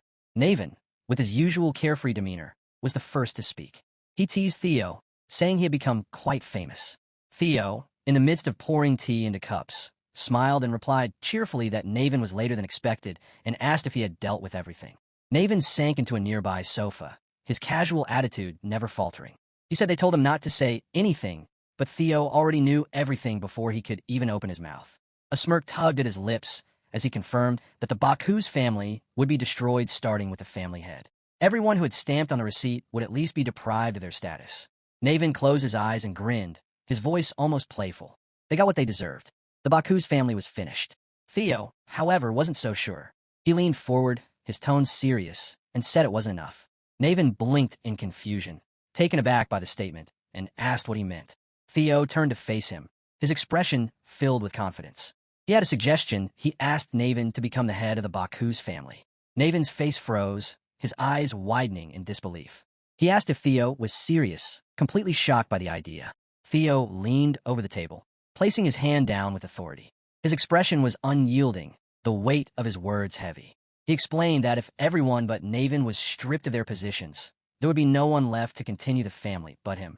Theo narrowed his eyes, his voice taking on a more intense tone. He then made another request. He asked Naven to become his power in the war that would soon happen against the Troivan. Naven narrowed his eyes, his expression darkening for a moment, but then quickly returned to his usual carefree demeanor. A war against the Troivan? This punk had he been planning this from the beginning?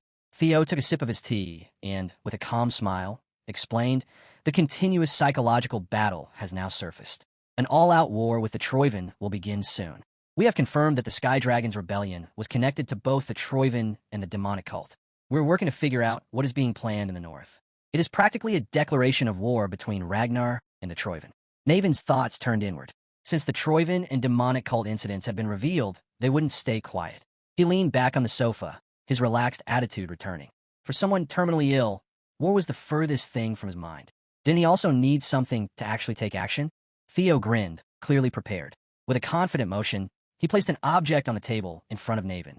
The gesture caught Naven completely off guard. He looked at the object in confusion and asked what it was. Theo, with his usual self-assured confidence, replied that he could cure Naven's illness. Naven stared, his surprise turning into disbelief. Theo continued, pulling out a piece of paper and handing it over. He explained that it was the recipe for treating ether fever.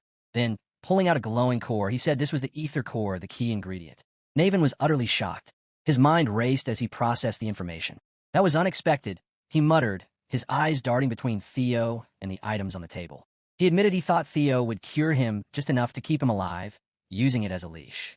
Theo blinked in confusion, his expression faltering for a moment. He asked what Naven meant, completely taken aback. Naven wasn't done. His voice turned serious as he asked what Theo would do if he gave him everything, and he just ran away with it. Theo, regaining his usual composure, simply gestured with his hand. If Naven wanted to do that, he said, he didn't care. Theo narrowed his eyes, setting his teacup down, his expression turning serious. He said there were a lot of problems that came from focusing only on power, just like Ragnar did. His voice filled with quiet resolve. He and Naven were both victims of that kind of culture. His eyes gleamed red as he took another sip of tea, his tone soft but firm. What he wanted was not to overpower others with strength. What he needed was trust. Naven's eyes widened in shock. He stared at Theo, finally understanding the depth of what he was saying. Theo leaned forward, smiling as he spoke about building relationships on trust rather than pressure. Naven paused, caught off guard by the sincerity. His usual carefree attitude slipped for a moment before he let out a short laugh, masking his thoughts with a familiar grin. He had underestimated Theo, thinking him just a kid, but he was clearly something else. Theo, confident, teased, "Do you want in or not?" Naven stared into his tea, considering the offer. After a long silence, he took a sip, set the cup down, and stood. Theo watched him with curiosity. Naven walked to his sword and drew it slowly. Sensing the shift, Theo simply smiled and sipped his tea. Naven held the sword upright and solemnly declared his oath he, Naven Baku's, head of the Baku's family, pledged to become Theo Ragnar's sword. Theo's eyes narrowed with approval, a proud smile forming. Naven then broke the tension with a playful grin, asking if that was enough. Theo raised his glass in response. It was Naven soon took his leave, and Theo was left alone, reflecting. A war with the Troivan loomed. Memories of his past life flickered through his mind. Things were accelerating, but everything was falling into place. He approached the table of relics and placed a hand on one. A smirk tugged at his lips. First them. Time to see what's inside the treasure chest. A system window appeared before him. Theo reflected on the relics he had absorbed so far. Lesser Drake and Griffin, both now vital assets. He studied the new relic from the Merchant Guild, a ring, and considered its potential. Without hesitation, he opened the box, slipped the ring onto his finger, and grinned at the thought of gaining new power. A system window appeared. Ancient Dragon Relic. Mima Rune Ring equipped. Before he could react, another message followed. Moving to dungeon. Before Theo could react, the ground shook violently.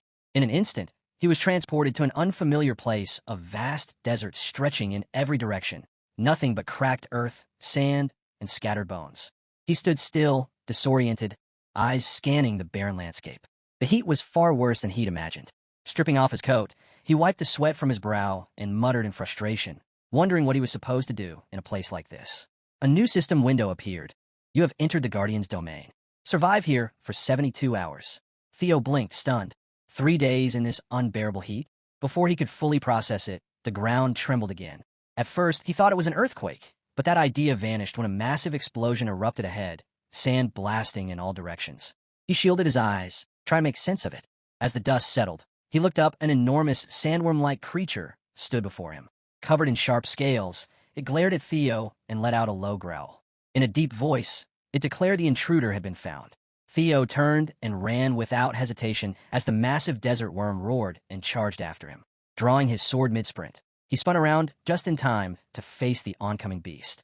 With narrowed eyes and a sharp shout, he activated Lightning Dragon Streak. Black lightning spears burst from his blade, streaking through the air toward the charging creature. The resulting explosion rocked the ground, sparks flying in every direction. But despite the explosive force, the attack did little to no visible damage to the massive creature. Theo gritted his teeth in frustration. The worm was fine even after being hit by the dragon streak. How? His mind raced, trying to figure out how to overcome this unexpected challenge. But before he could come up with a plan, something caught his eye, a sudden flash of lightning. His eyes widened in horror as he realized that the desert worm was now enveloped in its own crackling aura of lightning and thunder. The beast's body crackled with energy, and it unleashed a violent bolt of lightning aimed directly at Theo. Theo's heart pounded as the electricity surged toward him. With a tense expression, he pushed himself harder, sprinting even faster to avoid the incoming attack. The worm roared again, its entire body shuddering with energy as it prepared for another devastating strike. Its massive form shuddered as thunderous energy crackled from it. Thunder properties, so it was fine because it shared the same properties as him. The massive creature, now fully charged with lightning, sent a surge of electricity hurtling toward Theo as it charged with killing intent. The desert worm bellowed, its voice a low rumble that vibrated through the sand. Theo, eyes wide with focus, sprinted away, dodging the oncoming attack as best he could. His heart pounded in his chest as he tried to maintain his pace. Just as he thought he had a moment of relief, the lightning struck the rocky hill ahead of him, shattering it. Massive chunks of rock came tumbling down toward him, blocking his path. What the hell? Theo cursed under his breath, momentarily halted by the rockfall. But before he could recover, the desert worm surged forward, its massive body lunging at him, mouth wide open and ready to crush him with full force. The ground beneath the worm tore apart as it charged, the sheer force of the beast's body ripping through the earth. Theo barely managed to dodge the worm's strike, but the impact from the creature's massive bulk sent him flying backward. He crashed into the sand, but quickly regained his footing, eyes scanning the battlefield, fully aware that the desert worm could appear from anywhere. Theo glanced at his system window, his eyes widening in shock as he saw the time. 5 minutes. Panic crept into his mind. He wouldn't last like this for long. The ground trembled again, the desert worm's thunderous energy building beneath the earth. Theo cursed himself. It was already hard enough to attack since it moved underground. With lightning surging across its body, the desert worm suddenly erupted from the ground, its massive form emerging like a natural disaster. Theo leapt back. Realizing the creature shared his lightning attribute, his usual techniques wouldn't work. The terrain favored it too. Then an idea struck him. His eyes lit up with a grin. The terrain could work both ways. This might actually work. Without wasting a moment, Theo opened his inventory and pulled out the relic he had obtained from the Merchant Guild during his last mission, a snowflake-shaped relic. The desert worm, however, wasn't giving him any chance to breathe. It kept charging at him with relentless fury, sending blasts of lightning his way and closing the distance with each attack. Theo dodged and weaved, but the attacks were coming too close for comfort. Should he use this relic now? His mind raced with the weight of the decision. With the situation growing more dire by the second, he made up his mind. He had no choice. He quickly equipped the snowflake relic, placing it on his ear. As soon as the relic touched his skin, a surge of energy rushed through him. His heart raced as he braced himself for the unknown. It was clearly a gamble, but it was more than worth trying. As Theo equipped the second relic, a system window appeared. Relic of Ancient Dragon, Ice Flower Butterfly equipped.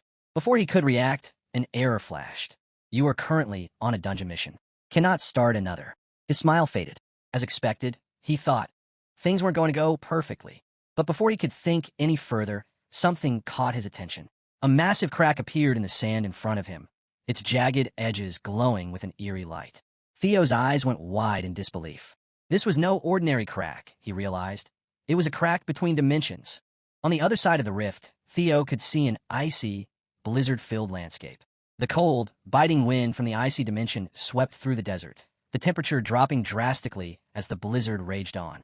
Both Theo and the desert worm halted in their movements, their attention now fixed on the strange phenomenon before them. The desert worm, no longer focused solely on Theo, turned its head to look at the crack in the air. The icy wind swept toward them, causing the sand around them to swirl and freeze in the strange, unnatural cold. A system window appeared. The two dungeons attempt to invade each other. Then another followed. The boss of the Ice Flower dungeon has appeared. Theo turned toward a dimensional crack as a massive glowing eye emerged, followed by a creature part icy dragon, part giant butterfly forcing its way into the desert. Both Theo and the desert worm froze, stunned. The two guardians locked eyes, beings from separate realms, now face to face in one they didn't belong to. A voice rang out calm, commanding. It had been a long time since it had served as the selector, and Theo's reckless act had crossed a line. Theo turned to see the fairy dragon, its eyes glowing with mystical energy. Snowflakes gathered around it, the air turning bitterly cold as spears of ice formed and hovered in place. The dragon narrowed its gaze at Theo and declared he must pay for his arrogance. Before he could react, the ice spears turned toward him. With a wave of its wings, the fairy dragon launched them at blinding speed. Instinctively, Theo pulled out his sword, positioning it just in time to deflect the first few spears. His body was rocked with the force of the impacts, but he held firm. God damn it, he had never thought it would turn out like this. Theo gritted his teeth as he struggled to maintain his footing. The overwhelming weight of his situation hit him all at once. He was trapped on one side, the massive desert worm with its deadly lightning attacks, and on the other, the fairy dragon unleashing brutal ice attacks. And the worst part, he had nowhere left to run. What the hell had he gotten himself into? Panic crept in, but then a spark of determination flashed in his eyes. He wasn't going to give up. He braced himself, his grip tightening on his blade as he took his stance. Since it had come to this, he had no choice but to try. Theo waited, expecting the next wave of attacks to come his way. But to his surprise, nothing happened. His eyes darted around, confusion spreading. The air above him shimmered with blue and yellow energies, but they weren't aimed at him. He blinked in disbelief as he realized what was happening. The desert worm had redirected its lightning attack toward the fairy dragon. The fairy dragon, sensing the incoming attack, quickly enveloped itself in a protective barrier.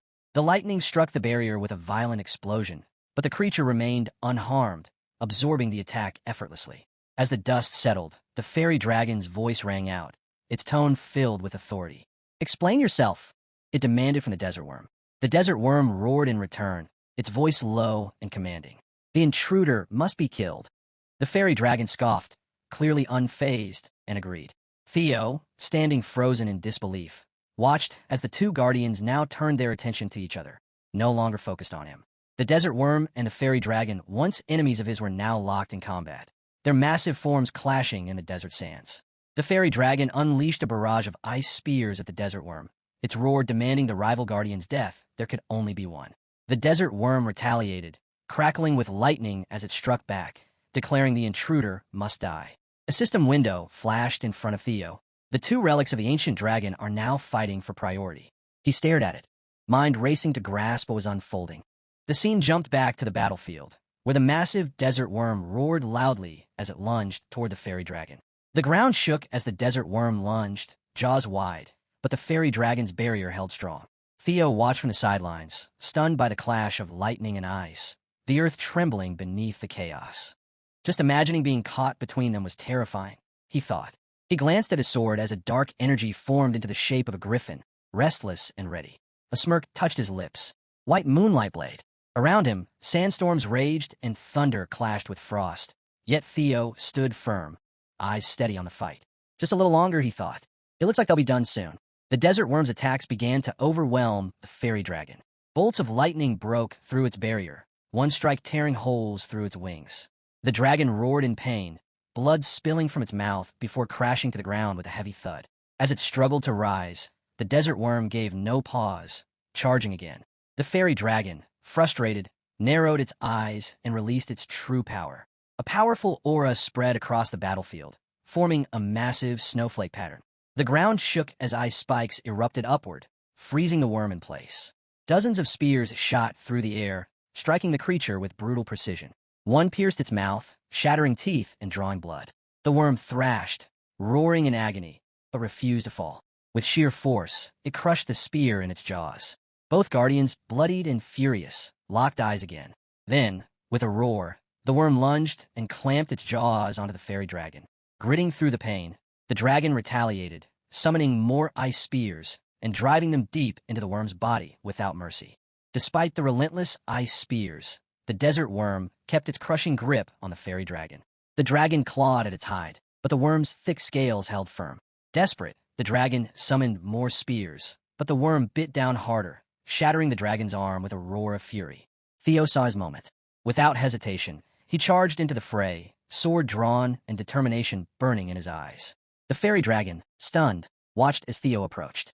With a sharp swing, Theo unleashed a surge of blue energy from his blade. It slammed into the desert worm, slicing deep and forcing it to release the fairy dragon with a pained scream.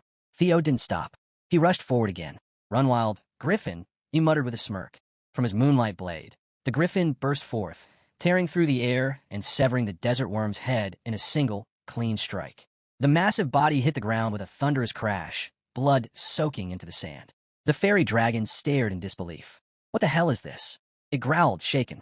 Theo landed smoothly, still cloaked in dark energy. A system window appeared. "Congratulations. You have successfully hunted the desert worm.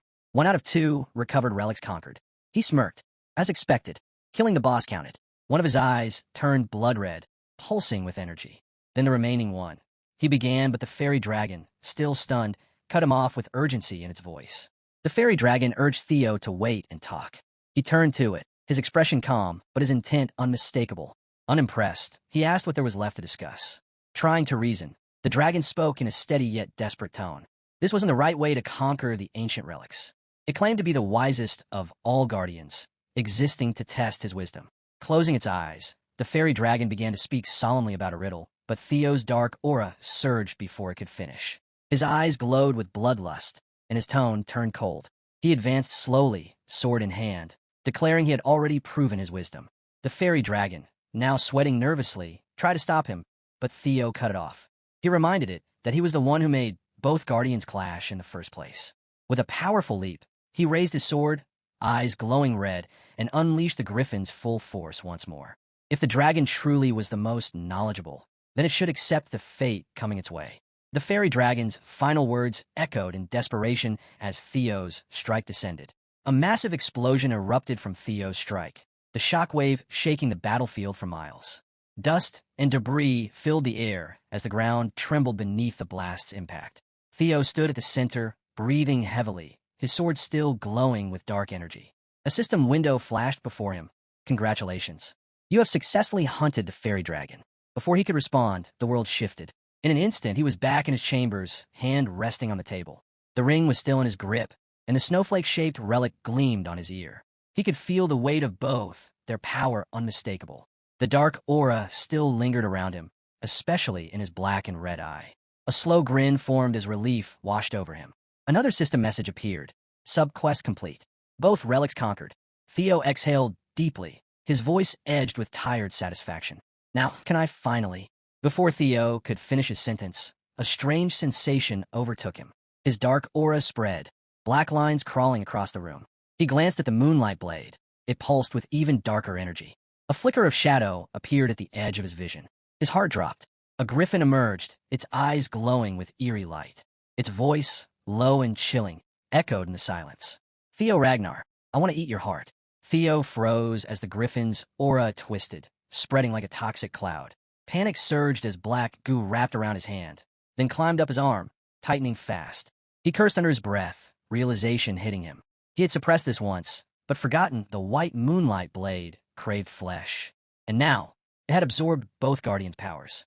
The dark mass coiled around him like living ropes, binding him tighter with each movement. The griffin stepped closer, its form engulfed in darkness, eyes locked on Theo. You're mine now, Theo Ragnar. I'll swallow you whole and chase the moonlight again. The chamber dimmed into silence as the griffin's energy sealed Theo within a cocoon of shadow. There was no escape. As darkness swallowed him, Theo's eyes widened, then snapped open in a different dimension. He sat in a gray, swirling liquid that stretched endlessly, the atmosphere heavy and suffocating. Confused, he muttered to himself, "Where am I?" A cold voice answered from behind. You were inside the griffin's stomach.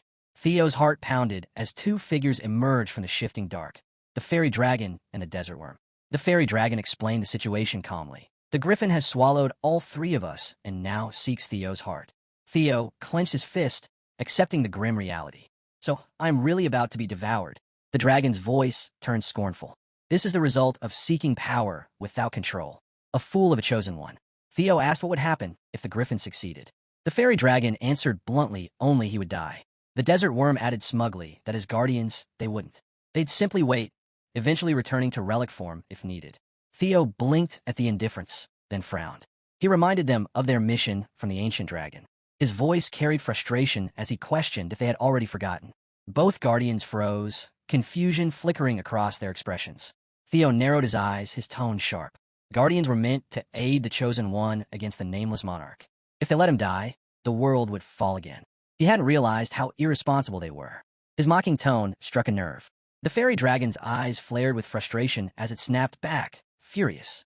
Theo smirked, unfazed. In the end, were guardians any different from the griffin, only chasing their own interests? The dragon roared, summoning ice. Shards rose around Theo, the air thickening with frost. It demanded how he dared invoke the ancient dragon. Theo stood firm, unfazed by the growing threat. The dragon sneered, saying he must truly wish to die. Ice closed in, one shard pressing at his throat, drawing blood. Theo's voice remained cold. Then kill me. The dragon froze, startled by his defiance. He met its gaze, bitter and calm. Stop threatening, and do it if they truly wanted to see the world burn with the relics. The words hung heavy. Neither guardian replied. The tension thickened, silence gripping the space. With a swift motion, Theo shattered the ice trapping him and grabbed a few shards, gripping them like makeshift weapons. The desert worm rumbled with approval, acknowledging the young, chosen one's bravery. Even the fairy dragon, though still irritated, admitted Theo wasn't bad. Its eyes lit with reluctant respect, impressed by his confidence. Moments later, the fairy dragon dissolved into blue energy, saying it would open the way out. The desert worm followed, its form turning into golden light as it agreed to assist. The swirling energies merged, forming a powerful portal. But before vanishing completely, their voices echoed this was all they could do. The rest was up to him. Theo faced the portal, a grin forming as he charged forward, gripping the ice shards. With one last confident shout, he leapt into the darkness, ready to teach the griffin a lesson. The scene shifted to another part of the gray liquid dimension. A glowing spear stood silently, and from the shadows, the griffin emerged, eyes gleaming. It had found what it was looking for once it consumed this. Theo Ragnar's body would be his. But before it could act, its body was sliced clean in half. Blood splattered as Theo burst from its stomach, ice weapons still glowing. The griffin cried out in agony, but it was already over. Theo stood before it, gaze cold and focused. The griffin's form weakened, unable to comprehend how Theo had escaped. Theo smirked. He had drawn power for both relics. The griffin should have known better. The fairy dragon and desert worm now stood at his side. The griffin, furious, roared at them, accusing them of betraying their duty as guardians. If they hadn't interfered, Theo stepped in, grabbing the griffin's beak to shut it up. His tone was sharp, reminding the beast how they first met. The griffin growled, demanding to be released so they could talk. Theo held firm. He wasn't expecting cooperation, but he made his point clear. If they kept fighting for dominance, they'd only wear each other down. Theo looked between the fairy dragon, the desert worm, and the griffin, urging them to act more sensibly. Before anyone could respond, a voice came from behind calling it a wise decision. Theo turned to see the drake he had once defeated. Still recovering, the drake regarded him with newfound respect. "It has been a while," it said. Stretching its wings, it explained, creating tension between sides was a way to balance power, a method used before. Theo, curious, asked, "Are you referring to other chosen ones?" The drake simply smiled, saying, "It isn't something you need to know yet." A bright light engulfed the room. As the drake's voice faded, it expressed interest in what Theo would do next. System notifications followed. Fairy buff applied. Enhanced immunity. Worm eater applied. Increased attack power. Power surged through Theo as the relics fully awakened. The surrounding darkness faded, and he found himself back in his room, breath heavy, sweat lining his brow. He leaned against the table, processing at all the guardians he thought were dead now lived within him. His gaze fell on the moonlight blade, still pulsing with dark energy. Lifting it slowly, he asked calmly more to himself than anyone if the blade had finally settled down. Theo sheathed his sword, a small smile forming as he reflected. Things might have worked out for the better. This ordeal had deepened his understanding of ancient dragon power. Placing a hand on the table, he looked out the window and muttered confidently that whether it liked it or not, he was now in its hands. The scene shifted to the graveyard of swords. Amid a snowstorm, Kyle, the clan head, stood motionless at the center. Robert approached, questioning if Kyle truly intended to recognize Theo as a successor candidate. Kyle's red eyes flickered. "Of course," he said. Theo was on par with the others. But he asked if Robert was concerned because Theo was a regressor. Robert admitted it. Kyle was known for his hatred of regressors. He had personally killed every Ragnar regressor before.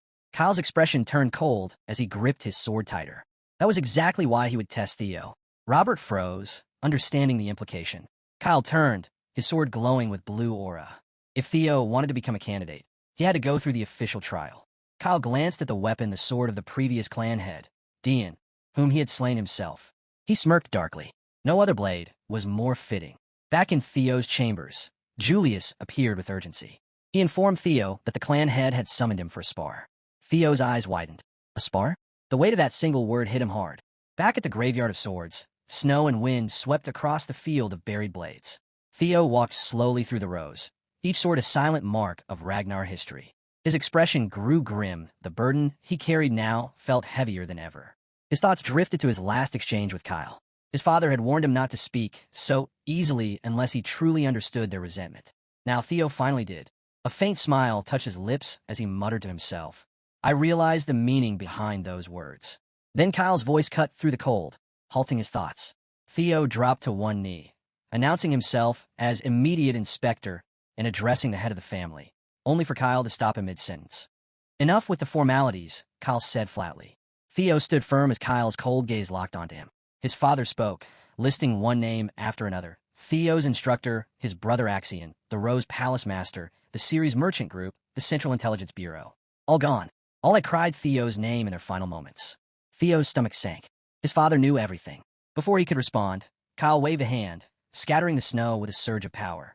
He stepped forward through the swirling frost, his red eyes burning with authority. No excuses, he said. A family head must bear it all in silence. Theo clenched his fists, anger and shame tightening in his chest. Kyle continued, announcing that he was giving him the crazy dragon sword. The weapon landed before Theo with a heavy thud. Theo froze. The crazy dragon, the former family head, a tyrant who'd slaughtered hundreds of thousands. And Kyle had killed him. Seeing his hesitation, Kyle narrowed his eyes. He clearly suspected Theo knew more. Theo lowered his head respectfully and replied that the crazy dragon was the former head, nothing more. But inside, Theo was cautious. The truth about the crazy dragon was forbidden knowledge, and this was a dangerous line to walk. Kyle's gaze sharpened as his tone turned grave. He asked if Theo's past life lacked proper knowledge about the crazy dragon. Theo stiffened. Past life? The words hit hard. He looked up, but Kyle's piercing stare silenced him. A cold sweat broke out as his mouth went dry. Kyle's voice grew harsher. He despised regressors, those who thought they could rewrite the world as they pleased. To him, they were greedy and foolish, treating life like a game they could reset. The air turned heavy with killing intent, red energy flaring around Kyle. His anger was clear and directed. This wasn't test. Theo felt the crushing weight of his father's aura. Kyle wasn't bluffing. He truly intended to kill him. So this is his power without regression? Theo thought, barely able to move. Then Kyle raised his hand, his tone ice cold. Wield the crazy dragon's sword, he commanded. If Theo could withstand its resentment, he'd be acknowledged, but only as Theo Ragnar, the human. The regressor part of him would be erased. Theo's thoughts reeled. His voice came out uncertain. What does that even mean? Kyle's tone turned colder as he explained. Everything Theo had gained since regressing, every bond, every saved life would be erased. Anyone he met only because of regression would vanish. Theo's thoughts raced. He remembered the people he had fought for, the victories he had earned. Losing all of it for his father's approval felt unbearable. His fist clenched as he struggled under the weight of the decision. Still, he met Kyle's gaze and, with quiet resolve, said he refused if that was the condition. But Kyle cut him off sharply. He couldn't refuse. He reminded Theo that regressors must be eliminated. Now, there were only two paths: die as a regressor or survive as the sixth successor by erasing that identity. Kyle's words were final. Theo's frustration boiled over. He admitted he had always wanted Kyle's recognition, but not like this. Gripping the moonlight blade, Theo swung with a shout of defiance. But before the attack even finished, Kyle struck. In a flash, Theo's arm was gone, torn clean off at the shoulder. Blood splattered across the snow as Theo stumbled back, shocked. He looked down, disbelieving, his mind struggling to catch up. Kyle's speed had been impossible to follow. The crazy dragon's sword pulsed nearby, and Kyle's aura grew heavier. He demanded, "Do you truly believe you could rise without sacrifice, without resolve?" Theo lowered his head, the weight of that truth pressing down on him. The gap between us is still this big. Theo thought bitterly, his heart heavy with the realization of how far he still had to go. Kyle towered over Theo, his voice cold. To him, Theo was just like any other regressor. Theo, bloodied and kneeling in the snow, clenched his fist. A blue aura began to rise around him, growing stronger by the second. Even Kyle took notice of the sudden shift. Theo's voice cut through the air, sharp and defiant. He hadn't regressed to run from anything. He had done it to take responsibility, to protect what he had failed to before. Despite the blood loss and pain, his will surged. His aura pushed back against Kyle's oppressive energy, rising with every word. If Kyle wanted to stop him, then Theo would break through even if he had to throw everything away to do it. Focusing his telekinesis, Theo raised the swords buried in the graveyard. With a shout, he declared he would surpass Kyle. Kyle remained still, his expression unreadable. Then he raised his hand. From the ground, 100 swords rose at once, answering his command. Theo recognized the technique. It mirrored his own. Kyle gave a simple downward gesture. The swords launched. Theo moved immediately, meeting them head-on. He blocked, deflected, caught them mid-air, his aura fueling every reaction as steel clashed against steel. Sensing an opportunity, Theo leapt into the air, his blue aura flaring into the shape of a dragon. He charged at Kyle with everything he had, ready to end the fight. But just before impact, a sword struck from nowhere, piercing through his gut. The force stopped him midair. Blood spilled from his mouth as his aura vanished, and he crashed to the ground, struggling to breathe. His vision dimmed as he lay still among the scattered swords. Kyle stood over him in silence. His gaze lingered before Robert appeared from the shadows, kneeling respectfully. He hadn't expected Theo to fight so directly. Kyle nodded. It had been a long time since anyone had done that. Robert looked at Theo's motionless body. Unlike other regressors who used people and moved on, Theo had fought to protect. He was different. Kyle's eyes narrowed, a faint smile forming. A regressor who bore responsibility with his sword, something rare. Without a word, Kyle reached for the sword still embedded in Theo. As he grasped it, golden light erupted from the blade. The energy surged into Theo's body, his eyes snapping open, glowing with the same light. Kyle stepped back, watching the transformation. He calmly declared Theo Ragnar, the sixth successor. The golden aura around Theo pulsed with power. Kyle's voice was quiet but firm. He was eager to see where Theo's path would lead. Theo's body radiated golden energy, his aura bursting skyward in a brilliant streak seen far beyond the mountains. The scene briefly shifted to a modern city: skyscrapers, busy streets, unfamiliar faces. A voice, faint yet similar to Theo's, wondered aloud what this place was. The figure stared at the skyline in awe, then softly said, "Now everything is over." Back in Theo's world, he jolted awake in bed, disoriented. The morning light filtered in as he held his head, trying to make sense of the vision. His mother stood nearby, relieved. "You've woken up late and look exhausted," she said, smiling. "The family head carried you back unconscious last night. You made me worry."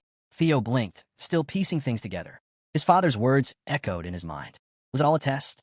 Before he could dwell on it, Evelyn appeared, followed by Captain Julius. Julius congratulated him warmly. "The whole house is buzzing. You passed the family head's test." Theo stared at him, confused. "What test?" Julius grinned. The sixth official successor had been announced, and Theo's name was at the center of it. The realization struck hard. Successor. The responsibility, now tied to his name, was immense. Elsewhere, shadowy figures discussed the news. One laughed darkly, calling it interesting. Another murmured that this would be fun. On a rooftop, a woman holding a scythe noted the arrival of a new successor, her tone measured. Far to the north, a man stood in a snowy field. A subordinate rushed to him, frustrated she hadn't recruited Theo earlier. He told her not to worry, even the Plum Blossom Palace Master had failed. The man's grin widened as he glanced at the report in his hand. "Theo Ragnar," he said. It was time to meet him. The man was Thorkel Ragnar, captain of the Black Iron Cavalry. And for Theo, the next storm was already building. Troyvin missed his appeal deadline. When the gavel came down, so did the last fragile barrier holding back chaos. The world, as if waiting for that one crack, exhaled into open war. Inside the Nine Dragons Council Hall, the air pulsed with unspoken tension, thick and volatile. Whispers overlapped, low, restless currents before storm. Then, a voice sliced through the murmur, sharp and edged with unease. "Reports suggest the northern warlords are moving strangely." A smooth, mocking tone replied, dripping confidence. "So what? A few desperate rebels stirring the dust won't shake the foundations of the continent." A few nervous laughs followed, but all eyes eventually drifted toward one spot, the empty chair at the high table. Stripped bare, condemned by a single act. No one spoke the name that haunted it, yet the silence around that seat thundered louder than any word could. At the head of the table sat the patriarch, unmoving, expression unreadable. But even stone can fracture. From across the chamber, a softer voice broke the tension. "Isn't it too soon to discuss succession?" The white dragon leaned forward, his voice striking like a hammer. "Too soon," he echoed. "No, this is exactly the time. If the heirs start clawing for power before the true war begins, we'll tear ourselves apart before the enemy even arrives. That would be the real disaster." A hand slammed against the table with thunderous force. "Watch your words," another dragon barked. "That borders on heresy." The white dragon's stare stayed cold and unyielding. "Call it what you want," he said, "but chaos grows fast. Either we cut out the rot now, or we'll burn for it later." Before the room could erupt, an older member lifted his hand, weary but firm. "Enough. This isn't a hall for petty defiance. Summon the full assembly. Every voice, every stake must be heard. See the truth first, then decide." The council fell silent again, tension still coiled tight, waiting to snap. Cut to Lodbrok's lair, a vast hall where steel met sweat and determination. Theo moved through the air like a blade himself, every strike deliberate, every breath drawn through clenched resolve. His training bordered on punishment, each swing an attempt to carve out the ghost that clung to him. His father's half-sword sang a dark tune, its whisper threading through his thoughts. "Kill them. Leave none. Take all. Destroy everything they built." Theo's arms shook from strain. The blade slipped from his grip, clattering against stone. He inhaled deeply, steadying himself, forcing the poison out of his mind. Then a new weight filled the room, steady, commanding. A tall figure emerged, presence enough to silence the echo of his struggle. His guardian, a dragon lord, studied him without flinching. Her voice, calm and clear, cut through the silence. "Does it still haunt you?" she asked. "That lingering hunger, does it still bite?" The curse of the mad dragon emperor clung to the air, thick, suffocating, like smoke that refused to fade. Theo's jaw tightened, torchlight dancing across his shadowed eyes. "Yes," he said quietly, the word dragging itself out. "The sword still seeps into me. It's not unbearable, not yet. But knowing it once belonged to him, the mad dragon emperor, it eats away at me." He lowered his gaze, his next words rough and hesitant. "And still, through it, I've seen glimpses of his domain. That power, it's horrifying and addictive." Lodbrok's eyes sharpened. Her voice edged with something ancient and bitter. "The mad dragon emperor," she repeated, the name leaving her lips like venom.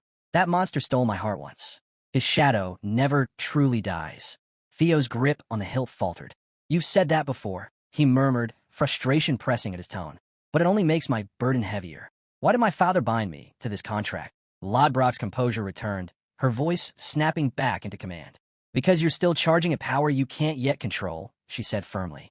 "Recklessness won't make you stronger, it'll break you. Just like last time." Her eyes flicked to his arm, and her tone shifted suddenly. "Has your arm fully healed?" Theo blinked, caught off guard by the change. "Yes," he replied. "The high priest did excellent work." Without warning, Lodbrok stepped forward, her fingers gliding over the scar where his arm had once been severed. Theo froze. Her touch was clinical, precise. Yet beneath it, something unspoken stirred. Concern, maybe? He couldn't tell. After a moment, she withdrew her hand and nodded curtly. "You're recovered," she said simply, meeting his gaze. "And stop staring at me like that." Theo opened his mouth, but before he could reply, Lodbrok turned on her heel. "That's enough training for today," she said briskly. "Someone's looking for you." "And Theo," she added, her back still to him, "try not to destroy my lair again. One person makes the mess, another has to clean it." A faint smile curved at his lips. "Fair enough," he said lightly. The scene shifted, stone giving way to marble, the echo of steel replaced by the quiet grandeur of Camellia Palace. Theo stood in one of its long corridors, facing a messenger holding out a sealed letter. He accepted it, brow furrowing. "So that's who's been after me," he muttered under his breath. The messenger hesitated.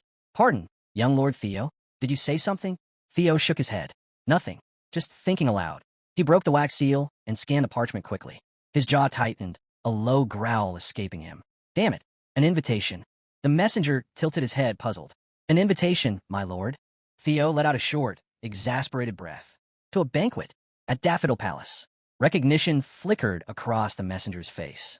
"For Lady Ray, Ragnar's 18th birthday, correct?" Theo's frown deepened, disbelief cutting through his voice. "A birthday banquet now? When war is already knocking on our gates?"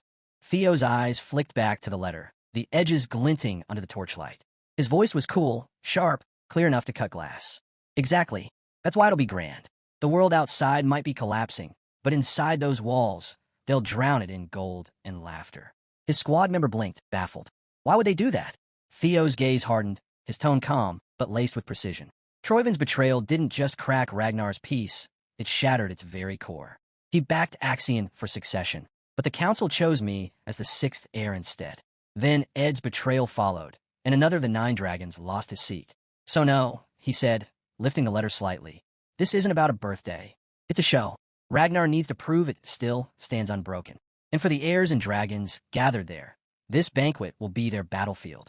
His subordinates' eyes widened, admiration spilling out in his voice. "Young Lord Theo, your foresight never fails to amaze. Then you're attending?" Theo's lips curved into a thin, knowing smile. "If they're that desperate to see me," he said, "I'd hate to disappoint." The scene shifted to the dazzling grandeur of Daffodil Palace, a world away from the tension outside its gates. Beneath the golden chandeliers, the banquet hall glittered with luxury, every reflection blinding in its perfection. Conversation hummed across the room, low and charged, spreading like wildfire. "He's here. Finally. That's him. Young Lord Theo Ragnar." Theo crossed the marble floor, steady and composed. The weight of every stare pressed against him, heavy as armor. As expected, he thought, every gaze in this room is measuring me. This wasn't a celebration. It was a contest masked in elegance. The chandeliers, the music the laughter. None of it was for Lady Ray's birthday. It was all a test of power. Every noble, every heir, every dragon in attendance had come to size each other up, to study, to scheme. Theo could feel it, the same kind of attention that clings to a star under unrelenting light. Eyes followed him, searching for the smallest flaw. One wrong smile, one careless gesture, and they'd twist into a weapon. If I want to make my mark here, he thought, it won't be with charm. One decisive move will speak louder than 1,000 words. A voice broke through his thoughts, smooth and teasing. My lord, you took your time. I nearly caused a scandal waiting for you. Theo turned, a faint smile touching his lips as he met the familiar figure beside him. Naven, he said, half amused. You look different. You actually shaved? Even at the wedding, that beard survived the chaos. Naven's composure slipped. A rare flush crept up his neck. That day was unusually hectic, he muttered, rubbing his chin. Their easy exchange drew attention from nearby guests. Whispers fluttered behind jeweled fans and crystal glasses. Isn't that the one who survived the Bacchus family massacre? One murmured. Indeed, another whispered back. And now he leads them himself. Even after ruin, the Bacchus name still holds as one of the 6 pillars. The air shimmered with tension, thick enough to taste. Every word, every sidelong glance carried weight, each one destined to echo far beyond these gilded walls.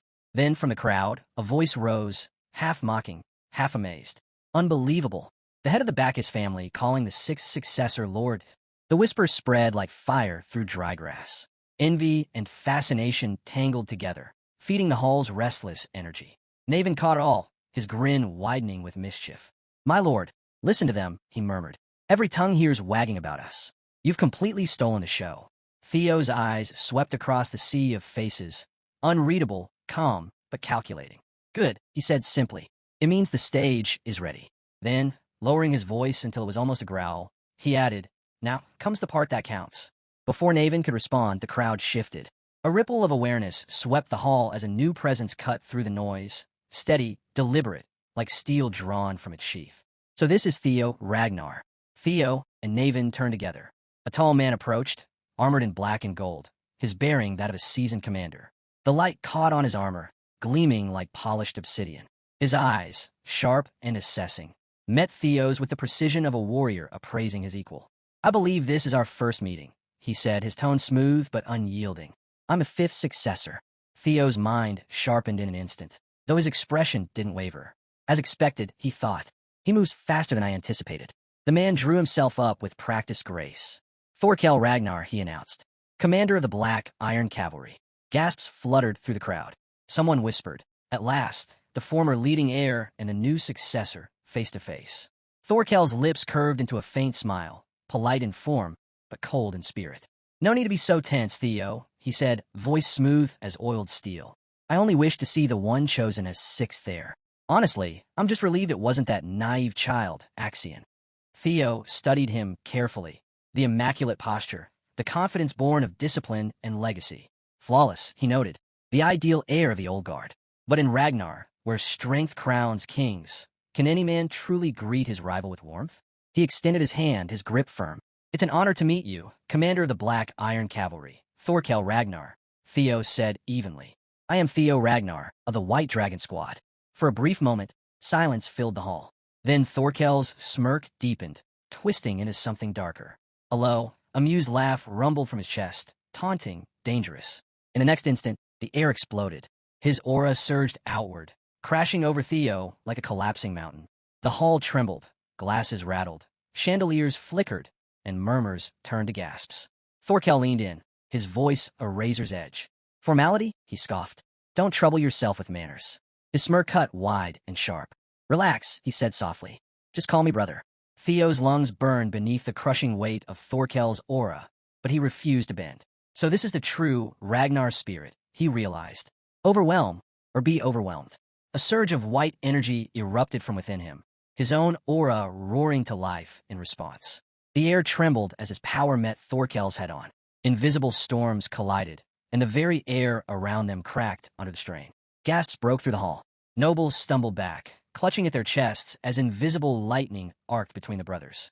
The chandeliers swayed, wine rippled in crystal goblets, and for a moment, it felt as if the palace itself might split. Through the pressure, Theo steadied his footing. His lips curved into a grin. If you insist, he said, his voice calm, yet threaded with challenge. Then brother it is. The crowd fell silent. No swords were drawn, yet the clash was unmistakable. Raw will against raw will, air against air. The duel of successors had begun. Elsewhere in the grand hall, the crowd shifted as two new figures arrived, the Rankus siblings. The brother tugged at his stiff collar, scowling. "This thing's choking me. I swear, I'm taking it off." "Don't you dare," his sister hissed, elbowing him sharply. "People already call our clan savages. Try not to prove them right before dessert." From behind them, a light-hearted voice rose above the murmurs. "Well, it seems everyone's gathered already." The siblings turned, faces brightening at the sight of the newcomer. "Remington Narcio," the brother greeted with a grin. "The scholar from the West himself. They say you even rival the Ascendant Dragon." Remington chuckled, waving a hand modestly. "Rumors tend to make better stories than truth ever can." His eyes drifted across the hall, sharp and curious. "By the way, have any of you seen Theo? I've been hoping to speak with him." Something about the white armor dragon cavalry. Before anyone could answer, a calm voice spoke from just behind him, cool and refined, yet carrying an undertone that silenced conversation. "Looking for Theo, are you?" Remington froze. Color drained from his face before returning in a rush of crimson as he turned. "A Lady Ray," he stammered, fumbling a bow. "Forgive me. How could I search for anyone else when the star of tonight's celebration stands before me?" Ray Ragnar lifted her wine glass, the gesture elegant, though her tone carried quiet fatigue. "It's fine," she said softly. "We both know what this banquet really is." But her hand trembled faintly, the calm in her voice cracking for a heartbeat. Her gaze slid past the crowd, past the laughter and the lights, until it fixed sharply on the center of the hall. Across the room, Theo and Thorkel's invisible clash still raged, their auras pressing against each other like waves in a storm. "Is that Theo?" one of the Rankus siblings whispered, eyes wide. Remington's lips curved into a faint, knowing smile. "Who else," he murmured, "would dare steal the spotlight from the entire Ragnar line?" The air between the two heirs shimmered, raw power distorting the space around them. Then, slowly, Thorkel straightened, his laughter breaking the tension like thunder after a storm. "I concede," he said lightly, amusement glinting in his eyes. "It seems I can't keep up." Theo's grin turned sharp. "What's this, brother?" he asked, voice low and teasing. "Giving up already?" Thorkel's chuckle rolled out, deep, confident, untouched by defeat. "Call it surrender if you wish," he said, his tone as smooth as steel. "But I meant what I said. If I could return to my youth, I still wouldn't stand a chance against you, standing here now." Theo inclined his head slightly. "You flatter me, brother." But Thorkel wasn't finished. Turning toward the hall, his voice rose, commanding, bold, resonant enough to reach every corner. "Behold my younger brother, Theo Ragnar," he declared. "His strength fills me with pride." Even Theo was caught off guard by the public proclamation. Then, with practiced grace, Thorkel lifted his glass high, his smile gleaming under the golden chandeliers. "Now, let us toast to a new era for Ragnar." The hall erupted. Dozens of glasses lifted skyward as voices thundered in unison. "To Ragnar!" Theo raised his glass as well, expression unreadable. Thorkel leaned in through the chorus of cheers, his words slipping just beneath the noise. "Quite the debut for a newly named heir, wouldn't you say?" Theo matched his posture, smiling faintly. "Thank you, brother." But behind the polite exchange, his mind was already dissecting the move. "So that's your game." By declaring his surrender in public and then exalting me, Thorkel redirected the spotlight. He showed the crowd dominance cloaked in humility, maintaining control of the narrative while letting me bask in his shadow. The momentum Naven helped me ignite. He just claimed it for himself. Thorkel Ragnar, Theo thought coolly. A charming mask over a tactician's heart. Dangerous, and never to be underestimated. As the applause waned and the music returned, one of the Rankus siblings approached through the dispersing crowd. "You haven't forgotten your vow, have you?" they asked with a grin. "To make our clan your sword?" Theo's lips curved, calm and sure. "A promise made is a promise kept." Whispers began to spiral once more, flitting like sparks through dry air. How did he rise so fast? At that age. He's not engaged yet, is he? Maybe I should introduce my daughter. Theo stood motionless in the midst of it all, his name rippling through the golden hall like wildfire. Unstoppable, untouchable. The scene shifted upward to the shadowed balconies of Daffodil Palace, where the light dimmed and the perfume of wine and incense clung to the air. An elder dragon leaned over the railing, his gaze burning with fury as he glared down at the celebration below. "That half-breed bastard," he hissed, voice low but dripping venom. I was ready to crush him myself before the night was over. And then Thorkel, acting the noble fool, turns the whole affair into his own performance, treating our family's legacy like a stage for applause. Infuriating. His tirade faltered as his gaze caught movement near the grand entrance. His expression twisted further. He snarled softly. Evelyn, how dare she show her face here? Down below, the tension softened as laughter rippled through a quieter corner of the hall. Platoon leader Evelyn. Aaron called, his eyes widening with genuine surprise. You look incredible tonight. Evelyn froze, completely thrown. Oh, really? She stammered. Aaron grinned, all warmth and sincerity. When have I ever said something I didn't mean? You look beautiful, adorable even. Her face flushed a deep red, her voice trembling as she tried to regain composure. I can't, she muttered. I'd rather change back into my uniform than stay dressed like this. She turned to flee the embarrassment, but Aaron stepped quickly into her path, blocking her escape with a playful smile and a steady gaze. You can't wear a uniform to a banquet, Aaron said. If you can't handle it alone, come with me. His voice left no room to retreat. Before Evelyn could answer, a glass cut the air and shattered against her dress. Dark wine splashed across her skin and gown, the crack of breaking glass ringing through the hall. A voice followed, low and venomous. Just seeing that wretched woman makes my blood boil. Evelyn stopped. Her body began to shake as memories rose, unbidden and sharp. The elder dragon moved down the stairs, every step deliberate. Why crawl back here, Evelyn? He asked. Aaron's hands balled at his sides. Even as one of the 9 dragons, you have no right to treat her this way, he shouted.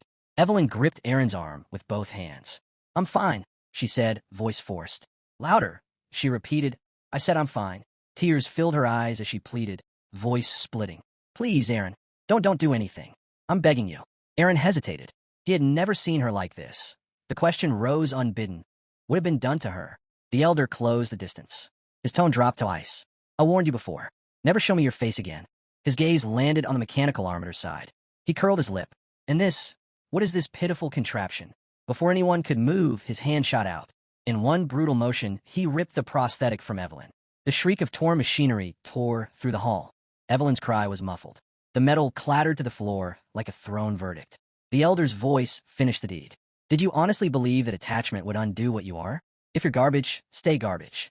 Crawl where you belong, broken, crushed. Show your face again, and I'll tear you to pieces. Evelyn gasped. Heat of humiliation pushed through her. Her knees gave. She ran, stumbling down the corridor, barely keeping herself upright. Behind her, the elder's laugh echoed through the hall. At last, the stench begins to lift. Aaron's jaw tightened. I'll take this to the tribunal, he spat. The elder only sneered.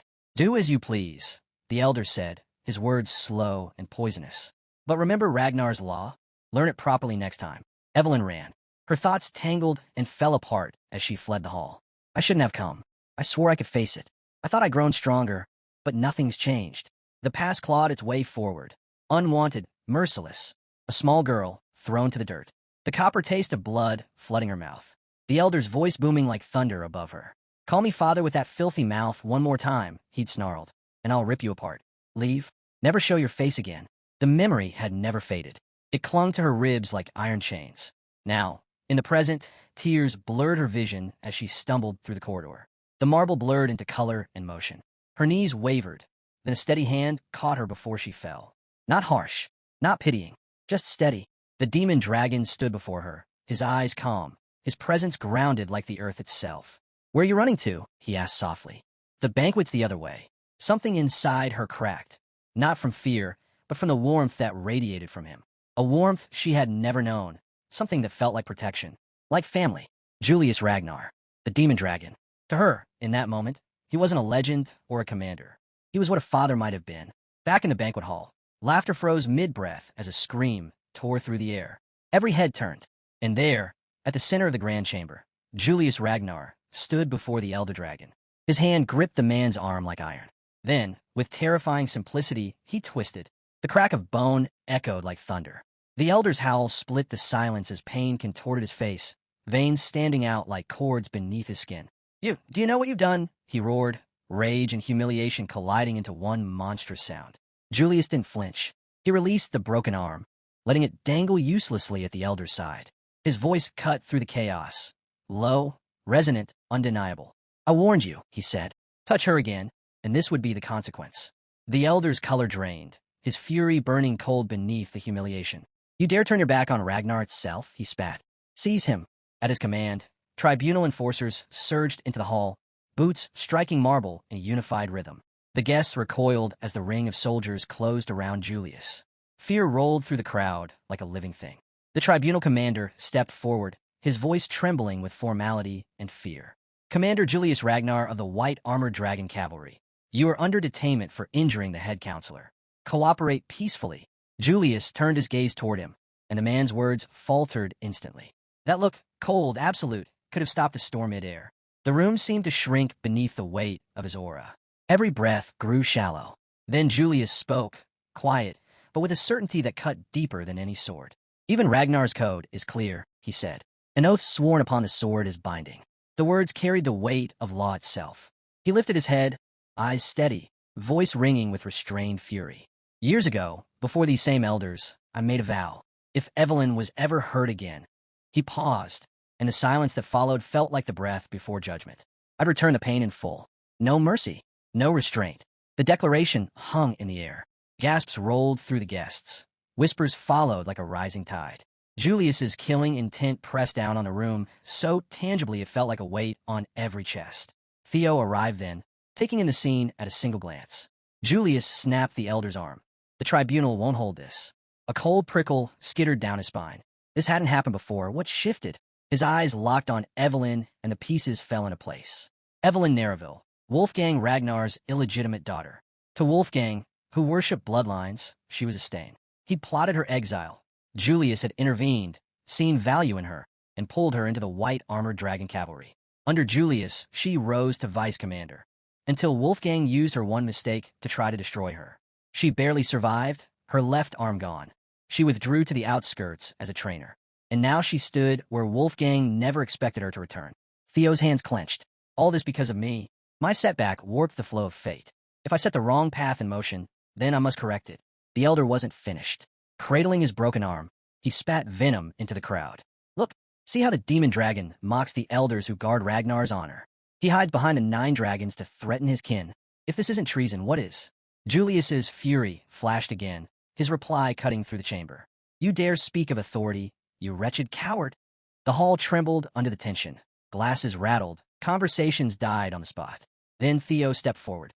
His voice cleared the chaos. Measured, authoritative, the tone of someone who'd commanded order from a courtroom verge of collapse. Both of you enough. This is meant to be a celebration, my sister's birthday, not a night soaked in fear. Julius's aura slackened, dimmed by Theo's steadiness. The elder froze, clearly not expecting intervention from the young heir. Theo scanned the room with a steady sweep. Then let's settle this the Ragnar way, a dual trial. Shock rippled through the guests. The elder recoiled, color draining from his face. Ridiculous.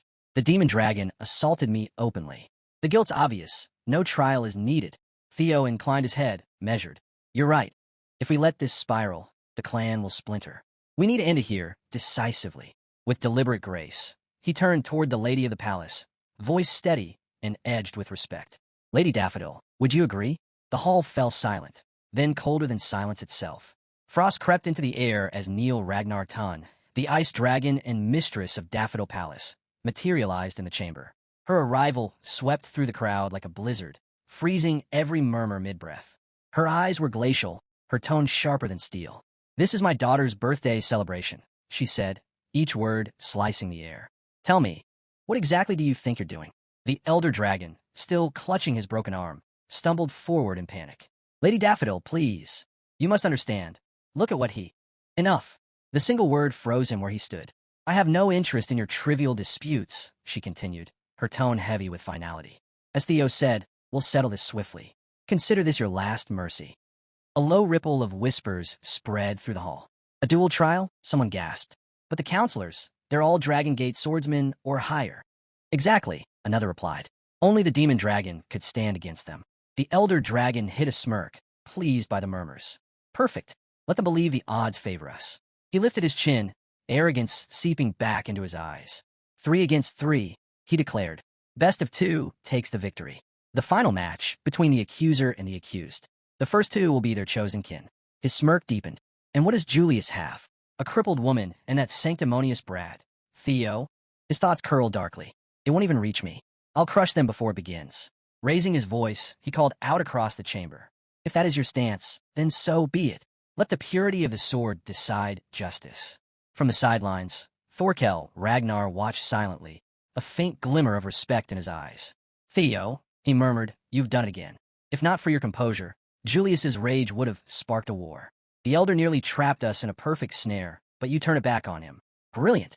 Now both sides are bound, and the clan's honor stands unbroken. This will be worth seeing. The scene shifted. Outside, torches ignited one by one around the duel grounds, their lights spilling across the sand as the tribunal commander raised his voice. By order of the tribunal, he proclaimed, the dual trial of Ragnar shall begin. All magic is forbidden. Only the sword shall judge. His voice echoed across the field. Do both sides swear? No retaliation. No resentment, whatever the outcome. I swear, rumbled the demon dragon, his voice a rolling storm. I swear, the elder dragon replied, pride hard in his tone. The commander nodded once. Then let the first duelist step forward. From Julius's side, Ragnar entered the arena, calm, unwavering, the weight of the moment pressing around him. The torches flickered. The night itself seemed to hold its breath. The dual trial of Ragnar had begun, and the shock that rippled through the crowd struck like thunder over frozen stone. Among the watching crowd, one of the Ranka siblings leaned close to her brother, whispering under her breath, Rem, is Theo really going to be okay? Remington's arms were crossed tight. He didn't answer right away. His silence said more than words. It doesn't look good, he finally muttered. Her brows knitted.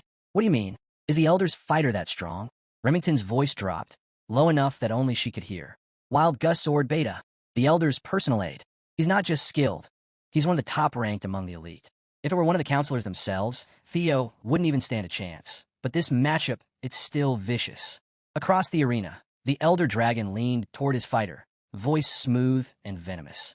For this duel, he whispered, don't hold back. Use everything, even the techniques meant to kill. Beta's eyes flickered. You want me to kill Theo Ragnar? He's the heir candidate now. The elder's lips twisted into a cruel smile. Relax.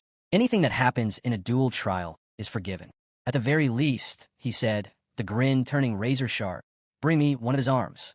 On the opposite side, Julius clenched his fists until his knuckles whitened. His jaw locked as he watched Theo step forward into the arena. Can he really handle this? He took a step closer, voice low, almost guilty. Theo, this is on me. My temper pulled you into it. Are you sure about this? Theo didn't turn. His gaze stayed fixed on the dueling ground, eyes reflecting the torchlight like polished steel.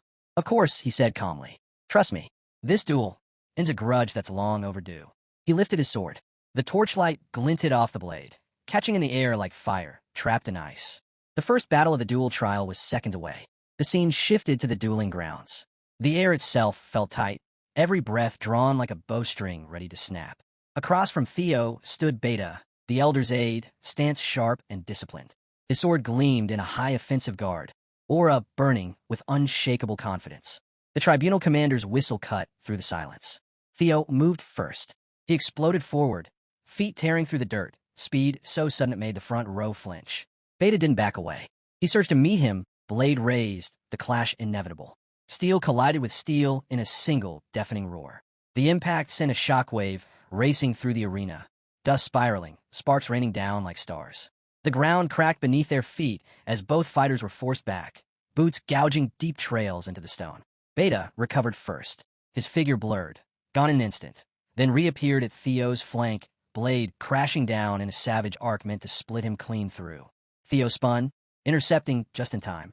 Their blades met again with a burst of light that split the night open. Sparks scattered like fireflies, the rhythm of their blades echoing through the arena, steel clashing, while colliding, neither giving an inch. The duel of Ragnar had truly begun.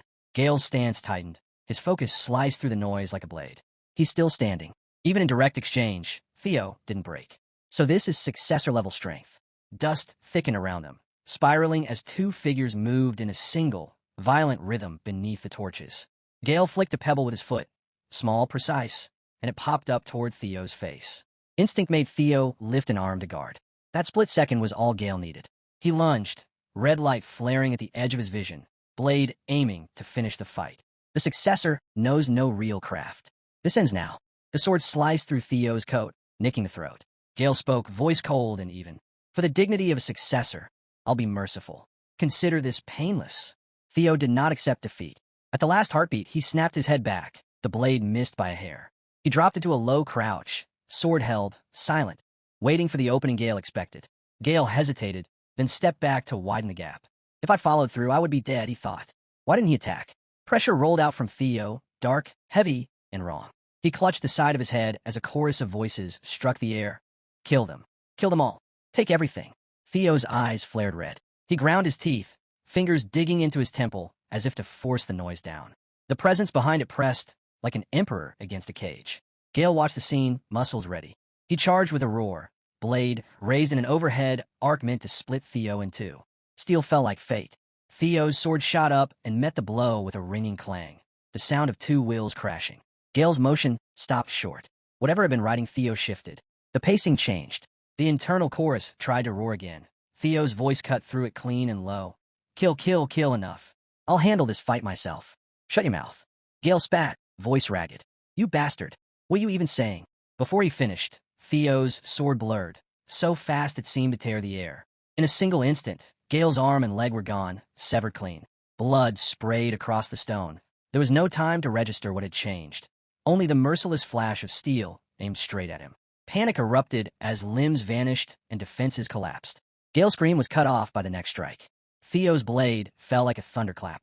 The impact detonated at the arena's center. The ground split, shockwaves shredded outward, and dust, stone, and debris were hurled in every direction. Guests reached for cover. Nobles ducked behind chairs as robes and banners whipped in the blast. Neil Ragnar Tun raised a pale hand. Her aura formed a frozen bastion. The destructive wave slammed into the barrier and shattered against it. Where the arena split into jagged halves, the ice at her feet stayed immaculate, untouched. The force Theo released had not used mana. When the dust settled, the cost was clear. Gale lay ruined, limbs mangled, blood pooling, consciousness fading. The tribunal commander raised his hand and called out over the stunned arena. Dual trial. First round victor, Theo Ragnar. Noise filled the hall. Theo did not smile. The faint red in his eyes ebbed, but the memory of the moment replayed in his head. The strange compulsion, the power that answered when he trusted it. It felt different from ordinary fury. Something else guiding his hand, pushing him. His breath slowed and the glow faded. He thought of the split arena and the force he'd unleashed. A dry, curious chuckle slipped out, part warning, part calculation. Entrusting himself to grudges was dangerous. If he could learn to control that voice, master it, he could become far stronger. The tribunal commander's voice cracked the silence. Prepare for the second round. Both fighters stepped forward. Theo stepped back into place without hesitation. His boots struck the stone in steady rhythm. His voice cut through the charged air. The defense declares a consecutive battle. The hall erupted into shouts and disbelief. Across the arena, the elder dragon ground his teeth. Theo Ragnar, staying in for the second round as well, he hissed. Arrogant little fool. Fine then. If he wants to die so badly, I'll kill him myself. The man who stepped from the elder's side wasn't the elder dragon. He was something far worse. His presence dropped over the arena like gravity itself. Immense, unyielding, absolute. Every step carried the precision of a veteran who had lived 100 battles, and I'll be counting on you, young blood of Ragnar, he said evenly, voice calm but heavy enough to silence breath. The name spread through the hall like wildfire. Paige Garson, the Sword of Mystics, a former Dragon Gate swordmaster, a man whose legend was enough to stop armies mid-charge. The Ranka siblings froze. Erica's voice trembled as she whispered, that sword. He's wielding it without mana? Halkus's grin broke wide. That blade's a monster. I like him already. But Remington didn't smile. His tone was quiet, drained of hope. This isn't like the last fight. Paige Garson isn't an aide, he's a weapon. They're not trying to defeat Theo this time. They're trying to kill him. Erica waved him off, laughing nervously. Come on, you're exaggerating. Sure, Theo might lose but die. No way. Remington's jaw locked tight. His eyes never left the arena. No, this isn't a trial anymore. His voice hardened. It's an execution dressed as honor. On the field, Theo lifted his sword. His stance was steady, unwavering. Across from him, Paige Garson raised his weapon, a blade that hummed like a storm chained inside steel. The two stood facing each other, still as thunderheads before a strike. The tribunal commander's whistle cut through the silence. Sharp, final. The second round had begun. But before the tension could break, Theo raised a hand. A calm, deliberate gesture. I yield, he said. The words hit like a thunderclap. The entire arena went still. For a heartbeat, even Paige Garson froze. His composure cracked, disbelief flashing into anger. What did you just say? He barked, fury cutting through his control. Theo smiled, quiet, dangerous, calculated. How could a mid-ranked examiner like me hope to match an elder? He said lightly. Even without crossing blades, anyone can see who would win. Any newborn could. He spoke as if moving pieces on an invisible board, sacrificing one to corner the king. Page Garson's face twisted. He slammed his sword into the ground, rage shaking through his shoulders, but there was nothing he could say. The silence that followed was suffocating, heavy as the aftermath of storm. Theo Ragnar just stood there, faint smile on his lips, as if this had been his plan from the very start.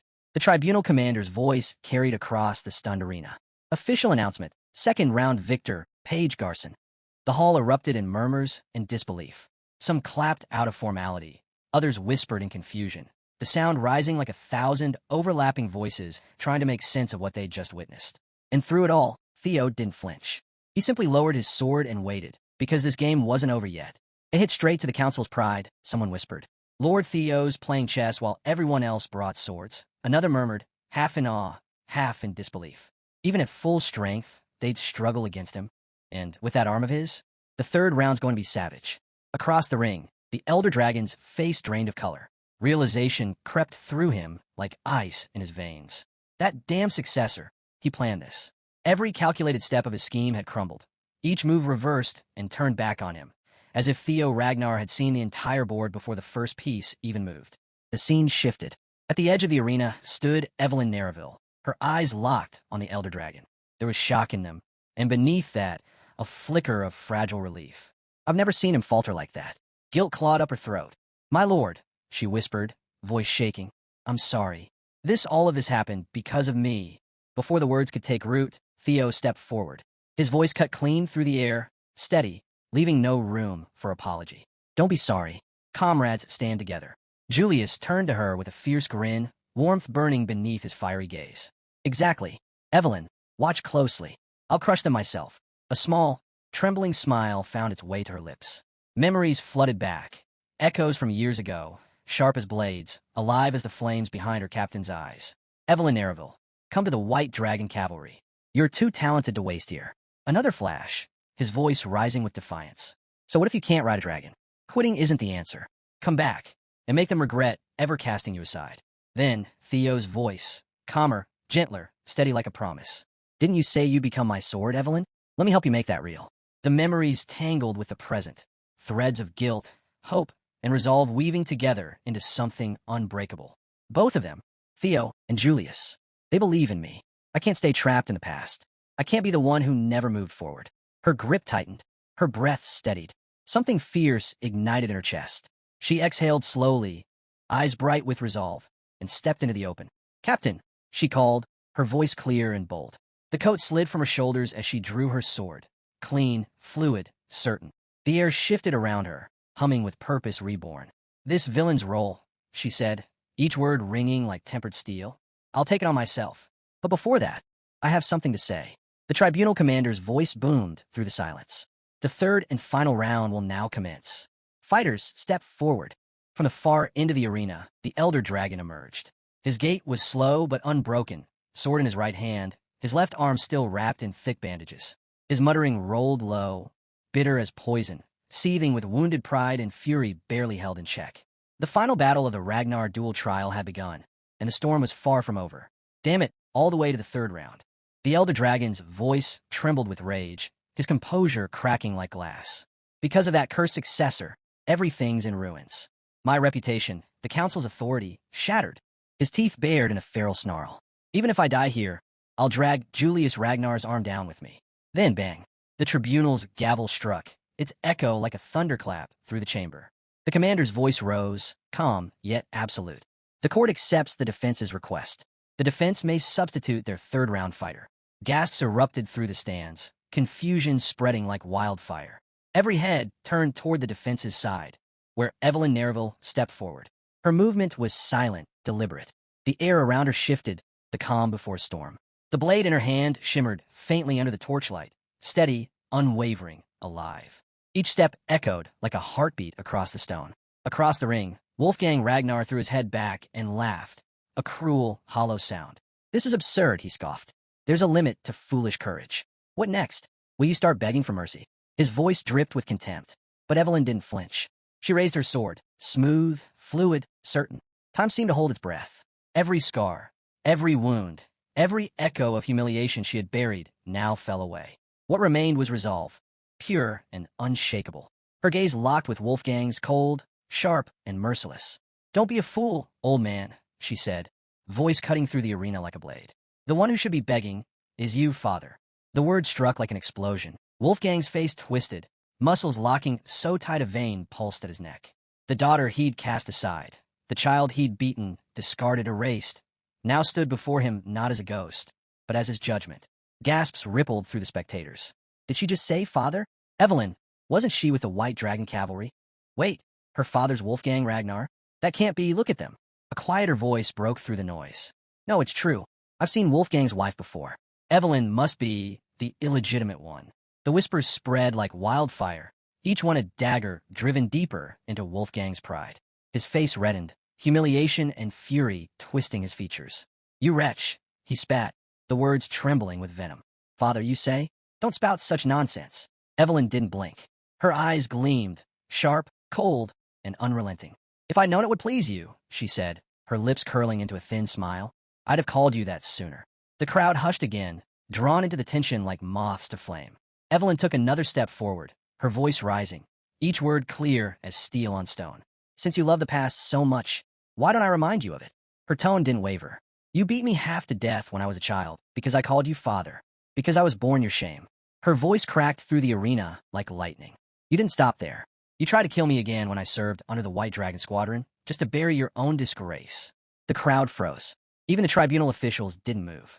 Evelyn's words had become her weapon, and this was her strike. The arena froze, utter silence, swallowing every sound. Wolfgang's fury twisted across his face. "Silence," he roared. "I am a member of House Ragnar. What's wrong with that?" But the crowd wasn't silent anymore. It was turning on him. "She's the real one, isn't she?" someone whispered. "A bastard child. And he's the one preaching purity?" Another scoffed. "What a joke." Even his own supporters began to murmur, disgust bleeding into their voices. The weight of years of hypocrisy was unraveling in seconds. And there, in the center of the storm, Evelyn Nereville stood tall, blade raised, torchlight flashing along its edge. Every breath she drew was defiance carved in steel. The tension thickened until it was almost suffocating. Faces hardened, eyes narrowed. Somewhere in the front row, one of Wolfgang's men muttered under his breath, voice tight with regret. "You just kept pushing it. Now look at the mess you've made." Another turned toward his master, glare cold and sharp. "I warned you. Be careful, or this day will come. You should have ended it when you had the chance." Wolfgang's rage cracked, slipping into something uglier, desperation. "Damn it," he hissed, knuckles white, Evelyn's words still ringing in his skull. From the sidelines, Julius and Theo watched the chaos unfold. The crowd's noise faded against the pounding of their hearts. "You don't have to do this, Evelyn," Julius called, his voice carrying equal parts pride and worry. But Theo's reply cut through, steady and sure. Instead of worrying, "Captain, trust her. Watch her resolve." And then, the ground shook.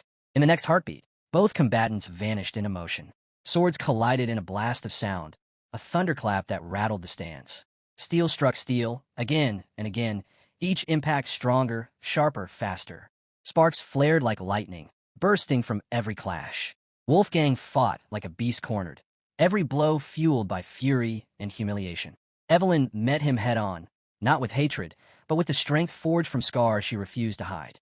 Her blade didn't just fight, it answered. Each swing carried the weight of legacy and rebellion, generations of silence breaking with every strike. Then, her stance changed. A strange, spiraling pressure began to rise from her. The air rippled, the dust at her feet swirling upward as though drawn into her will. Julius's eyes went wide. "No, that's..." His voice dropped to a reverent whisper. "The wind god technique. Dakart." A roaring gale exploded outward.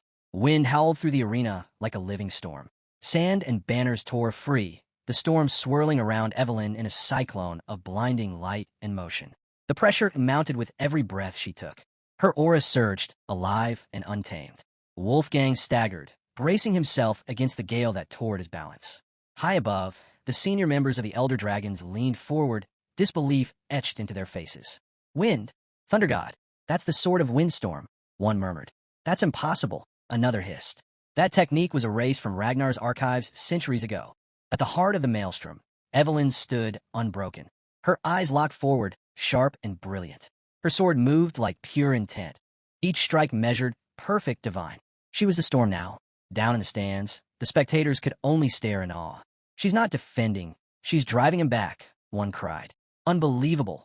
How does she even know a windstorm technique? Another shouted. She's overpowering one of Ragnar's highest-ranked swordsmen. And as the winds roared, Evelyn's figure remained steady. Each movement a vow, each breath a declaration. The past no longer defined her. She was rewriting it, strike by strike. Theo watched from the sidelines, a faint smirk tugging at his lips. His gaze never wavered, his mind cool and precise, tracing the rhythm of every clash. No surprise, he thought, arms folding across his chest. The duel trial forbids mana. Only pure swordsmanship decides the victor. And when it's blade against blade, he let out a quiet chuckle. The truth can't hide anymore. Wolfgang's strength had always been borrowed, drawn from bloodline, heritage, and status. The kind of power that came from name, not from discipline. Without that inheritance, he was nothing more than a hollow relic. Pride without substance. Power without soul. He was never a swordsman, only the echo of one. In the arena, Evelyn's storm raged on. The wind shrieked like a divine wrath, swirling around father and daughter as if the heavens themselves were holding their breath. Every swing between them wasn't just combat, it was judgment. The ground trembled under the force of their strikes. The elder dragon's disbelief curdled into panic, then fury. His pride, the armor he'd hidden behind all his life, cracked with every clash of steel. His voice broke into a roar. Damn you! I'll kill you! How dare you defy me, you insolent child! Evelyn didn't blink. Her expression stayed composed, every motion deliberate, her focus absolute. She could see his next move before it began. Each twitch of muscle, each surge of anger telegraphed in his stance. Wolfgang leapt high, rage distorting his face, sword raised overhead for a final, killing blow. The air froze. Then the two blades collided. The clash split the silence, a scream of steel tearing through the air. Sparks burst outward in a shower of light. And for an instant, time itself seemed to fracture. Wolfgang's grin twisted into something feral. You wretch, he spat. Did you really think you could escape me? I'll break you again. I'll make you remember your place. But Evelyn's control finally snapped. Her teeth clenched. Her eyes burned with a fury that had waited a lifetime to ignite. When she struck again, the impact was deafening. The force of it sent Wolfgang stumbling back, his footing broken, his breath ripped from him. Go on, she said, voice sharp as the edge of her sword. Try me, father. The word hit harder than the blade. For a single heartbeat, his arrogance faltered. His thoughts splintered into disbelief. How is this possible? Evelyn's voice rose, steady, fierce, alive. When I was small, you were everything to me. I feared you because you taught me I was nothing. Her gaze locked onto him, no longer the eyes of a child, but of an equal. But I'm done being afraid. I have people who believe in me now. People who call me comrade. Her tone hardened. I'm not that weak little girl anymore. Wolfgang staggered back. For the first time, his face showed fear, not of defeat, but of recognition. He'd forged her in cruelty, and now, she'd become a blade he could no longer command. Evelyn moved before he could recover. Her sword cut through the air with a sound like thunder breaking. The strike landed clean, unstoppable. Her blade shattered his defense, the impact hurling him backward.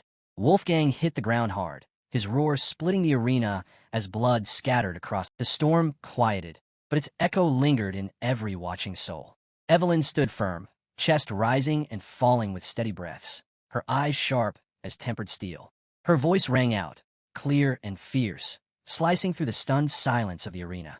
I'm no longer your weak child.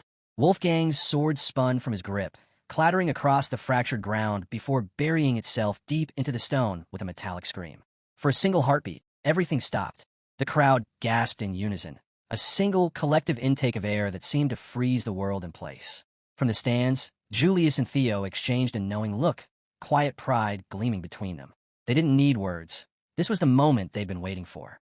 Below, the once mighty elder dragon lay broken amidst the wreckage, clutching the stump where his hand had been. Blood soaked the floor beneath him, each breath a ragged snarl.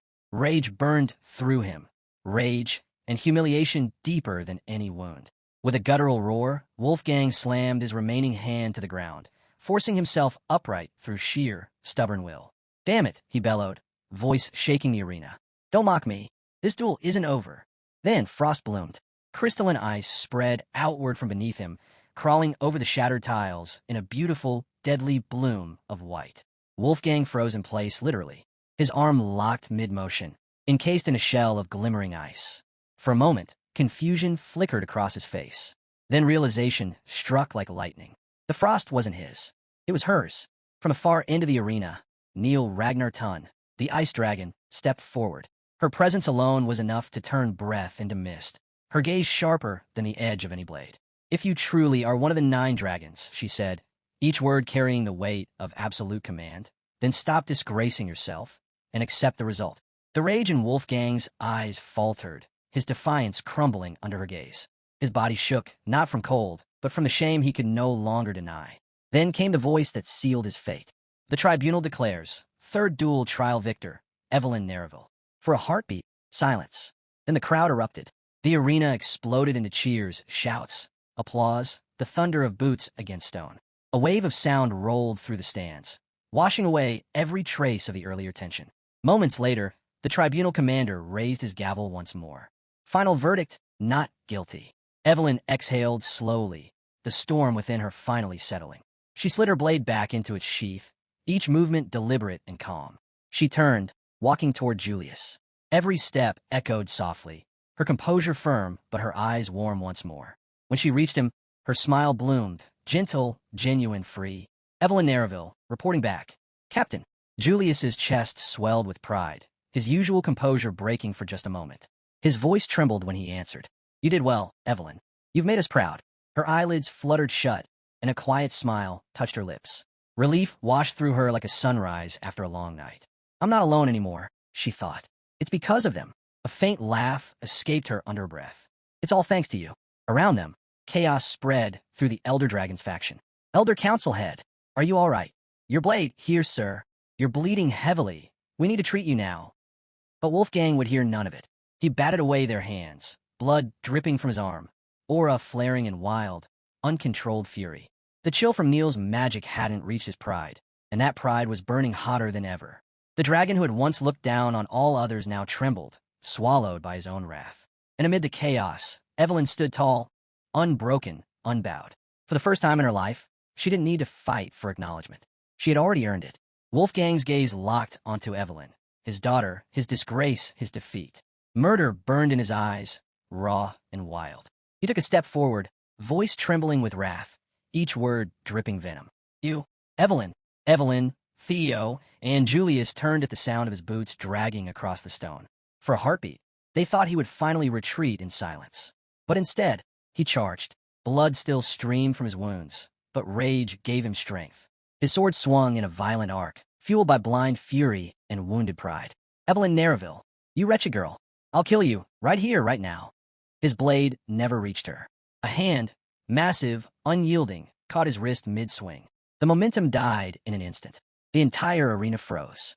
Standing between them was Julius Ragnar, commander of the White Armored Dragon Cavalry. His figure loomed like an iron wall, broad shoulders squared, cloak fluttering in the aftermath of motion. His crimson eyes burned, quiet and terrifying. His aura rolled outward in a storm of raw pressure that made even the strongest soldiers step back. He stared Wolfgang down, voice low and steady, every syllable drenched in controlled rage. "Do you want me to tear off your other arm too?" The words hit harder than any blow. Wolfgang's face twisted, his breath ragged. Fury warred with fear. He knew, if Julius struck now, he wouldn't survive. His grip loosened. The sword slipped from his hand, scraping against the ground with a dull clang. "Why is it always you?" he spat, bitterness bleeding through his teeth. "Always standing in my way?"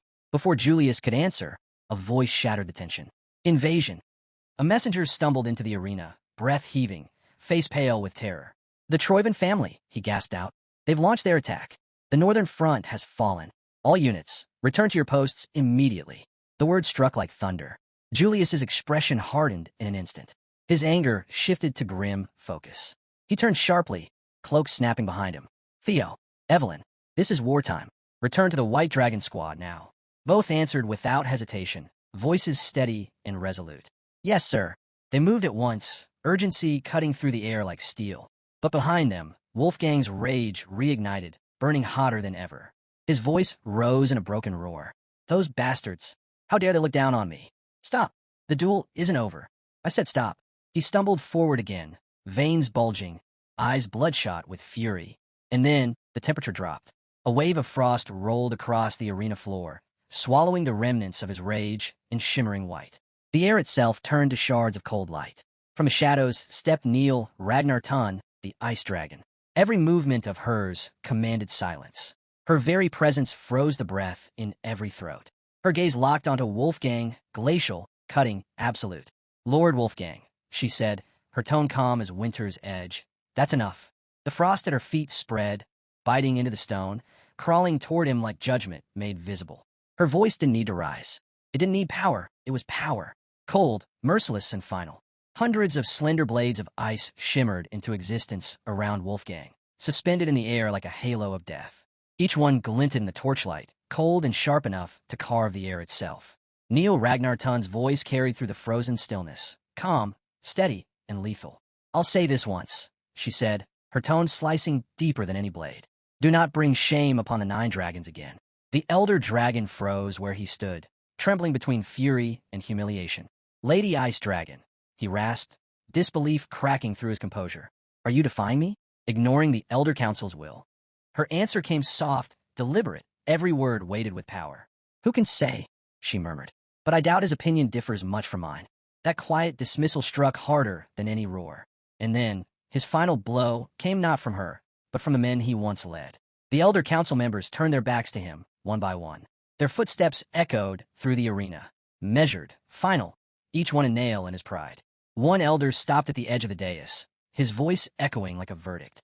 "Even if the council's dignity has fallen, we will not be represented by one who denies defeat and raises his blade after losing." The words cut through Wolfgang like a sword through bone. His pride shattered. His aura flickered and faded. The weight of disgrace crushed the last of his defiance. And slowly, with a sound like the breaking of glass, Wolfgang Nereville sank to one knee. For the first time in his life, he yielded, publicly, completely. The man who once ruled from the peak of the 9 dragons bowed under the weight of his own failure. Julius watched in silence. He didn't cheer, didn't mock, didn't gloat. He simply let out a quiet breath and allowed himself the faintest of smiles. Mounting his wyvern beside Theo and Evelyn, he cast one last look over the ruins of the duel ground. "It's finally over," he said, his voice low, final. A pitiful end. A greedy old man turning his legacy into a farce. The wyverns rose into the sky, wings cutting through the cold night. The arena below faded into distance, swallowed by silence and frost. Cut to the Troivan headquarters. A fortress of black steel and carved stone, its walls thrummed with the heartbeat of war. Inside, under the flicker of cold lamps, Ed Troivan sat upon his iron throne like a monarch of ruin. His expression was calm, almost detached, but behind his still eyes lay the hunger of a predator who had waited far too long. One of his generals stepped forward, fist pressed to his chest. "With this strike, my lord, we've secured the central plateau. Castle Harmon will fall within the hour." Ed's gaze sharpened. And Ragnar's response? He asked, voice quiet but precise, like a blade seeking weakness. The general bowed his head. "Their lord's cavalry and the private troops of the 6 pillars are converging on the plateau, exactly as planned." For a long moment, silence hung heavy. Then, Ed laughed. It wasn't joy nor arrogance. It was the laughter of a man watching every piece fall into place. He pressed a hand to his temple, amusement curling into something far darker. "Foolish Ragnars," he murmured, his tone like the edge of a knife. "They move exactly as expected." His fingers tightened on the armrest of his throne. "While they pour everything into the plateau," he whispered, eyes glinting with cruel satisfaction. "Our real feast will be served right here." The camera lingered on his smile, sharp, knowing, merciless, before fading to black. The scene shifted to one of the castles belonging to the 6 noble houses, deep within Bacchus territory. Weary soldiers stood watch, waiting to intercept an incoming enemy assault. Leaning against the damp stone wall, one soldier muttered that their new lord was useless. Since arriving, the man had done nothing but lock himself away and drink himself senseless. In times like these, the soldier wondered if their lord even remembered he was supposed to be the head of the house. His companion scoffed, bitterness thick in his tone, saying calling him head of house was a joke. The place was drowning in debt, and anyone who could leave already had. Even knights and vassals who had served the Bacchus name for generations were gone. There was nothing left for the man to lead. Maybe drinking was the smartest thing he'd ever done. A third soldier laughed weakly and asked if Ragnar had sent reinforcements. The first soldier sneered. Reinforcements were a joke, just those freeloaders Sybil Dre and Eodi Naren from the Ragnar support squad. He leaned closer, lowering his voice to a growl. All they did was drink and pretend to handle night patrols while passed out drunk. Support, he scoffed. It was all set up. Ragnar wanted to drive him out. Then he realized what the whole thing was really about. The scene shifted again, this time under the cloak of night. In the dark woods beyond the castle walls, the same soldier knelt before a hooded figure cloaked in shadows. Bowing deeply, he reported that morale inside had already collapsed, the garrison barely functioning. The operation, he said, was as good as complete. The hooded man's lips curled into a cold smirk as he crossed his arms and turned to his men. With mocking ease, he said if the place was already finished, then they would end it quickly and return home before sunrise. The scene cut sharply back to the Bacchus castle. Inside, Sybil Dre lay fast asleep, a half-empty bottle dangling from his hand, his mouth open mid-snore. From the shadows, an assassin cloaked in black emerged, dagger gleaming in the candlelight. He thought how easy his job had become with the guards passed out drunk on duty. As for the rest of the booze, he mused darkly. The man could finish it in the afterlife. Then he swung his blade down. The scene snapped away. A hand slammed down on a table hard enough to shake the room. Inside the White Armor Dragon headquarters, Julius declared that Theo's request to invoke independent operational rights as a mid-tier swordsman was denied. During wartime, combat orders took precedence. There would be no exceptions. Theo stood firm. Reaching into his coat, he pulled out a sealed document and slid it across the table, insisting it was directly related to the war. Julius opened it and scanned the writing. His expression darkened as the color drained from his face. He asked if what he was reading was true. Theo stepped to the map, picking up carved battle pieces and swiftly rearranging them. He explained that Troyvin's main assault points, Harmon Castle and the Central Plateau, were only diversions. Their real targets were the floating archipelago and the Bacchus territory. Julius's eyes narrowed, thoughts racing. The plan fit too perfectly, everything lined up. Theo continued, his tone calm but sharp. During the series' guild hostage incident, he said the Black Skull Group's movements had matched Troyvin's exactly. It was obvious now they were working together. The Black Skull's predecessor had been the Archipelago Shipping Federation, the very organization that managed all Imperial funds. Julius clenched his jaw as the realization struck. That connection explained how Troyvin's funding had grown so quickly. Their war chest had come from there. Theo nodded firmly. With control over the archipelago's trade routes, Troyvin had gained enough capital to sustain a long war. If they took full control of the island's position, they'd gain a permanent strategic edge. His voice grew cold as he concluded that reinforcing Bacchus territory before it fell was their top priority. The assaults on Harmon Castle and the plateau were only distractions meant to keep them blind. Silence filled the room. Theo stood before the vast continental map, eyes tracing the front lines. His voice was steady and resolute as he outlined the next step. Ragnar had already deployed its main forces to the plateau and Harmon Castle. No troops remained to spare. Theo understood the necessity of holding those positions, but that was precisely why he needed independent command, to reinforce Bacchus territory himself and investigate the archipelago, funding Troyvin's advance. He raised his head, confidence flashing in his gaze, and declared his resolve to end the entire operation once and for all. Julius leaned back, arms crossing as understanding dawned. For a brief moment, his stern expression softened into a faint grin of pride. So this had been Theo's plan all along. A quiet chuckle escaped him as he acknowledged the young man's foresight. Granting approval, he said it qualified as a war-related operation. No one could object. Still, his tone carried warning as he told Theo never to overextend, no matter what happened. Theo straightened his posture and gave a firm nod, promising to remember. As he turned to leave, Julius's gaze lingered on the document resting on the table. The intelligence Theo had brought was far beyond what any ordinary officer could access. Top-tier data filled with movement logs, encrypted communications, and even maritime funding trails. Julius mused quietly that these weren't just reports. This was the kind of intelligence Theo had come to him instead of the Black Dragon, who oversaw intelligence, told him everything. Theo wasn't asking for permission. He was informing him of his plan. Stroking his beard, Julius let out a quiet laugh, pride softening his features as he murmured that the boy had likely prepared for everything already. Back at Bacchus Castle, the blade swung down towards Sybil, only for the bottle in his hand to fly forward, smashing against the assassin's face with a sharp crack. Glass and sticky liquid sprayed everywhere as the man stumbled back, clutching his face in disbelief. A faint citrus scent filled the air. Orange juice. Sybil grinned wide, amused that his attacker had fallen for the act.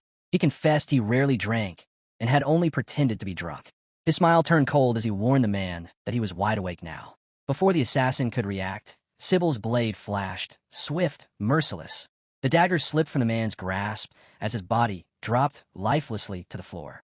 Chaos erupted as more assassins burst from the shadows, but the Ragnar soldiers were ready. Steel clashed, and sparks flew. Within minutes, every intruder lay dead or dying. A soldier stepped forward, panting as he reported that all Vanguard enemies had been eliminated. Their leader nodded, ordering the beacon lit. The flames, he said, would declare that Bacchus still stood. His eyes burned with defiance as he vowed their swords would pierce Troiven's heart. Another soldier chuckled as he lit a torch, saying it was about time they reminded their enemies who they were. As he leaned forward to ignite the beacon, a wounded assassin, bloodied but alive, pushed himself up. Knife trembling in his hand, he lunged at Sybil from behind. Sybil and the others froze, eyes wide, realizing too late that one enemy still lived, until a single, clean slash cut the air. The assassin's head flew from his shoulders and hit the ground with a dull thud. Knave Bacchus stood behind him, sword humming faintly in the silence. His calm gaze fixed on Sybil as he warned coldly to stay alert. If anyone got hurt, how could he face their lord? Sybil straightened instantly, nodding like a scolded student. Knave blinked once before his stern look softened into a faint smile. He told Sybil to relax and make himself at ease. Sybil crossed his arms dramatically and muttered that if comfort was the goal, perhaps their lord should light the fire himself. Turning to the others with mock gravity, he instructed them to tend the beacon while he held a deep discussion with his conscience. Knave stared blankly before Sybil broke into laughter and promised to handle it himself. Their banter carried an easy warmth, but beneath it lingered an unspoken awareness of the coming battle. The torch touched the oil-soaked cloth, and the beacon roared to life. Flames leapt skyward, and one by one, other beacons along the frontier followed, until Bacchus burned like a blazing line in the dark. Archers rushed to their posts atop the walls, bows drawn, their faces flickering in firelight. On the battlements, Knave placed one boot on the parapet, eyes fixed on the advancing enemy. A faint smile touched his lips as he thought that perhaps this was what their lord had foreseen all along. Just how far ahead could Theo truly see? Below, Troiven forces charged, unaware of the trap waiting for them. Sybil's voice rang out over the fortress, shifting from playful to commanding as he shouted orders to defend Bacchus Castle and crush the raiders. Archers fired in perfect unison. The sky darkened under a rain of arrows, and screams tore through the field as Troiven soldiers fell in waves, caught completely off guard. High above the chaos, under the pale moonlight, our guy watched from his mount. A grin curved his lips as he tightened the reins. The fight had already begun, and they'd made it just in time. His eyes gleamed with excitement as he looked down at the battlefield, proud to see his old crew in action once more. Moments later, the battlefield fell silent as the last Troiven soldier dropped. The victory was hard-won. Troiven's forces had been driven from Bacchus Castle, and word of the defense spread swiftly. Lord Theo's command to secure the Bacchus territory had been fulfilled to the letter. He didn't indulge in celebration. He merely rolled his eyes at the noise, though he appreciated the outcome. Stepping through the ring of soldiers, he placed a hand on Sybil's shoulder and told him he had done well. The word struck Sybil harder than any sword. Tears welled in his eyes as he felt like a boy again, stunned that his lord hadn't noticed him. He stood frozen, soaking in the praise while comrades laughed nearby. One joked about being jealous, another clapped his back, calling him the luckiest of them all. Theo then approached Knave. Knave admitted he hadn't expected Theo to come in person. Theo replied that he had stopped by, just in case, though it seemed they hadn't needed him after all. Knave looked towards Sybil and the others gathered by the beacon, their faces glowing in the firelight. Boys moments ago, now men hardened by battle. He asked curiously where Theo had found men like them. Theo's chest filled with quiet pride. He explained they were the ones he had trained with during his apprenticeship as an inspector, men who later chose to serve under him as part of the Camellia Palace Guard. He added that they had clearly earned Knaven's trust as well. Knaven's eyes softened as he studied them again. Honestly, he confessed, he hadn't expected much from them at first. They'd been only mid-level inspectors with little battle experience. But after fighting beside them for a few days, he had noticed the difference. Their skills were raw, yes, but their loyalty was absolute. Theo closed his eyes for a moment, letting the praise sink in before murmuring that hearing those words made him proud. When he opened them again, his gaze was calm and sure. He told Knave he had a request. Gesturing toward the soldiers who had answered the beacon, Theo suggested that, now that the knights and vassals had deserted, the Bacchus family's Knight Order was empty. He proposed that Knave train these very men to become the new Bacchus Knight Order. Knave looked over the soldiers as if seeing them anew. He repeated the name Knight Order and smiled, saying it had been a long time since he'd felt such excitement. Theo watched him closely, noticing how naturally he took charge, then nodded and said he would be counting on him. Naven blinked in surprise and asked if his lord was leaving already. Theo replied simply that he had seen all he needed to see. This was only a stop along the way. He smiled and explained that his next task was an investigation into the floating archipelago. Naven lowered his head with a soft laugh, his voice carrying affection. He said he should be used to Theo's boldness by now, yet still managed to surprise him. Half teasing, he added that the archipelago was a place famously hostile to outsiders and nearly impossible to enter. Theo's reply came quiet and smooth, like a conspirator's whisper. He said only that he had his ways. Far from Bacchus, the port city of Dion moved to its own rhythm. A great stone fortress loomed over the harbor like a silent watchman. A hooded figure pushed open a tavern door and stepped inside, shadows wrapping around him. He didn't notice the hulking man who blocked his path until a rough hand clamped down on his shoulder. The brute's voice came low and heavy, warning him to watch where he walked. The hooded figure looked up calmly and replied in a dry, even tone that he must have missed the man down there. The insult landed clean. The brute growled that he'd be glad to stoop down to his level. He squared his stance, ready for fight. In the next heartbeat, the hooded man's hand flashed out, grabbed a beer mug from the counter, and smashed it against the brute's forehead.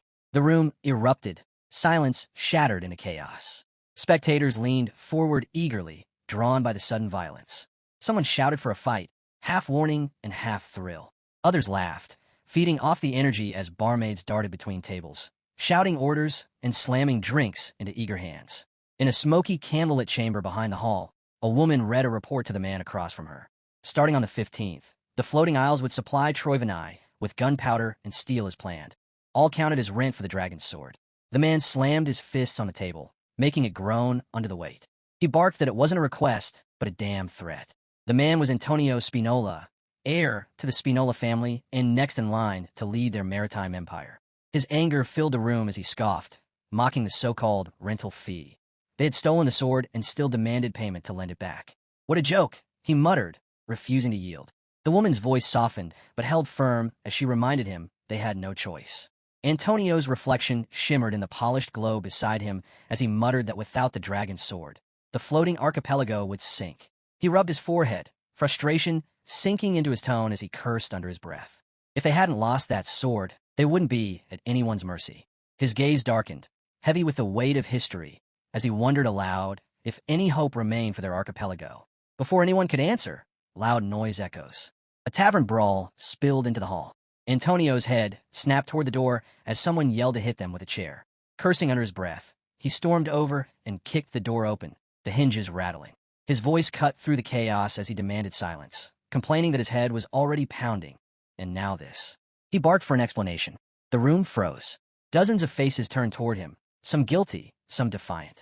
Antonio glared at them and growled that he never banned drinking, only told them to do it quietly and stop fighting.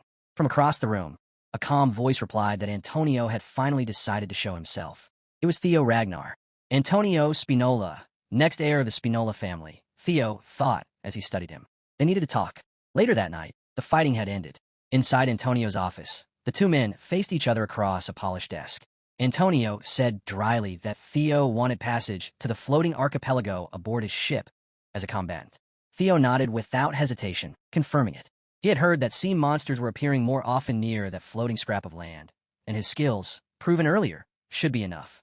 Besides, Antonio was short on men. It would be a fair trade. Antonio rubbed his chin, skepticism in his tone. He admitted Theo wasn't wrong about needing fighters, but then his expression hardened. He declared that Theo wouldn't be setting foot on his ship. Theo raised an eyebrow, amused.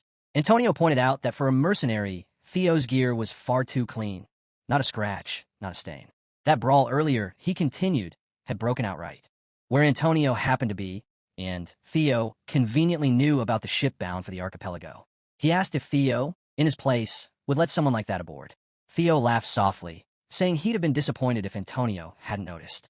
He suggested they drop the act and get to the point. Then he drew a small metal emblem from his coat and set it on the table with a metallic click. Speaking evenly, he introduced himself as part of the armed resistance fighting for the liberation of the floating archipelago, the Black Skulls, and addressed Antonio Spinola as their leader. The name struck like thunder. Antonio's eyes widened in shock, but before he could respond, Theo leaned closer, suggesting they make a deal. Antonio's jaw tightened as he demanded to know how Theo had discovered his secret. Theo smirked and said it wasn't how he knew that mattered, but what he knew. Suspicion darkened Antonio's expression as Theo mentioned the dragon's sword Antonio sought so desperately. At that, Antonio's restraint broke. His chair screeched backward as he stood, slamming both hands on the desk and shouting that Theo was a dog of Troyven. Theo's tone stayed cold and precise as he reminded him that composure was the first rule of any negotiation, not to lose it. Antonio glared daggers but didn't speak. Even thinking calmly, he said it made no sense. If Theo wasn't with Troyven, there was no way he could know about the dragon's sword. Before Theo could answer, the door burst open. One of Antonio's guards stepped in, tense and alert, asking if all was well. Antonio waved him off with a flick of his wrist and forced a thin smile, saying everything was under control. The guard hesitated, bowed, and withdrew, leaving the two alone in the dim light. Theo chuckled softly and asked why Antonio found it so impossible. Maybe Troyven, like him, had only claimed to possess the sword. Antonio's eyes widened again, disbelief flashing as his thoughts raced. Come to think of it, he realized they had never actually shown the sword. His gaze dropped to the desk, and his face stiffened with dawning realization. They had been deceived, even with the archipelago's fate on the line. Theo's smile stayed as he leaned forward slightly, tone calm but persuasive. He reminded Antonio that he had nothing to lose and suggested he listen. Antonio exhaled slowly, then sank back into his chair. His tone softened, though suspicion lingered, as he agreed to hear him out. Theo's expression grew serious. His eyes narrowed as he began to speak in a measured, deliberate tone about the legend and mystery of the floating archipelago. It all began, he said, with the tale of the hero Kriemhild. The name made Antonio tense instantly. Sweat formed on his brow as he gave a weary sigh, opened a drawer, and drew out an old leather diary. Placing it on the table, he admitted that Theo already knew the story. Theo nodded as Antonio recounted it. Kriemhild had driven his sword into the head of a sea dragon that once ravaged the oceans, sealing the creature beneath the waves. The hero of legend, Kriemhild. Antonio's voice grew heavier as he went on, explaining that the floating archipelago was said to drift above the sea by strange currents. But that wasn't true. The dragon Kriemhild had sealed lay deep below, and the immense mana it released created the updraft that held the islands aloft. The dragon sword was the device maintaining that seal, the medium that stabilized the mana flow. But ever since Troyven stole it, the currents had grown unstable. If the sword wasn't returned soon, the archipelago would fall. Antonio's fist clenched as his tone turned grim. Massive waves would rise, swallowing everything, buildings, lives, the islands themselves, all gone beneath the sea. He looked straight at Theo, voice tight with urgency, warning that the lives of everyone on the archipelago depended on it. If Theo truly possessed the dragon sword and returned it, they would give him anything he asked for. Theo's eyes darkened as he thought it through. Giving it back wouldn't solve anything. Someone could steal it again, and he'd lose it for good. The sword's dark shimmer burned in his memory. Across from him, Antonio leaned in, his voice low but firm, saying the deal could stay. He asked what Theo wanted. Money, perhaps. Theo said he didn't need money. He already knew what he would do. He would keep the dragon sword and save the archipelago from it. All Antonio had to do was take him there. Antonio's face drained of color at the certainty in Theo's voice. The scene shifted to the sea where ships sliced through the waves, its bow rising and falling as it carried Antonio and Theo toward a horizon dotted with islands. Theo stood by the rail and spotted the view ahead. The floating archipelago hung above the sea, its harbor packed with ships of every size. From afar, it pulsed with trade and life.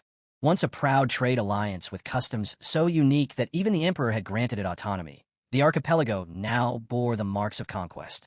Under Troyven rule since the Great War, it had been stripped and turned into a factory for military supplies. Theo watched a line of forges and felt a chill grip his chest. Near the war's end, many smaller isles had already sunk beneath the waves, erased from all maps.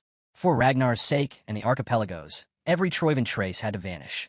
Before his thoughts went further, Antonio demanded to know if Theo had been serious earlier and reminded him of his promise to save the islands. He pressed on, urgency sharpening his words as he asked again about what Theo had said, the idea of stopping the islands from sinking by moving them. Theo's smile didn't fade. He told him not to worry. It could be done. The sea dragon under the archipelago, he said, was an ancient guardian. Later, Theo drew the dragon's sword and set it between the summoned beasts. The drake leaned close, scales shining, while the fairy dragon hovered and the griffin stood tense. Theo asked what the sword looked like to them. The drake called it a relic. The sandworm said it was a relic of a primordial dragon. When Theo touched it, the blade spat small sparks. He wondered why it clashed with Ragnar. The fairy dragon said it was unclear. Maybe the guardian bound to the sword had abandoned its duty, fleeing from the relic itself. Theo's eyes widened. Did that mean? He began. The griffin shifted uneasily. The fairy dragon said such things had happened before, when a guardian forgot its purpose. The griffin had been the first to break the chain. Theo asked if one could really abandon the relic, pay the price, and still live. The griffin replied, no sane being would. Only that one had escaped and survived, but it wasn't easy. If Theo thought the mana leaking from it could lift an entire archipelago, he was right. Theo wondered aloud if he could move the islands by overpowering the guardian. The drake answered like a scholar. In theory, yes, but only if Theo could seal the creature again. Was he ready for that? Before Theo replied, the fairy dragon warned that, even weakened, the guardian was among the strongest. The griffin questioned whether Theo could even reach the ocean floor. Theo grinned, brushing off their doubts, saying he could handle it. Reaching the depths and sealing the guardian was already part of his plan. The scene shifted back to the present. Antonio asked if the statue truly held the power to save the islands. Power even the natives didn't know. Theo remarked that Antonio was still doubtful even after seeing the Dragon Slayer's sword. Antonio clenched his jaw and said he wasn't doubtful, only worried. His homeland's fate depended on it, and he hoped Theo understood. Theo sighed, saying he did, and that Antonio only needed to take him there. He will make sure to save it. A system alert flashed, showing a new sub-quest, Dragon Slayer's sword. The goal: return the blade to its resting place, find the site, defeat the guardian, and earn the right to wield it. The scene shifted again as night deepened. Beneath the calm surface, inside a dim cellar, Antonio had gathered his trusted men, soldiers willing to die for their home. Antonio pointed at Theo and said their mission was simple: guide this man to the Colossus of Cream Hill. Once there, Theo would take over. The soldiers traded tense glances as Antonio continued, warning them that the Troivan had already bribed the clan's head. Security around the Colossus was tight, but they'd use the old route, the hidden path that would bring them close. Every soldier straightened and swore together to protect the floating archipelago.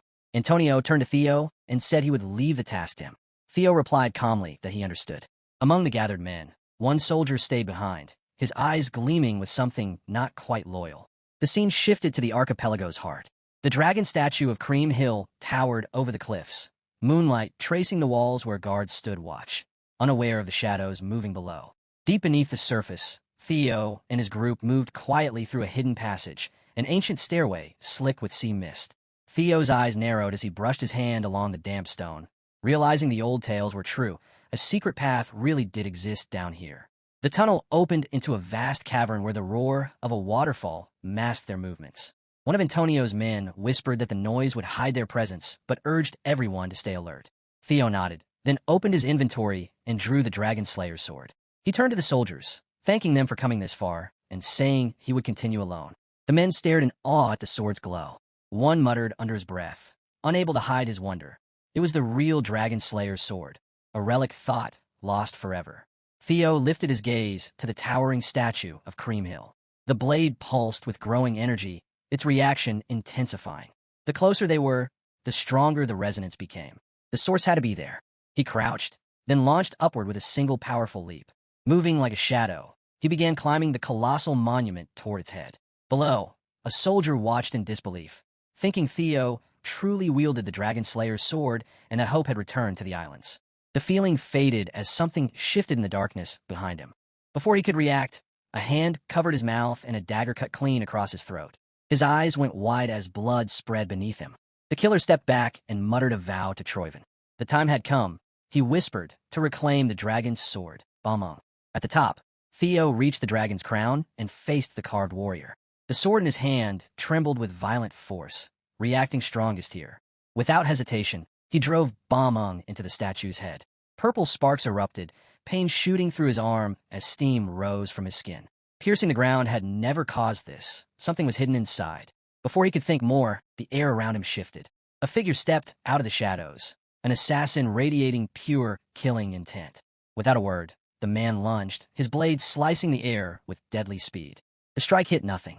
The assassin froze, shock flashing in his eyes. Pain exploded through his gut as Theo appeared behind him, boots slamming into his ribs and sending him crashing into the stone. He coughed blood, disbelief twisting across his face. He couldn't grasp how Theo had moved so fast. Planting his blade in the ground, he tried to steady himself. Two more figures emerged from the darkness. One called to the wounded man, asking if he was all right. The assassin, now identified as Gray, snarled that he was fine and told them not to charge recklessly. Theo, holding a potion in one hand, gave a faint, mocking grin and said 3 against 1 sounded fair enough. Outside, the silence shattered. A thunderous crack split the night as guards shouted in alarm. One pointed upward, voice shaking, telling the others to look. Everyone froze in disbelief as the statue of Cream Hill began to crumble. Massive slabs of stone peeled away and crashed to the ground. The guards below could only stare in horror as the once immovable colossus fell apart under the moonlight. As the camera sweeps across the fortress, the scene shifts to the ground outside the castle walls. Antonio paces impatiently beside his men, the torchlight flickering across his face. His voice cuts through the night, sharp and irritated, demanding to know why it is taking so long and what they're doing inside. A woman beside him, one of his officers, hurries forward, her tone tense as she reports that there is a problem. Gray and his brothers, the ones who entered with them, have turned against the guest. Antonio's jaw tightens.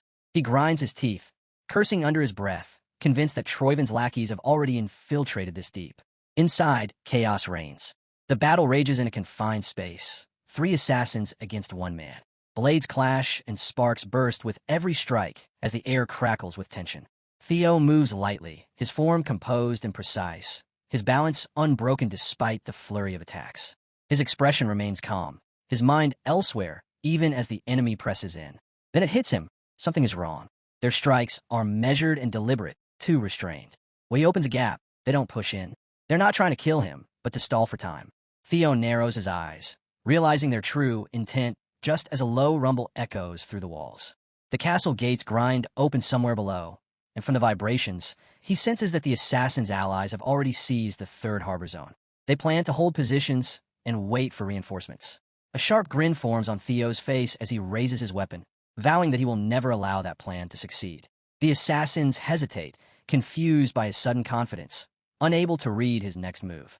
Theo picks up a small stone and hurls it against the ground. It strikes with a loud crack, but the place where Bamung, the Dragon Slayer's sword, remains embedded does not even tremble. Then Theo moves, leaping back, dropping from the ledge as dust swirls around him. The lead assassin, sensing danger, orders his men to stop Theo at all costs. They give chase immediately, their movements swift and silent, dark figures darting through the collapsing chamber. Theo runs flat out, his breath ragged, sweat glistening across his face, but he is smiling, almost laughing to himself, certain that his instincts were right. A sudden chime rings in his mind, and a glowing message appears before his eyes announcing a new quest. The Dragon Slayer's sword Bamung seeks to return to its origin. It instructs him to find its resting place, defeat the Guardian, and prove his right as its master. Theo realizes then that he had once placed the blade in the wrong location. It must return to the place where it truly belongs. Ahead, the path opens into a ruined courtyard bathed in pale moonlight. Ancient runes shimmer faintly beneath the dust. Theo races toward the wide stone platform, feeling the sword's growing resonance. This must be the spot. He leaps high, faster than the assassins can follow, cloak whipping behind him. Midair, he twists his body, draws Bamung, and with a fierce cry, drives the sword deep into the heart of the stone. The impact sends a shockwave across the ground. A blinding light bursts upward, and the assassins, still in midair, are flung back like leaves in a storm. Theo lands on one knee, panting, his eyes wide with awe as the stone beneath him glows with ancient power. The assassins hit the ground hard, fear flashing in their faces as they realize what has been unleashed. A deep rumble shakes the entire fortress. The floor cracks open, dust raining from the ceiling as guards outside stumble in confusion. One of them shouts in panic, asking if anyone else felt the tremor. Another answers that it feels like an earthquake. Then a voice breaks through the chaos, urging everyone to look up. The massive stone statue of Cream Hill trembles, fissures spreading across its surface. A deafening crack splits the night as chunks of rock break loose, crashing down like meteors. Guards scatter, shouting in terror as the colossal monument collapses, breaking apart piece by piece until it finally crashes into the earth in a storm of dust and rubble. The next scene opens quietly. Sunshine filters through the leaves and falls gently over Theo's face. He blinks, groaning as his eyes adjust to the light. It's already morning. His head throbs painfully, and he can't remember when or how he lost consciousness. As he sits up, the world around him feels strange. Towering trees stretch endlessly into the sky, their branches thick enough to walk on. Vines sway lazily in the wind, and faint streams of golden mist drift through the air. He realizes he's in an unfamiliar forest, one that looks far too ancient, too deliberate to be natural. The carved symbols on the bark and the glowing moss beneath his feet confirm it. This is no ordinary place. It's a relic dungeon. Despite his confusion, Theo exhales slowly, grateful to still be alive. Then a calm, otherworldly voice echoes beside him, saying that this must be its domain. Startled, Theo looks down at his sword, Bamong, and sees faint spectral shapes gathering around it. His companions, his summoned spirits, begin to appear, though in strange, distorted forms. His dragons and birds are half-transparent, their shapes flickering like smoke. Theo stares at them in disbelief and asks why they look so odd. One of the birds, its feathers dim and uneven, answers that they have manifested using his mana as a medium. His mana reserves are too low, and that's why their forms appear unstable. Then it adds something curious, that it's fascinating how a relic guardian could hold such pity for a human. Theo frowns, puzzled by that last remark, and asks what it means. The griffin replies that it can only sense lingering thoughts from the place's magic, not the full truth. But if the guardian mentioned was human, perhaps it was referring to someone named Creamhilt. Theo sighs, rubbing his forehead. The name rings a bell, and the context fits. With no guardian in sight, he decides to explore and learn what this domain really is. Before he can move, an arrow whistles through the air. It flies straight toward him, gleaming silver in the sunlight. Theo reacts on instinct. His head tilts slightly, his hand snapping up to catch the arrow mid-flight. He turns toward the source. A figure stands among the distant branches, a skeletal monster cloaked in tattered robes, gripping a huge bow drawn with another glowing arrow. Theo lowers the arrow he caught and mutters that this must be an empty home after all. The skeleton releases another arrow, and as it shoots, countless others rise from the forest below. The sound of bones rattling fills the air as dozens, then hundreds of skeletal warriors climb up the trees. Their hollow voices echo together, chanting to eliminate the intruder in the name of Creamhilt. Theo's griffin lets out a low whistle, remarking that all of this chaos seems to be for protecting the ownership of someone called Creamhilt. Before it can finish, another arrow flies straight at the bird. Theo steps forward, slicing the arrow midair and redirecting it toward sender. The deflected shot pierces through one of the skeletons, shattering it into a burst of bones. The bird stares in shock. Theo just shrugs, saying there are a lot of them, but they don't seem that tough. At that moment, another griffin materializes beside him, shaking its head. It warns that these aren't normal undead. Theo's confident smirk fades slightly as he watches the skeleton he just destroyed begin to reassemble itself. The shattered skull pieces pull back together, forming its face once more. The dragon explains that these are dragon knights, undying soldiers bound by ancient magic. Theo grips his sword tighter, his expression turning fierce. A crooked smile creeps back onto his face. He mutters that this fight definitely won't be easy. Energy explodes across the forest as Theo dives into the fray, cutting through waves of enemies.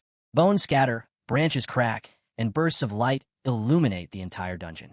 But even as he fights, the skeletons keep reforming.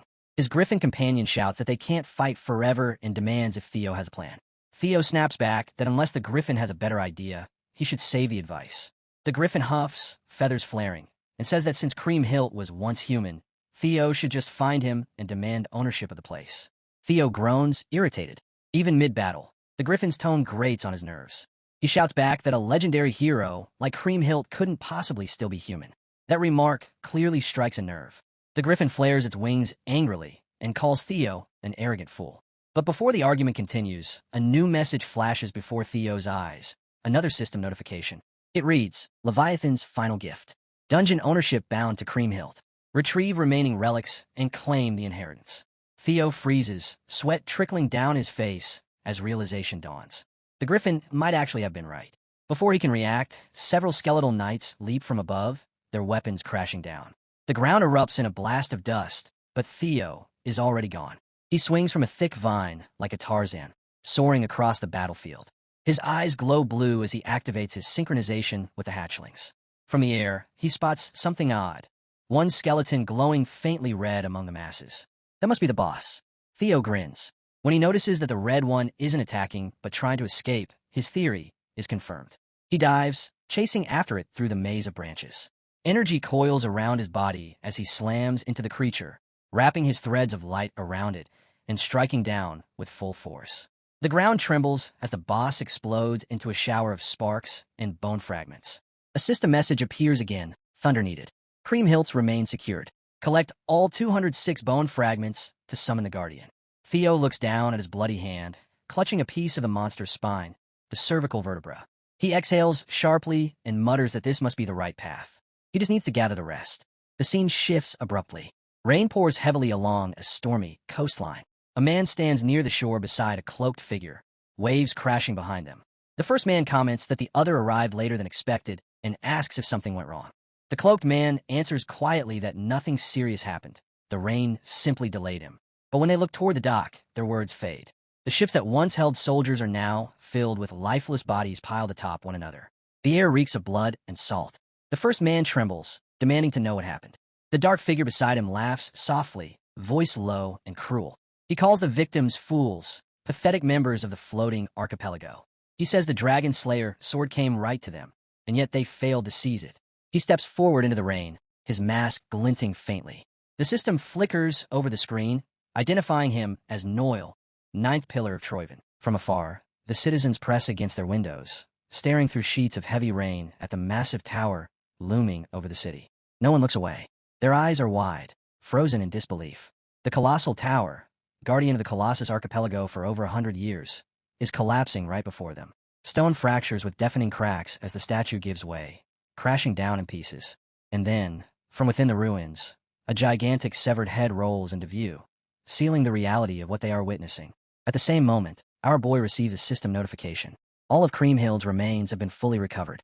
The instant he reads it, relief floods his chest, followed by quiet happiness. It's finally over. He's gathered everything. Before he can even process it, another system window appears, asking whether he wants to view the memories engraved within the remains. He presses yes without hesitation. There's no reason to refuse. Somewhere deep inside, curiosity stirs. What kind of hero was the one spoken of in myth? The world around him distorts as the screen expands, filling his vision completely. The system announces that the engraved memories are now playing. His surroundings vanish, replaced by a scene at the seashore. A figure's voice echoes as it calls out for Levi. Footprints stamp into the sand as the person runs forward, breathless, until a cave finally comes into view. Inside, a sword stands embedded in the ground. The figure reaches out, taps the blade, and calls its name, Levi, urging it to wake up. In an instant, power ripples outward. The ground trembles violently as energy surges from the sword. From the blade itself, a massive dragon emerges, as if dragged into the world from nothingness. Before it stands a small child holding food. The dragon roars in irritation, demanding how many times it must repeat itself before a human understands. It declares itself Levi, guardian of the primordial dragon relic, and scoffs at the child, pointing out she isn't even Ragnar and has no right to use such a familiar nickname. The child, however, looks completely unbothered. She complains that the full name is too hard to say and casually decides she'll keep calling it Levi anyway. Realizing the situation is hopeless, the dragon gives up with an exhausted sigh, muttering that arguing with a foolish human only wears out its mouth. Its gaze drifts to the food in her hands, questioning why the innkeeper keeps sending bread every single time. The child nods in agreement, saying she thinks it's strange too. Soon, she begins excitedly rambling about something fun that happened earlier that day. The dragon chews the bread in silence, listening with clear annoyance, convinced that her talking never ends. She chatters on about the florist uncle and the baker Annie, speaking as though she's catching up with an old friend. Time passes quietly like this, the dragon listening while the girl talks without pause. Then the memory shifts. The girl is younger now. The same place appears once more, unchanged. The sword still stands embedded in the ground, waiting patiently. The dragon, irritation written all over its face, complains again that no matter how many times it tells her not to come, she never listens. It asks what happened today, then suddenly stops. Drops of blood stain the ground. Its eyes widen in shock. The girl is badly wounded, her body trembling as she cries out for Levi's help. A rough hand yanks her up by the hair, while strange men pour into the town, cutting people down without mercy. A sword is tossed at her feet as she collapses, sobbing in pain. The man laughs cruelly, mocking her for having no good deeds, calling her a foolish barbarian. He sneers that the great emperor is generous enough to show concern for these backwater waters, and says she should be grateful, even as he indulges himself. As the oppressor turns his back, Levi can only scream her name, Creamhild. From deep within the cave, Levi's eyes blaze red. In the next instant, a violent blast erupts outward, and the oppressor is torn apart without even a chance to react. The memory shifts once more. The city is now engulfed in chaos. Houses burn endlessly, flames devouring streets and rooftops alike. Guards drag captured citizens through the roads, forcing them to march. One of the oppressors shouts angrily, demanding to know what is causing this disturbance, then freezes. Both captives and soldiers fall silent, as they sense something far more terrifying than anything they've ever faced. From above the burning city, dragons descend. Fire rains down, doubling the destruction. Panic explodes as people scatter in every direction, screams mixing with the roar of flames. The oppressor stands motionless, unable to comprehend where such monsters could have come from. Then the scene reveals her. The same girl, her eyes filled with pure hatred, rides atop Levi as he soars through the sky. She is ready to bring ruin upon the world that wronged her. A guard finally spots her and shouts that a girl is riding a dragon, instantly realizing she must be controlling them. He orders everyone to kill her first. On the ground, soldiers and civilians activate defensive magic circles, shields blooming into existence as the command echoes across the battlefield. Above it all, she continues riding Levi, her chest heavy with guilt. She apologizes to him, admitting that he was meant to wait for the chosen one, and that because of her, everything changed. Levi answers calmly, telling her not to cry so bitterly, reminding her that everything ended well in the end. Still, sadness lingers in her eyes as she softly calls his name. Suddenly, she senses something wrong. A massive, blinding light forms above her head.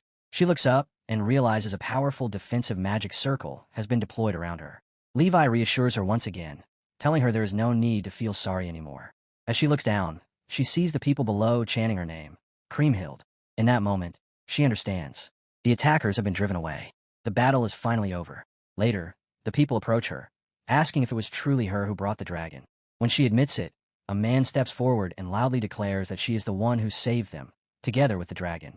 The crowd's gaze changes. Fear fades from their eyes, replaced by gratitude, as they look at her not as a monster, but as their savior. Then Levi's thoughts echo quietly as he reflects that, just as she once said, he may have truly abandoned his duty. Even so, his heart feels strangely calm. It was not the will of the primordial dragon that guided him in the end, but his own choice.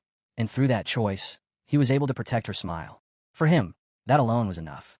The memory shifts to the attacker's territory. A man sits atop his throne, trembling with fury.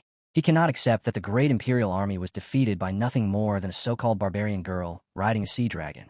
To him, it is an unforgivable disgrace.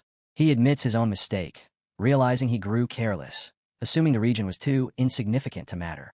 Now, filled with rage, he decides to dispatch the royal guard and reclaim the land without delay. Soon after, the royal guard launches a second, overwhelming assault. Levi is nearly fatally wounded before massive chains bind him to the ground.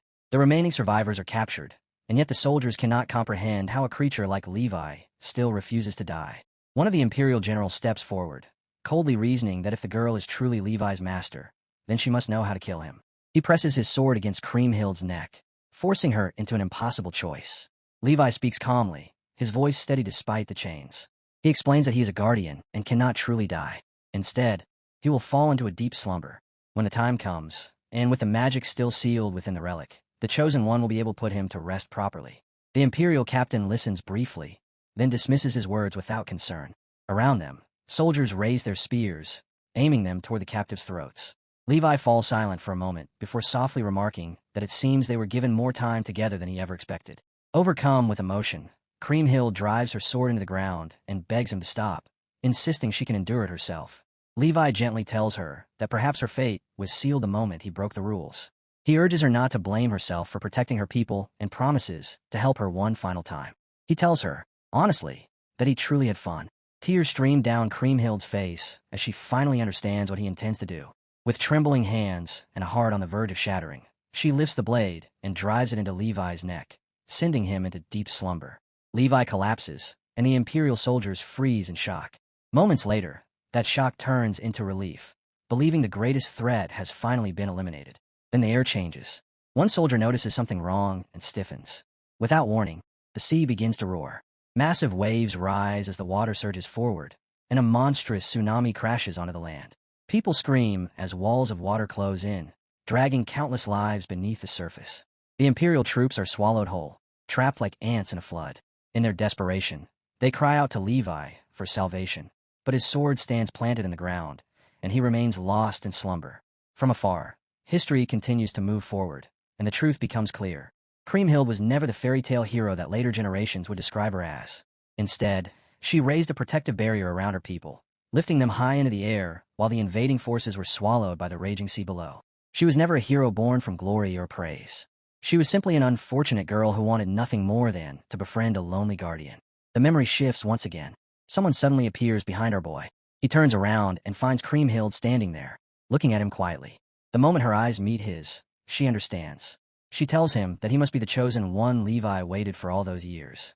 Her voice trembles as she admits that because of her, Levi was never able to fulfill his duty, and that burden must have weighed heavily on him for a very long time. With both hands, she offers the sword to our boy, asking him to make Levi happy in her place. Our boy answers calmly, saying it doesn't seem like that's necessary. Kriemhild looks at him in surprise as he explains that Levi already looked happy enough. He lifts the sword slightly, letting her see it clearly. In that instant, realization dawns on her. Her eyes widen, then slowly soften, and a gentle, peaceful smile spreads across her face for the first time. The scene returns to the drowned battlefield below. Warning shouts echo through the air as officials warn of further collapses and order everyone to stay back. From above, a mysterious figure surveys the entire area. The citizens gasp as they notice someone standing in the sky, confused about what he could possibly be doing there. Only then do they realize it is our boy himself, quietly speaking with Kriemhild as the long-buried truth of the past finally comes to light. The meeting takes place inside a floating archipelago hall, suspended high above the ground. Representatives from various factions stand gathered in a wide circle when 3 figures step inside. One of them wears a mask, the 9th novel servitor of Troyvin, Noel. He glances around and casually remarks that everyone gathered faster than he expected. Spinola immediately snaps back, questioning how Noel can remain so calm. He points out that their plan is already falling apart. The Dragon Slayer sword was supposed to stay in Troyvin, yet an outsider appeared carrying it. Because of that outsider, the entire archipelago has surged toward the Colossus, chanting his name as the legendary hero Kriemhild. At this rate, all the power of the 3 maritime families will end up in his hands, completely violating their agreement. Noel responds coldly. He says Troyvin did promise to preserve their status in exchange for the Dragon Slayer sword, but watching them panic over something so minor is nothing short of irritating. One of Spinola's men steps forward, slamming a hand onto Noel's shoulder in anger, demanding how this could possibly be considered trivial, and asking what Noel truly thinks of the 3 maritime families. No one even has time to react. In a single motion, Noel cuts the man down from bottom to top, killing him instantly. The body collapses to the floor before anyone could scream. Noel looks around calmly and asks what they think now, making it painfully clear that to him, they are nothing more than insects, things he can crush whenever he pleases. Spinola panics, shouting at Noel, demanding to know what he thinks he's doing. Noel's voice remains steady as he declares that they are traitors who sold out their own country for personal gain, and that their only remaining purpose is to follow orders. He sneers at them, mocking their dreams of ruling the floating isles while everything beneath them is already sinking. Spinola snaps back, insisting that if the capital of the archipelago falls, then Troyvin will fall alongside it. Noel steps closer, his presence crushing, and calls Spinola a fool to his face. He tells him flatly that he still doesn't understand anything. If they wish to avoid being slaughtered where they stand, they should keep their mouths shut and obey him without question. Cold sweat breaks out across Spinola's face, and the words die in his throat. As Noel turns and leaves the hall, he delivers a final warning over his shoulder. If they value their lives, they will retrieve the Dragon Slayer sword and bring it back to him. After Noel departs, a young man cautiously steps forward and bows deeply, asking for permission to speak. Noel allows it without turning around. The boy carefully asks whether Noel truly intends to entrust the retrieval of the sword to them. Noel admits he understands the concern and says he would much rather handle it himself, but circumstances won't allow it. One of Ragnar's 9 dragons, the Overlord Dragon, has appeared, and restraining it has now become their top priority. The scene shifts to the chaotic Colosseum. Smoke coils into the sky as massive crowds gather, completely surrounding the area.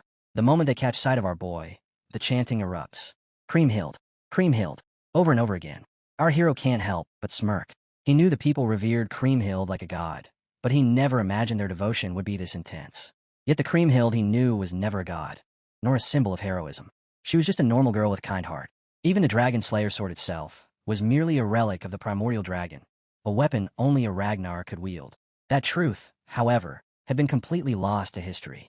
A man forces his way through the crowd and falls to his knees, desperately begging Kriemhild for salvation. Because of the Trovian scoundrels, the entire floating archipelago is on the brink of collapse. Countless people have no way to escape. If she has even the slightest mercy, he pleads, She must save the archipelago. Our hero finds the situation oddly entertaining and decides to play along, for now. He raises the sword high and declares that he will do whatever it takes to save the floating archipelago. With those words, he leaps down from above, landing firmly on the ground below. A young woman steps forward with deep respect and says they have been waiting for him. She introduces herself as Marty, the highest priestess of the Cream Hill Temple. From this moment on, she explains they will personally attend to his needs. With that, the group begins making its way toward the Dream Hell Temple. As they walk, the priestess explains that for generations, priests and priestesses maintained the temple, firmly believing that the prophecy of his appearance would one day be fulfilled.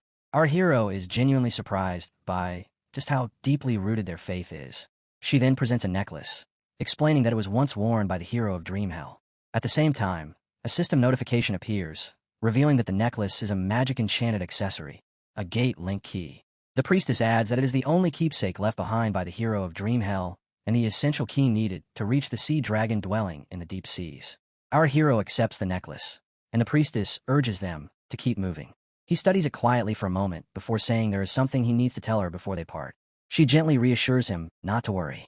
Surprise flickers across his face, and he asks how she already knows.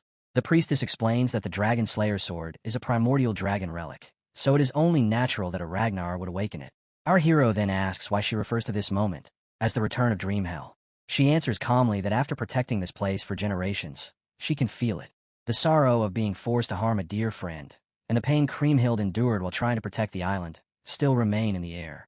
Kriemhild acknowledged him, and because of that, he deserves to be treated as a true hero. At last, they reach their destination.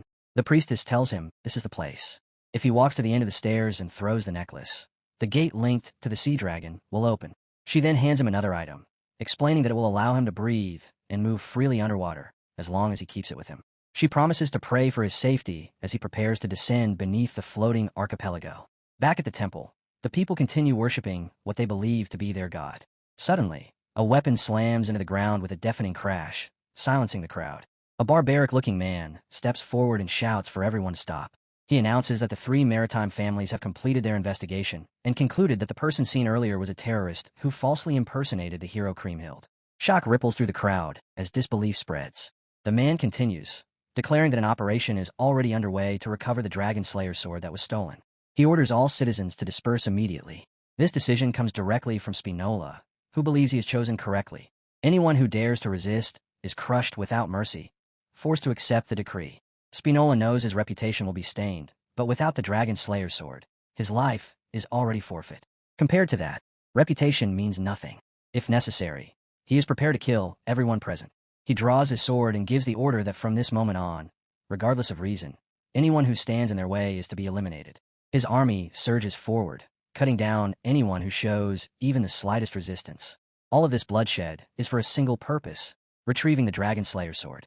Meanwhile, our hero walks calmly down the stairs, completely unaware of the chaos erupting behind him.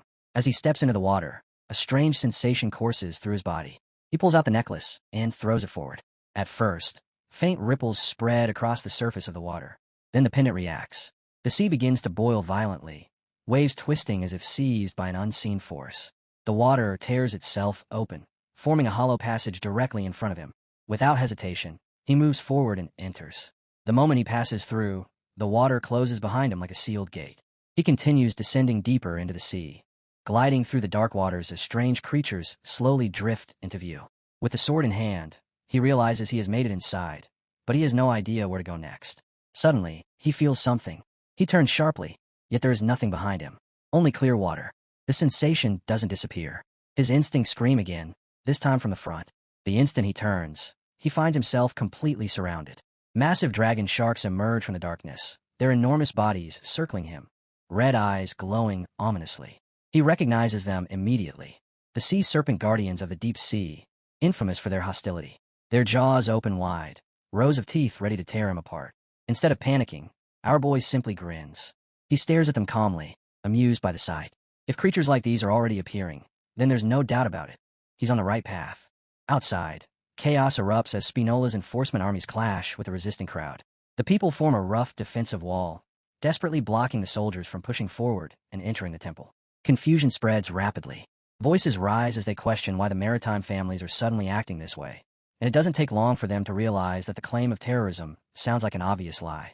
At that moment, the priestess steps forward and shouts for everyone to stop.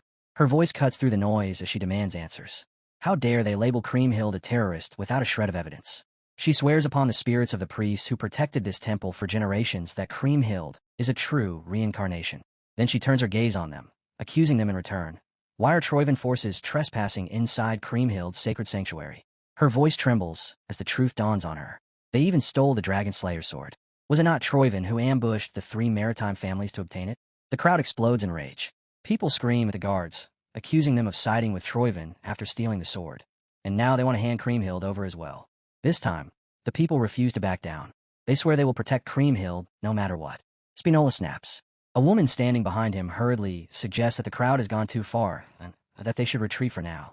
Spinola rejects the idea without hesitation. He gives a cold order to the Troivan mercenary squad to eliminate anyone who stands in their way. With that command, the heartless army moves. Civilians are slaughtered without mercy. The people have no armor, no real weapons, barely anything to defend themselves with. The temple guards, armed only with spears, are forced to watch as innocent lives are cut down one after another. One of Spinola's men urgently warns him that such brutality will destroy his reputation and trigger massive backlash. Spinola shuts him down instantly. He coldly asks whether reputation will save their lives now. Rumulon freezes as the realization hits him. Spinola has completely lost himself.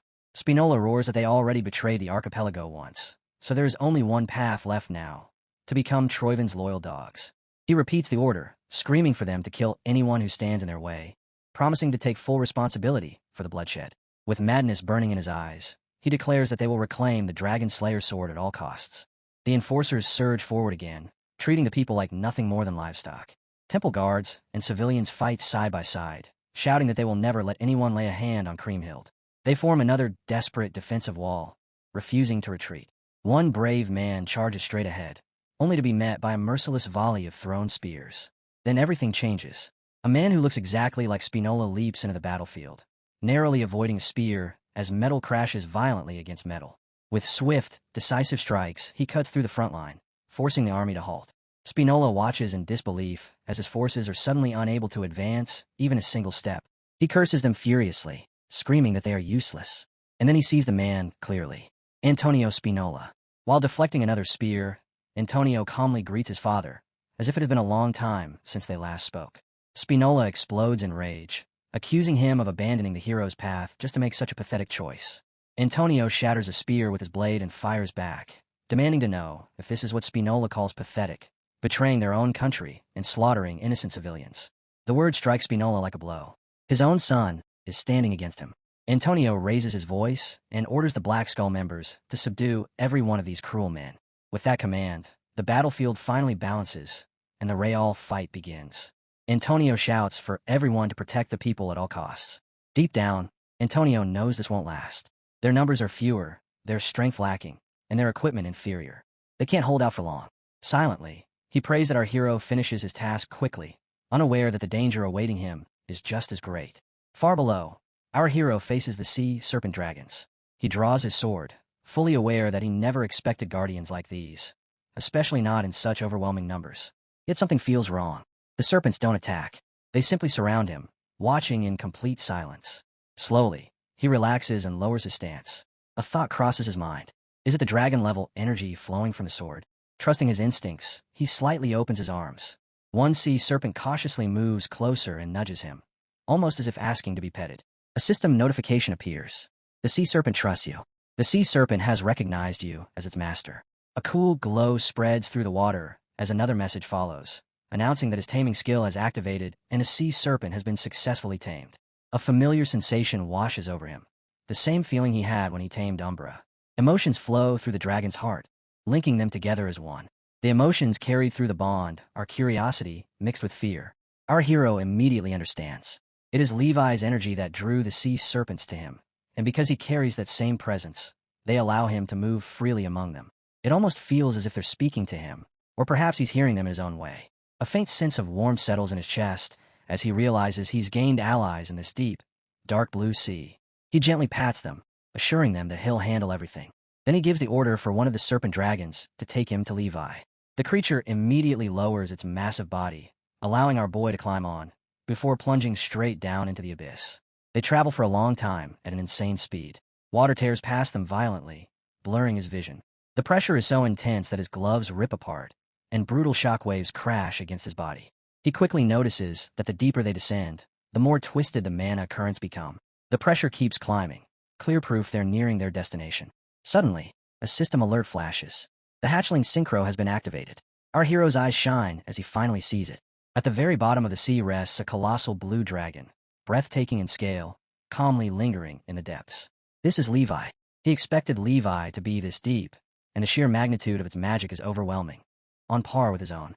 But something feels wrong. The mana is distorted. It doesn't match the memories of Dream Hell. It feels corrupted. At that moment, his two minions appear and warn him that Levi is no longer the same. The being lying on the seabed is far more dangerous than anything they've encountered before. Our hero asks if it's really that bad. One of them reminds him that he already carries similar energy himself, so he should understand how volatile it truly is. His eyes widen as realization strikes. That energy, demon shadow toxin. The minion confirms it. That dragon is the source. Before them, Levi's once majestic form is now engulfed in pitch-black energy, radiating something deeply unsettling. The minion explains that Levi has completely lost reason after being overtaken by the demon shadow dragon's influence. Levi is no longer himself. The scene shifts to a ruined temple steeped in an eerie atmosphere. The interior looks as if it was torn apart by an unknown catastrophe. Standing calmly amid the destruction is Noel, who states that even if their nations are on the verge of war, there is something that must be addressed first. He faces a man lounging casually on a throne, wearing a smug, relaxed smile. Noel addresses him as the Overlord Dragon. The man responds lazily, saying it really has been a long time. This Overlord Dragon is Roll. Noel reminds him coldly that he is Troiven's 9th noble servitor. His patience finally snaps as he demands to know if this is really the time for pleasantries. He asks whether Roll has already forgotten the terms of their agreement. Troiven was supposed to take control of the north while Ragnar was occupied, and in return, Troiven's takeover of the archipelago was meant to remain hidden. Roll puts on an innocent expression and claims he doesn't remember breaking any promises. Noel steps forward, and the ground beneath his foot shatters under the pressure alone. He asks Roll if he truly intends to feign ignorance. That outsider, the Ragnar candidate, is not something Roll could have possibly overlooked. Noel's eyes blaze berserk red as killing intent floods the ruined temple.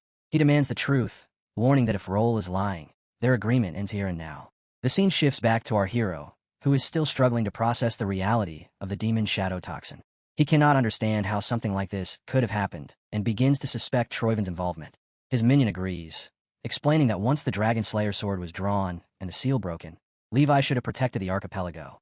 What makes no sense is how anyone managed to poison a guardian dragon in the first place. Whatever method was used, it was unnatural. The demonic energy has completely consumed Levi's reason. He's on the verge of going berserk. They watch Levi's erratic movements carefully. One minion suggests retreating, while Levi still hasn't noticed them. Barahio immediately disagrees.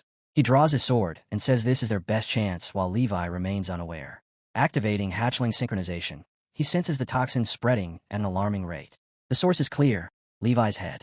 The corruption has nearly engulfed the entire forehead. Our hero makes his decision. He'll destroy the source first.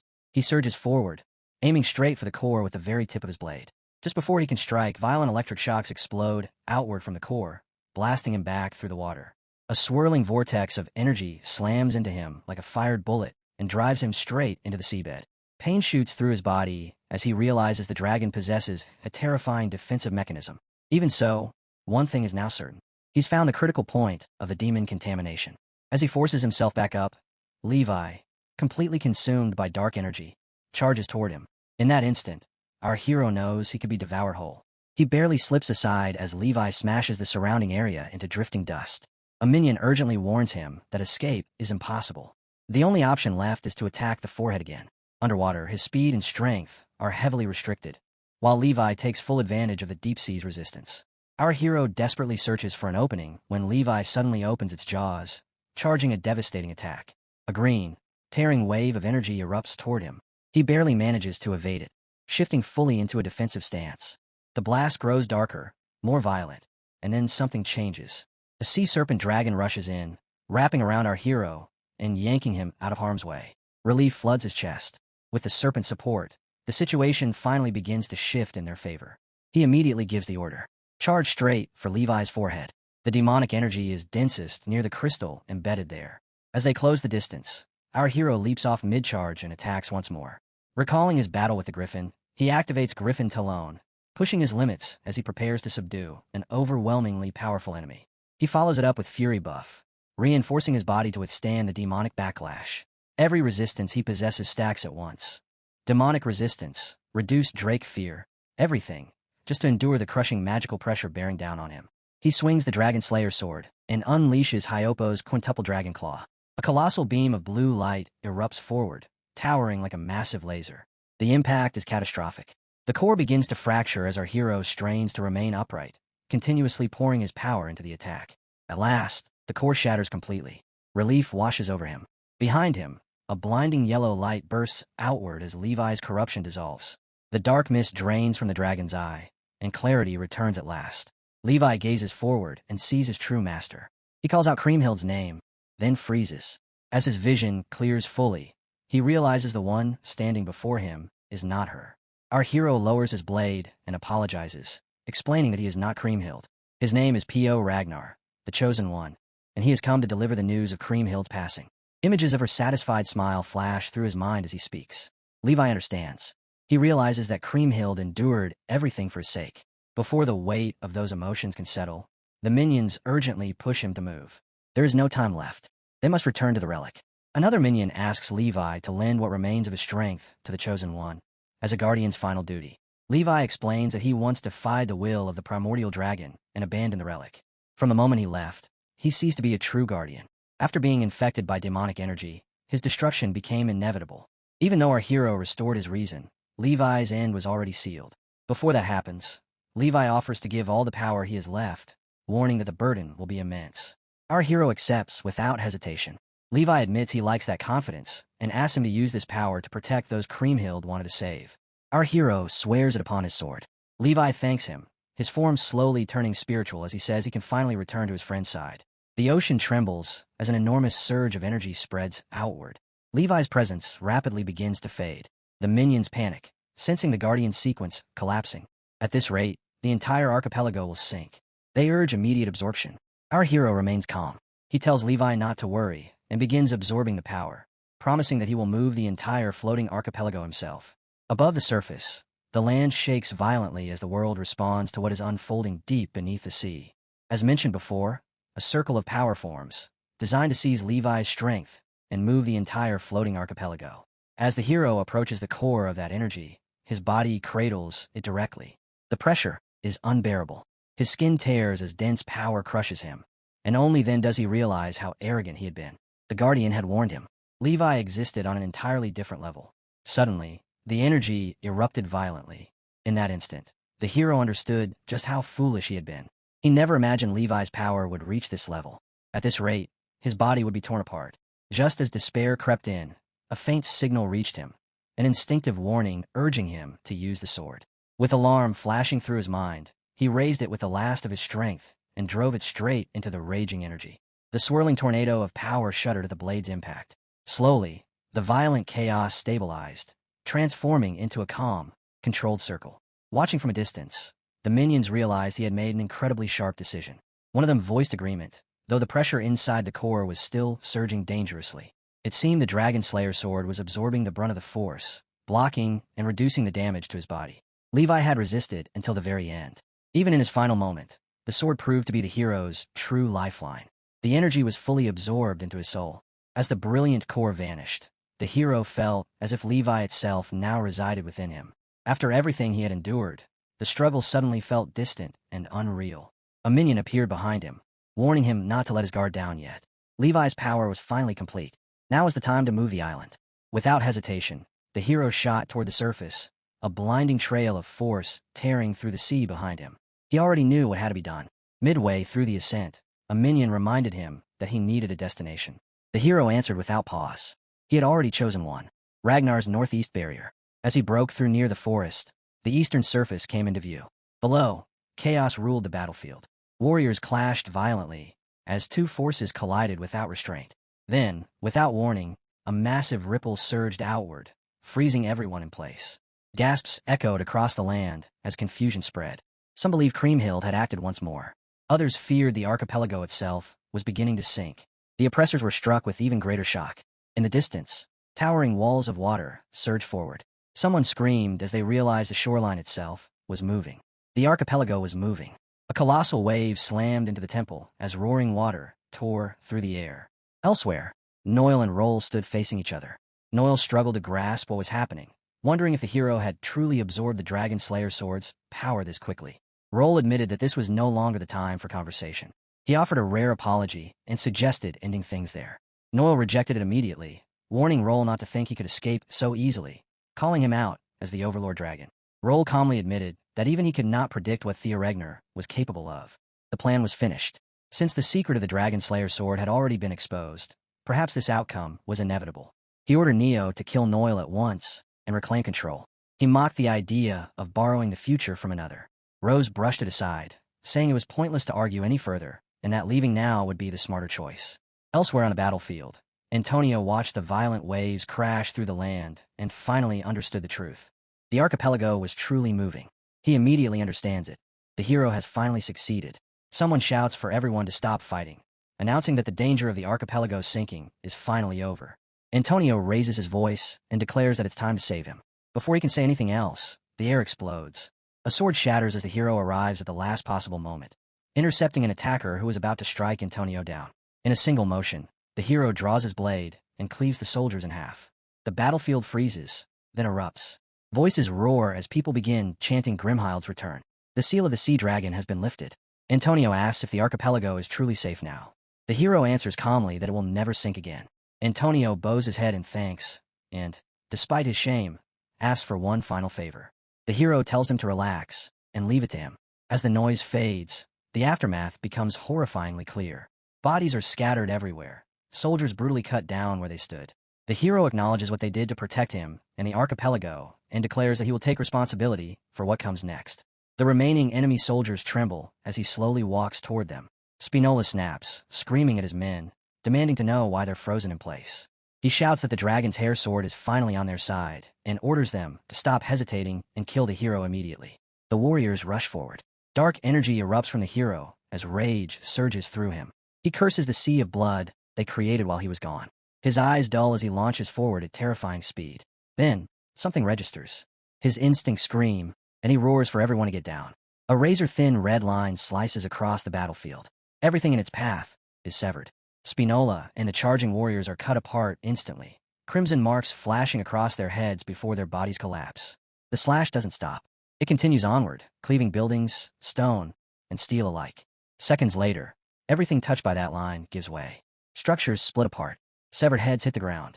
The battlefield is reduced to ruin. A strange, wave-like distortion lingers in the air, as if space itself had been cut open. Our hero stares at the devastation in disbelief. He curses the nobles and guardians, calling them foolish pirates, blaming them for the chaos for failing to handle a single child properly. Behind him lies Spinola's severed head. His son staggers toward it, trembling as he calls out to his father, sweat and tears streaming down his face. The hero tells him to pull himself together and evacuate the civilians. The archipelago will need him. The boy nods, understanding the weight of that duty, even as grief crushes his heart. The hero turns and walks away, thinking that even after coming this far, all he could do was stop the attack. From another direction, a dark figure slowly approaches, overflowing with hatred. It curses the hero's arrogance and declares that this is the end of his smug act. It vows to tear him into so many pieces that even his father wouldn't recognize him. Something far more dangerous is approaching. The chapter opens on the surface of the sea, where an enormous giant fish glides through the water while countless smaller fish swarm around it, rushing from every direction and attacking without pause, until in the midst of that chaotic frenzy one of those fish suddenly lunges forward and strikes with enough force to shatter the knight's sword. The blade said to carry the power to slay dragons. At the same time, deep in the sea, our boy clashes directly with Noel while wielding the power of Enabling, and as the fight grows more intense he drives his sword forward with all his strength, sending Noel crashing downward toward the darkest depths of the ocean while violent splashes of water erupt around them and soak everything nearby. A moment later Noel smashes heavily into the sea, and at the exact point where he hits the water the surrounding ocean begins spinning into a powerful circular current. Then, almost immediately, our boy lands atop a nearby bridge, while Noel resurfaces briefly before dipping back down again, raising one hand upward as though expecting someone to reach out and save him. Instead, he slams his arm violently against the bridge, his face twisted with anger as he declares how shameful this is, guessing that this must have been our boy's trump card, and with an enraged glare aimed directly at the protagonist, he states that something like this is nowhere near enough to kill him. Our boy answers calmly, saying that he expected as much, because there is no way the 9 retainers, figures set to rival the 9 dragons, would fall so easily. After saying this, he lifts his sword high above his head and plants his feet firmly against the ground, anger burning across his face as he declares with absolute resolve that even relying on his own strength alone, he can still fight. At that exact moment, Longtray suddenly attacks the enemy from behind, catching him completely off guard, leaving him stunned and confused about what is happening, while our boy shouts that he can still slam him straight down into the ocean floor. As the enemy senses the overwhelming force rushing toward him, his expression abruptly changes, and internally he realizes that something is wrong as he begins thinking about the ocean's current. Then suddenly a massive wave surges through the sea, sending the surrounding waters into violent motion. Our boy shouts that he will bury him at the bottom of the ocean, and Noel's eyes widen in shock as panic flashes through his mind when he realizes what is about to happen. Because the seawater begins rolling violently and forms something like a gigantic pipe, a raging storm within the ocean itself, while the current drags Noel downward into the deep, dark depths, forcing him to shout in desperate frustration. Meanwhile, our boy remains standing firmly where he is, slowly rolling up his sleeve while standing beside the nearby buildings as his hair lashes wildly in every direction under the force of wind and water, until eventually he lowers himself to the ground and lies down, placing his sword beside him. Stretching his arms outward, he speaks loudly and says that he has kept his promise to Leviathan, and while still lying there on the bridge he adds that his body will not be able to endure it if he has to make any more promises, as the water continues to float and swirl around him, while he admits that this was his first time attempting something like this and that he is not even certain whether he calculated everything correctly. After everything that happened, the scene shifts inside the palace, where the entire army along with everyone else stands frozen in stunned silence, quietly taking in the aftermath of what has just unfolded. Sir Antonio stands among the soldiers and finally begins to speak, announcing that at this pace everything should turn out fine, even with the shore involved, before turning toward our boy and openly praising him by saying he did a great job. He then continues, explaining that when he first heard the plan about moving the entire floating archipelago, he simply could not believe it, and even now, after witnessing it with his own eyes, the whole thing still feels unreal and difficult for him to fully grasp. At that moment, a lady steps forward and questions why they went through so much trouble just to move the island, pointing out that it would have been much easier for Lady Creamhill to simply seal the sea dragon instead. But before she can finish what she is saying, our boy steps in and interrupts her, calmly admitting that she is right and that sealing the dragon would indeed have been the easier option. Standing upright with one hand pressed firmly against his chest, he explains that taking that path would only cause history to repeat itself again. And then he spreads his arms while addressing the crowd directly, speaking with a steady and confident voice as he explains that even if the sea dragon was sealed and temporary peace followed, people like Trovian would inevitably appear again, driven by their greed for the Dragon Slayer's sword. However, if the danger of the archipelago sinking were completely removed, then the very reason for that conflict would disappear entirely, because the floating archipelago would settle safely in shallow waters and the threat would vanish. As the people listen to his explanation, excitement begins spreading through the crowd, their eyes lighting up while their expressions soften with relief and growing hope, their determination becoming stronger than ever as our boy continues speaking, explaining that Ragnar's Northeast Bay will also regain its stability, and then adds with a slight trace of humor in his otherwise serious tone that they might even have to change the name Floating Archipelago now, since it would no longer actually be floating. Meanwhile, Sir Antonio stands there quietly, staring at our boy as if he were looking up at a shining star, until suddenly he squeezes his eyes shut and tears begin streaming down his face, and right in front of everyone he bows deeply and apologizes. Our boy looks clearly surprised and cannot understand why Antonio is apologizing.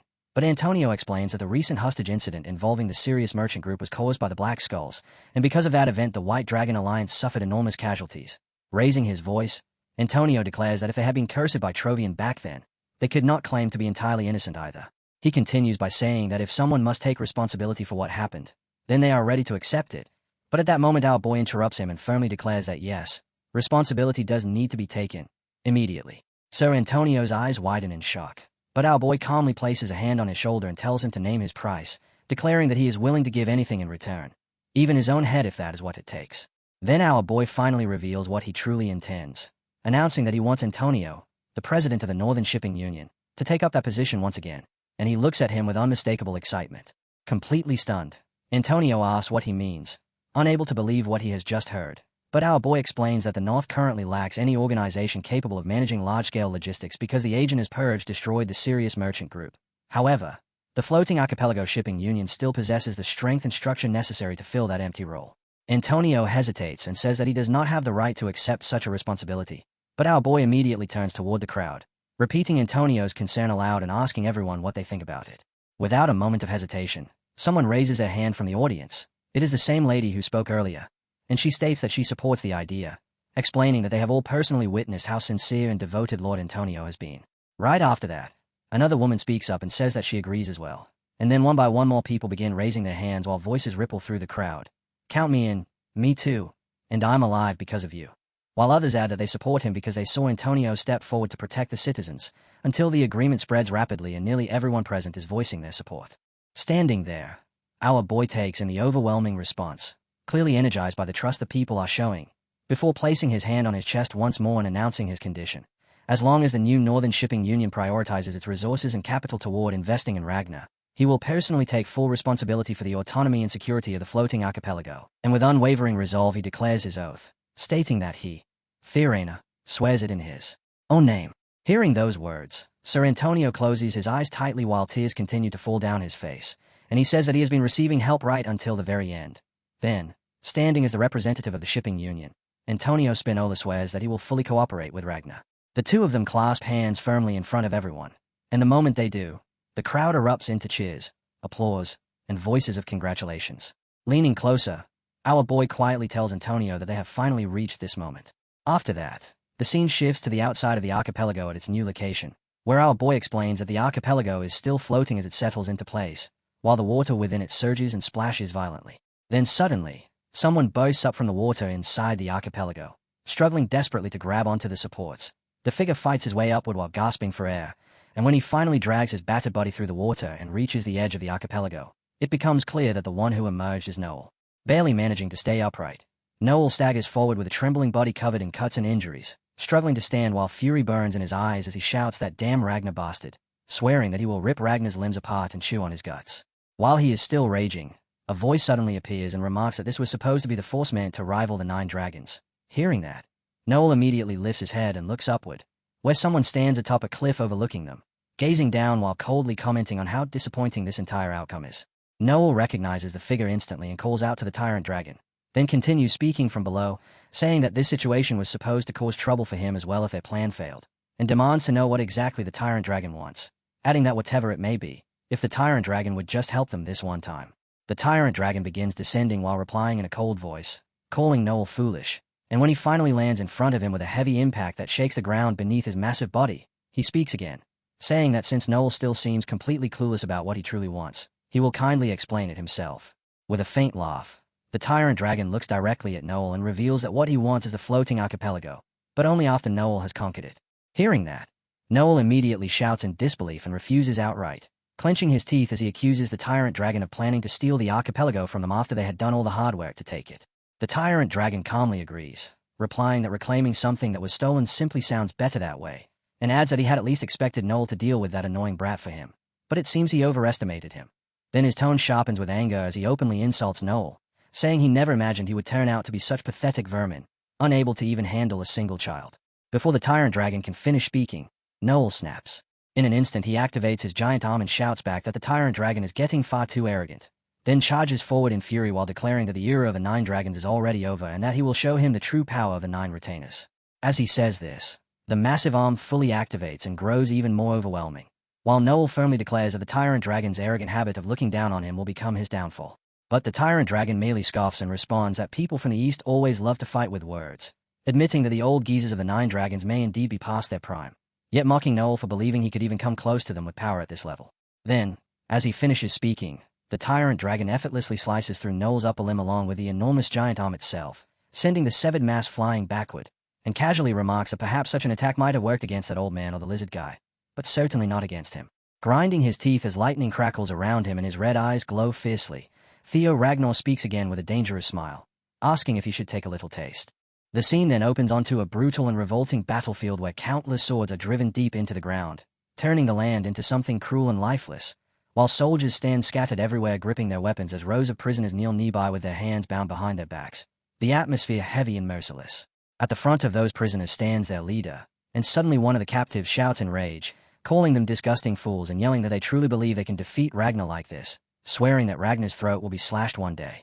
The instant the leader hears those words he reacts, slamming his sword down into the ground with force as red energy erupts outward and spreads across the battlefield, causing blood to rise and float unnaturally in the air while his sword slowly lifts upward as well, hovering above the ground, Calm yet clearly irritated, he remarks that he is tired of hearing the same last words from every single one of them. Not long after, a soldier rushes in to report urgent news, explaining that Junior's family has sent word that the floating archipelago operation has failed. The leader pauses briefly and asks about Noel, and the soldier answers that all communication has been lost, adding that Noel could barely stand before the signal disappeared.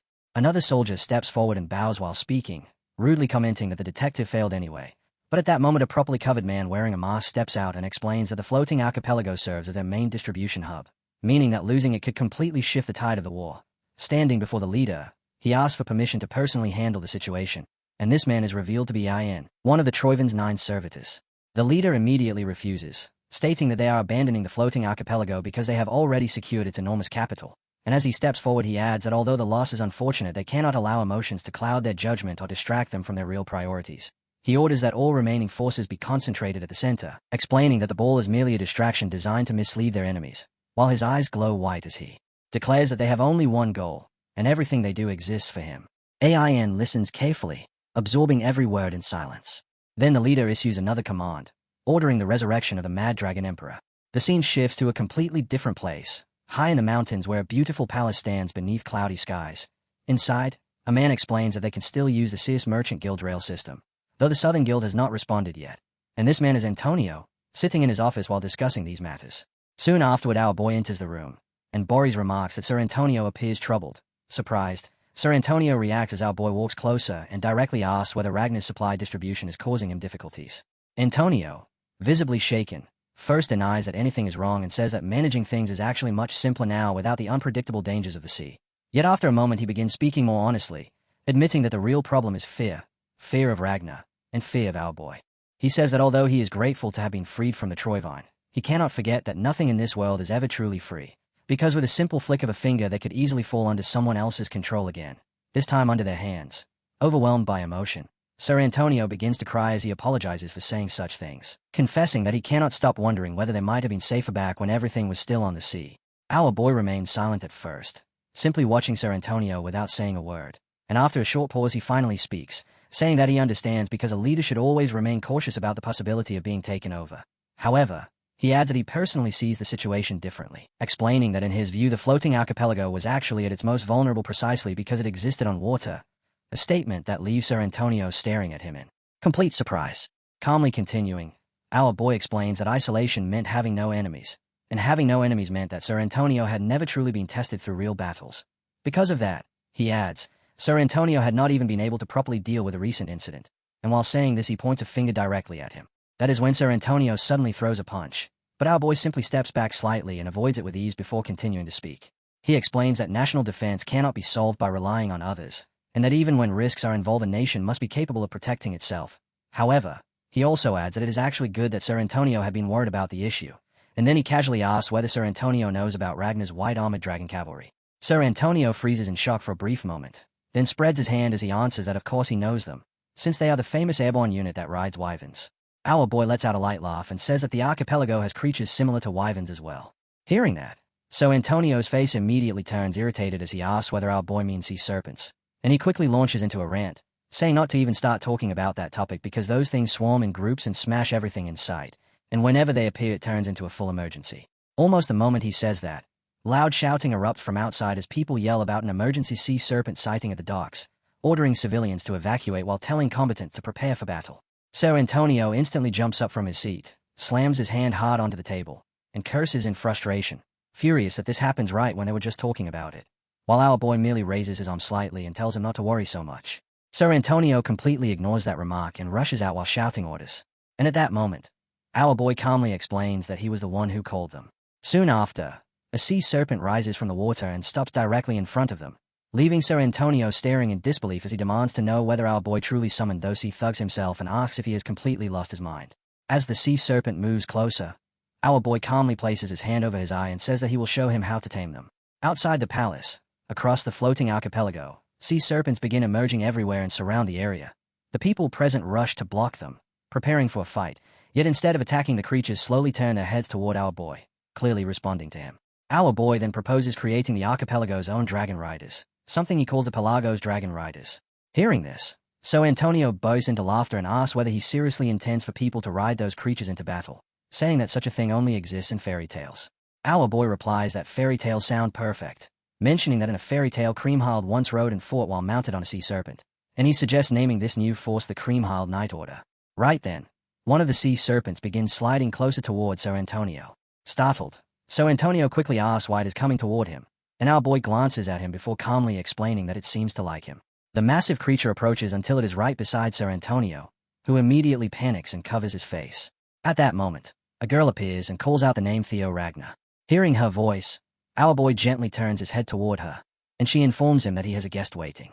As the boy walks through the hallways of a building with a complicated layout, he notices a man standing nearby with one hand resting on a table, and the man begins speaking in a tone that almost sounds impressed, saying that it is absurd for one person to accomplish all of this within just a few days. Standing calmly before him, the boy replies that things simply turned out that way. The guest is wearing a mask. He continues speaking, explaining that what the boy has done is something only individuals with a null snow rank in Black Snow would even know about, emphasizing that it is top secret and making it clear that the boy was never supposed to be aware of it. Hearing this, the boy slightly frowns and asks what he means by top secret. The masked man explains that Black Snow had already been investigating the floating archipelago, which was suspected of being Toybon's distribution hub as well as a major source of cash flow. The boy is stunned by this revelation, and inside his mind his thoughts begin racing as he realizes that Black Snow was already involved in this case. His eyes widen in disbelief as he wonders why. If they knew losing the archipelago would be devastating to the war effort, they would simply remain still and do nothing. While their conversation continues, someone suddenly interrupts them. A massive presence approaches and asks whether the boy is Ragnarok. It is the Tyrant Dragon. He says that the Great Nine Dragon Lord would not stop talking about him, so he came here with high expectations. With his enormous body and floating attire, the dragon moves closer to the boy and the masked guest, then scoffs as he looks at them and remarks that they only look like weak pawns who cannot even do anything. Bursting into loud laughter with his giant face full of amusement, he casually adds that it is nice to meet them anyway. The boy feels uneasy and thinks to himself that the Overlord Dragon was never supposed to move, unable to understand why someone like him would appear here at the floating archipelago. Standing confidently in the hallway, the Tyrant Dragon tells them there is no need for formal greetings and casually says they should relax and feel at ease. The masked guest steps forward and begins speaking, addressing him as Overlord Dragon NYM. But before he can finish, the Tyrant Dragon cuts him off and sarcastically apologizes for being late. The masked man responds sharply, questioning why he allowed the situation of the archipelago to become this bad and why he never reported anything to Black Snow. Hearing this, the boy is shocked again as everything suddenly begins connecting in his mind. He realizes that Black Snow really had been conducting its own investigation, which explains why all the information was kept top secret. The masked man continues, saying that the Tyrant Dragon has placed them all in an extremely difficult position. The dragon, however, treats it as if it means nothing. He laughs again and casually says sorry, but then his tone shifts. Red energy begins pouring out from his body and spreads everywhere, instantly making the atmosphere heavy and terrifying. The entire area grows intense as the pressure increases, and people begin tearing up and suffering under the overwhelming force, including the boy and the masked guest. Calmly, the Tyrant Dragon asks whether they are sure they can handle this. Cracks start forming across the building as the red energy intensifies, the structure beginning to burn while everything feels on the verge of collapsing. Gritting his teeth, the boy shouts in frustration, thinking that although he knew the dragon was powerful, this level of strength is far beyond anything he ever imagined. His eyes widen further as he looks up at the towering Tyrant Dragon, and at that moment realization strikes him. Now he finally understands why Ragnar failed to stop the floating archipelago from being taken over. Looking around briefly before turning back, his gaze settles on the Tyrant Dragon as he fully recognizes the overwhelming force standing before them. Inside the hall, everything is now completely flooded with the dragon's red energy, filling the space with a suffocating, oppressive atmosphere. Our boy and the girl are both present, visibly struggling under the crushing pressure. Then suddenly the Tyrant Dragon bursts into loud laughter and casually says he was only joking. There was never any big reason behind it at all. He simply missed the proper timing to report everything to them. He adds that of course he had been watching their movements the entire time. Our boy and the girl stop where they are and turn their attention toward the dragon. The dragon continues speaking, saying something along the lines of how they might not realize it. Yet they actually do know, don't they? Standing right in front of them, he explains that the 9 dragons do not waste their time chasing small and insignificant matters. Placing a hand under his chin, he casually says that his original plan was to let things grow on their own and then wipe everything out all at once. Immediately after saying this, he bursts into loud laughter again and suddenly punches our boy on the back, remarking that everything ended up getting handled anyway because someone else showed up and cleaned up the mess. He keeps laughing as if nothing serious has happened, behaving completely relaxed on the surface. But our boy studies him closely and quickly realizes that this calm and easygoing attitude is only an act. Beneath that mask, the dragon must actually be extremely irritated right now. This man is the Overlord Dragon Dante, known as one of the strongest among the 9 dragons. Even so, He was never satisfied with the power he already possessed. He constantly sought even greater strength, which is why he joined Ragnell in the first place, using its authority as a tool to expand his influence even further. As our boy continues staring at Dante, memories from his past life begin resurfacing. He remembers how suspicious he had been back then about Dante's massive financial resources, and now everything finally makes sense. Those funds were clearly connected to the floating archipelago. Realizing this, our boy understands the situation well enough to know that Dante is one of the trickiest opponents among the 9 dragons, so for now he decides it is wiser to play along. He lowers his head slightly in front of the dragon and apologizes, saying that he acted against his will. But before he can finish his words, Dante laughs again and waves it off, telling him not to worry because he never even explained his intentions in the first place, meaning there was no way our boy could have known. Then, grinding his teeth slightly, Dante speaks again and addresses him properly, calling him the 6th heir candidate, Theo Ragnar. He remarks that meeting him in person reveals quite an impressive personality, and adds that it is no surprise he deserves his position, suggesting that the two of them should get along well. Dante then extends his hand toward our boy as if proposing a promise or alliance. Inside, our boy hesitates, feeling even more uncertain about Dante's true intentions. Yet he still reaches out and shakes his hand while politely replying that he is being flattered. Dante laughs again and comments on how humble he is, adding that he hopes his own people might learn something from that attitude. While the two of them continue speaking, the girl suddenly interrupts and apologizes, explaining that new orders have just arrived. After the handshake ends, she reads the command aloud. Since the archipelago mission is now complete and further deployment is unnecessary, all forces currently deployed are ordered to immediately move to the central front line. Our boy is visibly taken aback by the abrupt shift in the situation, yet Dante responds almost instantly, remarking that it actually makes perfect sense, and then urges everyone that there is no time to waste because they must hurry back and secure their base before anything else happens. But as he steps forward, the tyrant dragon adds that one matter still needs to be resolved first, which leaves our boy staring at him in confusion until Dante calmly explains that there had been an order to interrogate him regarding the scouting mission connected to the archipelago, and then asks directly whether that command originally came from the Black Dragon. In the next moment he abruptly shifts into his enormous dragon form and turns his gaze toward the girl, bluntly clarifying that the one he is referring to is that irritating robot, Ragnar. The girl stiffens immediately, clearly startled by the sudden question, yet after a brief pause she answers respectfully and confirms with a firm yes, sir. Dante lets out a snort and tells her to deliver a message to that black scoundrel. If Ragnar truly intends to interrogate him, then he should come here personally. The scene then cuts to the battlefield, where blazing fire pours down from the sky as a fire dragon unleashes enormous fireballs toward the troops below, turning the entire battlefield into a scene of unimaginable chaos where soldiers on all sides fight desperately, each one struggling simply to stay alive. A screen-like display appears, reading, Ragnar Extrovian, Main Battleground, Central Plateau, Blade Mountain Range. Troops from both factions collide violently in the middle of the battlefield, and at one point a dragon crashes down onto the ground, crushing and killing numerous soldiers instantly, while some fighters attempt to retaliate against the dragon and others are cut down mercilessly. Someone is suddenly struck from behind and collapses. A boy shouts in confusion asking what just happened. Another soldier cries out before dropping lifelessly to the earth, and amid the relentless carnage bodies are ripped apart in mid-air, limbs are severed without hesitation, and several fighters lose their heads in a single brutal strike. Then, in the midst of this chaos, a command echoes across the battlefield announcing that the Great Fear effect has worn off and ordering the white-armored dragon cavalry to descend at once. At that exact moment, our boy and the girl arrive at the battlefield, and as our boy carefully observes the unfolding situation he casually remarks that flying units really do look pretty cool after all. The girl immediately shouts at him to cut it out, warning that he is about to hurt the soldiers' feelings again, but our boy simply responds with a playful apology, explaining that he only says things like that because teasing them is fun. Covering half of his face, he reassures her that she really does not need to worry so much, because their soldiers understand him better than anyone else. Then, with complete confidence, he declares that they are far stronger, and immediately afterward he rides directly into the battlefield, sitting tall upon his horse as he slams his sword down with force and speaks in a voice that carries across the entire field. He calls out to the flying sparrows overhead, telling them to listen closely and crush anything that days stand in their path, because today they will destroy their enemies and march straight toward tomorrow. Shouting the command, Black Iron Cavalry, charge! Our boy kicks his horse forward at full speed, and in the next instant every mounted rider surges forward behind him, rushing headlong into the enemy's territory. On the opposing side, a masked enemy soldier stares in the direction of our boy, visibly stunned by the sudden and overwhelming assault.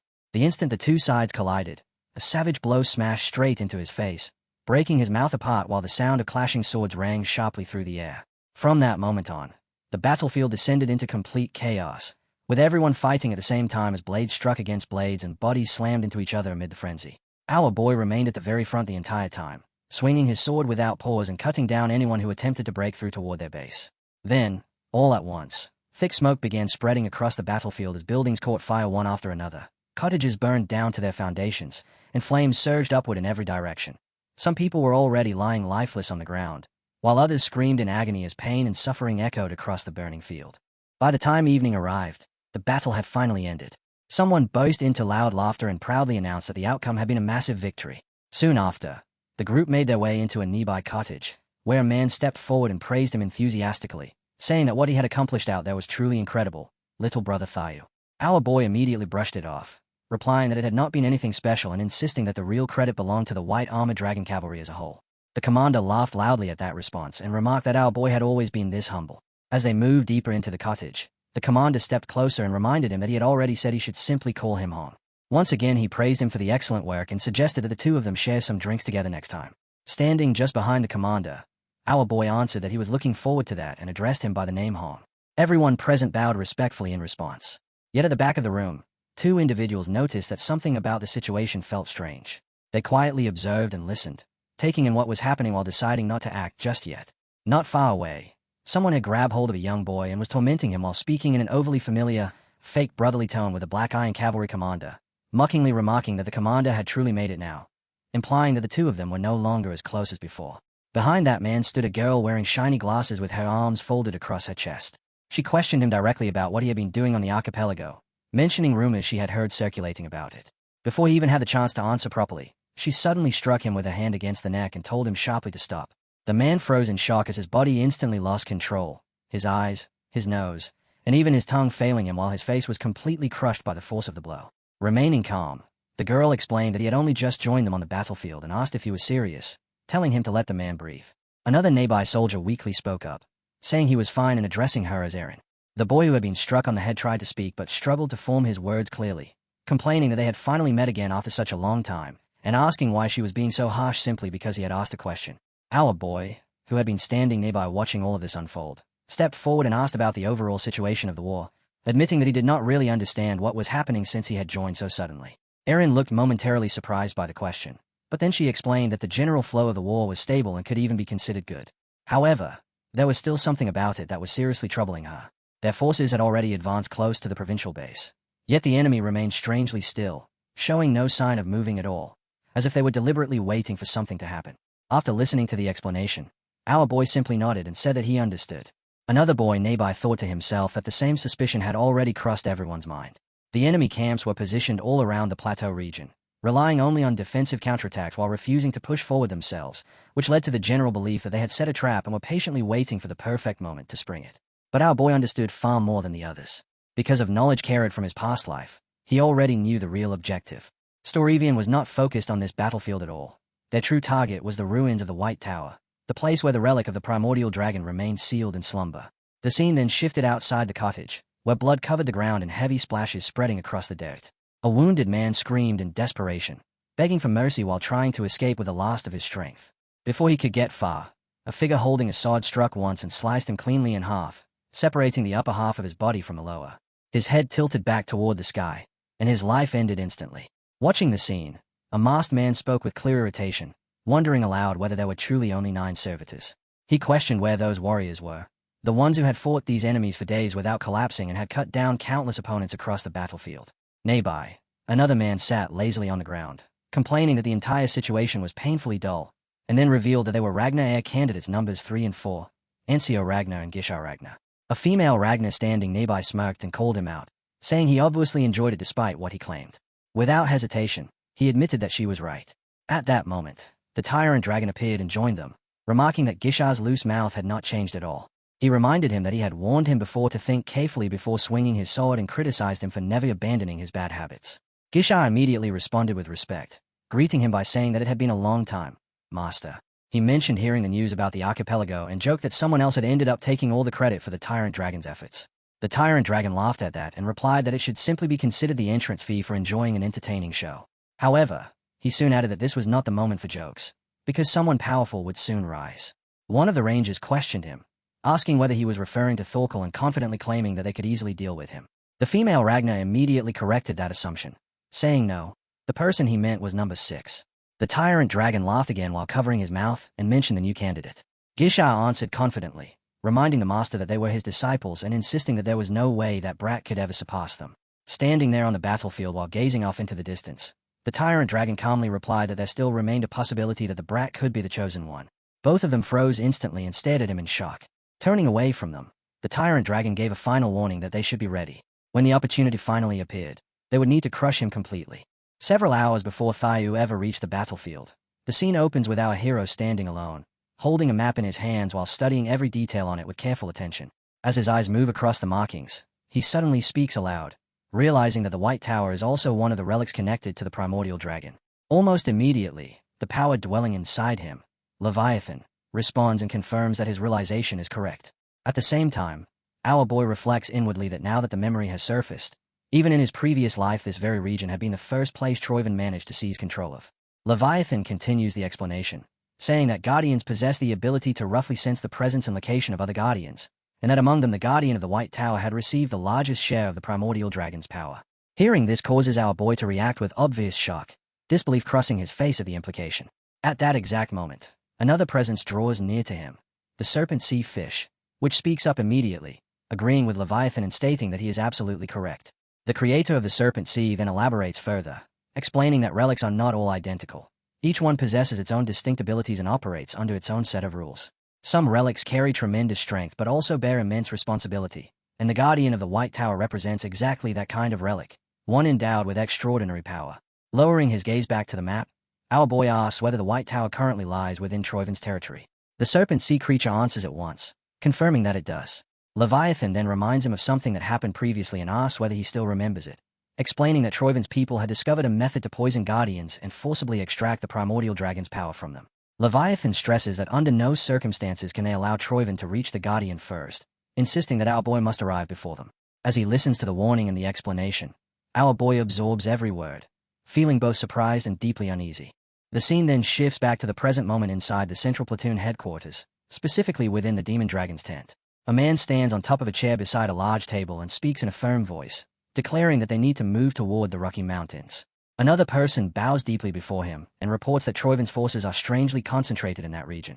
He adds that armies never shift their positions without reason and that he is certain something significant is happening there, though he does not even manage to finish his sentence. The man standing on the chair cuts him off immediately, dismissing the idea as nonsense. Blind in one eye and speaking with unmistakable authority, he tells him to forget about abandoning the battlefront for some independent mission. He accuses him of growing arrogant simply because he carries the title of candidate, and demands to know whether he truly believes he will be allowed to leave so easily. At that moment, our boy calmly raises his hand and explains that it is not like that at all, and that the necessary arrangements have already been made to cover his absence. The commander looks straight at him for a moment, then suddenly bursts into laughter and says that he was only joking.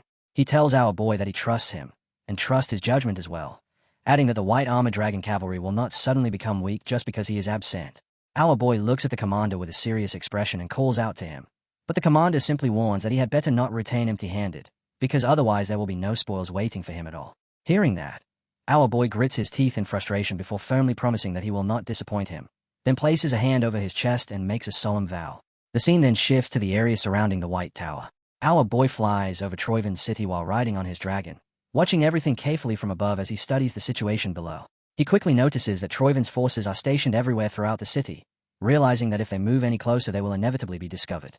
Not long after, he brings the dragon down to land on the ground and reflects to himself how remarkable it is that the dragon can alter the color of its body in order to blend seamlessly into the darkness of the night. Standing beside the creature, he concludes that this strange ability must come from the traits of an evil shadow dragon combined with the blood of a viper. Reaching out, our boy gently places his hand on the dragon's head and thanks Umbra, telling it that it has made things much easier for him. However, he explains that from this point forward he must continue alone. He instructs Umbra to return to the base and make sure the dragon understands his order. In response, the dragon affectionately nuzzles him and gives him a gentle kiss. Our boy reassures Umbra that he will return soon and tells it not to worry. After the dragon finally departs, he advances on his own and unexpectedly finds himself stepping into an active battlefield where flames burn fiercely and attacks are happening without pause. Suddenly, someone launches an attack toward him, forcing our boy to retreat quickly and take cover behind the nearby mountains.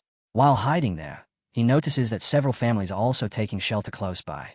Carefully stepping out from his hiding place, he looks toward the distant White Tower and thinks that the level of security surrounding it is exactly as strict as he expected. Soon afterward, a group of soldiers appears and begins searching the area, clearly sensing that someone is nearby. They shout out loudly, demanding to know who is there, but our boy remains completely silent. One soldier lifts a firelight and asks what is happening, while another insists that he definitely saw something earlier and wants to check the area again.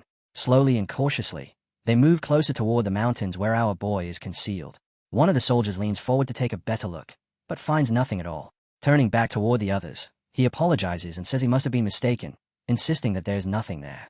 In the very next moment, our boy appears from behind him and kills the soldier instantly. At the same time, a sudden burst of fire erupts and lights up the surrounding area. The nearby soldiers react at once, shouting in shock as they catch sight of him. One of them glares furiously at our boy and yells that there is an intruder, and in the next instant all of the soldiers charge toward him together, launching attacks as flames spread across the battlefield and the sharp sounds of weapons colliding echo through the chaos. The scene opens within a circular red reaction zone where thick veins and root-like patterns spread across the ground, pulsing rhythmically as though something alive is being formed beneath the surface. A man stands nearby, observing the developing formation with sharp concentration. Before long, another man approaches from behind and casually remarks that it is quite an entertaining sight to watch. This second man steps closer to the leader overseeing the entire process and comments that he never expected the Trovians to go as far as forming an alliance with the Holy Demon Church simply to resurrect the dethroned Mad Dragon Emperor. As he speaks, the formation abruptly accelerates, expanding and shifting at a disturbing pace. The leader and the surrounding church members watch silently as the structure continues evolving, its shape growing clearer with each passing moment. The creation soon begins to transform more distinctly, its form gradually revealing itself. At that moment, the leader suddenly speaks in a sharp voice, warning him to be careful with his words because the being they are reviving is filled with rage. In the next instant, the leader's eyes widen as the realization strikes him. He declares that this being is Ragnar's true master, while the individual currently ruling is nothing but a counterfeit. He goes on to state that the rightful master will soon reclaim his throne, and that they, as loyal servants, are the true followers of Ragnar and must never forget it. The old man calmly responds that he will remember those words. He then explains that the resurrection ritual is nearly complete, but to fully restore their powerful master from the underworld they still require the proper materials. Specifically, they need Ragnar's body along with the power of the primordial dragon. The leader steps forward toward the partially formed creature and confidently replies that Ragnar's body can be obtained whenever they choose. Because of that, the true obstacle lies in capturing the White Tower. Standing at the base of a massive staircase, he demands a report on the situation there. A soldier steps forward and explains that the power contained within the White Tower is overwhelming and is fiercely resisting the demon shadow toxin. He adds that even with the high priest of the Holy Demon Church participating, conquering the tower within the required time limit appears impossible. Just as the soldier finishes speaking, a violent burst of blue energy suddenly slams his head into the ground repeatedly, forcing him to cry out in pain. Releasing his own energy, the leader declares that the primordial dragon's power is essential for the resurrection of the Mad Dragon Emperor, which means that nothing should be considered impossible. He orders them to accomplish the task by any means necessary. The soldier immediately begins smashing his forehead against the ground in apology, calling himself foolish while begging forgiveness from the future clan head. His nose is badly injured, and blood pours down freely before dripping onto the floor beneath him. Not long afterward, another soldier rushes forward in a hurry and reports that something has gone wrong. The leader reacts with surprise and demands an explanation. The soldier then reports that something unusual is happening at the White Tower. After hearing the full report, the leader's expression hardens as he coldly declares that an intruder has entered the area, immediately ordering every soldier to thoroughly search the surroundings. The troops respond without hesitation and quickly spread out across the region. Before long, they discover a man lying on the ground, which only intensifies their search as the soldiers begin combing through the area for any trace of the intruder. Each of them carries a firelight, sweeping it carefully across the darkness while inspecting every corner. Among the searching soldiers stands our boy himself, perfectly blending into the group while holding a firelight just like the others. Meanwhile, from the top of a nearby hill, Gishar watches the entire situation unfold with interest. He notes that the intruder only killed the exact number of people necessary before shamelessly blending into the enemy forces as if he belonged there. Someone standing near him remarks that the situation reminds him of Black Snow. Gishar laughs at the comparison and jokingly says that maybe the guy really did work as Black Snow in a past life. Then, with a grin, he adds that this only makes the intruder more interesting and that he would like to taste him at least once. The girl standing beside Gishar immediately shuts down that idea, telling him to stop entertaining such pointless thoughts and instead focus on tailing the target. She warns him not to get caught again the way he did at Thorquell. Gishar quickly backs off and replies obediently, saying yes, as you command. As the next scene begins, the leader of the clan looks genuinely shocked when soldiers suddenly rush out and report that an intruder has appeared at the White Tower. His head jerks upward and his eyes widen in disbelief, unable to accept what he has just heard. His mind immediately begins racing. This should not even be possible. Only a handful of people knew the secret of the White Tower, and they had even deployed troops disguised in order to distract anyone who might come close. His eyes widen even further when a disturbing possibility suddenly crosses his mind. Could it be Theo Ragnar again? No, it cannot be him. Anger immediately rises within him as he shouts at the thought, refusing to accept it. The soldiers quickly assure him that they can reinforce the guards and expand the search area, promising that the intruder will soon be captured. But the clan head dismisses the idea with a wave of his hand and calmly says no. There is no need. They will change the plan instead. A slow, calculating smile spreads across his face as he orders that only a minimal force remain stationed at the White Tower while the rest of the troops withdraw. The soldiers are stunned by the command and protest, warning that they might lose the power of the primordial dragon. However, the clan head calmly replies that this is exactly the point. Both soldiers freeze at his response, stunned and unable to question him any further. Then he openly states what he has already concluded in his mind. The intruder is almost certainly Theo Ragnar. He will conquer the White Tower and return carrying the power of the primordial dragon. With a sharp motion, the clan head raises his hand and summons 3 formidable individuals. He explains that if conquering the White Tower proves impossible for them, then they will simply steal that power from him instead. The 3 figures who appear immediately give off an intense presence. The first among them is Ain, standing tall while dressed entirely in black, a sword held firmly in his hand as he radiates a deadly, focused aura. Next came Zwei, a massive man whose towering frame carried a gigantic weapon, the sheer weight of his presence making the ground seem to tremble beneath him. The last to appear was Dree, a confident and powerful woman whose body crackled with energy as she flexed her strength. The clan head gave them their instructions without hesitation. They were to confirm whether Theo Ragnar had obtained the primordial dragon's power, and the moment he did, they were to kill him and seize that power for themselves. The 3 figures stepped forward in a line, their expressions deadly serious as they answered together in perfect unison, "As you command." The scene then shifted to the battlefield, where the soldiers' leader shouted orders across the area, demanding that everyone locate Theo Ragnar at all costs. Had he gone to the White Tower? Every corner needed to be searched. Standing at the front, he began dividing the troops, assigning some to circle around the tower while he personally led a group to secure the southern side. Amid all of this chaos stood our boy, hidden among them while wearing a mask. As the leader moved away, he quietly thought to himself, they fell for it that easily? A small smirk formed on his face. This had made things far simpler than expected. They had not even used any kind of password to confirm who was friend or enemy. Moving forward through the area, he soon noticed that barely any additional forces were guarding the tower now. In fact, security was worse than when he first arrived, almost as though they were openly inviting him to walk straight in. When he turned toward the White Tower, a screen suddenly lit up before him displaying the primordial dragon's relic.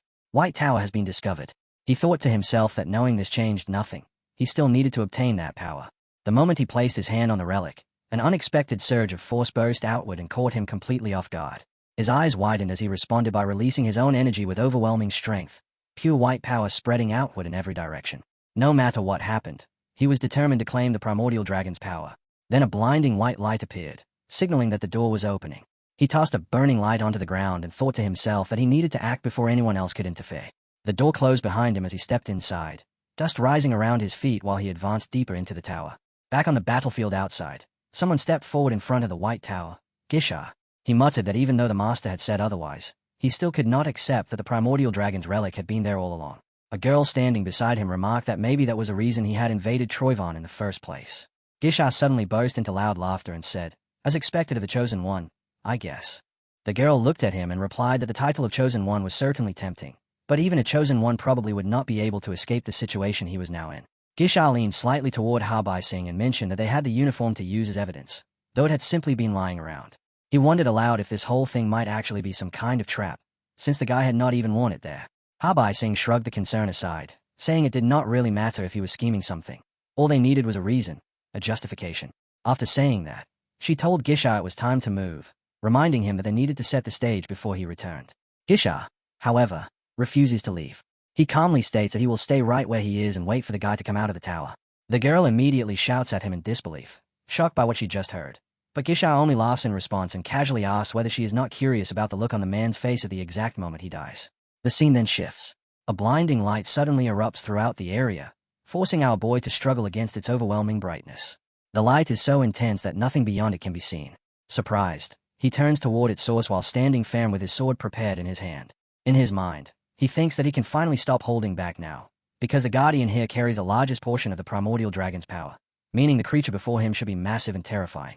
As our boy takes a step forward, a gigantic face suddenly emerges from the light, one glowing red eye staring directly at him. He freezes in shock for a moment but quickly tightens his grip on his sword and faces it. Then, from that glowing eye, a small creature suddenly pops out and happily says that it is finally glad to meet him. The creature explains that some strange people recently tried sneaking inside by using a demon shadow toxin, which had been extremely annoying to deal with while stopping them. Hearing this, our boy is completely stunned and thinks to himself, wait, this is supposed to be the guardian that holds the most power. Standing firmly in front of the creature, he asks if this is really the right one because it looks far too ordinary. The serpent sea immediately speaks up and tells him not to judge things based on appearances. Leviathan follows up as well, explaining that despite the creature's peacocky looks, it is powerful enough to make even them tremble in fear. At that point, the creature clears things up and says it had gotten distracted earlier and should properly introduce itself. Its name is Keratosuchus, the most loyal subordinate of the great primordial dragon and the one who inherited the largest share of its power. It is also the protector of the Gate of the Pantheon, though he can simply call it Keratu. Our boy is visibly shocked. Gate of the Pantheon. The creature explains that this place is where the gods reside, the realm of the primordial domains, relics, and fragments that carry the dragon's power. The primordial dragon held countless responsibilities, and guarding this gate, the bridge connecting the mortal world to the realm of the gods, was one of those duties. That responsibility had ultimately been passed down to Keratosuchus, the dragon's most loyal subordinate. Our boy slowly lifts his mask a little and admits that he has only ever read about the gods in ancient records. Looking toward Karato, he asks whether they truly exist. The creature immediately corrects him, stating that its full name is Keratosuchus. Our boy asks again, and the creature confirms it, which makes our boy realize that this guardian is definitely not normal. He had tried shortening the name to Karato, but the creature clearly prefers to be called Keratosuchus. Then our boy asks once more whether the gods truly exist. The creature replies confidently that of course they do, and then asks if he is not already familiar with them. In the next moment, the creature sends a message that only our boy can see.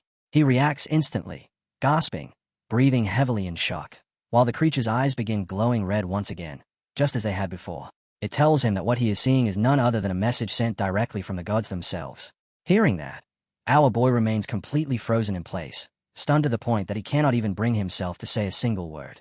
At the Central Highlands, within the Ragnar meeting place, the gods stand watch over the area. Inside a nearby cottage, the head of the clan begins speaking, making sure that everyone present is paying attention. He reminds them of the reason they have all gathered at this frontline location. Around the table, everyone keeps their eyes fixed on him, listening carefully to every word. The clan head explains that because the Troivan servitors have appeared, the war has been dragging on much longer than originally expected. Even the 9 dragons are preparing to intervene personally. He makes it clear that this meeting is an important briefing regarding the progress of the war and states that he will accept questions or suggestions afterward. Once he finishes saying that, he gestures toward the Overlord dragon sitting nearby. The Overlord dragon responds calmly, stating that the concerns he carries are just as significant as the war itself. At that moment, someone announces that a girl has arrived. The Overlord dragon nods slightly and instructs them to allow her to enter. She walks inside and apologizes for interrupting the meeting so suddenly, explaining that the matter is extremely urgent. In her hand she carries a dress, which she presents to everyone in the room while claiming that she personally witnessed Theo Ragnar's betrayal. She places the dress forward as proof. A man seated at the table immediately shouts in disbelief, questioning how throwing down a Ragnar uniform during wartime could possibly count as evidence of treason. Meanwhile, the commander sitting there silently thinks to himself, what is Brad Thew even doing? There's no way he's thinking clearly about this. The scene shifts again. Our hero is now standing in front of the strange creature, staring at it carefully. He asks whether the blue message window that only he can see is truly a message sent by God. The creature confirms that it is, saying there is no doubt about it, although it cannot explain the details since it cannot see the contents itself. Our hero then asks whether all chosen ones are capable of seeing such a message. The creature answers no. He is the only one who can see it. Curious, our hero asks why that is the case. The creature simply laughs and replies that it is because he is who he is. Suddenly, our hero begins struggling against a mysterious surge of power, shouting out as his body reacts violently. The creature watches calmly and remarks that it appears the energy is being filtered. Our hero immediately asks, filtering? How much do you actually know? The creature laughs again and teasingly says it has been waiting for him to ask that question. At that moment, a sudden burst of brilliant white energy erupts around the tower. Our hero stands there in shock as the light spreads everywhere. The creature leaps up to the top of the tower and declares that if he truly wishes to uncover the truth, it will grant him the trial of the Pantheon. Our hero is stunned and asks what the trial of the Pantheon even is. A screen appears before him displaying a message. Guardian Keratosuchus is offering you the trial. The creature explains that this trial will allow him to explore the depths of his own soul and discover his true self. To do so, he must travel through the layers of his subconscious mind, though it warns him that the subconscious is an entirely different world altogether. The creature warns that if he fails the trial, becomes too deeply trapped in it, or if his mind completely shuts down during the process, he could remain imprisoned there forever. However, If he manages to succeed, he will earn the qualification to confront the ultimate truth and will even gain a chance to meet a god. It then explains that the tower contains 12 tiers in total and asks him directly whether he is ready to accept the challenge. A screen suddenly appears in front of him, presenting a simple choice. Do you wish to enter the first tier of the Pantheon trial? Yes or no? Our hero tightens his grip around his sword, stays intensely at the screen for a moment, and then presses yes. The tower immediately begins to fracture and crumble around him as he asks the creature again whether everything it told him is really true. Countless questions rush through his mind, especially about whether the Great War will happen again. Blinding light bursts from the walls, and he shouts out in anguish, demanding to know why he had to be the chosen one. Struggling against the overwhelming brightness, he grits his teeth while another screen appears announcing that he is entering the first tier of the trial of the Pantheon. The entire structure shakes violently, and yet another screen appears, revealing the contents of the first tier. Our hero stands there in shock as he realizes that he is now fully inside the tower. A new message appears on the screen explaining that to completely enter the realm of the subconscious, he must suppress his own consciousness and open the gateway. Suddenly, a liquid-like bubble emerges from the wall, followed by a surge of fluid rising from the ground itself. Our hero stays in shock as a man slowly forms out of the liquid. He thinks that this must be the consciousness system that Keratosuchus mentioned earlier. Judging purely from how it looks, it does not appear particularly dangerous, at least not compared to how terrifying Keratosuchus had described it. But without warning, the liquid suddenly spreads rapidly toward him. Our hero instinctively dodges as if a blade had just been thrown straight at him. Surprised by the sudden attack, he begins running before abruptly stopping, uncertain about what will happen next. At that moment, the screen flashes again, displaying the message that this is the gatekeeper of the door to the subconscious. Our boy tightens his grip on his sword and prepares himself for anything. Then a figure holding a sword appears before him, a man with white hair that flickers like burning flames. The screen immediately displays another command. I am here. Eliminate him. Standing face to face with a white-haired man, our boy carefully studies him and wonders whether he should personally fight or whether this might actually be preferable to facing some unknown enemy without any information. While he is still thinking, the man slowly begins to float into the air as a strange white energy starts radiating from his body. Our boy's eyes widen in shock as he tries to understand what is happening. The man raises his gaze, and a stream of white energy suddenly shoots forward. Our boy reacts instinctively, generating red energy while simultaneously releasing blue energy to block the incoming attack. Focusing his power, he calls upon Thunder Dragon, activates Breathing Thunder, and thrusts forward with a powerful stab.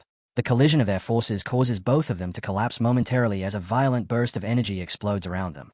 Our boy is left stunned but quickly pushes himself back into motion, leaping and striking across the mountainous terrain as the chaotic battle continues. Then he sees it, a massive surge of white energy forming countless blades that rush toward him from every direction. Panic flickers through him for a brief moment, but he tightens his grip on his sword and charges forward, unleashing blue energy that spreads outward in every direction. The force of that blue energy is overwhelming. It is so powerful that the incoming blades begin cracking and shattering apart before they can reach him. The energy continues spreading outward, scorching the ground and everything surrounding him. This is the full might of the Quintuple Dragon clan. The earth beneath him begins to break apart and explode under the pressure, forcing our boy to repeatedly slam his sword into the ground while channeling his blue energy to shield himself and resist the devastation. Gasping for breath, he stares ahead with wide eyes, struggling to process the intensity of the fight. Then the white-haired man releases another surge of white energy and charges directly toward him. Watching the attack approach, our boy realizes something with quiet certainty. Yeah, I guess I've grown a lot stronger in the meantime. The moment the scene begins, the mysterious stranger suddenly makes his move, gripping his sword firmly before charging straight toward our protagonist and instantly activating the technique known as Dragon's Five Claws, unleashing a surge of powerful energy that spreads outward as the attack is directed straight at our boy. Reacting without hesitation, our protagonist activates Dragon Flash, and in the very next instant a massive explosion of energy erupts right in front of him. The force of the impact is overwhelming, and when the violent burst finally settles, our boy immediately notices something strange. His opponent is gone. He quickly moves through the air in search of him, scanning the surroundings. But the moment he turns around, his expression shifts in shock, and both our protagonist and his companion instantly glare upward after realizing that the stranger has repositioned himself high above them.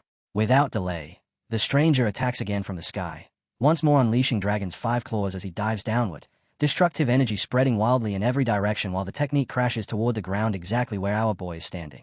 Standing below, clearly caught off guard, our protagonist watches as a sudden eruption of blue energy blasts across the entire area. Realizing how dangerous the strike is, he immediately dashes out of the impact zone, and without wasting even a moment he rushes right back toward the stranger and launches a counterattack. The stranger manages to defend himself for a short time, but our boy continues pressing forward with everything he has, their swords slamming together with a loud metallic clash that echoes across the battlefield. Yet neither fighter slows down as they keep exchanging strikes again and again without pause. As their fierce duel continues, the ground beneath them begins to crack and fracture under the pressure of their blows, while sparks scatter through the air every time their blades collide. During one of these intense exchanges, our protagonist suddenly notices something unsettling while observing his opponent, realizing that the battle feels strangely familiar, almost as if he were fighting himself, because their sword trajectories and even the smallest habits in their movements appear nearly identical. Still fighting, he continues analyzing the situation in his mind while his opponent effortlessly evades most of his attacks and even counters his strongest techniques by using the very same methods. As the clash carries on, our boy charges forward again, but a troubling thought crosses his mind. Unlike me, he does not get tired, so how am I supposed to defeat someone like that? At that moment, our protagonist suddenly halts and fixes a sharp stare on his opponent as a new idea flashes through his mind. If the enemy truly is identical to him, then there must be something he can take advantage of. The instant this realization forms, a sudden burst of white energy detonates nearby, giving our boy barely any time to react, and leaving him with no chance to even think. In that split second, he comes to a realization that almost feels amusing. That is exactly what I would do. Another powerful explosion of white energy erupts right afterward, flooding the entire area with thick smoke, and as visibility vanishes in the chaos, both swords slip away from their clash. At that exact moment, the remaining energy suddenly shifts direction and redirects itself toward the stranger who looks identical to our protagonist, the attack locking onto him before surging forward at full speed. Watching this unfold, our protagonist quietly thinks to himself that the plan worked perfectly. The stranger is clearly caught off guard, and in that precise instant our boy suddenly appears behind him and charges forward, calmly explaining that he had predicted this exact reaction and knew it would leave his opponent confused. While moving in, he reflects on why the plan succeeded in the first place. His opponent relied on fewer tricks because he was arrogant, just like our protagonist used to be. And someone with that mindset would never expect him to suddenly use something unusual like a rare sword-throwing technique, especially something as uncommon as the white moonlight blade. The strike lands cleanly. Blood suddenly bursts from the stranger's mouth, while dark liquid begins pouring from both his mouth and his eyes, showing just how severe the damage truly is. Our protagonist watches the result calmly before admitting that, in the end, you can really learn something from anyone, and he even acknowledges that it was a good match against his past self. Right after the battle concludes, a system screen abruptly appears. The message declares that he has defeated himself and successfully cleared the first tier of the trial. The scene then sweeps across the battlefield, revealing shattered ground and broken buildings scattered everywhere after the fierce clash. Soon after, another screen appears asking whether he wishes to enter the second tier of the Pantheon, presenting him with two choices, yes or no. Seeing this, our protagonist simply grins before stepping forward and opening the door ahead of him, confidently deciding that since he has already begun this challenge, he will definitely see it through to the very end. At the same time, the scene abruptly shifts to a completely different location where several important figures have gathered for a meeting, seated together around a large circular table. One person angrily remarks that someone even threw away the Ragnar uniform during wartime, insisting that such an act alone is undeniable proof of betrayal. The leader of the meeting then raises a serious question, asking for confirmation about the claim that Theo Ragnar abandoned his position and secretly headed toward Troyven, and he directly asks Ancio Ragnar whether this accusation is truly correct. Ancio immediately confirms it, stating that she personally saw Theo crossing into enemy territory by himself, and she even presents the discarded uniform as evidence to support her accusation. Julius reacts instantly with disbelief, firmly insisting that there is no way Theo would ever do something like that. At that moment, the demon dragon quietly watches everything unfold while reflecting on the situation, wondering whether Julius truly knows nothing about Theo's plan, because although Theo appeared to trust him with certain information, he clearly did not reveal everything to Julius. As the meeting continues, the demon dragon's thoughts drift back to earlier events, remembering how he once told Theo not to return empty-handed and made it clear that there would be no reward without results. Elsewhere, our protagonist confidently responds that he will not disappoint him, though he also mentions that there is something important he needs to explain first. Through sound telepathy, the demon dragon soon receives new information informing him that heir candidates number 3 and 4, Gishar Ragnar and Ancio Ragnar, are currently delivering an important report. The moment he hears this, the demon dragon immediately realizes that the twins have been tracking Theo ever since his return from the archipelago, and their goal is most likely to force him out of his position. Our protagonist calmly explains that they have been attempting to sabotage him for quite some time. However, rather than worrying about their actions, he intends to use the situation itself to turn their own strategy against them. After hearing the full explanation, the demon dragon is clearly surprised, because our protagonist plans to take advantage of this opportunity to observe their weaknesses and quietly gather valuable information. The demon dragon thinks about it for a moment, then concludes that there is no real need for concern, since Theo appears unexpectedly confident in his ability to handle such a complicated situation. Not long afterward, the demon dragon publicly announces that he agrees with Ancio Ragnar's claim. Ancio politely responds, saying that receiving support from the demon dragon makes her feel reassured. The demon dragon then declares that a pursuit unit must be organized immediately in order to chase Theo down. Meanwhile, the head of the Ragnar clan silently analyzes everything that has been said. Although he has already confirmed the report that Theo supposedly deserted his post, he also knows that the demon dragon is not someone who would overlook something so obvious, which suggests that there is a strong chance this entire situation may be part of a much larger plan. After thinking it through carefully, the clan leader decides that for now he will follow the demon dragon's lead and observe how events unfold. He then formally announces that the group known as Black Snow has confirmed Theo Ragnar deserted his duties, and since sufficient evidence supports the accusation, the claim will now be officially accepted. With that declaration, he orders Black Snow to organize a pursuit team immediately.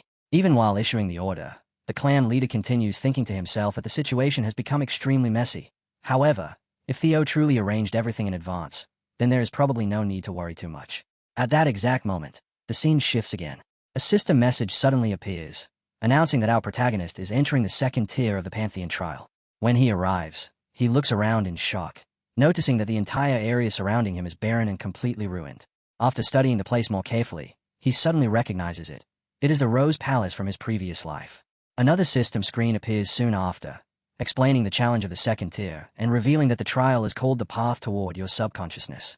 Just then, someone nearby suddenly notices him and greets him with sarcasm, mockingly asking whether he is not the so-called imbecile of the Ragnar family.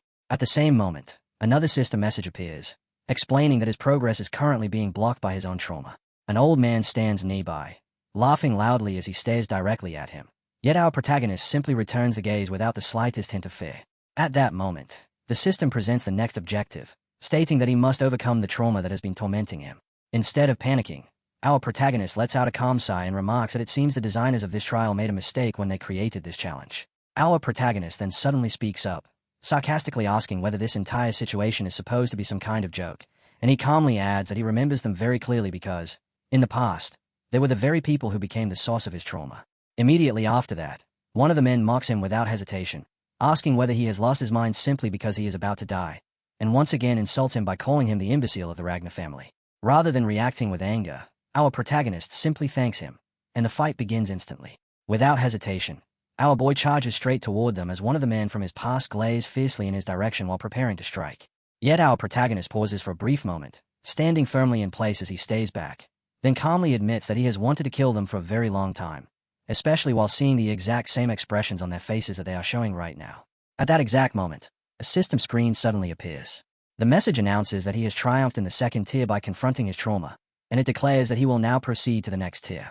Our protagonist remains standing there when, all of a sudden, a mysterious creature appears nearby, observing him with curiosity before commenting that this is quite interesting and wondering whether he might actually manage to reach the Pantheon.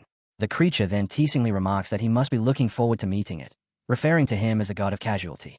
Right after that, several system messages begin appearing rapidly, one after another. The first screen announces the trial of the third tier, declaring victory over the persona. Another screen immediately follows, announcing the trial of the fourth tier with victory over the shadow self. Then the next message appears, declaring the trial of the fifth tier with victory over the collective unconscious. Suddenly, a giant man crashes heavily down onto the ground. Another screen appears, announcing the trial of the 10th tier with victory over the ID. Our protagonist looks at the messages and calmly comments that he has already passed the 10th tier, realizing that each trial is taking less time than the one before. He begins to feel that things have somehow become easier after the first tier. Even so, he wonders whether the trials will truly end this simply, and he calls out a name, Keratosuchus, almost as if he is challenging the situation itself. Just then, another system screen suddenly appears. It announces that he is now entering the 11th tier of the Pantheon's trial. The mysterious creature speaks again, telling him there is no need to worry and explaining that the real challenge is only beginning now. Immediately afterward, another system message appears, explaining the nature of the next trial. The message reveals that this place is known as the Cave of Origin, a location created to imitate the process of life being born. The instructions explain that he must ascend against the current and make his way through the Cave of Origin. As our boy begins moving deeper through the cave, he quietly wonders if all he really needs to do is simply follow the path ahead. Yet almost immediately he senses that the atmosphere inside this place feels completely different from the earlier tiers. Without warning, the ground and the surrounding mountain begin cracking and breaking apart. While he continues advancing into the cave, another system message appears, explaining that in order to reach the true source he must return to the void that existed before birth. The message further explains that as he retraces the path of birth itself, The senses he obtained at the moment of birth will begin disappearing one after another. Our protagonist stays at the screen in shock, struggling to believe what he is seeing. Another message appears, informing him that he is losing his sense of smell and that he can no longer receive the scent of the world. Our boy becomes confused and wonders what that is even supposed to mean. However, when he takes another step forward, he immediately notices something strange. The fishy smell of the water that had previously filled the cave has completely vanished. Soon another system message appears. It announces that he is losing his sense of hearing and that he can no longer receive the sounds of the world. Only a moment later, yet another message follows. This time it explains that he is losing his sense of touch and that he can no longer feel the world around him. Our boy suddenly realizes something terrifying. 4 of his 5 senses are already gone. Half-jokingly, he mutters that hopefully the system is not planning to kill him next. But almost instantly, another screen appears. The message announces that he is now losing his sense of sight and can no longer see the appearance of the world. Another explanation follows, stating that with all 5 senses now blocked, the use of mana has also been restricted. Our protagonist immediately becomes alarmed, because he never expected that even his mana would be cut off. He quickly understands that there is no possible way for him to navigate through the cave under these conditions. From this, he concludes that overcoming this impossible situation must be the real challenge of the 11th tier. Then he recalls something important. This is not the first time he has experienced something like this. He remembers the moment in the past when the father's heart sword injured him, because the situation back then felt very similar. A thought begins forming in his mind that perhaps he can overcome this trial in the same way he managed to survive back then. His thoughts begin calling out to the guardians residing within him: Griffin, Fairy Dragon, Desert Worm, and Laser Drake. But as his senses continue disappearing, his consciousness begins scattering rapidly. None of the guardians respond either. At that moment he realizes that the only remaining solution is to search for the answer within himself. Just as this thought crosses his mind, several creatures connected to him suddenly appear nearby. One of them calls out to him and asks what is wrong with him. Another creature quickly scolds him for tripping over his own feet and orders him to stand up immediately. However, a different being interrupts and calmly says that there is no point in calling out to him. It explains that his senses and his mana are completely sealed, so no matter how loudly they shout, their voices will never reach him. The creature continues explaining that every living being depends on its senses to perceive space and time. Ironically, when every sense disappears, only one truth remains, and that truth is a primordial fear of being abandoned by the world to which one belongs. For humans trapped inside the cave of origin, the self and the world are essentially the same. If things continue like this, the self will scatter completely, leaving him in a condition that is no different from death.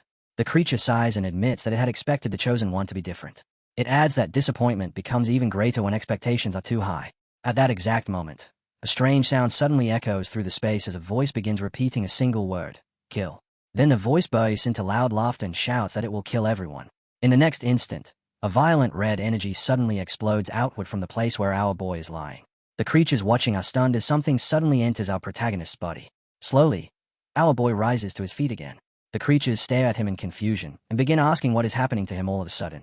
One of them suddenly realizes the truth and explains that he is suffering from madness, immediately recognizing the source of that insanity. It reveals that the remaining ego of the Mad Dragon Emperor, which the Ragnar clan had planted inside him, has gone berserk. Another creature remarks that now that the Chosen One is no longer controlling it, this outcome was inevitable. As they continue watching, one of them becomes impressed and comments that using madness to gather his scattered consciousness is actually quite remarkable. Then the madness inside our protagonist begins speaking directly. The voice declares that it accepts Theo Ragnar's deal and promises to grant him the power needed to overcome this situation. In return, however, it demands that he steal, violate, and destroy everything for it, and ultimately offer the entire world to it. Yet at that exact moment, our protagonist suddenly blocks the red barrier and calmly announces that he wants to cancel their deal. The entity becomes shocked and reminds him that it has already given him its power, demanding that he honor the agreement immediately. Our protagonist calmly replies that he has already returned all the power, every single bit of it. At that moment, the entity realizes that it has been tricked. Our boy stands firmly and tells it to think of this as a small kindness from a grandson. The furious voice responds by calling him a disappointing grandson and warns that it will remember this. Then it angrily speaks the name Theo F. Ragnar. Right afterward, a system screen suddenly appears. The message announces that his self-awareness is expanding. All of his senses are restored. He can use mana once again. Finally, the system confirms that he has successfully overcome the trial of the 11th tier. Our protagonist quietly wonders whether waking the Mad Dragon Emperor had truly been a good idea. Yet since everything ultimately worked out, he decides that it is probably fine. Suddenly, he hears someone calling the Chosen One again. So he looks up and sees several creatures rushing toward him. The moment they reach him, they collapse in relief. Confused by their reaction, our boy shouts and asks why they are all behaving so strangely. The creatures immediately begin talking over one another, One says it was extremely worried about him. Another admits it is simply relieved that he survived, while a third complains that if he plans to die like an idiot, then he should just hand his body over to it instead. And together they tell him to stop scaring them like that. While listening to their chaotic voices, our protagonist slowly sits down. Then he suddenly notices a bright white light appearing nearby. As he casually waves his hand across the ground, the creatures suddenly begin floating up into the air in front of him. Our boy lets out a sigh and finally remarks that this must be the end. At that moment, another system screen appears. The message announces that he is now entering the 12th tier of the Pantheon's trial. The scene suddenly shifts again. This time, someone is sitting on a bed. The person slowly lowers his feet onto the ground. That person is our protagonist. He looks around in surprise because the place appears to be a bedroom. Even though it should be his first time seeing this place, he realizes that it strangely feels familiar. Our boy walks toward the window and pulls the curtain aside. Then he complains that earlier he had that strange dream, and now something like this is happening again. He begins questioning the mysterious presence that keeps appearing before him, wondering who it is and why it continues showing up in front of him. Suddenly, his head begins to ache. At that exact moment, another system screen appears. The message announces that he has successfully cleared the trial of the 12th tier. It also declares that he has conquered the primordial dragon's relic tower. As a reward for completing the trial, he is now allowed to enter the Pantheon. Our boy slowly raises his arm and looks upward. His gaze turns toward the Pantheon itself. Another system message appears, confirming that he has finally reached the Pantheon. Our protagonist slowly turns his head and looks toward the Pantheon, clear surprise visible on his face. As he faces it directly, a system screen appears in front of him. The message announces that he has successfully reached the entrance of the Pantheon. It also states that his mind gate has been strengthened as a conquest reward for completing the primordial dragon's relic white tower. Right at that moment, someone suddenly appears nearby and speaks in a calm voice, saying that he finally managed to come this far while addressing him as a significant other. Our boy immediately recognizes the voice and looks stunned. He calls out her name, Lodbrok. Still confused, he asks her how she managed to appear here, because the last time they spoke she clearly said that she could not leave the nest. Lodbrok calmly explains the situation, telling him that technically it is not truly her standing there. What he is seeing is only a manifestation formed from the remnants of her thoughts, and because his mind gate has grown stronger, she can now move outside through this residual manifestation. At that moment, another system screen appears. The message explains that his strengthened mind gate has deepened his connection with the guardian dragon, and because of that bond he can now hear the guardian dragon's voice anytime and anywhere. Lodbrok studies him carefully and remarks that if his mind gate has truly grown stronger, then his rank must have increased significantly, though even so she admits that she never expected him to actually reach the Pantheon. She praises him and says that he must have worked extremely hard to make it this far. Our protagonist casually shrugs and replies that it is nothing special, saying he simply did what he had to do as her significant other. Lodbrok responds with mild annoyance, pointing out that he says those fake sweet words without even blinking, and she adds that he is still just as bold and shameless as ever. After that, she places her hand on the surface of the Pantheon and quietly falls into thought, mentioning the Pantheon while wondering whether Sigurd might also be here. Suddenly, her expression changes completely as something strange begins emerging from within the Pantheon. She quickly turns to our protagonist and urgently warns him not to leave his side no matter what happens. Our boy watches the unfolding scene in confusion as strange eyes begin appearing within the surrounding darkness, while a chilling voice echoes the words "Nameless Sovereign." At the same time, disturbing voices begin echoing around him, voices crying out that it is unfair, that they did not deserve it, and that they will destroy everything, screaming for the torment to stop while begging to be left alone. Our boy senses that the situation is extremely dangerous, yet he also feels that something about this place is completely different from anything he has experienced before. He turns toward Lodbrok and asks what those horrifying things actually are. Lodbrok answers quickly, telling him that they are known as the Outer Gods, adding that she will explain everything later but that their immediate priority is to leave this place. As she speaks, a brilliant and intense light suddenly bursts out from the Pantheon, becoming so hot and overwhelming that the entire area begins glowing. Then the massive doors of the Pantheon slowly begin to open. From within the blinding light, someone steps forward and calmly greets Lodbrok after a very long time. She immediately turns around to face the person and recognizes him at once. It is Sigurd. Our protagonist is equally shocked, instantly realizing that this Sigurd is the ancestor of the Ragnar clan. Meanwhile, the disturbing voices continue screaming in agony, repeating over and over that it hurts and that they will kill him again, while the same voices repeatedly shout the name Sigurd. Even the villains who are observing the situation watch in shock, realizing that those beings have returned despite having suffered such a massive attack earlier. Someone calls out Sigurd's name once again as the strange eyes continue opening throughout the surrounding darkness, while the brilliant light keeps forcing them back. Lodbrok steps forward and stands directly in front of Sigurd before speaking to him. Sigurd calmly tells them that they have finally managed to reach this place. Then he turns his gaze toward our protagonist and remarks that the expression on his face clearly shows he has many questions.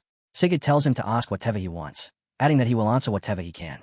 Our protagonist immediately brings up something that has been troubling him for a long time, asking about the man he saw during his final trial and explaining that he has also seen that same man in his dreams before, then asking whether Sigurd knows anything about him. Sigurd listens carefully before giving an unexpected response. He mentions the name Theo Ragnar, and then brings up the topic of regression. He asks directly whether Theo Ragnar has regressed. Our protagonist is completely stunned when he hears those words, standing silently in front of the Pantheon for a moment without being able to react. After regaining his composure, he asks Sigurd what exactly he means by that. Sigurd replies that, for now, that is all he can reveal. As he raises his hand, something strange suddenly occurs. Swords begin falling from above, crashing down across the Pantheon. The Pantheon itself seems to tremble, almost as if it is crying out under the force of the impact. Sigurd then calmly explains that he knows our protagonist still has many unanswered questions, but he cannot reveal everything at this moment. He promises that one day, when our protagonist steps deeper into that place, he will discover the truth on his own. At that moment, Lodbrok suddenly calls out to Sigurd, asking where he is going and wondering whether he intends to leave again without explaining anything to her. She tries to step forward toward him, but Sigurd gently pushes her away. Lodbrok begins falling backward while watching Sigurd walk back toward the Pantheon. As she falls, she desperately calls out to the god of casualty, asking it to catch her. Sigurd speaks once more and apologizes to Lodbrok, explaining that she cannot enter that place yet. After saying that, he disappears back inside the Pantheon. The massive doors slowly begin closing again. Lodbrok remains standing there, repeatedly calling out his name, shouting Sigurd again and again as the entrance gradually seals shut. At the same time, the strange eyes belonging to the god of casualty slowly begin closing as well. A system screen suddenly appears. The message announces that the god of casualty has found him. Our protagonist stands there completely stunned as he watches everything unfold. At last, the Pantheon shuts completely. Another screen appears, congratulating him for successfully completing Scenario Quest 7. Still confused, our protagonist turns toward Lodbrok and asks what on earth just happened. Lodbrok explains that the monsters they saw are beings that exist outside the world, much like the Nameless Sovereign. She tells him that those creatures will one day become the opponents he must face in the future. According to her, the laws that govern their world do not apply to those beings at all, and even so, they never stop trying to destroy the world. She then tells him that he must grow stronger if he wants to protect the world he loves. Immediately after that, another system screen appears and displays several additional rewards. The system announces that extra rewards have been granted because he witnessed the Pantheon. It informs him that, as a reward, he can now freely wield Nirvana. Another message states that he has now gained ownership of the Primordial Dragon's relic. The system also announces that White Tower Dragonization has been activated. Then a final blessing message appears, wishing him a magnificent journey ahead and addressing him as the bearer of the blessing of casualty. Right after that, the mysterious creature appears once again and greets him by welcoming him back, calling him the Chosen One. The creature looks amused as it asks whether he likes his new power. Our protagonist looks confused and asks what exactly it means by that. At that moment, it becomes clear that our protagonist has gained an entirely new level of power. Our protagonist calmly says so, and immediately afterward a system screen appears in front of him, announcing that Dragonization has been activated. Our boy looks over his transformed state and realizes that Dragonization has altered his body, so he quietly studies how different he now feels. The creature nearby explains that because he obtained the relic of the Primordial Dragon, the dragon blood talent flowing through him has become much stronger. Our protagonist begins carefully analyzing the changes in his body, noticing that Dragonization has clearly enhanced his stamina and his overall physical strength to such a degree that it almost feels as though he has been reborn in a completely different body. He also realizes that the same transformation applies to his magic, because cultivating mana now feels as natural and effortless as breathing, and beyond that, he can control mana far more freely than he could before. After considering all of those improvements, he decides that the next thing he needs to examine is the power called Nirvana that he has just obtained. Another system screen appears and asks whether he wants to use Nirvana.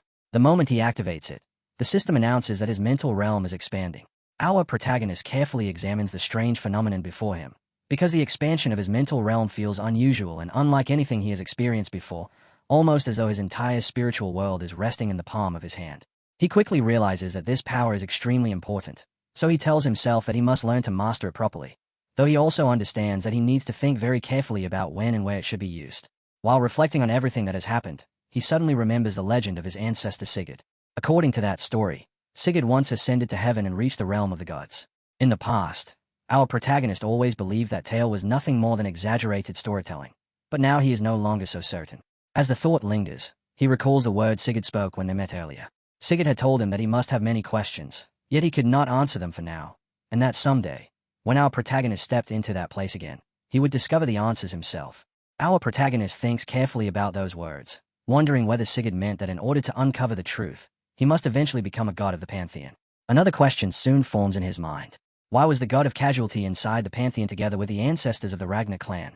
The more he reflects on it, the more it begins to feel as if the Ragnar family is not merely the ruler of the North. Instead, it almost seems as though they are part of a much greater force that exists to protect the entire world. Slowly, he begins realizing something important. Perhaps the duty of Ragnar is to fight for the sake of the world itself, a responsibility that demands noble sacrifice. He then considers another possibility. Maybe the Chosen One is born within the Ragnar clan for a reason, and perhaps that Chosen One is destined to ascend as a god and stand beside the god of casualty in order to battle the outer gods. While these thoughts continue running through his mind, our boy turns toward the creature and asks another question, wondering whether these events might also be connected to the mysterious Manhwa world that appeared during the 12th trial. The creature admits that the scene from that trial was certainly fascinating to watch, yet it honestly does not know much about it. However, it does believe that the strange world must somehow be connected to the trial itself. Our protagonist nods in agreement, saying that it must be related in some way, though he also realizes that information about that place is something even a guardian does not know. That realization only makes him more curious, leaving him wondering what kind of place it truly was. After that, the creature tells him that it has already given him everything it could, and that now it is time for him to leave the tower. But before he goes, the creature warns him that an uninvited guest is waiting outside the tower. Our protagonist suddenly laughs, because the situation is exactly what he expected. Quietly, he thinks to himself that they followed him just as he predicted. He then responds calmly that it would be rude to keep his guests waiting any longer, adding that it is time to go greet them.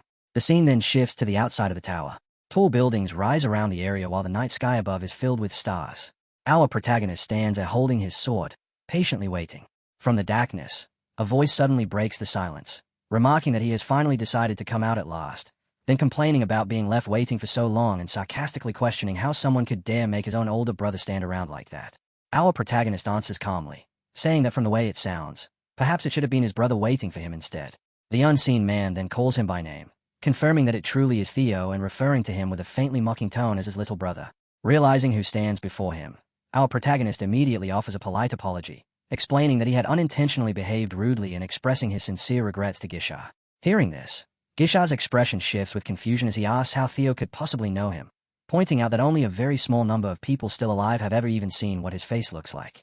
Our protagonist quietly reflects that of course he knows him. In his previous life, he once saw Gisha at the friendly sparring arena where the influential A candidates gathered. Back then, spectators in the stands whispered among themselves while watching the match, some remarking that Gisha's opponent was not even worthy of being called a match for him, while others nodded in agreement and commented that not every A candidate stood on the same level. At that time, Gisha defeated our protagonist effortlessly, pushing him down to the ground without even bothering to draw his sword, then ridiculing him by saying he had been excited to see a newly rising A candidate but ended up disappointed, because the boy before him was nothing more than a nobody who did not even deserve to hold a sword. In that former life, Gisha's abilities were undeniably extraordinary. Now, returning to the present, Gisha studies him again with visible disappointment and remarks that he expected more, reminding him that he once subdued a warrior like Axiom using nothing but his bare hands. Our protagonist calmly replies that of course he knows who Gisha is, since both of them are heir candidates of Ragnar. Then, somewhat unexpectedly, he thanks him first. Gisha pauses in confusion and asks what exactly he means by that. Our protagonist explains that Gisha came all the way here to save him. The moment those words leave his mouth, Gisha reacts with anger, stepping directly in front of the boy while mockingly commenting that this newcomer is rather amusing. Yet at that very moment, a dense fog begins spreading through the area around them. As the mist thickens, Gisha slowly circles around him while speaking, finally revealing the truth. He did not come here to rescue him at all. He came here to kill him. Our protagonist answers calmly that he already knows that. He admits openly that Gisha came with the intention of killing him, adding that there is no reason to continue pretending otherwise. Then he asks whether the traces he deliberately left behind made it easier for them to track him down. Continuing his explanation, our protagonist shares his deduction that Trovia's forces will likely storm this place soon in order to capture him, since conquering the White Tower alone would have made escaping safely extremely difficult. That is precisely why he intentionally made use of both Gisha and his twin brother earlier. He recalls the earlier moment when they accused him of abandoning his uniform, saying that at the time they declared they would dispatch a pursuit squad to hunt him down. The scene briefly shifts back to the earlier moment when that conversation took place, as our protagonist remembers speaking with Ancio and recalling the exact place where the uniform had been discarded. Returning to the present, Theo tells Gisha plainly that he never once believed Gisha had come here by himself. Without another word, the two suddenly clash, their swords colliding again and again as bursts of powerful energy erupt around them with every strike. During the fierce exchange, The impact of a blow sends one of them flying far away across the battlefield. As the fight continues, our protagonist quietly confirms to himself that his earlier guess had been correct. Gisha, however, scoffs and asks what difference it makes even if the plan has been exposed, declaring with absolute confidence that everything will end the instant he cuts off Theo's head. Theo already understands that trying to persuade him with words would have been pointless from the start. Among the heir candidates of Ragnar, strength is the only thing that truly matters, and every candidate carries an unshakable belief in their own power. Yet Theo also holds firmly to his own conviction. Just as both of them dash forward again, preparing to launch another attack, a sudden blast of white energy slams down between them, erupting into a massive explosion that forces them apart. Both Theo and Gisha stare in shock at the unexpected interruption. Gisha curses under his breath and angrily demands to know what that attack was. At that moment, another voice speaks nearby in a relaxed tone, remarking that it is truly a pity, because with that single strike they might have eliminated both of them at once. Hearing this, Theo immediately understands what is happening and comments that it seems the real major players have finally arrived. A masked woman steps forward and calmly asks if he is Theo Ragnar. She admits that he is rather clever, since he even managed to realize that they deliberately delayed their arrival. Even so, she adds that the situation still wounds her pride, because against two members of Trovia's 9 servitors he actually believed that only 2 people on his side would be enough to win. The masked woman reveals herself as Drila, the one ranked 3rd among Trovia's 9 servitors. Standing beside her is another formidable figure, Sway, the man who holds the 2nd position among Trovia's 9 servitors. Dree is the first to speak, casually remarking that today must be their lucky day, since 2 heir candidates have practically delivered themselves straight into their hands. Hearing this, Theo immediately understands the implication, recalling that these individuals are part of the 9 servitors, elite warriors specifically trained to battle the 9 dragons. Dree continues speaking with an almost carefree tone, saying that the 2 heirs will serve perfectly as forced sacrifices, and adding that a certain individual will likely be very pleased with this outcome.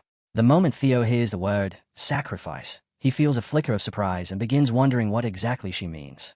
Before she can elaborate further, Zwei abruptly interrupts her, coldly warning her to be careful with what she says. Dree, however, appears completely unconcerned, casually asking what the problem is and pointing out that they are going to kill them anyway. She even throws a sarcastic jab back at him, remarking that if he truly wanted her to remain silent, then he should have simply finished them off earlier with that attack. Zwei's expression tightens with irritation as he replies that she always has a way of making him angry. Meanwhile, Dree stands with absolute confidence as a vast surge of red energy spreads outward from her body. Across from her, Theo and Gisha remain facing the 2 servitors, both carefully observing the unfolding situation. Theo quietly studies the pressure radiating from them, realizing that merely sensing their magic already feels overwhelming. Yet as he watches them, he notices something crucial. The 2 servitors clearly do not cooperate smoothly with each other, and he quickly understands that if he uses this weakness properly, there may be an opportunity to exploit. At that moment, Dree casually announces that whoever moves faster will claim the prize. The instant the words leave her mouth, a massive wave of red energy erupts from her as she launches a storm of sharp, nail-like attacks straight toward Theo. Reacting instantly, Theo blocks the incoming strikes while moving rapidly to avoid being overwhelmed. As he deflects them, he realizes something astonishing. In only a few moments he has already unleashed more than 30 attacks, and among them the final strike aimed directly at his neck carries far greater power than the rest. Dree begins laughing, remarking that his defense was impressive while casually admitting that she had genuinely intended to slice his head off. Then she suddenly brings up another name, asking if he was the one who killed Noel on the archipelago. Theo immediately recognizes the name, remembering that Noel was the servitor he fought earlier there. Dree laughs again and remarks that she always wondered why their master sent such a useless failure to that place, claiming that she herself could have handled the task easily. Hearing this, Theo silently reflects on Noel. Although Dree dismisses him as a failure, Theo remembers that Noel was the first opponent in a long time who had truly pushed him. Dree continues teasing him, saying that he even looks adorable when he gets flustered. She then casually reassures him not to worry, explaining that since he is handsome she will at least leave his face intact when she kills him. At that moment, Theo senses the shift in her intent and realizes she is about to attack again. Dree suddenly rushes forward while releasing another surge of red energy, and at the same time Theo charges straight toward her, the 2 colliding head-on. Without warning, shadowy swords begin streaking through the air, dark blades twisting and slicing across the battlefield as they target Theo from multiple directions. Nearby, Gisha reacts with visible surprise as he watches the scene unfold. After observing what is happening, Gisha remarks that this development is rather unexpected. Dree, however, looks amused and comments that she thought he also wanted to enjoy the sweet prey, yet it seems he values Theo far more than she expected. Gisha immediately snaps back in anger, ordering her to shut up, warning her not to touch his prey, and threatening that he will kill her if she interferes. Dree bursts into laughter at the threat and jokingly replies that it does not sound too bad, though she quickly adds that she has no interest in any love triangle. Instead, she declares that she would like to spend some time alone with her honey, so Gisha should disappear. The moment she says this, she suddenly turns and launches an attack directly at Gisha. Struck by the unexpected blow, Gisha erupts with fury and immediately retaliates by unleashing a powerful blast in response. Dree slips past his attacks again and again with practiced ease, all while continuing to flood the battlefield with red energy, and Gisha can do nothing but grit his teeth in mounting frustration. In the middle of that violent exchange, the distance between them closes enough for Gisha to seize her with one hand. Dree immediately curses at him, calling him a brute and a muscle-headed fool, complaining that she had obviously been attacking Theo and asking whether he was too blind to see it, then warning that if he keeps getting in her way, she will kill him first. Gisha fires back at once, reminding her that she was the one who said the faster person gets the prize, and according to him, if she wants to stay alive, she should leave.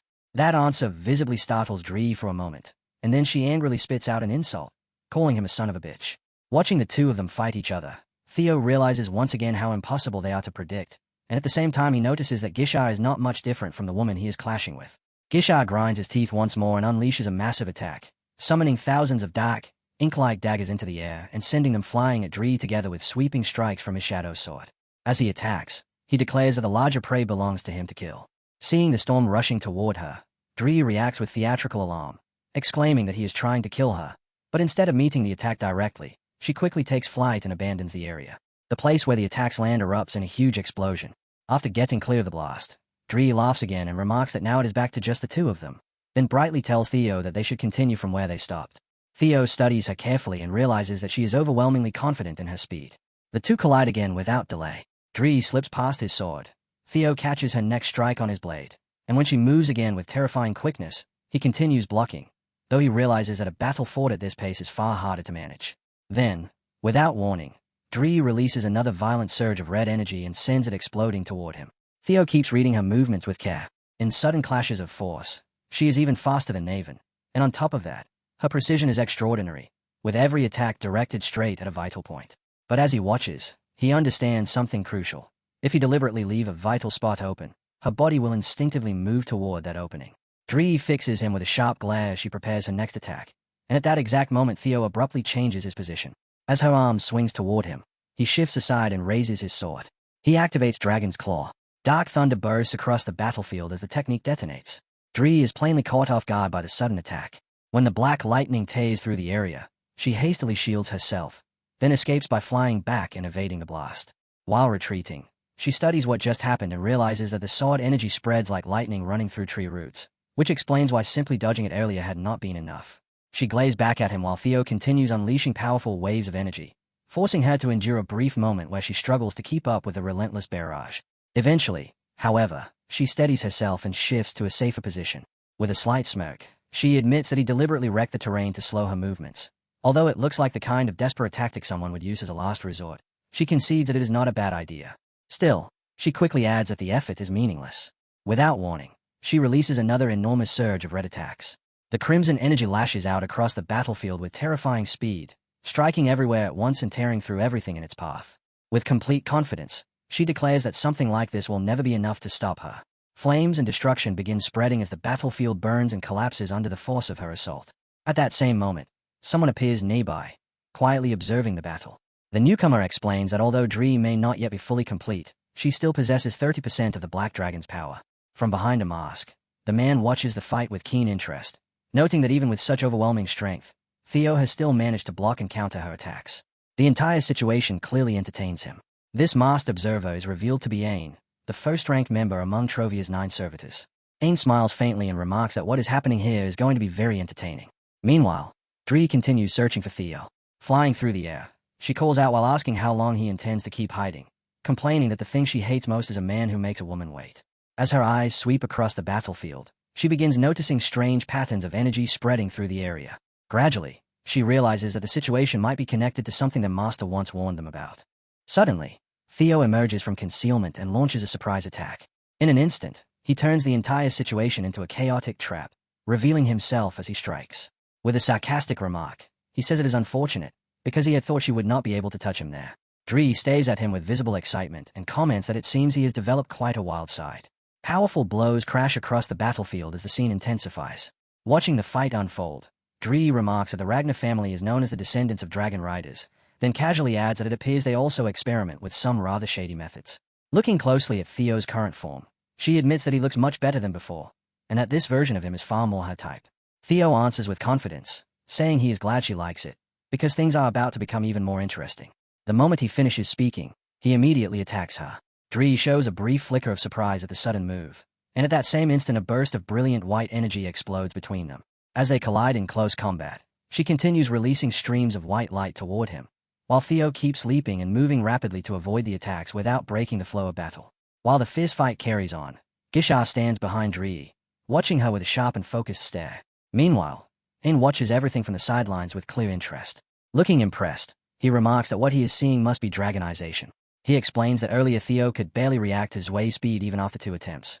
Yet now the situation has completely reversed, because Theo is clearly overpowering her.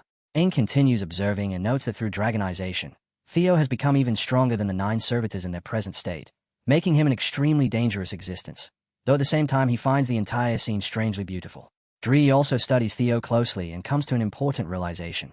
Admitting to herself that he has truly become dangerous, she decides that she can no longer afford to hold back. Instead, she resolves to end the fight with a single decisive strike while he is unable to move. Almost immediately after that decision, an enormous explosion of red energy bursts outward, shaking the battlefield and throwing everything into chaos. From the sidelines, Ain continues watching and comments that Theo Ragnar has already exceeded expectations. Then he adds that he is curious to see how Zwei will react. At that moment, several fighters allied with Zwei suddenly appear on the battlefield. Ain observes their arrival and remarks that Theo did not earn the title of Air Candidate for nothing, because his abilities are clearly the real thing. As Theo moves through the battlefield at high speed, Ain keeps following the fight with visible excitement, even beginning to laugh as he enjoys the chaos unfolding before him. But then Zwei himself appears. Grinding his teeth with anger, Zwei declares that Theo has chosen the wrong opponent. His eyes narrow, and a red glow begins shining within them. In the next instant, he launches forward at incredible speed. Theo reacts with shock and thinks to himself that it seems impossible that someone with such a massive body could dodge his attack so effortlessly. Another violent clash erupts as powerful strikes detonate around them. Still analyzing the battle, Ain reflects that although Theo is the Air Candidate, this performance still feels somewhat lacking. He reminds himself that Theo was originally created to fight the demon dragon, yet at this moment he is only operating at around 20% of his full strength, so the situation cannot really be helped. Even so, Ain admits that seeing how many directions Theo's abilities can still grow and makes him extremely happy. Meanwhile, above the battlefield, Gisha continues his own fight. He curses loudly, admitting that the situation has already escalated far beyond anything he originally expected. Thinking back on what he knows about the Drovians' greatest force, the 9 servitors, he recalls hearing that they were created specifically as countermeasures designed to battle the 9 dragons. Realizing the massive gap in strength, Gisha angrily wonders whether that means he is not even worthy of being considered a counterfeit version of them. Still gripping his weapon tightly, he curses once more as he prepares himself. If his current strength is not enough, then he will simply use every trick and card he possesses. With that decision made, he suddenly bursts into laughter while facing Zwei and begins attacking with his Shadow Sword Slay technique, unleashing it together with the Ink Orchard. At that moment, a burst of golden and white energy detonates across the battlefield. Zwei tightens his grip on his sword and coldly calls Gisha pathetic, asking whether that pitiful strike is truly the best he can do. Gisha immediately shouts back that the fight is nowhere near finished, insisting that the real attack is only beginning now. The instant he says this, he launches a set of chains towards Zwei. The chains race forward and wrap tightly around Zwei's body, and at the same time the Shadow Sword Slay technique spreads outward, forming something like a vast cosmic web that completely traps him within it. Zwei grits his teeth and glares at Gisha with open irritation, mocking the attempt and asking if he truly believes such a tiny toy web could possibly hold him. Gisha only grins with confidence and calmly replies that he already knows it cannot stop him. Then he reveals the real point of the attack. Zwei was never his true target. Hearing that, Zwei frowns in confusion and demands to know what he means. At that exact moment, Gisha suddenly flies away from the area. Zwei struggles violently against the chains and angrily curses the move as a cheap trick. As he finally breaks free and surges forward, a massive explosion erupts nearby, violently smashing apart the battlefield. Theo watches the destruction closely. Out of the wreckage, Dree suddenly emerges. Theo looks directly at her and calmly states that he will allow her to live for now, but promises that next time he returns he will be fully prepared. Dree responds with a playful smile, teasingly asking whether she is allowed to fall in love with someone who is both so strong and so sweet. Meanwhile, Theo briefly wonders to himself whether Gisha is still fighting somewhere nearby. Suddenly, a hand bursts out from the rubble. Zwei tears through the remaining shadow chains and immediately turns his attention toward Theo. Reacting instantly, Theo flies away to evade him. Zwei narrows his eyes and begins pursuing aggressively, launching attack after attack as he chases him.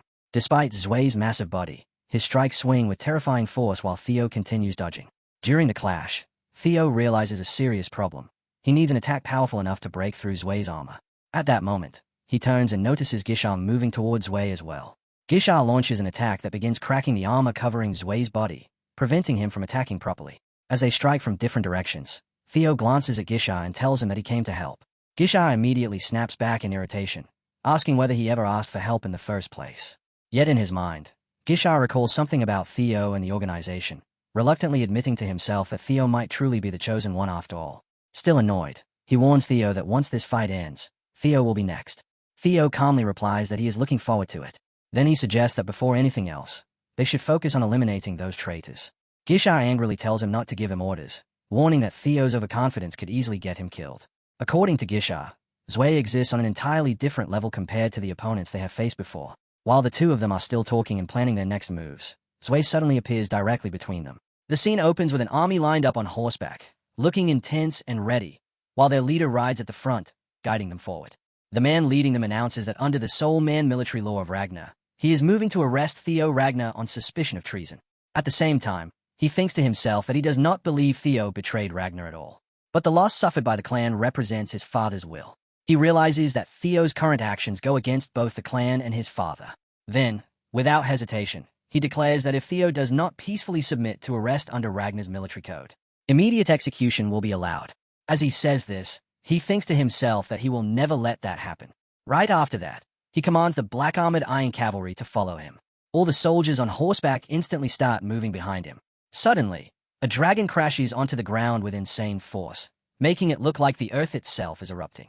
Someone from the clan speaks up, saying that Theo has committed treason, while another rider questions how they can doubt him so easily after swearing loyalty as his soldier. Another one asks their platoon leader if this is really true, and Ancio also speaks up, asking the leader to say something.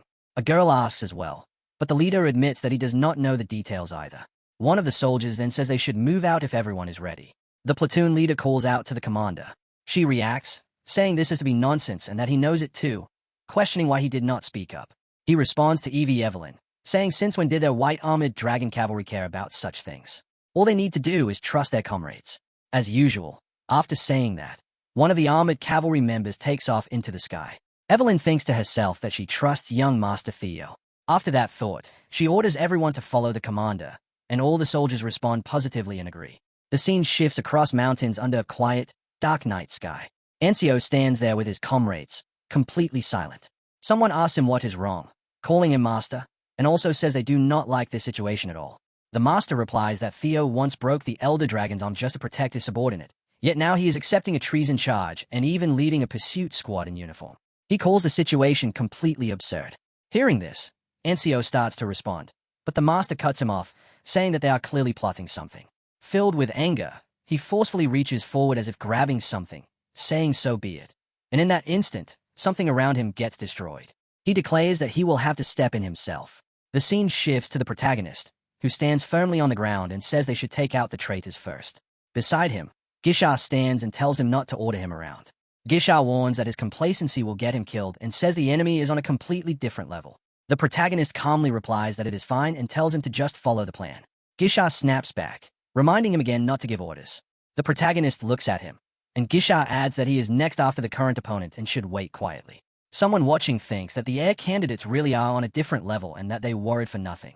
The protagonist then agrees and says he will wait quietly. After that, Gisha grips his blades tightly, crossing them as energy starts bursting out from his body. Suddenly, massive explosions erupt around them. Gisha unleashes a powerful shadow sword strike, spreading attacks in all directions like thousands of ink daggers forming a circle, while Zwei struggles to block them with all his strength. Explosions keep going off in front of him as the attacks spin around. He blocks using his plates, but the force is overwhelming. Then golden energy and white energy begin mixing together in a circular form, creating an intense clash so bright and chaotic that it becomes impossible to clearly see who is attacking. After countless bombardments, thick smoke covers the sky, and the land below turns completely barren and torn apart. Gisha stands there, staring at his opponent. The opponent glares back and says that now it is his turn. He suddenly rushes forward at insane speed, spreading energy as he attacks Gisha. Gisha is shocked, thinking that for someone so bulky, moving that fast is completely unfair. He realizes it is too dangerous to face the attacks head-on. The power behind each strike shocks him. As golden light spreads toward him, he thinks that he cannot win just by deflecting forever. He decides to wait for the right moment, planning to keep deflecting until the opponent loses balance, then strike back. Meanwhile, the opponent keeps attacking relentlessly with overwhelming force, grinding his teeth and saying that Gisha cannot rely on cheap tricks anymore. Gisha is surprised hearing that and tightens his grip on his weapon, telling him not to act arrogant just because he broke a weapon. The protagonist watches everything and thinks this fight is taking longer than expected, so he decides to at least interrogate the servitor he captured. Suddenly, someone steps into the battlefield, commenting that the fight is even more fascinating up close. The protagonist looks toward the voice and sees Ain standing there. Ain starts analyzing the situation, explaining how the trauma from elemental breathing flows continuously through the daggers, restricting the target, and how the daggers resonate with each other to amplify that effect, calling it ingenious. The protagonist is shocked, wondering when he even arrived. He realizes this person must be one of the 9 servitors, but his strength is not the main concern. Ain casually greets Theo Ragnar, and his mana feels overwhelming, ominous, and completely alien. Ain comments that dragonization is truly amazing, mentioning that even a black dragon at 30% did not stand a chance. The protagonist asks what he means by that. Ain explains that he is developing modified humans, calling them the 9 noble servitors to counter Ragnar's 9 dragons, and he is referring to experimental levels. He explains that Dree, the 3rd experimental subject, had 30% of the black dragon's power, meaning the protagonist has already surpassed that level. The protagonist is shocked, asking if he is really trying to fight Ragnar with just that. Ain does not respond and instead pulls out an injection filled with red liquid. Without hesitation, he injects it into Dree, who is chained and desperately crying and begging him to stop. She pleads to be let out and promises to fight again, but Ain ignores her completely. Suddenly, her body transforms into a massive black dragon. Dree screams and cries, asking why. But soon after, a violent explosion occurs, and she is completely destroyed. The protagonist is stunned by what just happened. He realizes that the explosion was caused by a mana reflux, and wonders if Ain created that technique by refining the reverse blood surge method. Ain then reveals that the sample contained 40% of the black dragon's power. The protagonist is left speechless. Ain explains that he has already recreated the original power of the 9 dragons, but the real challenge is creating a body strong enough to handle it. He then offers Theo a deal, saying that with Theo's body and his own skills, surpassing Karl Ragnar, the clan head, would no longer be a dream. Ain stands there calmly as white smoke surrounds him. He then calls out to someone crying on the ground. After some time, Gisha appears again, saying that these servitors are not that impressive after all. Ain responds that he cannot say that Gisha is wrong. Then Ain raises his hand and says that the experiment is over. He stands in a ruined land covered in red liquid and commands Zwei to get up and finish things. Zwei rises, revealing massive teeth and red fluid flowing from his body. Gisha is shocked and questions if he has revived. With a single strike, Zwei releases red mana that directly hits Gisha. Gisha screams in pain as blood bursts from his mouth and body. Ain then says that his mission was to kill Theo Ragnar and retrieve the primordial Ragnar power, but he will settle for this result for now and retreat. The protagonist thinks that this cannot be real, since even a tired Gisha was taken down so easily. Ain then mentions that there are unwanted guests approaching. He reminds Theo about his earlier proposal. After saying that, Ain gets on his horse and quickly rides away. He then takes to the skies, moving incredibly fast. Before disappearing, he tells Theo to think carefully about his offer. The protagonist watches in shock as Ain vanishes, while someone shouts for him to wait and return Gisha. As the chase begins, someone says they missed him. Another voice calls out, saying Commander Thorkel has arrived just in time and that they need a pursuit squad. Then, in a serious tone, Theo Ragnar is officially placed under arrest for treason. The protagonist stands there, shocked after hearing those words. The scene opens on the battlefield where all the soldiers are mounted on horseback, while our protagonist stands firmly in front of the commander. But suddenly, someone descends from the sky riding a giant dragon and lands heavily on the ground. A soldier looks over in shock and calls out, recognizing Commander Julius. He then asks if everything will be all right, while our protagonist remains standing silently in front of the company. Evelyn is also present there, standing among the others. On the other side, Ancio starts thinking that she cannot see Gisha anywhere and wonders where he is. Her master notices and asks Ancio what is going on. She explains that it seems the 9 servitors interfered and things went completely off track. She adds that she does not think they would have killed Gisha, but in the worst-case scenario, something bad could have happened. Hearing this, the master grinds his teeth in anger, clearly irritated by her words. Ancio looks at him with confusion, unsure of what to say next. Then her master speaks again, saying that this might actually be better, as he will use this opportunity to crush that brat. The commander then formally announces that he is arresting Theo on charges of treason, while our protagonist remains completely silent. Ansio's master steps forward and argues that during wartime, arrest is unnecessary and Theo should be executed immediately, claiming that Gisha and Ansio both witnessed his treason. He moves closer to the protagonist and tells him that if he has any excuse, he should say it now. Our protagonist calmly replies that he can explain everything, but there is something far more important at the moment. Someone interrupts, questioning what could possibly be more important in this situation. That person is the commander sitting on horseback, who leans forward toward the protagonist and asks what could be more important than his alleged treason. As he reaches out to grab the protagonist, someone suddenly steps in and stops him by grabbing his hand. It turns out to be another commander who intervenes. This commander, who has one blind eye, warns him not to twist uncertain circumstances just to accuse Theo. He points out that they even have the corpse of a noble servitor that Theo defeated. At that moment, a dark presence spreads across the area. Ansio's master responds, questioning if that alone is enough evidence, and tells him not to be unreasonable. The one-eyed commander fires back, saying that if he keeps twisting the situation, he will end up just like the Elder Dragon. Hearing that, the master becomes furious and challenges him, saying that if he thinks he can defeat him, he should try. The tension rises until our protagonist suddenly interrupts them, telling them to stop immediately because they do not have time for this. He explains that two noble servitors from the Trovian province injured Gisha and took him away, and that they need to pursue them right now. Ansio reacts in shock, realizing how urgent that is, and questions how this is not more important than the accusation of Theo killing a servitor, which should not even count as treason. Someone argues that removing one's uniform is considered treason, calling it ridiculous, while another girl snaps back and says that it is obviously just an excuse. Our protagonist steps forward and declares that he will answer for the charges in court, but right now an heir candidate of the clan has been kidnapped, and rescuing Gisha comes first. Evelyn thinks to herself that he is right and that the treason accusation is clearly part of some political scheme. She believes that the Overlord Dragon would care more about his disciple than politics, and that even someone like him would prioritize saving Gisha. The master, however, explodes in anger and calls all of this nonsense. Ansio stands there quietly, her face half covered by a mask. Our protagonist also stands there, looking directly at the master, who is clearly furious. The master mocks him, saying that he sure talks a lot. He then yells at him to stop spouting nonsense and prove his innocence, warning that if he fails, he will be executed immediately. Our protagonist says nothing and remains calm and silent. The master, growing even more irritated, demands to know why he is staying quiet and asks if he has already accepted death. Finally, the protagonist responds, telling him to think whatever he wants. At that moment, a sudden blue energy begins spreading across the battlefield. Our protagonist declares that for him, saving a pillar of Ragnar is far more important than proving his innocence. The surrounding soldiers look on in shock at what is happening. Someone else questions why they are even fighting each other at a time like this. They point out that the time to rescue Gisha is running out, and ask if they truly intend to protect the Ragnar clan. They accuse the master of being so obsessed with the throne that he has abandoned his own disciple, calling him out angrily. Suddenly, a heavy blue energy spreads across the ground, intensifying the atmosphere. The one-eyed commander becomes alarmed, and calls out Theo's name as the energy surges. Before he can even finish speaking, a massive paw suddenly slams onto the ground. The commander reacts in shock, realizing that Theo was not bluffing when he said he would return with something unexpected. Evelyn watches in disbelief, unable to believe what she is seeing. A massive pair of wings spreads across the sky, covering it entirely. A girl stays at the enormous creature in complete shock, unable to even speak.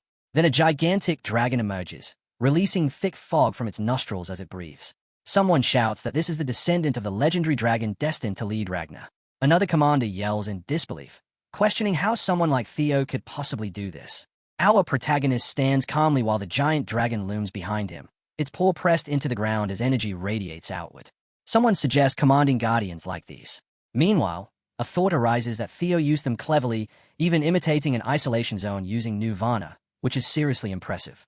It is realized that with his current power, he can only manifest their illusions, and without their physical bodies, they cannot actually fight. There is also a realization that he never intended to fight the Overlord Dragon directly. Instead, his goal is simply to silence him and sway public opinion to his side.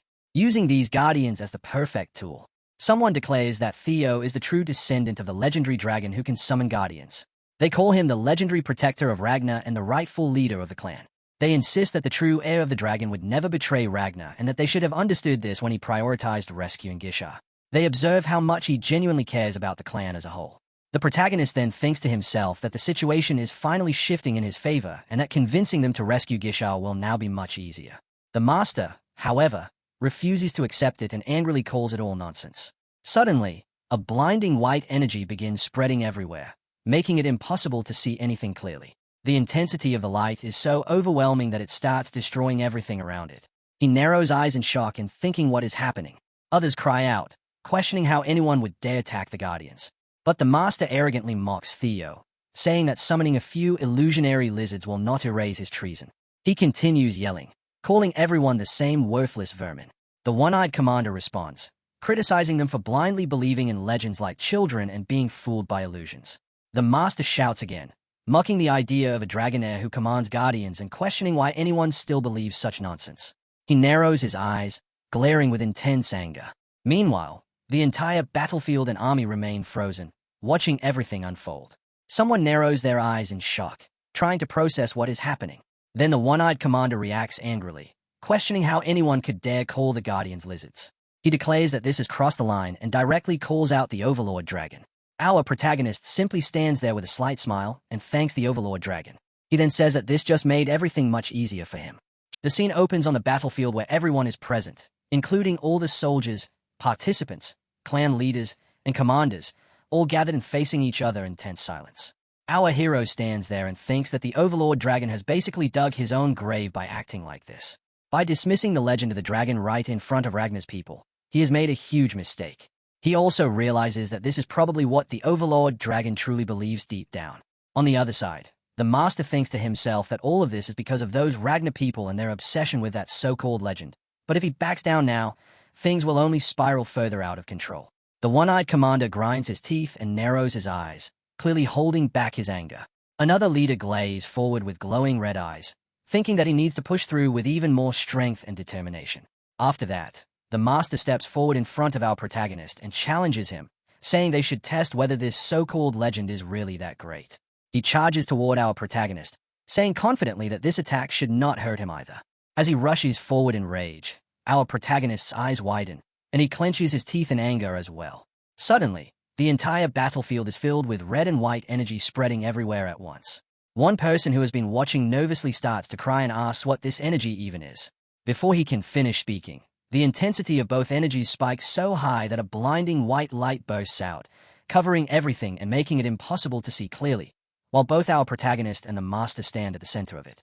Another voice yells that they were told to cut down the enemy, and both sides glare at each other with narrowed eyes, filled with tension and hostility. At the same time, the masters also clench their teeth, while our protagonist stands his ground, and both sides are clearly ready to go for each other's throats. Suddenly, a sword strikes the ground, and red energy explodes outward in every direction. Right after that, a massive explosion erupts from the ground. The soldiers are still down on the battlefield, struggling in the aftermath. Our protagonist suddenly panics and shouts, overwhelmed by the chaos of the situation, wondering how things escalated into such a mess. Then a voice appears, greeting the clan head, and everyone immediately turns toward the source where people are gathering and standing. The one-eyed man bows and says they are ashamed of their behavior, while others add that this is not just internal conflict and that they only intended to punish a traitor. They point toward Theo, saying he is wearing the enemy's uniform and has been killing Ragnar members. They request permission for his immediate execution. At that moment, someone else enters, and the atmosphere shifts as the master becomes furious, his eyes burning with anger, thinking about how someone dared to decide things without his authority. The master grinds his teeth and yells as energy begins to surge around him. Our protagonist's father steps forward and demands an explanation, asking why there is such a commotion. He introduces himself as Thorkel Ragnar, the Black Iron Cavalry commander, apologizing for his bluntness but explaining that the fourth heir candidate, Gisha Ragnar, was abducted during a battle with the Trovian forces. He urges everyone to stop arguing over pointless matters and instead allow them to quickly form a pursuit squad. As our protagonist supports this, the master becomes even more irritated and mocks Thorkel, saying he is being swayed by emotions again. Some citizens question whether, under the law of judgment, the death of the weak is not inevitable. Our hero's brother, Yalibai, speaks up emotionally, saying that Gisha is his older brother before anything else, and questions how they can talk about clan honor while abandoning their own family. Someone responds, saying he has misunderstood the situation. At that moment, their father speaks firmly, saying that the clan is not a place for family sentiment, causing everyone to react in shock, even bringing tears to their eyes. The scene shifts back to our protagonist, who shouts that they must save Gisha, not just because he is family. He explains that if they fail to save him, they will not just lose one heir candidate, but also the honor and fear associated with the Ragnar name. He declares that anyone who dares to touch Ragnar's territory without permission must be made to feel fear worse than death. He emphasizes that they must send a message so strong that no one will ever dare to challenge them again. But the master interrupts angrily, saying they are going off-topic and that Theo's treason charges are far more important right now. Suddenly, someone silences everyone by telling them to be quiet and takes a deep breath before speaking. When he steps forward holding a hammer and mentions Ragnar's honor, our hero stands directly in front of him. He questions him, asking if he speaks as if he is already the clan head, which shocks everyone and causes their eyes to widen. Then someone reaches toward their sword, increasing the tension. Our hero responds calmly, saying that such an answer is amusing. He himself is surprised at what is happening. Then a fame order is given that everyone present will act as a rescue unit and must recover Gisha Ragnar immediately. Everyone responds in agreement. Suddenly, a loud explosion echoes across the wildlands. Our protagonist hears his father calling out his name and turns his head toward him. His father tells him that they need to talk. Our hero stands there, surprised by everything happening around him. Then someone suddenly joins the scene and flies toward a target, while another stands there silently, unable to even speak. After that, a strange liquid begins spreading across the buildings, wrapping tightly around the pillars. Ain appears and apologizes to the junior clan head. Our protagonist recalls telling him clearly to bring both the relic and Theo for the revival of the Mad Dragon Emperor. He questions how they returned empty-handed. From behind, Zwei steps forward and apologizes, explaining that his mistake allowed Ragnar's main forces to storm in, making it impossible to complete their mission. He also thinks that Theo is too valuable as a specimen to kill right now. Ain admits he has no excuse but claims he has brought a substitute. Someone listening to this grinds their teeth in anger. That person remembers how their comrade was beaten and points out that the revival ritual requires the primordial dragon's relic, and a Ragnar clan member's body alone is not enough. Another suggests using a different relic, asking if they mean the Dragon Savior sword. It is explained that this sword is the highest quality relic among modern weapon-shaped relics and is needed for the Dragon Emperor to fight Karl Ragnar, so it cannot be used for the ritual. An older man criticizes them, saying they should have secured a proper sacrifice. Our protagonist reacts in shock to this. Suddenly, someone rushes in and reports that Ragnar's main forces are attacking. Everyone is shocked. It is revealed that Ragnar's forces are rapidly breaking through the front line to rescue their captured heir. Someone thinks in confusion why Kyle would go this far for a single prisoner, especially when he usually speaks about survival of the fittest. Someone lying on the ground curses angrily, shouting at the Sky Dragon and demanding respect. Another thinks they knew the Masters would come, mentioning Masters A and CIO. They suspect that the captured person might be the successor. An old man warns that the location will soon be discovered. He explains that their barrier can only hide them temporarily, and if they delay the ritual any longer, it will take too much time to prepare again. He also mentions that the revival of the Mad Dragon Emperor can only happen in the north. Someone else snaps back, saying they already know that and to stop repeating it. They realize that they are already at the northern edge, and if they retreat now, they may never get another chance. They decide they cannot delay the revival any longer. With narrowed eyes and determination, an order is given. They command to bring Gisha along, declaring that he will be sacrificed together with the Dragon Savior's sword. The others accept the order. Gisha, still conscious, reacts in shock, trying to understand what they mean by sacrifice. They urge everyone to hurry, saying they must complete the ritual before Ragnar's forces arrive. The decision is praised as excellent. They move through hallways and buildings quickly. Gisha is tightly bound by dried branches that completely restrain him, as everyone prepares for the ritual. Someone declares that the ritual will happen right there and now. Another narrows their eyes as a blue light glows. They proclaim that the Mad Dragon Emperor will be revived here using Ragnar's blood and relics. The scene opens with intense red energy spreading everywhere while white energy surrounds and wraps around it. That energy keeps flickering like lightning, extremely powerful and unstable. The buildings where the lightning is striking begin to crack and shatter, while a storm starts spreading across the entire area. Someone stands on the barren land, looking around, and says that this place feels strange. A giant man wearing a fluffy coat stands there and explains that it is a rift in space-time, the perfect place for a quiet conversation. Another person hears this and questions it in their mind, trying to understand what a rift in space-time even means. Suddenly, a girl with a horn, dressed in black, speaks up and explains that it is literally a gap between time and space and calls the whole thing ridiculous. She adds that not only did he split space-time itself, but he even created a room inside that gap, questioning if this can even still be called swordsmanship. She admits that she knew he was strong, But this goes way beyond that. No matter how she looks at it, she feels like this is not something human anymore. The guy standing beside her thinks the same, realizing that this level of power is definitely beyond human. A man shrugs his shoulders and casually asks if they are done talking. Then another man angrily says that he brought his son here to speak privately, and that this is no place for someone from the old era to interfere. He then loudly calls out to the guardian dragon with intense eyes. Right after that, a system-like screen appears showing that the Thunder Gates are being forcibly closed.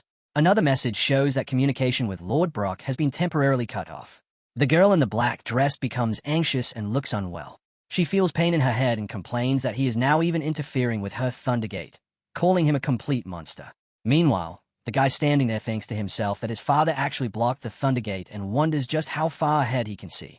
His father stands there silently, not saying anything at all. After some time, his father finally asks him if he resents him. His son's eyes widen, but he stays silent, just staring at his father. His father continues, asking if he resents him for neglecting him and his mother. He also mentions allowing brothers and families to slaughter each other under the law of the strong. The son remains quiet, just looking at his father without saying a word. He stands there calmly, but there's a quiet anger building inside him. Both of them stand facing each other without speaking. His father then says that he actually respects that honesty, that his son is not denying anything out of panic. He waves his hand slightly, drawing a line, and suddenly a white thunder-like light spreads out. He explains that one must not look back at anything except the absolute strength needed to sustain the world. He talks about sacrificing the small for the greater good. He says that this belief is what he used to protect the world because the Ragnar clan has the duty to safeguard it. He explains that people say he only hunted returners halfway, but in reality, he simply eliminated those who threw the family into chaos. It just so happened that most of those troublemakers were returners. He admits that even killing his own father, the Mad Dragon Emperor, and purging the returners who were destroying the clan, was all done to protect their home, even if it meant staining his hands with blood. He declares that this is how he protected the world. As he speaks, golden lightning begins forming in a circular shape around him. The intensity of the golden light is so strong that his son is shocked. Then his father adds that before he realized it, he had become far too powerful. After saying that, he suddenly goes quiet and just looks at his son. His son also looks back at him and thinks that this power feels like it comes from a pantheon. The father stands at the center of the golden circle, while the son stands nearby. Then golden chains emerge from the circle, spreading outward. With anger and immense strength, the father says that at his peak, he reached a level beyond human limits, and something from beyond began calling him. It was a call to leave this world and join a greater battlefield. But he could not abandon the clan, so he sealed his own power. He grabs the chains firmly and explains that the more he reveals his strength, the tighter the chains of fate bind him. That is why fear was necessary. His son watches in shock.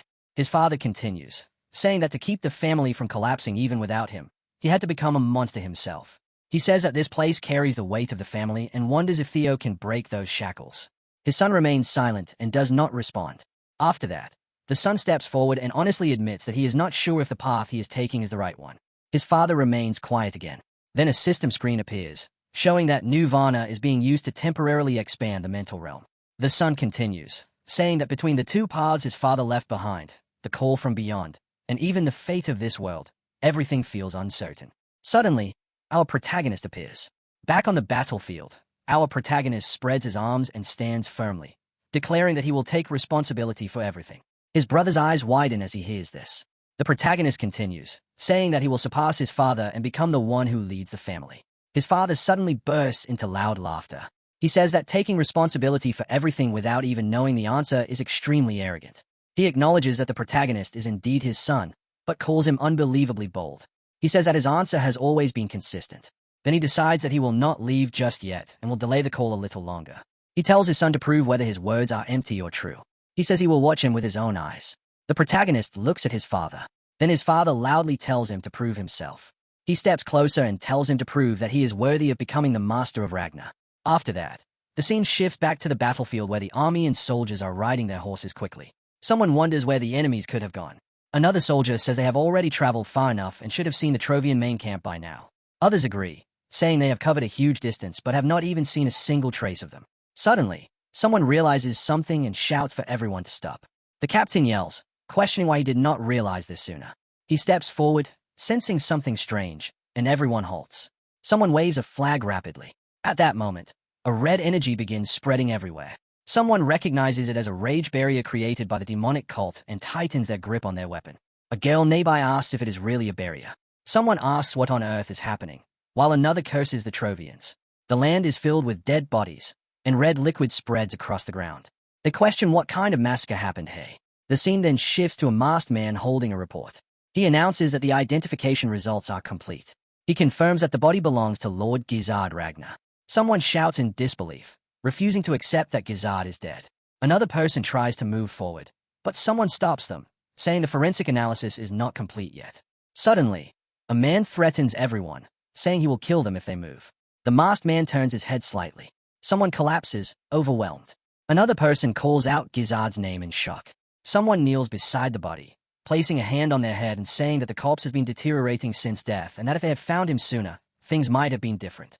The commander of the Black Iron Cavalry says they did their best and should not be blamed too much. Standing tall, someone observes the situation carefully. He realizes that this setup matches the resurrection ritual of the demonic cult. With the body of a successor and the lingering energy of a rare relic, he starts connecting the dots. He wonders if this could mean something bigger. Suddenly, someone approaches from behind. A girl speaks up, asking the master if they had left earlier, they could have saved Gizzard. The master angrily shuts her down, saying he needs to think. Tears form in her eyes as she stays silent and starts crying. Then someone slams their sword into the ground with force. It is the master, standing there with pure anger on his face.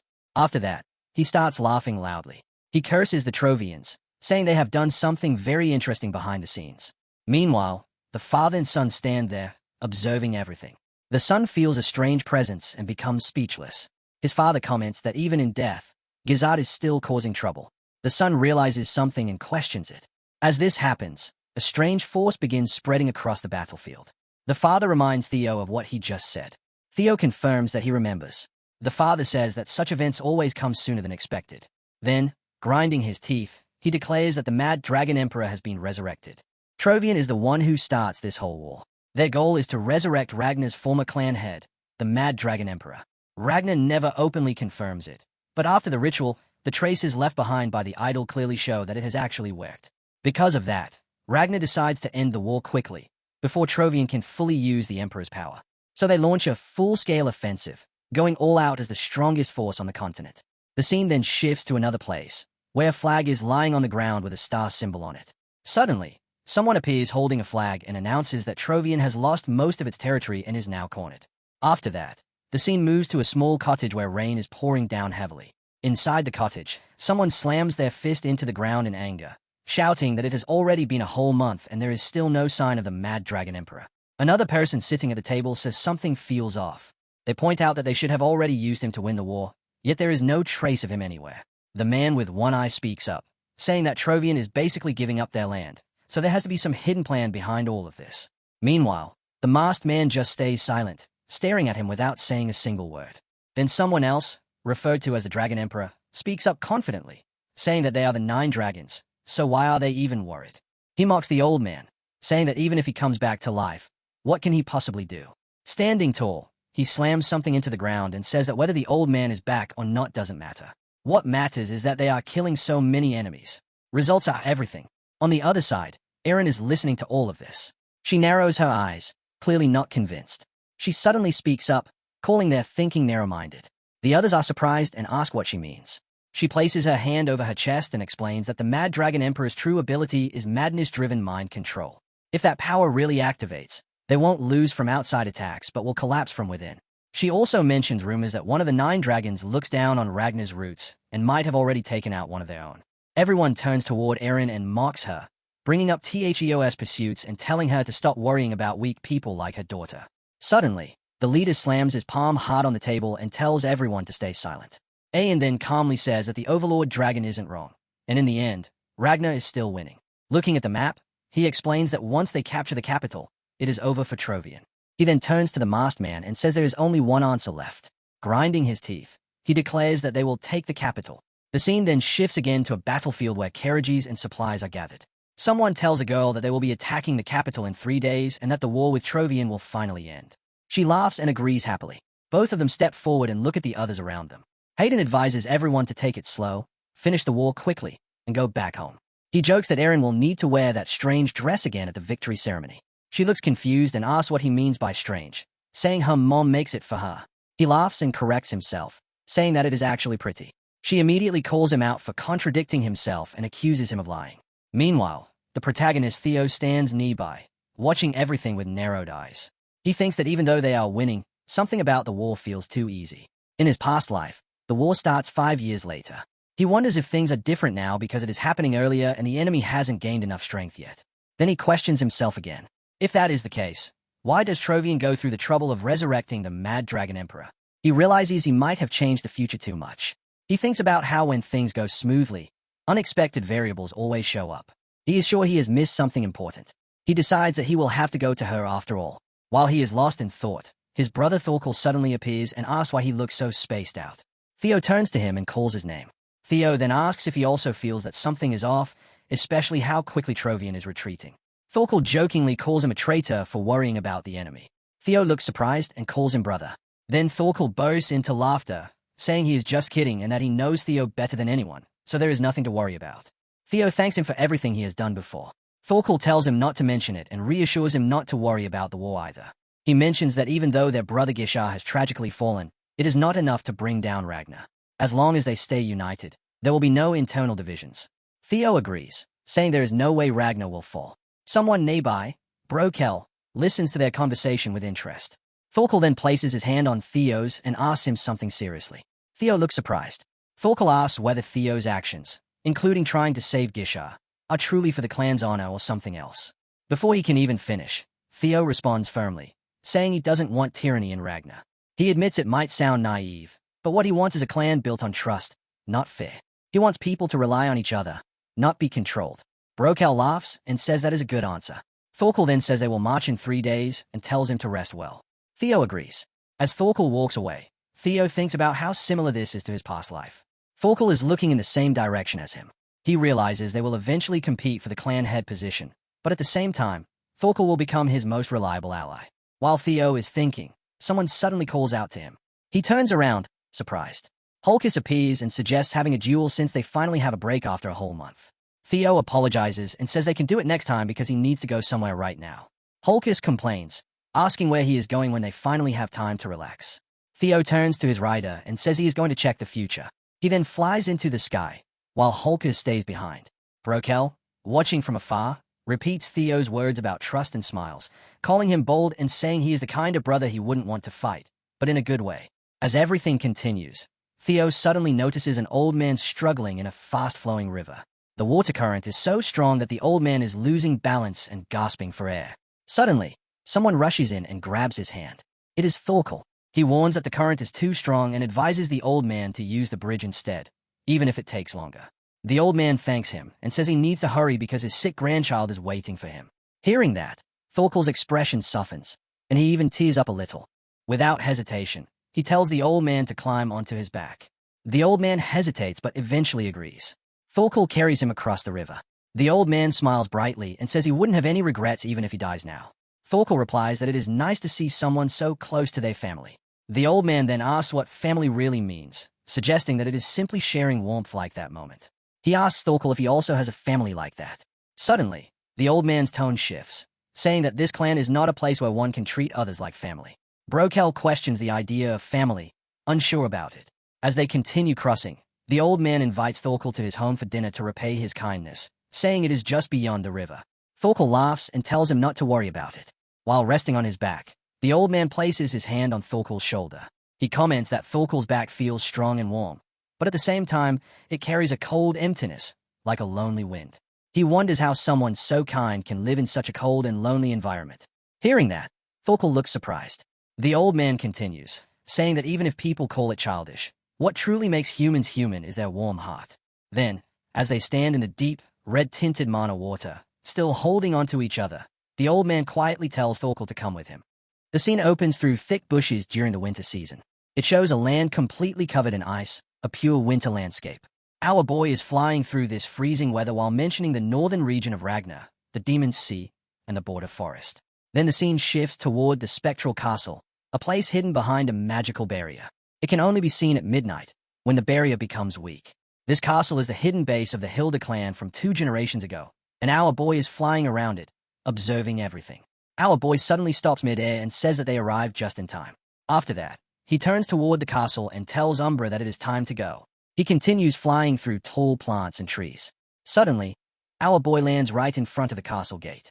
He looks at it carefully and comments that for a place called Spectral Castle, it actually looks well maintained.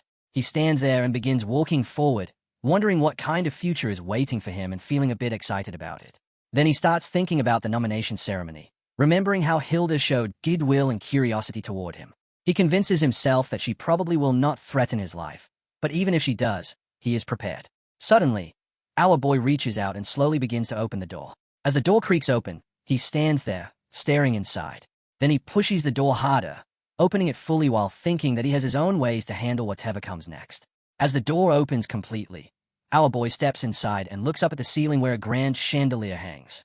The lobby is massive, filled with tall pillars. As he walks forward, each pillar has a statue standing on it. He keeps moving, observing each statue one by one. The lobby is extremely high, wide, and long, giving off a grand and overwhelming feeling. Suddenly, our boy stops, and his eyes widen as something unexpected happens. He quickly turns his head in surprise and notices a girl. It is strange to see a girl in such a barren, icy land. She is trembling but still continues walking forward. Our hero is shocked and wonders what is going on. The girl walks past him as if he is not even there. As she passes by, our boy questions if this is illusion magic. Then he starts thinking that no matter the reason, this must be something Hilda is showing him. As the girl continues walking away, she suddenly starts striking metal objects marked with crosses. Out of nowhere, multiple soldiers appear, and she begins fighting them. The enemies look dangerous, all armed with spears and javelins. Despite that, she fights effortlessly, moving smoothly and taking them down without hesitation. Meanwhile, our boy watches in shock at her strength and skill. As he stands there observing her, she continues killing the soldiers behind him. Our hero thinks that even though he knows this is an illusion, her fighting spirit alone is enough to make his body react. He feels something familiar, a vague but strong realization, and he becomes certain that this woman is none other than Hilda Regner, the clan head from 2 generations ago. He then wonders if the illusion he is seeing is actually showing Hilda's entire life. The scene suddenly shifts to a grand hall where soldiers stand on both sides, forming a path toward the front. At the center, a woman stands confidently before a stage. She crosses her legs and stands with a strong and unshakable presence. That woman is Hilda, sitting on a majestic throne with a powerful and commanding aura, looking over her army. Suddenly, she picks up her sword and begins to rise slightly. At the same time, multiple spears and javelins strike the ground around her. Then many of them pierce directly into her body, causing blood to spill. She notices our protagonist standing there, watching her. Suddenly, someone slams a sword into the ground. Our boy stands there, staring at her as she is completely covered in spears and javelins stuck in her body. He narrows his eyes and finally understands something. He recalls Hilda's words about him being a regresser and how she mentioned that she did not know what kind of life he lived before, but his acting was flawless. He continues thinking that there was no point in hiding it because she herself is also a regressor, although her cycles have now ended. He realizes that what he just witnessed is the life of Hilda, the regressor. Our hero reflects on how regressors return to a specific point in time after dying, and he wonders if Hilda went through this cycle over and over again. The scene shifts again to a strange land where sticks are arranged with human skeletal faces on them. Someone is sitting there with a glass of wine, vaping casually. That person is Hilda, sitting with crossed legs, holding a glass of wine. Suddenly, her expression freezes. The glass slips from her hand, falls to the ground, and shatters. From behind, a spear suddenly pierces through her body, coming out from her chest. She looks shocked and asks why he did this. The man responds with regret, saying he is sorry. He explains that too many people have died because of her. An old man nearby adds that she has shed too much blood, and it has become too difficult to even look her in the eyes anymore. He tells her to go first and promises that he will follow her soon. He admits that he should have been more considerate toward her. She responds by saying that next time, she will make sure he does not have to face her like this. Tears fill her eyes as blood covers her face, and she continues crying. Suddenly, a golden light begins to shine around her, and she says that she crushed him under overwhelming fear from the very beginning. Our hero stands there, completely shocked, trying to understand what is happening. Suddenly, she grabs the old man by the hair and crushes him violently. At the same time, countless images begin to fall around them like fragments of memories. As all the images float around, one frame appears that is completely empty. Our hero stays at that empty frame and realizes that even after countless regressions, Hilda's life always ends in betrayal and destruction. He grits his teeth, tears forming in his eyes, and questions why this keeps happening. He wonders what could have driven her into madness. He starts thinking that maybe endless cycles of regression can break a person's mind. Then he realizes that if he keeps regressing like this, he might end up the same way. As he stands there lost in thought, he cannot even finish what he is thinking. Suddenly, someone sitting on a throne speaks, saying it has been a long time. Our boy is shocked. He slowly turns his head. The voice continues, saying that a lot of effort was put into creating that greeting illusion. Our boy fully turns around and looks toward the throne. There, he sees Hilda sitting on it. She looks at him and asks if he enjoyed it. Our protagonist slightly bends down and greets Madame Hilda respectfully, while thinking that she used to be the clan head 2 generations ago. He remembers they had talked during the nomination ceremony. He realizes she is also a regresser like him, so he tells himself he can't afford to lower his guard around her. Hilda slowly stands up and casually mentions that they have even shared their secrets before, so he should relax. After fully standing, she lightly snaps her fingers once. Standing in front of the dining table, she comments that it is already quite late. Our hero just stands there, clearly surprised, watching how everything around him starts shifting because of that single snap. In a quiet moment, a large dining table appears, decorated with candles, and more candles float neatly above it in a perfect sequence. Hilda sits down and casually suggests that they should talk over a light meal. Someone approaches our hero and tells him to follow. He simply replies okay. But when he glances over his shoulder at the one who calls him, his eyes widen in shock. Standing behind him, he recognizes the figure and asks if it is the Zenith Dragon. The dragon immediately responds that it has been a while, calling him Theo Ragnar. Our hero starts thinking that the rumors are actually true. He narrows his eyes, carefully observing the situation. Then another thought hits him, realizing that Hilda is actually using the Zenith Dragon as her servant. The scene shifts to our hero now sitting at the dining table, holding a spoon and staring straight at Hilda. Hilda notices and asks if he is worried that the food might not taste good. She reassures him, saying not to worry, because it is good enough for her to keep someone like that dragon by her side through all her cycles. Zenith then comments that, as expected, a person can regress multiple times. Hilda casually confirms it and adds that this is her final cycle. Our hero stays silent, still glaring at her without breaking eye contact. Hilda observes his reaction and points out that he probably has a hunch already but still chooses to say it out loud, meaning he is curious about how many cycles he has left. She admits that even she doesn't know how to figure that out. According to her, after repeating cycles enough times, you just get a vague feeling. She explains that she can tell she still has a few cycles left, though not many, but it is nothing precise, just a vague instinct. Our hero responds that he understands, though he doesn't even finish his sentence. Inside his mind, he starts analyzing everything. He realizes that she relies on feelings, but she doesn't know about the blue window that gives him exact details. Hilda then asks if he has any other questions. He replies yes and brings up his father. She tells him to go ahead. While she is calmly slicing her food, our hero mentions that his father seems like an ascendant. The moment she hears the word ascendant, her expression changes instantly. She becomes shocked and then angry, asking how he even knows about ascension. Her eyes widen as she demands to know if he has seen the Pantheon. Our hero just keeps looking at her, noticing something strange in her reaction. She is completely overwhelmed with anger, questioning him intensely while a mix of purple and dark pink energy starts spreading rapidly toward him. At the same time, Zenith Dragon gently places a hand forward. Keeping his hand in place, he calmly tells Hilda to relax, saying the boy is just ignorant of how heavy and dangerous the concept of the Pantheon really is. The scene then shifts upward toward the Pantheon itself. Hilda slowly calms down, though her eyes are still glowing brightly. Sitting back in her seat, she admits he is right and that she has reacted too strongly. She picks up her wine glass and calmly continues, asking again if his father seems like an ascendant of the Pantheon. Our hero confirms it. She then explains that Kyle is resisting the Pantheon summons using his own power and deliberately staying in this world. Hearing this makes our hero angry, and he immediately says that means his father will eventually ascend anyway. Holding her wine glass, she replies that it won't happen immediately, but if he interferes in the world even one more time, he will be forced to answer the summons. She explains that this is why, no matter what happens, whether his children fight each other or his subordinates rebel, he has no choice but to sit back and watch like a fool. Zenith Dragon warns her that what she just said can be dangerous. Hilda casually responds that if he wants to come after her, he is free to do so, even kill her and ascend to the Pantheon. Our hero's eyes turn red, and he silently thinks that his suspicions are correct. He remembers his father once saying that he can't even pick up his sword during all that chaos. Our hero realizes that his father is avoiding interference just to prevent ascending. He thinks about how it makes sense now why Da secludes himself before the Great War in his previous life. If their father ascends, things would become even more chaotic. There is a difference between suspicion and certainty. Still, he reminds himself that this isn't the only reason he is here. He calmly puts down his knife and says he has tasted the appetizer enough. While Hilda continues sipping her wine, he suggests they move on to the main dish. Hilda smirks slightly and points out that even though he seems inexperienced, he is still a regresser. Suddenly, the scroll placed on the table cracks slightly.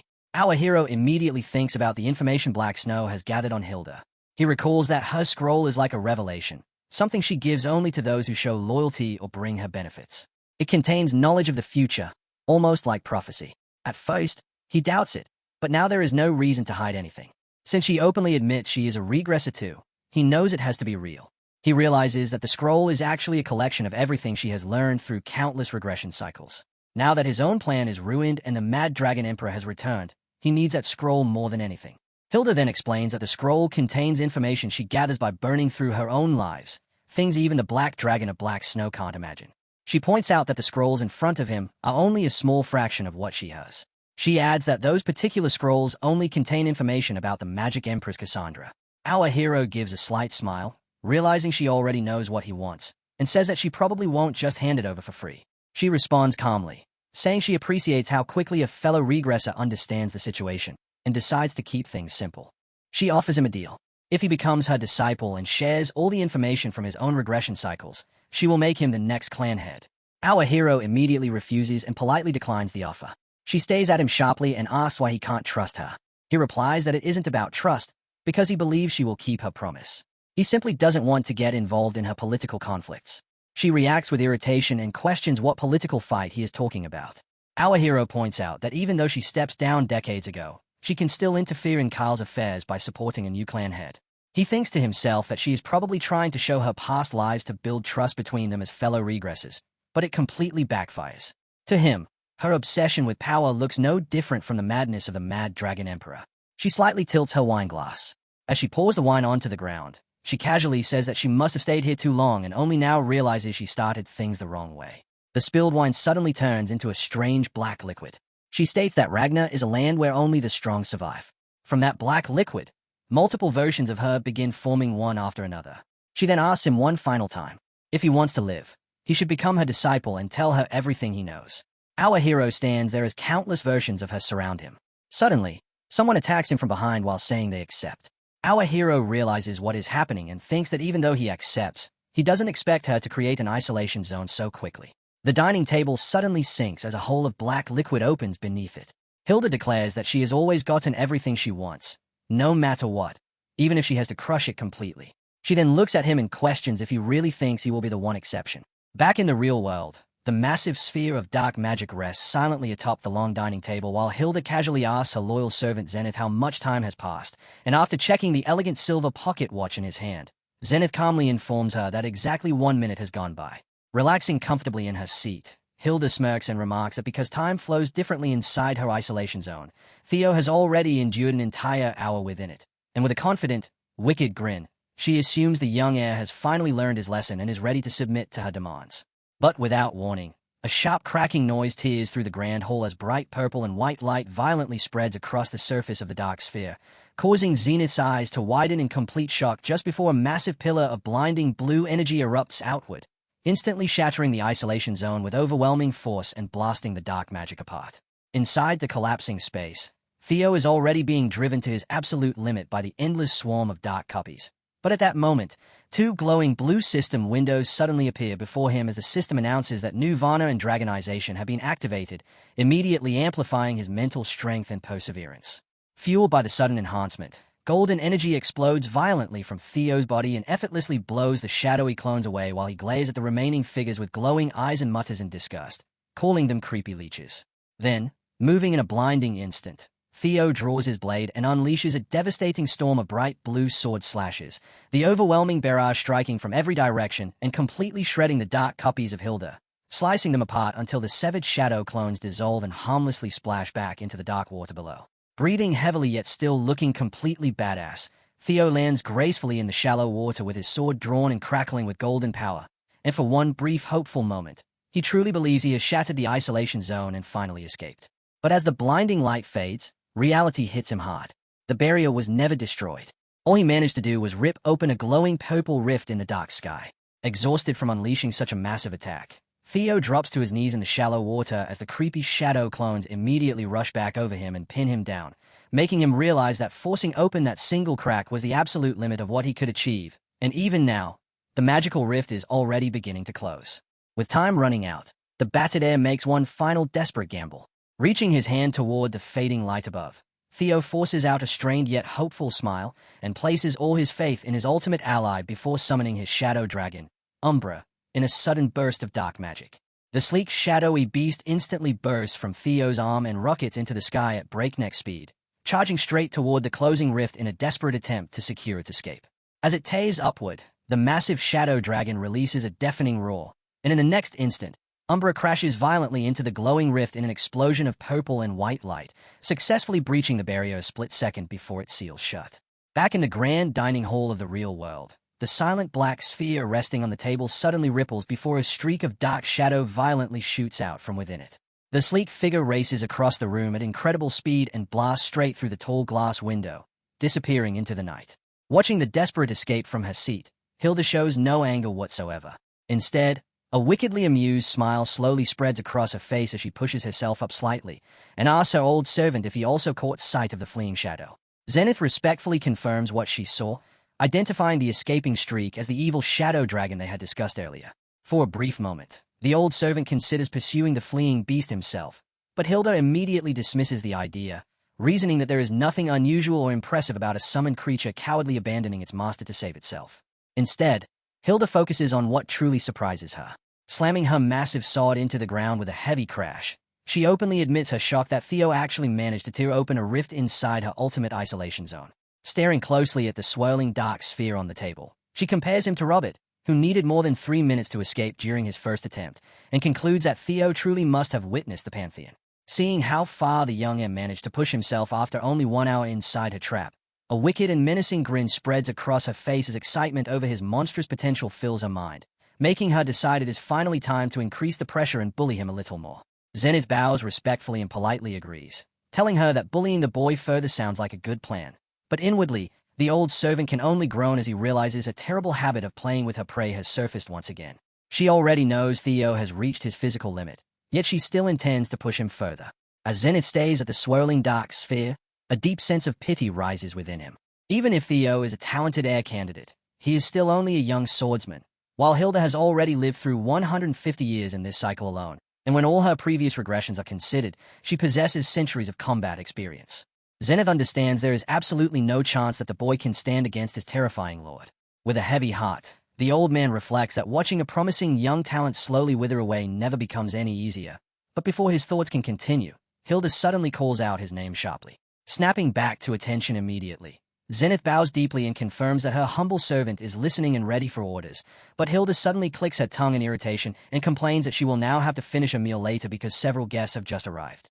Ordering Zenith to step back, she insists on greeting them personally. At that exact moment, a violent explosion tears through the ceiling as a figure crashes directly into the grand hall, unleashing a massive shockwave that sends dust and debris flying in every direction.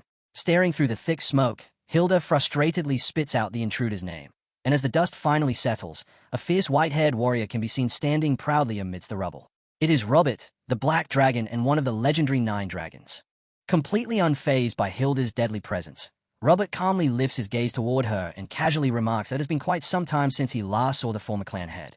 Without wasting another second, his attention immediately shifts to the dark swirling sphere positioned in the center of the room, and recognizing Hilda's twisted magic at once, he notes that she is using that same trap again. Declaring that her sick games are officially over, the Black Dragon releases a massive burst of energy that completely destroys the isolation sphere, shattering it into glowing purple fragments. As the dark magic violently disperses, Theo crashes heavily onto the floor before dropping to his hands and knees, violently gagging as he spits out a thick puddle of black gooey shadow liquid onto the ground. Bruised, battered, and desperately gasping for air, the young heir admits to himself that he truly believed he was not going to survive this time. Yet despite the overwhelming exhaustion tearing through his body, a relieved and triumphant smirk still spreads across his face. Looking down as the shadow safely merges back into his hand, Theo warmly praises his loyal beast and thanks the little dragon for pulling off the ultimate rescue. While catching his breath, Theo reflects on the sudden intervention and quietly admits to himself that he already knew the Black Dragon had been following him ever since his meeting with his father. Robert had deliberately left obvious hints along the way, making it impossible to overlook, and since Theo was still under suspicion for betrayal, it made perfect sense that his father would assign someone to monitor his every move. Even so, to Theo, Robert's constant presence felt far more like a protective bodyguard than a strict watcher. Standing beside the fierce warrior, Theo casually remarks that he is surprised to see a legendary figure personally step in. But Robert immediately scoffs at the act and calls him out for pretending to be clueless before teasingly asking whether Theo also wants his hand held all the way to the exit. Brushing dirt from himself while flashing a confident smile despite his battered condition, Theo refuses the extra help and sincerely thanks Robert for the incredible rescue, though he insists that the rest of his escape is something he must handle on his own. Before either of them can say another word, Hilda suddenly lunges forward and brings her massive sword crashing down with terrifying speed.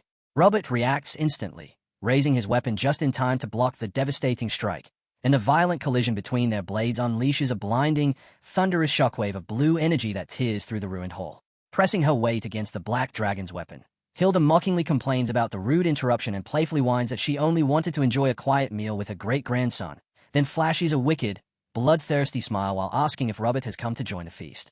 Completely unaffected by her crushing aura, Robert flatly refuses the twisted invitation and casually points out how absurd her excuse sounds, questioning what kind of normal family dinner involved imprisoning someone inside a dark magical trap for an entire hour.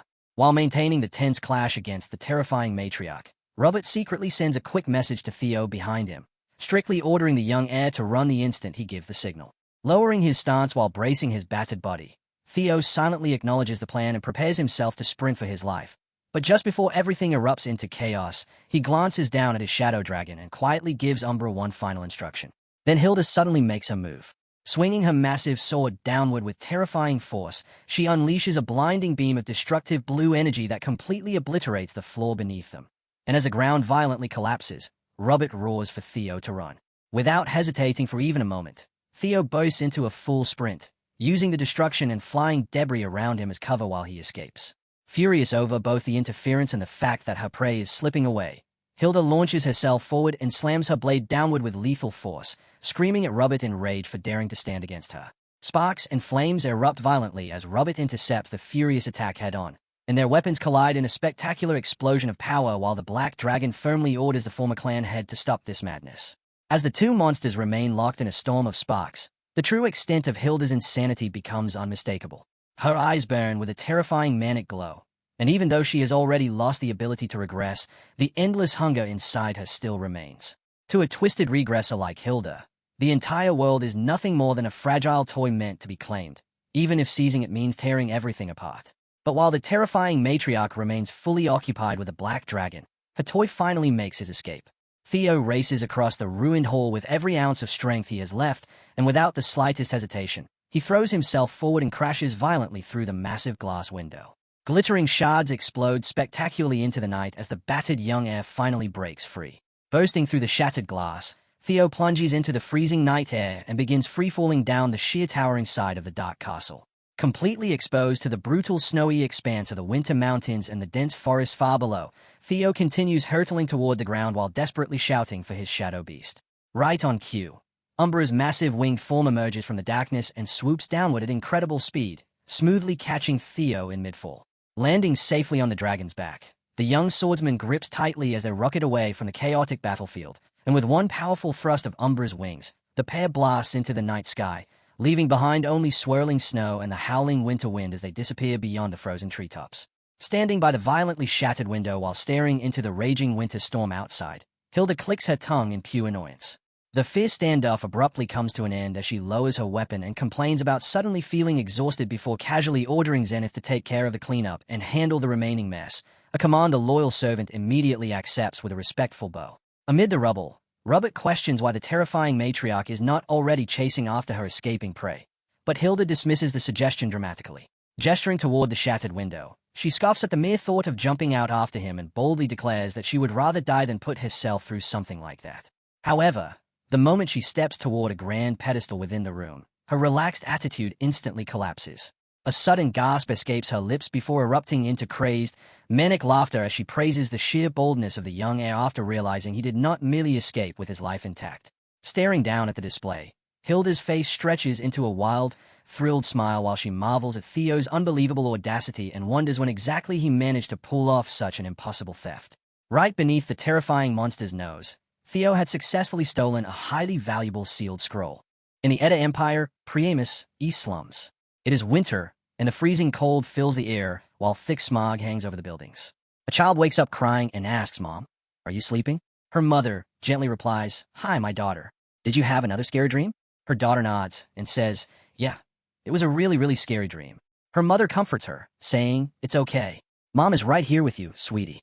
Then her daughter nervously adds, "But the bad people, in the dream, they killed you, Mom." Her mother is surprised by those words. Even so, she stays calm and, with a brave smile, asks her daughter, "In that dream, did the bad people hurt our Cassandra too?" Cassandra hugs her mother tightly and answers, "No. They only tied me up really tightly." Her mother smiles warmly and says, "I see, my sweet child," as she gently holds her close. She rests her head against her daughter's and softly says, "I am fine. I am not going to die just because of a dream you had, my daughter. Don't let that dream take over your heart, Cassandra. Even if something like that ever happens, it would never be your fault." She then asks, "Whose side did I always say I'm on?" Cassandra immediately replies, "My side." Her mother smiles and says, "That's my girl. You remembered well. It's still early, so do you want to sleep a little more, my princess?" Cassandra quietly answers, "Yes." As her mother falls into a deep sleep, someone suddenly arrives at the house with a sword in his hand. The scene then shifts outside the house, where the night sky is filled with stars and the freezing air feels even colder. Theo walks through the freezing streets during the middle of the night. As he walks, he thinks Priamus, the East slums, the legitimate heir of the Empire, who will one day become known as the Magic Empress, Cassandra Edda, is really here. Theo immediately looks up at the Imperial flag and thinks about the Empire. The greatest nation on the continent, the Edda Empire, where the powerful Ragnar clan belongs. The reason the Imperial family, the Edda clan, was able to unite the entire continent was because of their unique hereditary ability, the power of future foresight. He continues staring at the Imperial flag, noticing that one side of it has been torn off. Then he quietly thinks, however, over many generations, the number of people born with the power of future foresight kept decreasing. Maybe they relied on that ability too much. And now, because of an unbelievably incompetent Imperial family, things have only gotten worse. Right now, Cassandra is the only person left in the entire Empire who possesses the power of future foresight. Just thinking that she is forced to live such a miserable life in the slums. If I can find her early and keep her safe, she will become an incredibly valuable ally for everything I plan to do in the future. He looks toward a small house and asks himself, is that the place? He thinks that she did not even know about her true identity until the Imperial family eventually discovered her. That is why she has been living in a place like this all along. Was her foresight still weak when she was little? Wait. Suddenly, his eyes turn bright red, and he instantly realizes something is wrong. At the same moment, his blades become wrapped by strange ropes that spin tightly around them. He stares toward the house and quietly says, "The smell of blood." He looks inside the house and notices something strange, almost like thick smog filling the room. He looks more carefully and thinks, no, ambush. Then what's going on? It's still too early for anyone to know her true identity. While standing downstairs, he hears voices coming from inside. He immediately realizes they are coming from the floor above. He quietly makes his way upstairs and secretly stops outside without making a sound. From there, he carefully watches what the people inside are doing. He sees Cassandra completely tied up while her mother is already dead. Theo thinks, what is this situation? Could it already be the Imperial family? No, they have no reason to do this yet. This isn't the right time. I will have to hear the truth directly from them. As he stands there, several birds suddenly fly out from every direction around him. One of the gangsters notices the strange movement and immediately becomes alert. He shouts, "Who the hell are you?" Then he orders everyone to get ready for battle. Before anyone can react, one of the men is suddenly struck, and blood immediately pours from his mouth. In the next instant, countless swords pierce through his body. He coughs up blood and cries out, "What on earth is this? Who the hell are you? Do you even know who we are?" Theo finally steps forward and calmly says, "This actually works out well. I wanted to know who you were anyway." The man stares at him in shock and yells, "Chio. Ragnar, why the hell is someone who should be fighting on the front lines here?" Theo calmly asks, "So you know who I am, and you even know the current war situation? Is it you again, Troyvin?" The man grits his teeth and shouts, "Damn it, you're quick to figure things out. I don't know how you found us or why you came all the way here, but this actually works out better for me. I am the 8th pillar of Troyvin." He rushes straight toward Theo while shouting, "I'll take your head as a bonus." But before he can reach him, a sword flies through the air at incredible speed and pierces straight through his chest. He immediately starts coughing up blood. Theo coldly stares at him and says, "A guy like you." The man continues coughing as blood pours from his mouth. A moment later, he collapses miserably onto the ground. Even then, he forces out a laugh and says, "You really are as formidable as the rumors say." Theo simply stares at him, his expression filled with cold anger. The man suddenly grabs Cassandra and yells, "I'll take you with me even if it costs my life. Let's go to hell together." While struggling, he thinks, "Damn it, everything got messed up when I tried to meet up with the Azure Peak squad. But it doesn't matter. If I kill both of us here, the Azure Peak squad will retrieve Cassandra soon enough." Theo says, "You Troivans always fall back on the same desperate trick whenever things go wrong." Troivan grits his teeth in frustration and roars with anger. Theo instantly rushes after him to stop him. Without hesitation, he swings his sword directly at Troivan. The attack leaves Troivan badly wounded. Theo coldly says, "You can go to hell alone." In the next moment, Troivan's head is cleanly separated from his body. Theo immediately lands back on the ground and stands there in silence. After that, he slowly walks forward with unwavering determination. He walks over to Cassandra's mother and gently uncovers her face. As he looks at her, he thinks Hilda's parchment never mentioned Troivan targeting Cassandra. The resurrection of the crazy Dragon Emperor has created an unexpected variable. Then, I'm responsible for this death too. If only I had arrived a little earlier. Cassandra desperately asks, "Mom, are you okay? Brother, please say something. What happened to my mom?" Theo looks toward her, his eyes filling with tears, and quietly realizes, "I see. She's blind." Cassandra asks once again, "She's okay, right?" Theo thinks to himself, how ironic. The one who can see the future is blind. Should I tell her the truth about her mother's death? He slowly walks toward her and softly says, "Cassandra, your mother." Before he can finish, Cassandra quietly asks, "She died, didn't she?" Theo is caught off guard, and tears begin to form in his eyes. Cassandra gently says, "I'm okay. I already saw it in my dream. Everything I dream always happens exactly the way I see it. But it's strange. In my dream, those bad people took me away. But in reality, you appeared and saved me. Brother, are you perhaps able to change the future?" Hearing those words, Theo freezes in shock. At that very moment, a new mission appears before him. Protect the child. Finally, they bury Cassandra's mother in the graveyard. Theo stands beside Cassandra, silently looking toward the grave as they attend the funeral. Cassandra quietly says, "If you really could have changed the future, then why couldn't you have gotten here?" Theo softly replies, "Just a little bit sooner. I'm sorry. I had no idea they would move this quickly." As Theo supports Cassandra, she suddenly loses her strength and begins to collapse. He quickly catches her, holding her carefully with a worried expression. He anxiously asks, "Cassandra, what's wrong? Wake up, Cassandra. Why is she suddenly like this?" She wasn't physically injured or anything. At that moment, his companion Umbra appears and says she is completely exhausted. Combined with all the mental trauma she has been through, collapsing like this was unavoidable. You should do something quickly. The young of any species are always fragile when they are pushed to their limits. Theo immediately says, "Hurry, Umbra." Cassandra looks really sick. Umbra flies through the sky at incredible speed, carrying them away and leaving Cassandra's mother's grave behind. Theo thinks, "I was planning to return immediately, but I guess I don't have any other choice. This is the closest Ragnar base to our current location.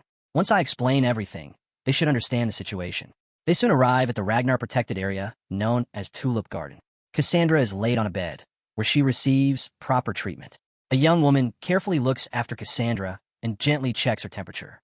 After giving Cassandra one final check and making sure everything is fine, she finishes treating her. Meanwhile, Theo waits quietly outside the room. As soon as the door opens, Theo immediately looks up. He quickly asks, "Is Cassandra okay?" The woman replies, "It's nothing too serious. She just fell asleep after taking some medicine for her fever." Right after answering, she suddenly gets annoyed, stomps her foot, and says, "Then, am I not allowed to be curious too? Let me ask you something. Who exactly is this little girl that you're making such a huge fuss over?" Theo explains, "I'm sorry for asking you for help while still keeping secrets, but I can't tell you who she is." The union leader, Daniel, sighs and says, "Figures. You successors are all the same, doing whatever you want whenever you want. Anyway, so Troivan is after the girl?" Theo nods and answers yes, although I don't think they'll send a large force. Daniel asks, "From the direction of Priamus?" Theo replies, "Yes. If they come, they'll come from that direction." "Unbelievable. I can't believe you brought Troivan right to our doorstep." Theo calmly replies, as if a high and mighty successor wouldn't care about what this place truly is. "I know exactly where I am. The union leader looks surprised and asks, what? Theo calmly continues. It's publicly known as a beautiful garden built for appearances, but its real purpose is to serve as a mausoleum for the clan's saints, isn't it? The union leader can only stare at Theo in surprise after hearing those words. She then says, what do you want? A pat on the back for knowing that. It's even more ridiculous that someone who knows this secret still brought a Troivan pursuit squad all the way here. Then she adds, though I guess I'm not really want to talk either. Theo is caught off guard by her words, but the union leader simply shrugs and says, whatever.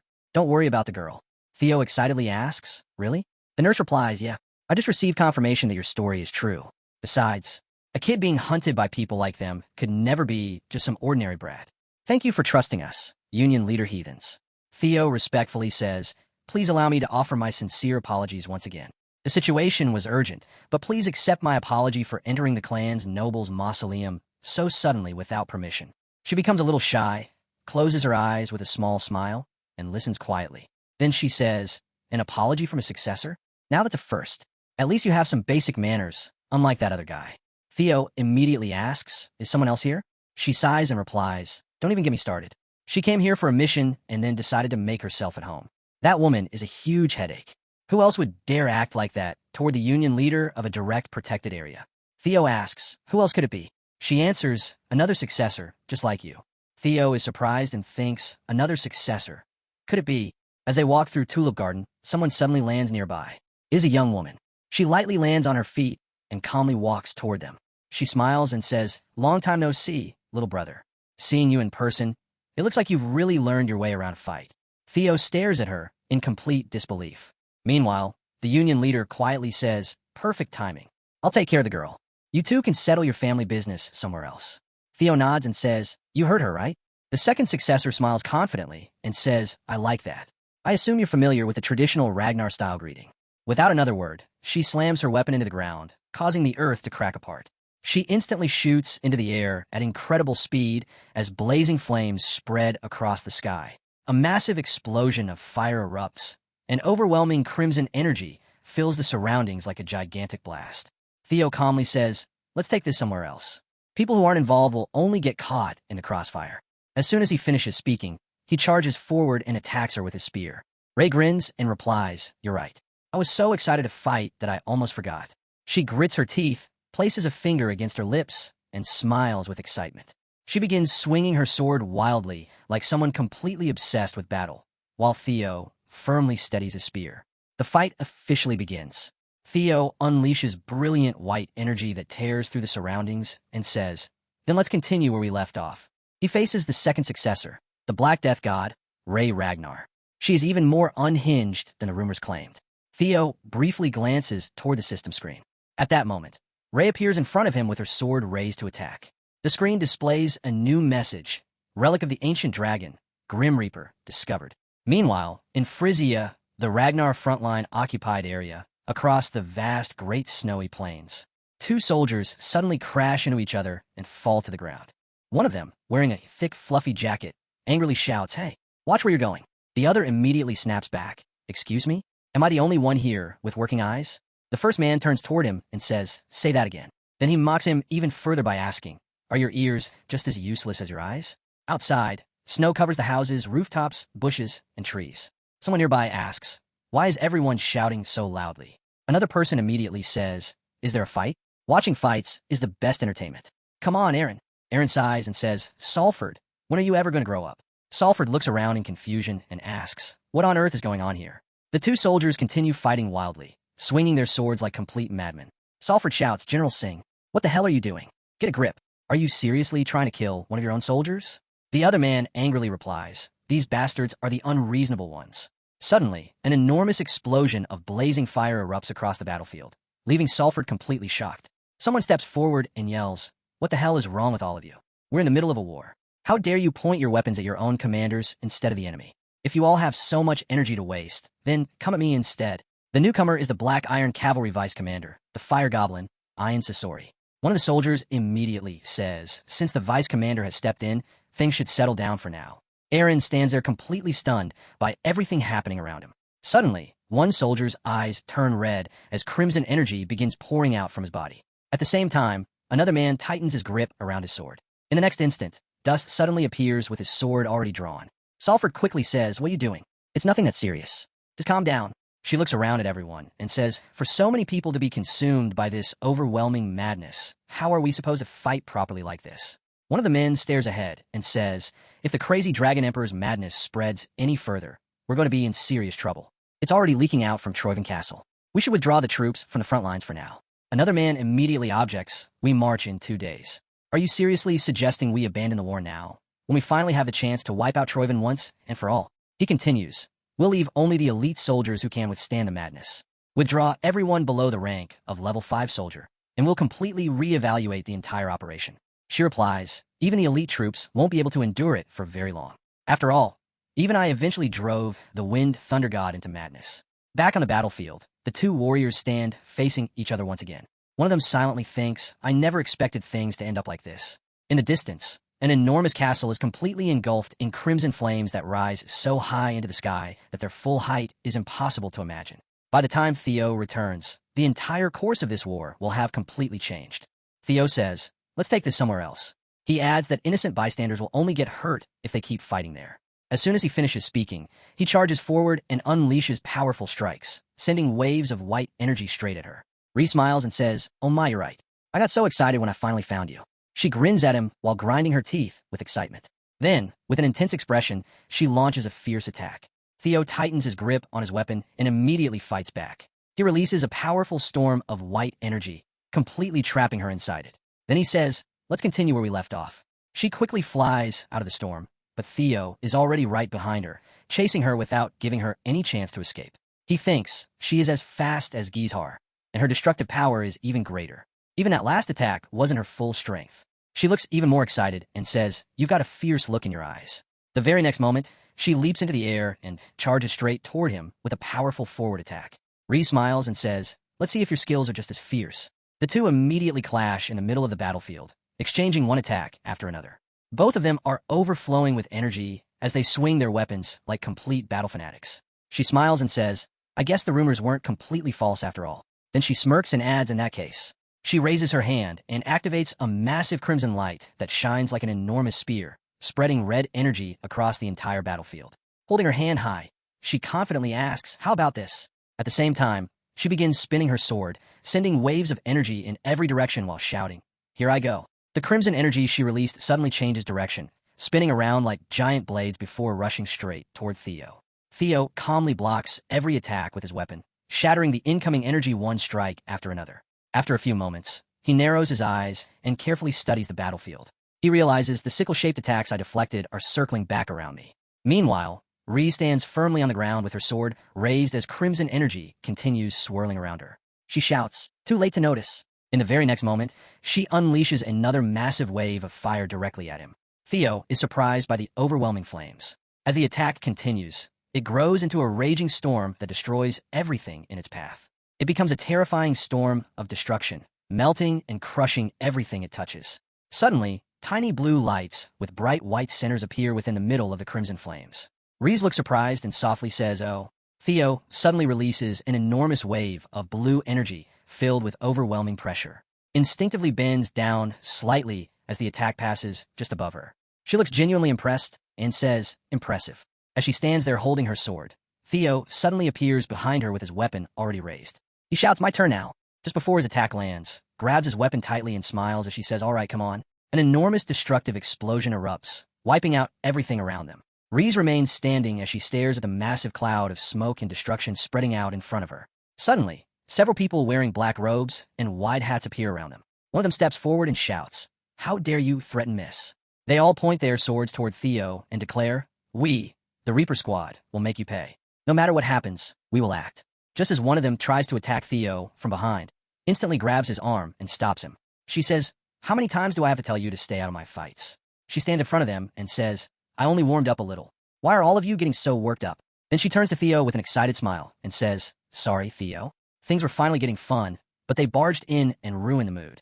Let me apologize instead. As you can see, they're a bit extreme." Theo casually replies, "It's all right. If that greeting had lasted much longer, I probably would have passed out." She laughs and says, "So, you know how to joke too. Hearing that actually makes me feel much better. Anyway, that was fun. Let's grab a drink together sometime." Theo immediately replies, of course. I'd love that. At the same time, he thinks she's on a completely different level when it comes to strength, speed, and technique. If this had been a real fight, I would have needed to use dragonization. But there's another heir candidate who's even stronger than. Just what gave Axion the confidence to bluff so boldly. Then turns toward the Reaper squad and says, all right, you heard that. This is your chance to reflect on your mistakes, Reapers. The members of the Reaper squad immediately answer together, yes, ma'am. Theo thinks, I like how honest and easygoing she is compared to everyone else. But that only puts me in an even more difficult position. Judging by its aura, that weapon is a relic of the primordial dragon. If I ever have to take it from her, it would honestly be much easier if she were openly hostile toward me. So, what am I supposed to do now? The scene then shifts to Cassandra, who is sleeping peacefully on her bed. While sleeping, she seems to be talking softly, as if she is asking someone something in her dream. A moment later, she suddenly sits up. Someone nearby asks, do you feel a little better now? Cassandra quietly replies, yeah. The union leader walks over and says, you were sick, so you must be hungry. Go ahead and eat so you can recover quickly, kid. A table filled with delicious food is placed right in front of her. Cassandra quietly thinks to herself that everything smells really delicious. She immediately reaches toward the food with her hand and starts picking something to eat. But the union leader quickly stops her and says, where are your manners? Why are you eating with your hands? The food is still hot. I don't have time to explain everything, so just eat whatever I cut up for you, kid. And she gently says, open your mouth. After you're done eating, let's get you changed. Take off your clothes, and I'll patch them up. Your mother made these precious clothes for you, didn't she? She gently looks at Cassandra while asking. The union leader is surprised when Cassandra stays completely silent instead of answering. After a brief pause, Cassandra quietly thanks the union leader, who simply smiles and calls her a little crybaby. Cassandra suddenly says, oh, I almost forgot the drinks. The union leader replies, don't eat with your hands. I'll be right back, so just wait here. When a union leader returns, she realizes that Cassandra has suddenly disappeared. Meanwhile, Cassandra is standing somewhere else, quietly thinking something feels wrong. I haven't been able to see the future in my dreams for quite a while now. On top of that, everything keeps happening differently from what I saw in my dreams. I've never experienced anything like this before. Even so, all the dreams I used to have were always sad. But now, things are much. Just then, the door suddenly swings open as someone walks into the room. Cassandra becomes excited and says, you're the... Someone calmly walks closer toward her. But as the person gets near, Cassandra suddenly looks surprised. She immediately asks, who are you, auntie? A young woman instantly reacts and says, oh my, what a rude little brat. You should be calling me big sister, not auntie. Cassandra stares at Sex in surprise. Sex immediately grabs Cassandra and says, next time call me big sister, kid. She grabs Cassandra and throws her down onto the ground. But at that exact moment, Sex suddenly notices something unusual and quickly looks toward it. Without hesitation, she grabs Cassandra by the hood of her clothes. At the same time, something that looks like a living shadow begins to appear. It crawls forward and reaches out toward Cassandra, pulling at her as if everything had gone exactly according to plan. Sex quietly says, that was way too easy. The scene opens outside the cottage where Cassandra is staying. A short distance away, a strange liquid-like substance suddenly begins floating in the air. Moments later, drops of red liquid fall onto the ground. Sex curses and shouts, damn it. Then she yells, what the hell is this monster? She thinks to herself, where did this monster suddenly come from? This is turning into a complete mess. It's making far too much noise. I never heard that someone or something like this was protecting her. She narrows her eyes, grits her teeth, and glares ahead with burning anger. Then she thinks, no matter what, I can't afford to waste any more time. It looks like this monster is determined to protect that kid. I'll kill the monster, grab the kid, and leave immediately. As she charges toward the monster to attack, it bares its teeth and reveals its full form. Outside the cottage, a powerful blast of white energy suddenly erupts into the air. She keeps attacking the monster without stopping, trying to kill it so she can take Cassandra away. She scoffs and says, you look impressive, but you're really not that strong. Suddenly, the monster senses something nearby and becomes alert. Filled with rage and glaring with wild eyes, she tightly grips her weapon and prepares to strike again. At that exact moment, Theo suddenly appears out of nowhere and blocks her attack with his swords. She looks at him in surprise and says, Theo Ragnar, I've heard a lot about you. Theo silently stares back at her. Theo immediately unleashes a powerful slash of white energy toward her. In an instant, her arm is cut off and sent flying through the air. She screams loudly, crying out in pain as she suffers from the devastating injury.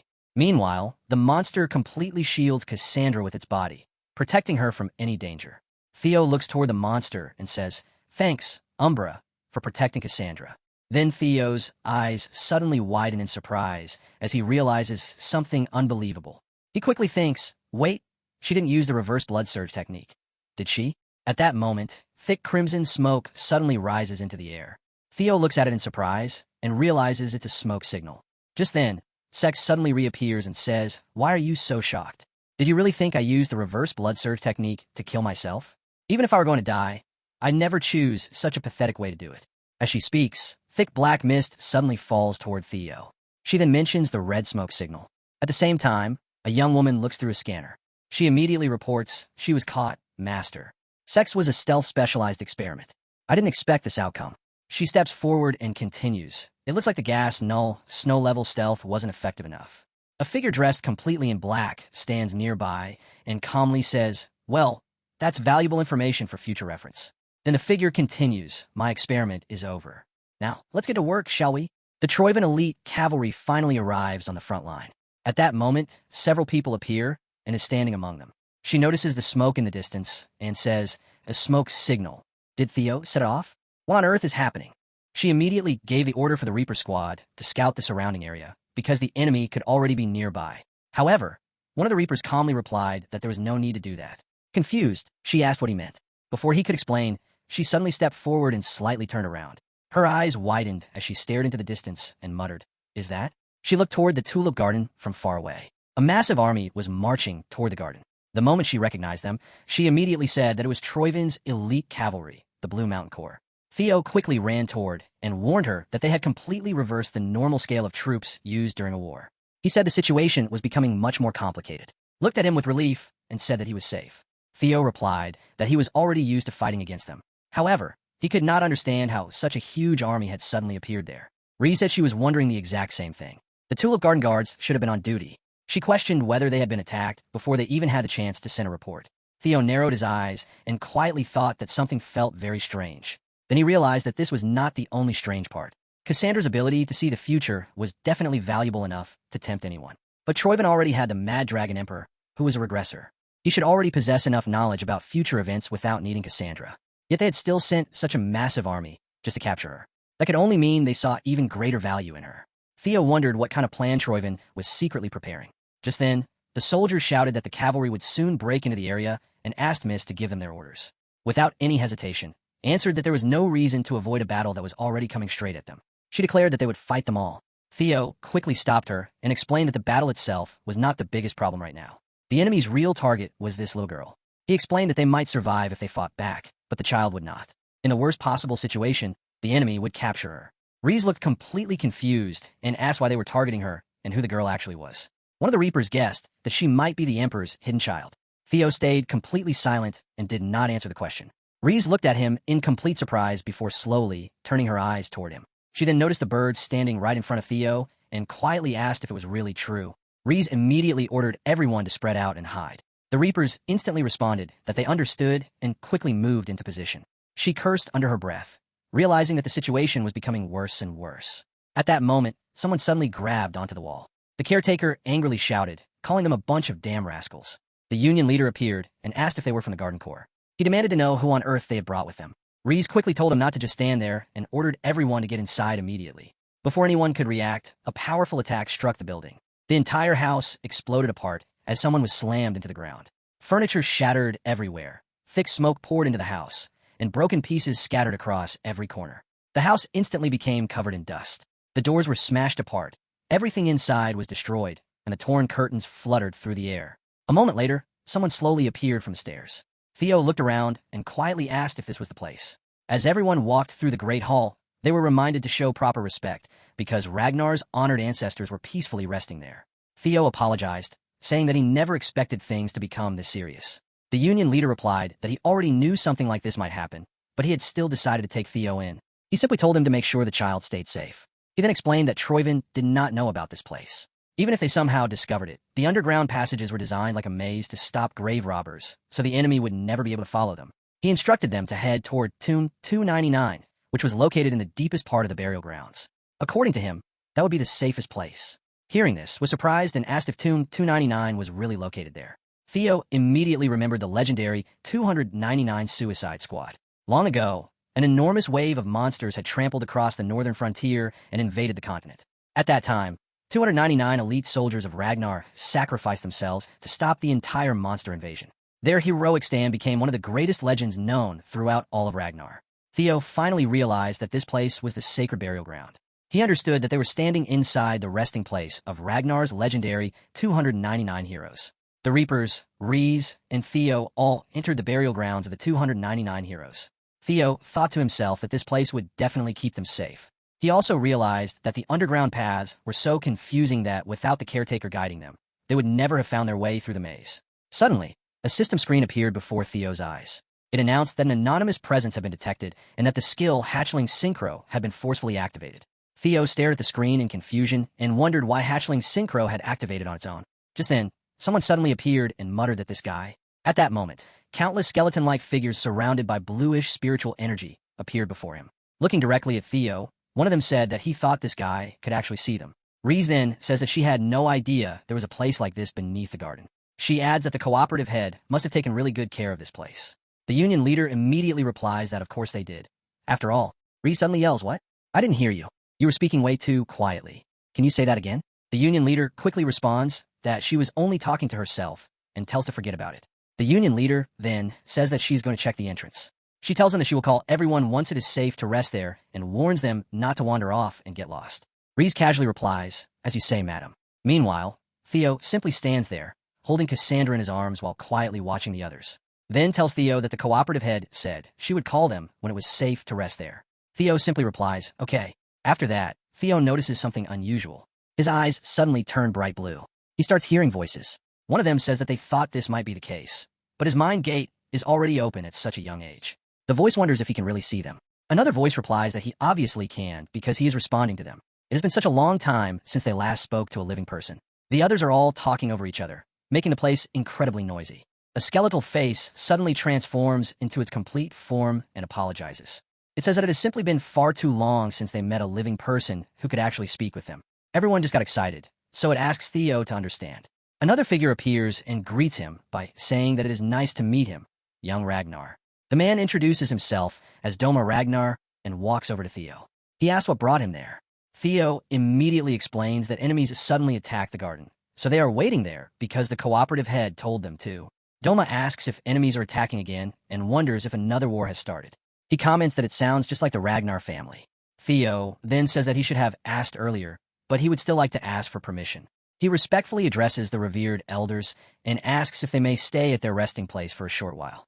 Doma smiles and says that Theo is such a polite young man, which is not very Ragnar-like. He says they are happy to have visitors because they have been bored anyway, and he tells Theo to make himself comfortable. Doma then adds that, instead, he would like Theo to take a look at something. Theo looks surprised and immediately asks what he means. Doma replies that it might take a while and asks if Theo can spare some time, because this is something he will definitely want to hear as well. Right after that, blue energy begins spreading everywhere and completely surrounds Theo. In the next moment, the entire surrounding area is covered by the glowing blue energy as it continues circulating around him. Theo becomes angry and yells. Theo then steps forward and notices that there is a coffin there as well. Doma then says that when Theo entered or mentioned the 299 heroes, Theo immediately replies that he remembers and asks if there is a problem. Doma explains that there is actually one more hero. He reveals that the final one is their Suicide Squad's lord and the #1 hero. Doma suddenly starts speaking at full speed, and the noise becomes overwhelming. Theo quickly places his hand over his ear. Theo takes a deep breath. Doma then says that it happened exactly as he expected. Theo asks what that was just now. Doma explains that it is proof that the outer gods devoured their lord, and every record of his existence was erased from the world. Theo is shocked after hearing the words outer gods. He realizes those are the same beings he saw at the Pantheon. Even so, Theo wonders how they cannot even hear or say their lord's name. Doma replies that he does not know all the details, but if it involves the nameless sovereign, then something like this should be possible. Their lord got far too close to that being, and in the end, even his name was devoured. Since every record connected to their lord was erased by the sovereign, this was only a natural consequence. Another spirit agrees and explains that the only exceptions are those whose sins freed them from the world's rules and the blood relatives of their lord who are still connected to him. Theo then says that they must have remained in the world of the living to honor the Lord who had been erased. Doma replies that, yeah, it is basically something like that. Doma then adds that if they disappear too, no one will remember their Lord anymore. Theo asks how anyone could possibly remember their Lord then. Doma replies that there is no special method because Theo already knows the answer very well. Doma tells Theo to learn their Lord's swordsmanship and become his official heir. Theo points out that Doma just said every record of their Lord had been erased. Doma agrees, but explains that they still carry faint fragments of those memories. They will pass everything they remember on to Theo. Theo says that this is basically like restoring everything in real time. He apologizes, but says he does not have enough time to restore an entire sword manual. Doma admits that he knows he is asking for too much, but he still begs Theo. They have no idea how much longer they can remain there, and if they disappear, then everything will truly be lost forever. All the spirits suddenly start speaking at once, begging Theo to help them. They explain that they may never meet another living person whose mind gate is open enough to communicate with the spirits of the dead. They beg him to help, promising that once everything is passed on, they will quietly move on to the afterlife. One of them tells Theo to think of it as doing a favor for his ancestor. Another jokingly threatens to curse him if he refuses. Someone else says they will become a ghost and haunt him forever. Another spirit points out that they are already ghosts. Theo silently thinks that does not sound scary at all. Theo realizes that the situation is clearly urgent. However, until Lord confirms that everything is safe outside, all he can really do is wait. Doma then says that if Theo still refuses, there is nothing else they can do about it. Doma starts saying that they will tie Theo's soul there with the curse of the 299, but Theo immediately cuts him off and agrees. He says okay, but Theo explains that he cannot spare much time because they might have to leave at any moment. Doma immediately thanks him with excitement. He explains that even though their Lord never personally taught them, they will still teach Theo every single principle they managed to learn by watching over their Lord's shoulder. The other spirits excitedly say that Theo can trust them. They promise that he will be able to witness their Lord's legendary 10,000 shattering sword once again. Theo comments that the name 10,000 shattering sword sounds a little too grand. Doma replies that it even managed to harm the outer gods, so the name fits perfectly. Theo asks if the 10,000 shattering sword can actually injure the outer gods. Doma confidently answers that of course it can because it was created for exactly that purpose. However, because of that, it cannot cut ordinary objects. Doma then says that the bigger question is whether Theo can actually learn it or not. Theo quietly thinks that it is a sword style that cannot even cut normal objects. Suddenly, a heavy blue aura begins pouring out. Then the bluish energy spreads throughout the entire area. Theo quietly wonders if this is it. Reese also looks toward the strange energy with a surprised expression. Meanwhile, Cassandra is still lying there asleep, her head slightly tilted to one side. Theo suddenly asks to please look after Cassandra for a little while. Immediately replies that she has never taken care of a child before. Theo simply asks her to do it just for a little bit. Reese grumbles, cursing Theo's name. She complains that Theo always says it will only be for a little while, then disappears without even asking properly. Reese yells in frustration, saying that her body is itching to get moving too, but she cannot just leave Cassandra there alone. Reese then wonders how anyone is even supposed to take care of a kid anyway. Reaper suddenly appears and asks whether they themselves were ever taking care of his children. He then reminds her that she's a direct heir and asks what her childhood was like. Reese replies that the Ragnar family follows the law of the jungle. She asks if he really thinks an heir candidate would ever be spoiled or pampered. Reaper immediately apologizes. Reese suddenly looks surprised when she notices Cassandra beginning to sit up while still asleep. Reese immediately says that Cassandra is finally awake. She quickly asks Cassandra if she is really feeling better now. However, Cassandra suddenly changes into a different form. Her eyes glow with a strange mix of red and blue as she calmly says Ragnar. She then comments that was actually quite friendly around this time. Reese instantly tightens her grip around her sword. Without hesitating, she immediately attacks Cassandra, but Cassandra remains completely unaffected, yells, demanding to know who the hell she really is. The scene suddenly shifts to a castle beneath a blood-red sky. Above the castle, thick red clouds cover the sky, while crimson veils completely surround Troyven Castle. Someone from the south reports that the Mad Dragon Emperor's madness alone is forcing the enemy forces to retreat. His father shouts that this is exactly what they would expect from the Mad Dragon Emperor. Then he corrects himself and says that, to be more accurate, it is actually Master's power. Without even lifting a single finger, Master was able to force the mighty Ragnar army to fall back. The Lord of the Castle respectfully says that Master truly is. After that, Inside the castle, someone stares ahead before violently throwing another person far away. He declares that this is the power of a sovereign who is capable of swallowing an entire continent. The person crashes heavily into the ground near the spreading red waves. The speaker immediately yells that this is not how it should be, then angrily calls out Kyle's name. He adds that Kyle is nothing like those who hide and lurk in the shadows. The clan leader grits his teeth in frustration. He then says that, more importantly, he wants to know whether they secure the child. The subordinate replies that they did, but a small complication occurred while transporting the child. The clan leader angrily shouts, asking if that bastard Theo Ragnar is involved again. The subordinate immediately replies that they have already dispatched Ein together with the Blue Mountain Corps. This time, they're certain they will kill that bastard and take both the relic and the child.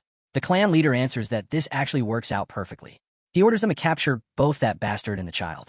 He says they will do exactly that because it is what Master wants. The scene immediately shifts back to Theo, who is completely focused on learning the swordsmanship while practicing every movement like a true professional. Doma watches him and says that Theo's talent is so incredible that it is hard to believe. He admits that his heart is racing for the first time in a very long while. But Doma says that it is still a little disappointing. He asks everyone if they can feel that same disappointment because, to him, it is just a bit regrettable. He continues by saying that, at the very least, it seems Theo's eye for observing swordsmanship has finally awakened, even if it is still somewhat regrettable. Theo respectfully asks Doma to please tell him exactly what he finds disappointing because he wants to correct every mistake. Doma explains that during Theo's very first movement, if he had angled his feet just a little farther outward, the motion would have been much smoother and more precise. He adds that this is a technique he personally grasped while standing on the verge of death. To put it simply, it works best in situations like this. Theo quickly asks everyone to slow down and tells them to explain one thing at a time.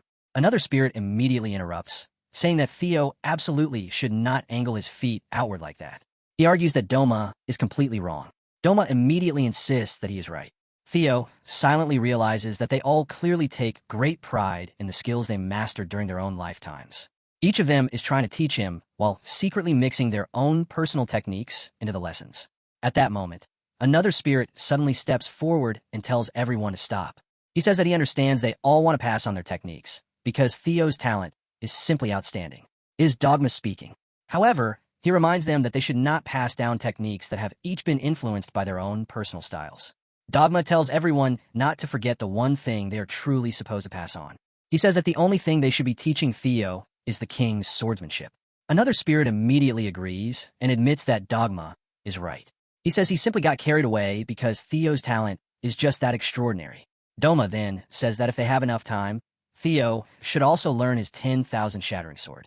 He jokes that Theo is finally showing his true desire rather openly. Doma then continues that if they're talking about the king's sword, there is only one thing that truly matters, and that is the one sword style.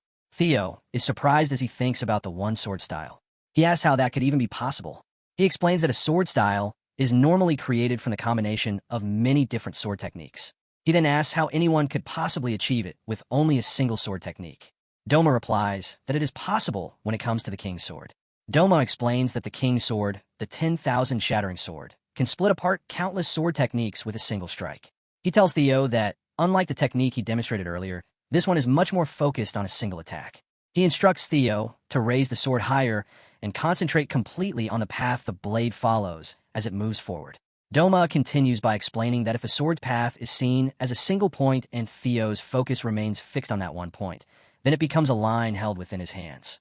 If countless of those lines are focused into one place, they become a plane. Once that plane is formed, the swordsman must draw upon it. He says that this is the true nature of the king's 10,000 shattering sword. To create a single picture with one swing of the sword, a person must first combine 10,000 swords into one. It will never be easy, but if Theo succeeds in mastering it, he will gain the ability to cut everything he wishes while also choosing not to cut anything he does not wish. Theo grips his sword and quietly thinks that this feels strangely familiar. His father's one sword, Commander Julius's swordsmanship, Lady Plumbossom's sword, and the profound truths hidden within every technique he has learned so far all come to mind. Even though each technique came from a completely different origin, they all resemble streams that eventually flow into the same vast ocean. Theo realizes that every one of those sword techniques ultimately reaches the exact same destination. Theo immediately steps forward as energy begins spreading around him. He swings his sword through the air. The slash remains exactly the same as before. A single clean slash appears, leaving everything outside its path completely untouched. Doma quietly realizes that Theo has already found the proper footing. With only a few words of guidance, Theo has reached this point, and Doma cannot help thinking that it is truly terrifying. Theo narrows his eyes as he carefully observes the result of his attack. Doma praises him, saying it is impressive that Theo reached this level of enlightenment in such a short amount of time.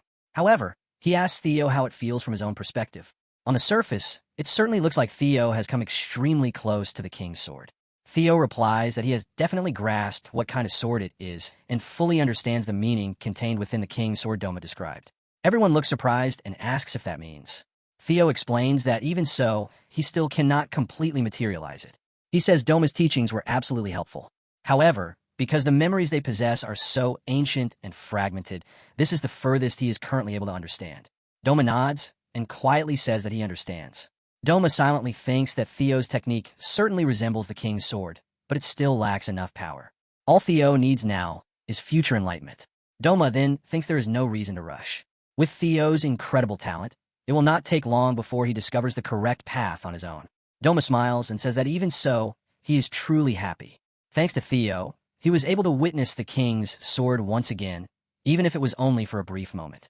Doma sincerely expresses his deepest gratitude for everything Theo has done. Theo awkwardly tells everyone to stop acting like that, because it is not as if he accomplished something that amazing. Just then, someone suddenly shouts for the young master. Theo immediately asks what happened.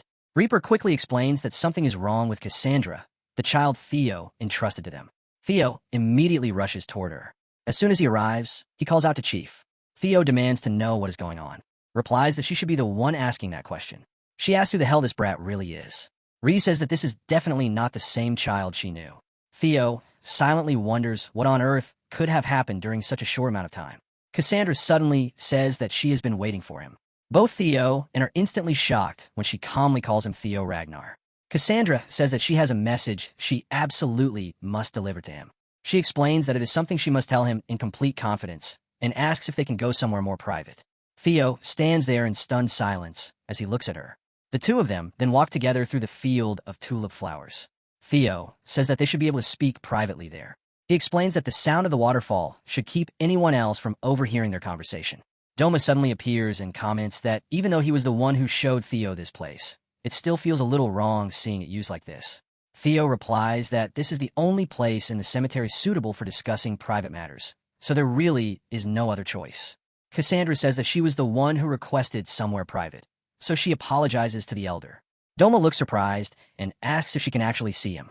Cassandra replies that she has a little talent for magic. Doma nods and says that he understands. He comments that she is still very young, but the earlier someone starts learning, the better. Doma is about to ask if she would like to learn his techniques, but he immediately stops himself. He quickly changes the subject and says he was only joking. Theo politely apologizes and asks Doma if he could please give them some time alone to talk. Theo then turns toward Cassandra and asks who she really is. She replies that she is both Cassandra and not Cassandra at the same time. She then says that she believes Theo already knows exactly who she is. Theo is shocked and silently wonders if it could really be the Magic Empress Cassandra Dunsert. Theo admits that he never imagined a Magic Empress would actually be a regressor. Cassandra apologizes and explains that she did not regress. She says that, through magic, she borrowed Cassandra's body from a different timeline, so she could appear in the world where Theo exists and speak with him directly. Theo asks what she means by a different timeline. Cassandra replies that it is a little difficult to explain. She simply says that the Cassandra from the future is temporarily using the body of the Cassandra from the past to speak with the present-day Theo. Theo then asks why she connected the future to the past when the power passed down through the imperial family is supposed to be. Cassandra explains that it is commonly known as the ability to see the future. She then asks why the future version of herself is able to hold a conversation with the Theo from the past. She says the answer is actually very simple. Theo immediately guesses that it is not really the power to see the future, but the power to see the past. Cassandra confirms that he is correct. She explains more precisely that it is the ability to observe the past of a timeline that never actually happened. Theo asks what she means by a timeline that never happened. Cassandra asks Theo whether he truly believes this moment has only happened once. She tells him that it has not. The history of this world repeats itself over and over again without end. She finally reveals that every cycle always ends the same way. The world is destroyed, and then everything begins again from the very beginning. Both the destruction and the new beginning exist for the sake of the Nameless King. In every cycle, this world eventually meets its destruction at the hands of the Nameless Sovereign. After that, time rewinds all the way back to the very beginning. The same thing happened in the previous timeline, the one before that, and even in the present timeline where I now exist. She tightly clenches her hand into a fist. She explains that the destruction of the world could never be stopped. However, everything changed when Theo appeared as an unexpected variable. She tells him that in every other timeline, he was always insignificant. In fact, he was barely even noticed. But this time, he uncovered the Troivan clan schemes. He also forced the war to begin much earlier than it normally would have. On top of that, he even saved Princess Cassandra, the future empress, whom they always managed to capture and exploit in every other timeline. She admits that, of course, she is still not completely free from their grasp. Even so, this situation has never happened before in any previous timeline. Theo then asks why they are always so obsessed with her. He says that the power of prophecy alone does not seem like enough to explain everything. Cassandra answers that it is because of the Forbidden Book of Time. She explains that it contains time magic that only she, as the bearer of the power of prophecy, is capable of reading. She says they want to use that book to speed up the resurrection of the Nameless Sovereign. Theo is shocked. He silently wonders why the Troivan clan is trying to resurrect the Nameless Sovereign and whether it is connected to the Mad Dragon Emperor's resurrection as well. Cassandra says that, judging by Theo's reaction, even as a regressor, he does not know everything. She explains that both the Troivan clan, led by Granada Troivan, and the Mad Dragon Emperor, who was resurrected with their help, share the same wish. Their goal is to be chosen by the Nameless Sovereign and ascend as outer gods. Theo realizes that this is the reason they chase Cassandra in every single timeline. He also realizes that this is why they even joined forces with the Holy Demon Church. Cassandra confirms that he is correct. She says they did all of it to help the Nameless Sovereign destroy the world. Just then, one of the spirits from the 299 suddenly speaks up and tells them to wait. The spirit apologizes for interrupting, but asks what this talk about the Mad Dragon Emperor's resurrection and the Troivan clan helping the Nameless Sovereign destroy the world is supposed to mean. Theo replies that the full explanation would take far too long. He simply says that the Troivan clan betrayed the Ragnar clan, and they are currently at war. The spirits of the 299 are left stunned as they repeat that the Troivan clan betrayed Ragnar. Dogma grits his teeth and says that. He reminds everyone that Ord had spoken with the Troivan clan only a few days ago. The scene suddenly shifts to a house that has already been completely torn apart. A massive blast suddenly strikes the house once again. The entire house is completely destroyed by the explosion. A person appears and says that this seems to be the right place. He complains about whoever drew such a terrible map, calling it a really lousy picture. He walks through the ruined house. Suddenly, a bell begins ringing loudly. Meanwhile, the Union leader immediately turns toward the sound of the bell. She instantly starts running as fast as she can. She shouts that the enemies are coming. Everyone is caught completely by surprise. She warns them that the Troivan clan has found the entrance and that they will arrive at any moment. The Union leader urgently tells everyone that they have to move right now. She says that now that things have reached this point, they have no choice. Suddenly, someone thrusts a blade right up to her face. She freezes in surprise. At that exact moment, a powerful blast of blue energy suddenly erupts across the area. But she immediately gets back on her feet and launches another attack. Theo instantly blocks her sword with perfect timing. He calmly tells her that she is a formidable fighter. The Tulip Garden suddenly falls silent. Theo then asks her how long it has been. He asks exactly when she betrayed the Ragnar clan. The Union leader is visibly shocked, immediately steps forward and asks Theo what he is talking about. She cannot understand why he is accusing the Garden Head of betraying them. The Union leader suddenly laughs and asks if Theo really believes she betrayed the Ragnar clan. She questions whether he does not find the whole situation strange. Theo points out that the assassins appeared inside the supposedly safe flower garden. He also says she deliberately guided them into such an isolated place, almost as if she had been luring them there from the beginning. He directly asks whether she planned to hand all of them over to the enemy. The Union leader angrily yells at him to stop talking nonsense. She declares that she belongs to the proud family of caretakers who have protected this dragon for generations. She proudly introduces herself as Ode, the head of the Lemaire clan. She demands to know how Theo dares accuse her, a caretaker who has faithfully served the Ragnar clan for generations. Theo calmly asks if she really plans to keep pretending until the very end. Ode Ragnar quickly steps in and tells Theo to wait, asking what he is talking about. Theo asks if she is actually a direct heir of the Ragnar clan. He tells her that if she truly is the descendant of the Forgotten Clan head, then she should simply admit it now. Theo silently thinks that he had suspected all along that she was not an ordinary person.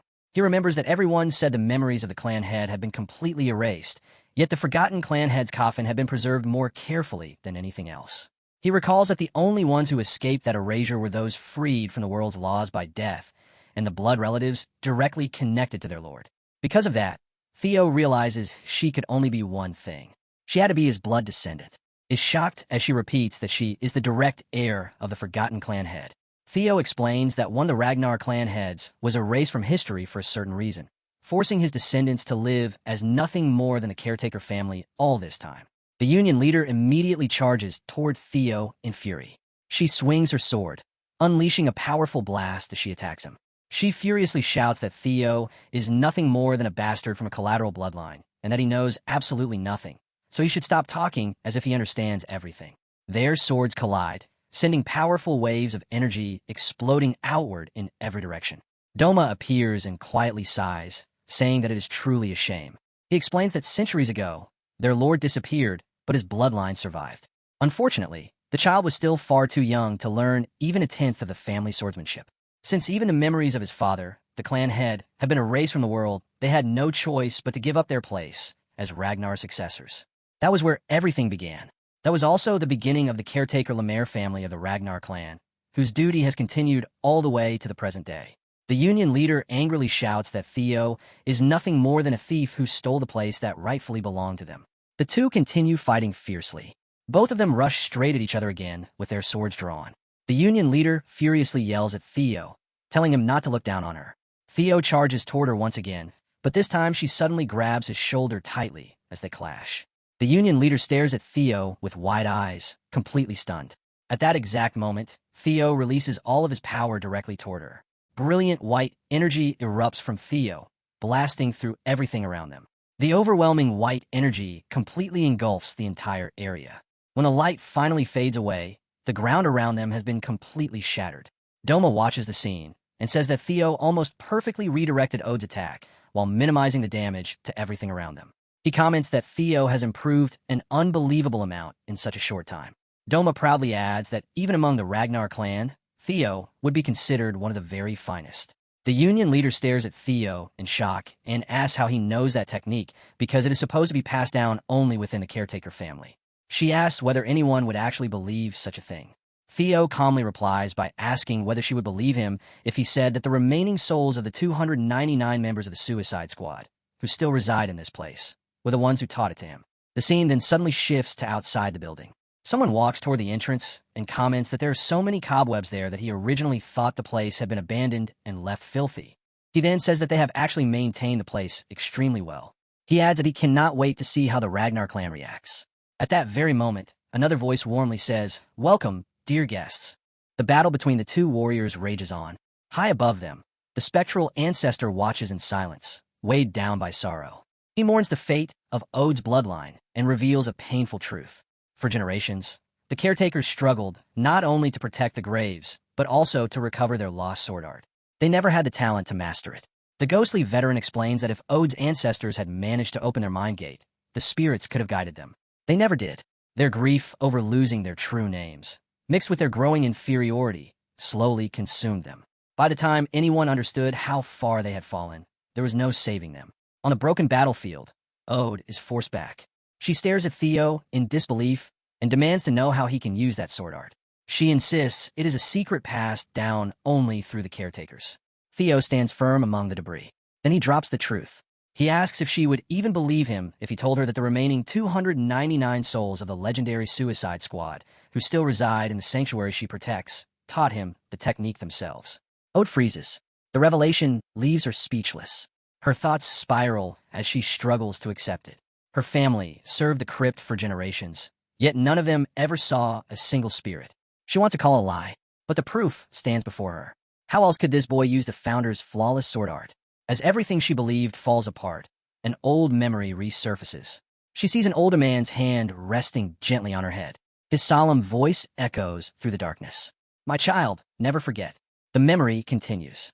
A young Ode sits beside an older caretaker and listens closely.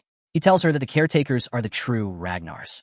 He promises that one day they will restore their lost sword art and reclaim their rightful place in the clan. Young Ode smiles and agrees. The memory shifts.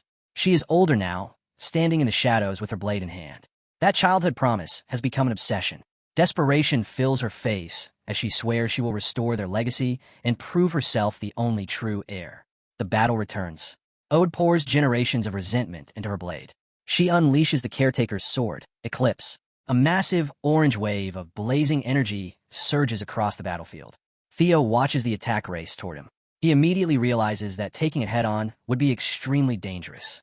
Theo answers the blazing slash without hesitation. He swings his own blade and meets it head-on.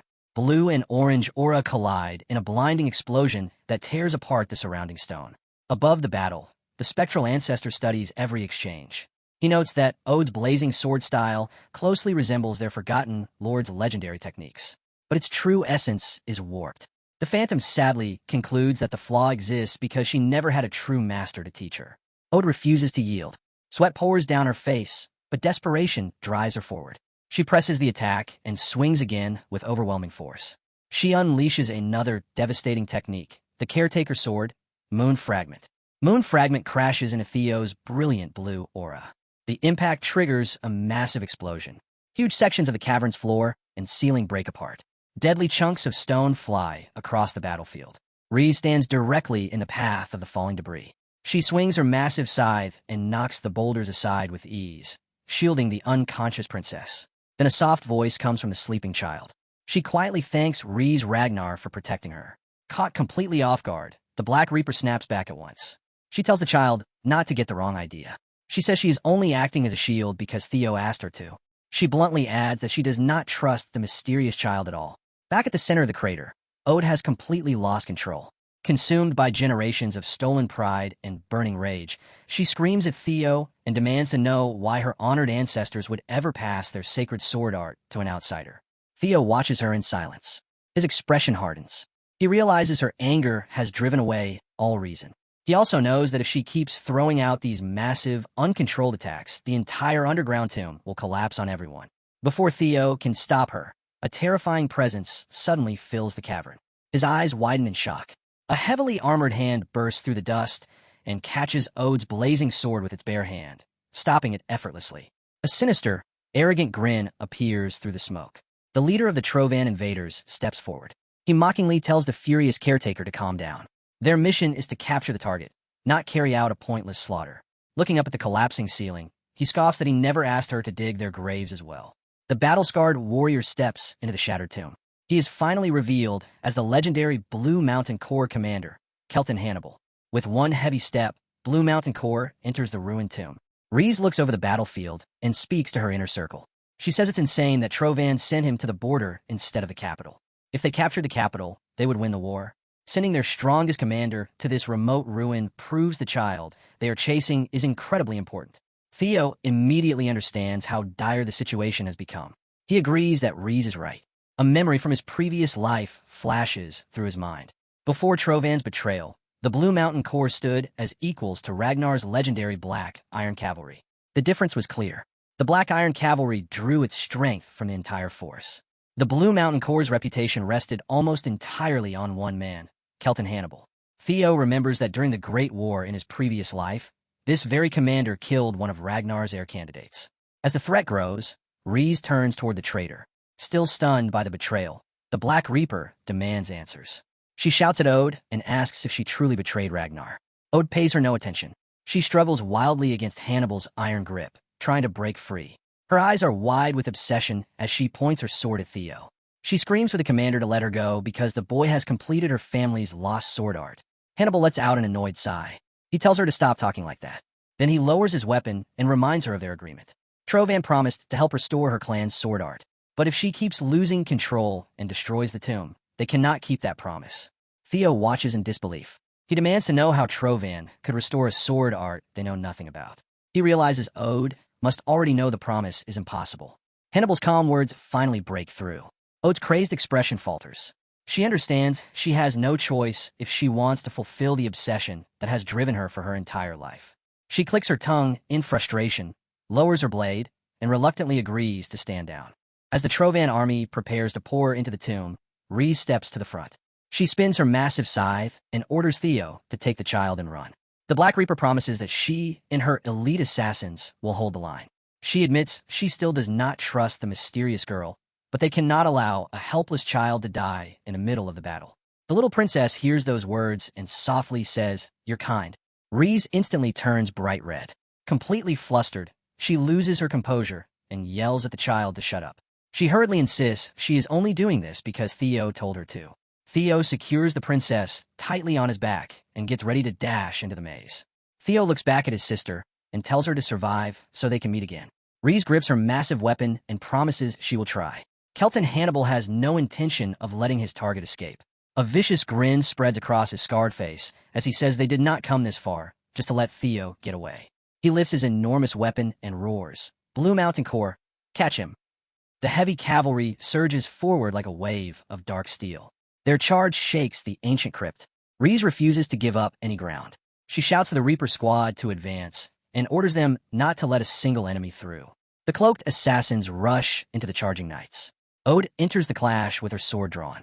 Reese swings her giant scythe down and blocks the traitor's devastating strike, while Theo races across the battlefield with the unconscious princess secured to his back. Theo's thoughts race. At first, he feared their small group would be crushed by the Blue Mountain Corps' superior numbers.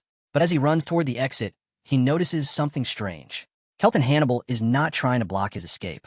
Cold sweat forms on Theo's face as he realizes the truth. Hannibal left this route open on purpose. The commander used the battle as a distraction and forced them directly toward a trap. Theo tries to change course, but it is already too late. Without warning, the stone floor explodes. Massive red tentacles and enormous demonic hands burst from the ground. The grotesque flesh shoots upward and forms a sealed cage around Theo and the princess. Reese stops in horror. She stares at the writhing mass and screams, "What on earth is that?" Hannibal clicks his tongue in irritation. He criticizes his hidden allies for missing their mark and ruining the distraction he had carefully planned. Two terrifying figures emerge from the shadows of the twisting flesh. They wear dark red robes and ornate mitres belonging to high-ranking priests. With their hands clasped in twisted prayer, they stand among the bloody tentacles. The dark priests dismiss Hannibal's complaint. They calmly say there is no need to rush. The heretics are still trapped exactly where they want them. Theo stares at the terrifying newcomers, and his blood turns cold. He recognizes their twisted clothing at once. These are not ordinary cultists. They are two bishop-rank blood priests. Theo grits his teeth. This nightmare is exactly why he had such a bad feeling about the mission. The arrogant priests look down at the group and cover their faces in disgust. They mock the heretics and complain about their foul stench. Then the lead priest reaches a pale hand toward Theo. He says they will overlook the insult because Theo is carrying the exact child needed for their mighty god's grand plan. Wearing a fanatical smile, the bishop orders them to surrender the child immediately. He warns them to obey before their dark god's mercy vanishes. Theo refuses to be intimidated. His eyes flare with blinding blue light. A system window appears as he activates Hatchling Synchro and reads the exact flow of mana around him. He studies the dark energy pouring from the bishops. It carries the nameless sovereign's corrupted mana, just like the last fanatical boss he fought. But Theo tightens his grip on his sword. This time, he declares he is different. A massive burst of power erupts from his body. The arrogant priest gasps in shock as Theo begins transforming under a surge of ancient draconic energy. A jagged horn bursts through his hair. Thick dragon scales instantly cover his arm. Theo glares at the priest with glowing draconic eyes and says one thing has bothered him from start. Radiating murderous intent, he orders them to stop talking about Princess as though she were some object. Before the stunned fanatics can react, Theo attacks. Cursing them, the half-dragon swordsman unleashes a blinding barrage of slashes in every direction. The shockwaves rip through the cavern. In a single instant, they shred the enormous tentacle cage into thousands of bloody pieces. After cutting through the demonic prison with his dragon eye slashes, Theo examines the severed flesh. Its dark color makes it much tougher than the red hands he fought before. Even so, it is still nowhere near strong enough to endure his dragonization. Theo prepares to press his advantage. But the sinister bishop suddenly raises a glowing hand. A mocking grin spreads across his face as he asks whether Theo has forgotten what truly matters. At that moment, a huge red magic circle appears directly beneath the unconscious princess's feet. Theo's eyes widen in frozen horror. Before he can respond, A colossal creature of writhing black flesh bursts from the magic circle and lunges at the helpless child with a deafening roar. Theo screams Princess's name and launches himself into the air. He forces his speed to the limit and reaches her just in time, tearing her from the monster's grasp as the tentacles snap shut beneath them. But the rescue leaves him completely exposed. Hovering above the battlefield, the Blood Priest mocks Theo and points out that his desperate movement in midair has opened his defenses. A gigantic, many-eyed flesh abomination rises over him. Theo looks up in shock.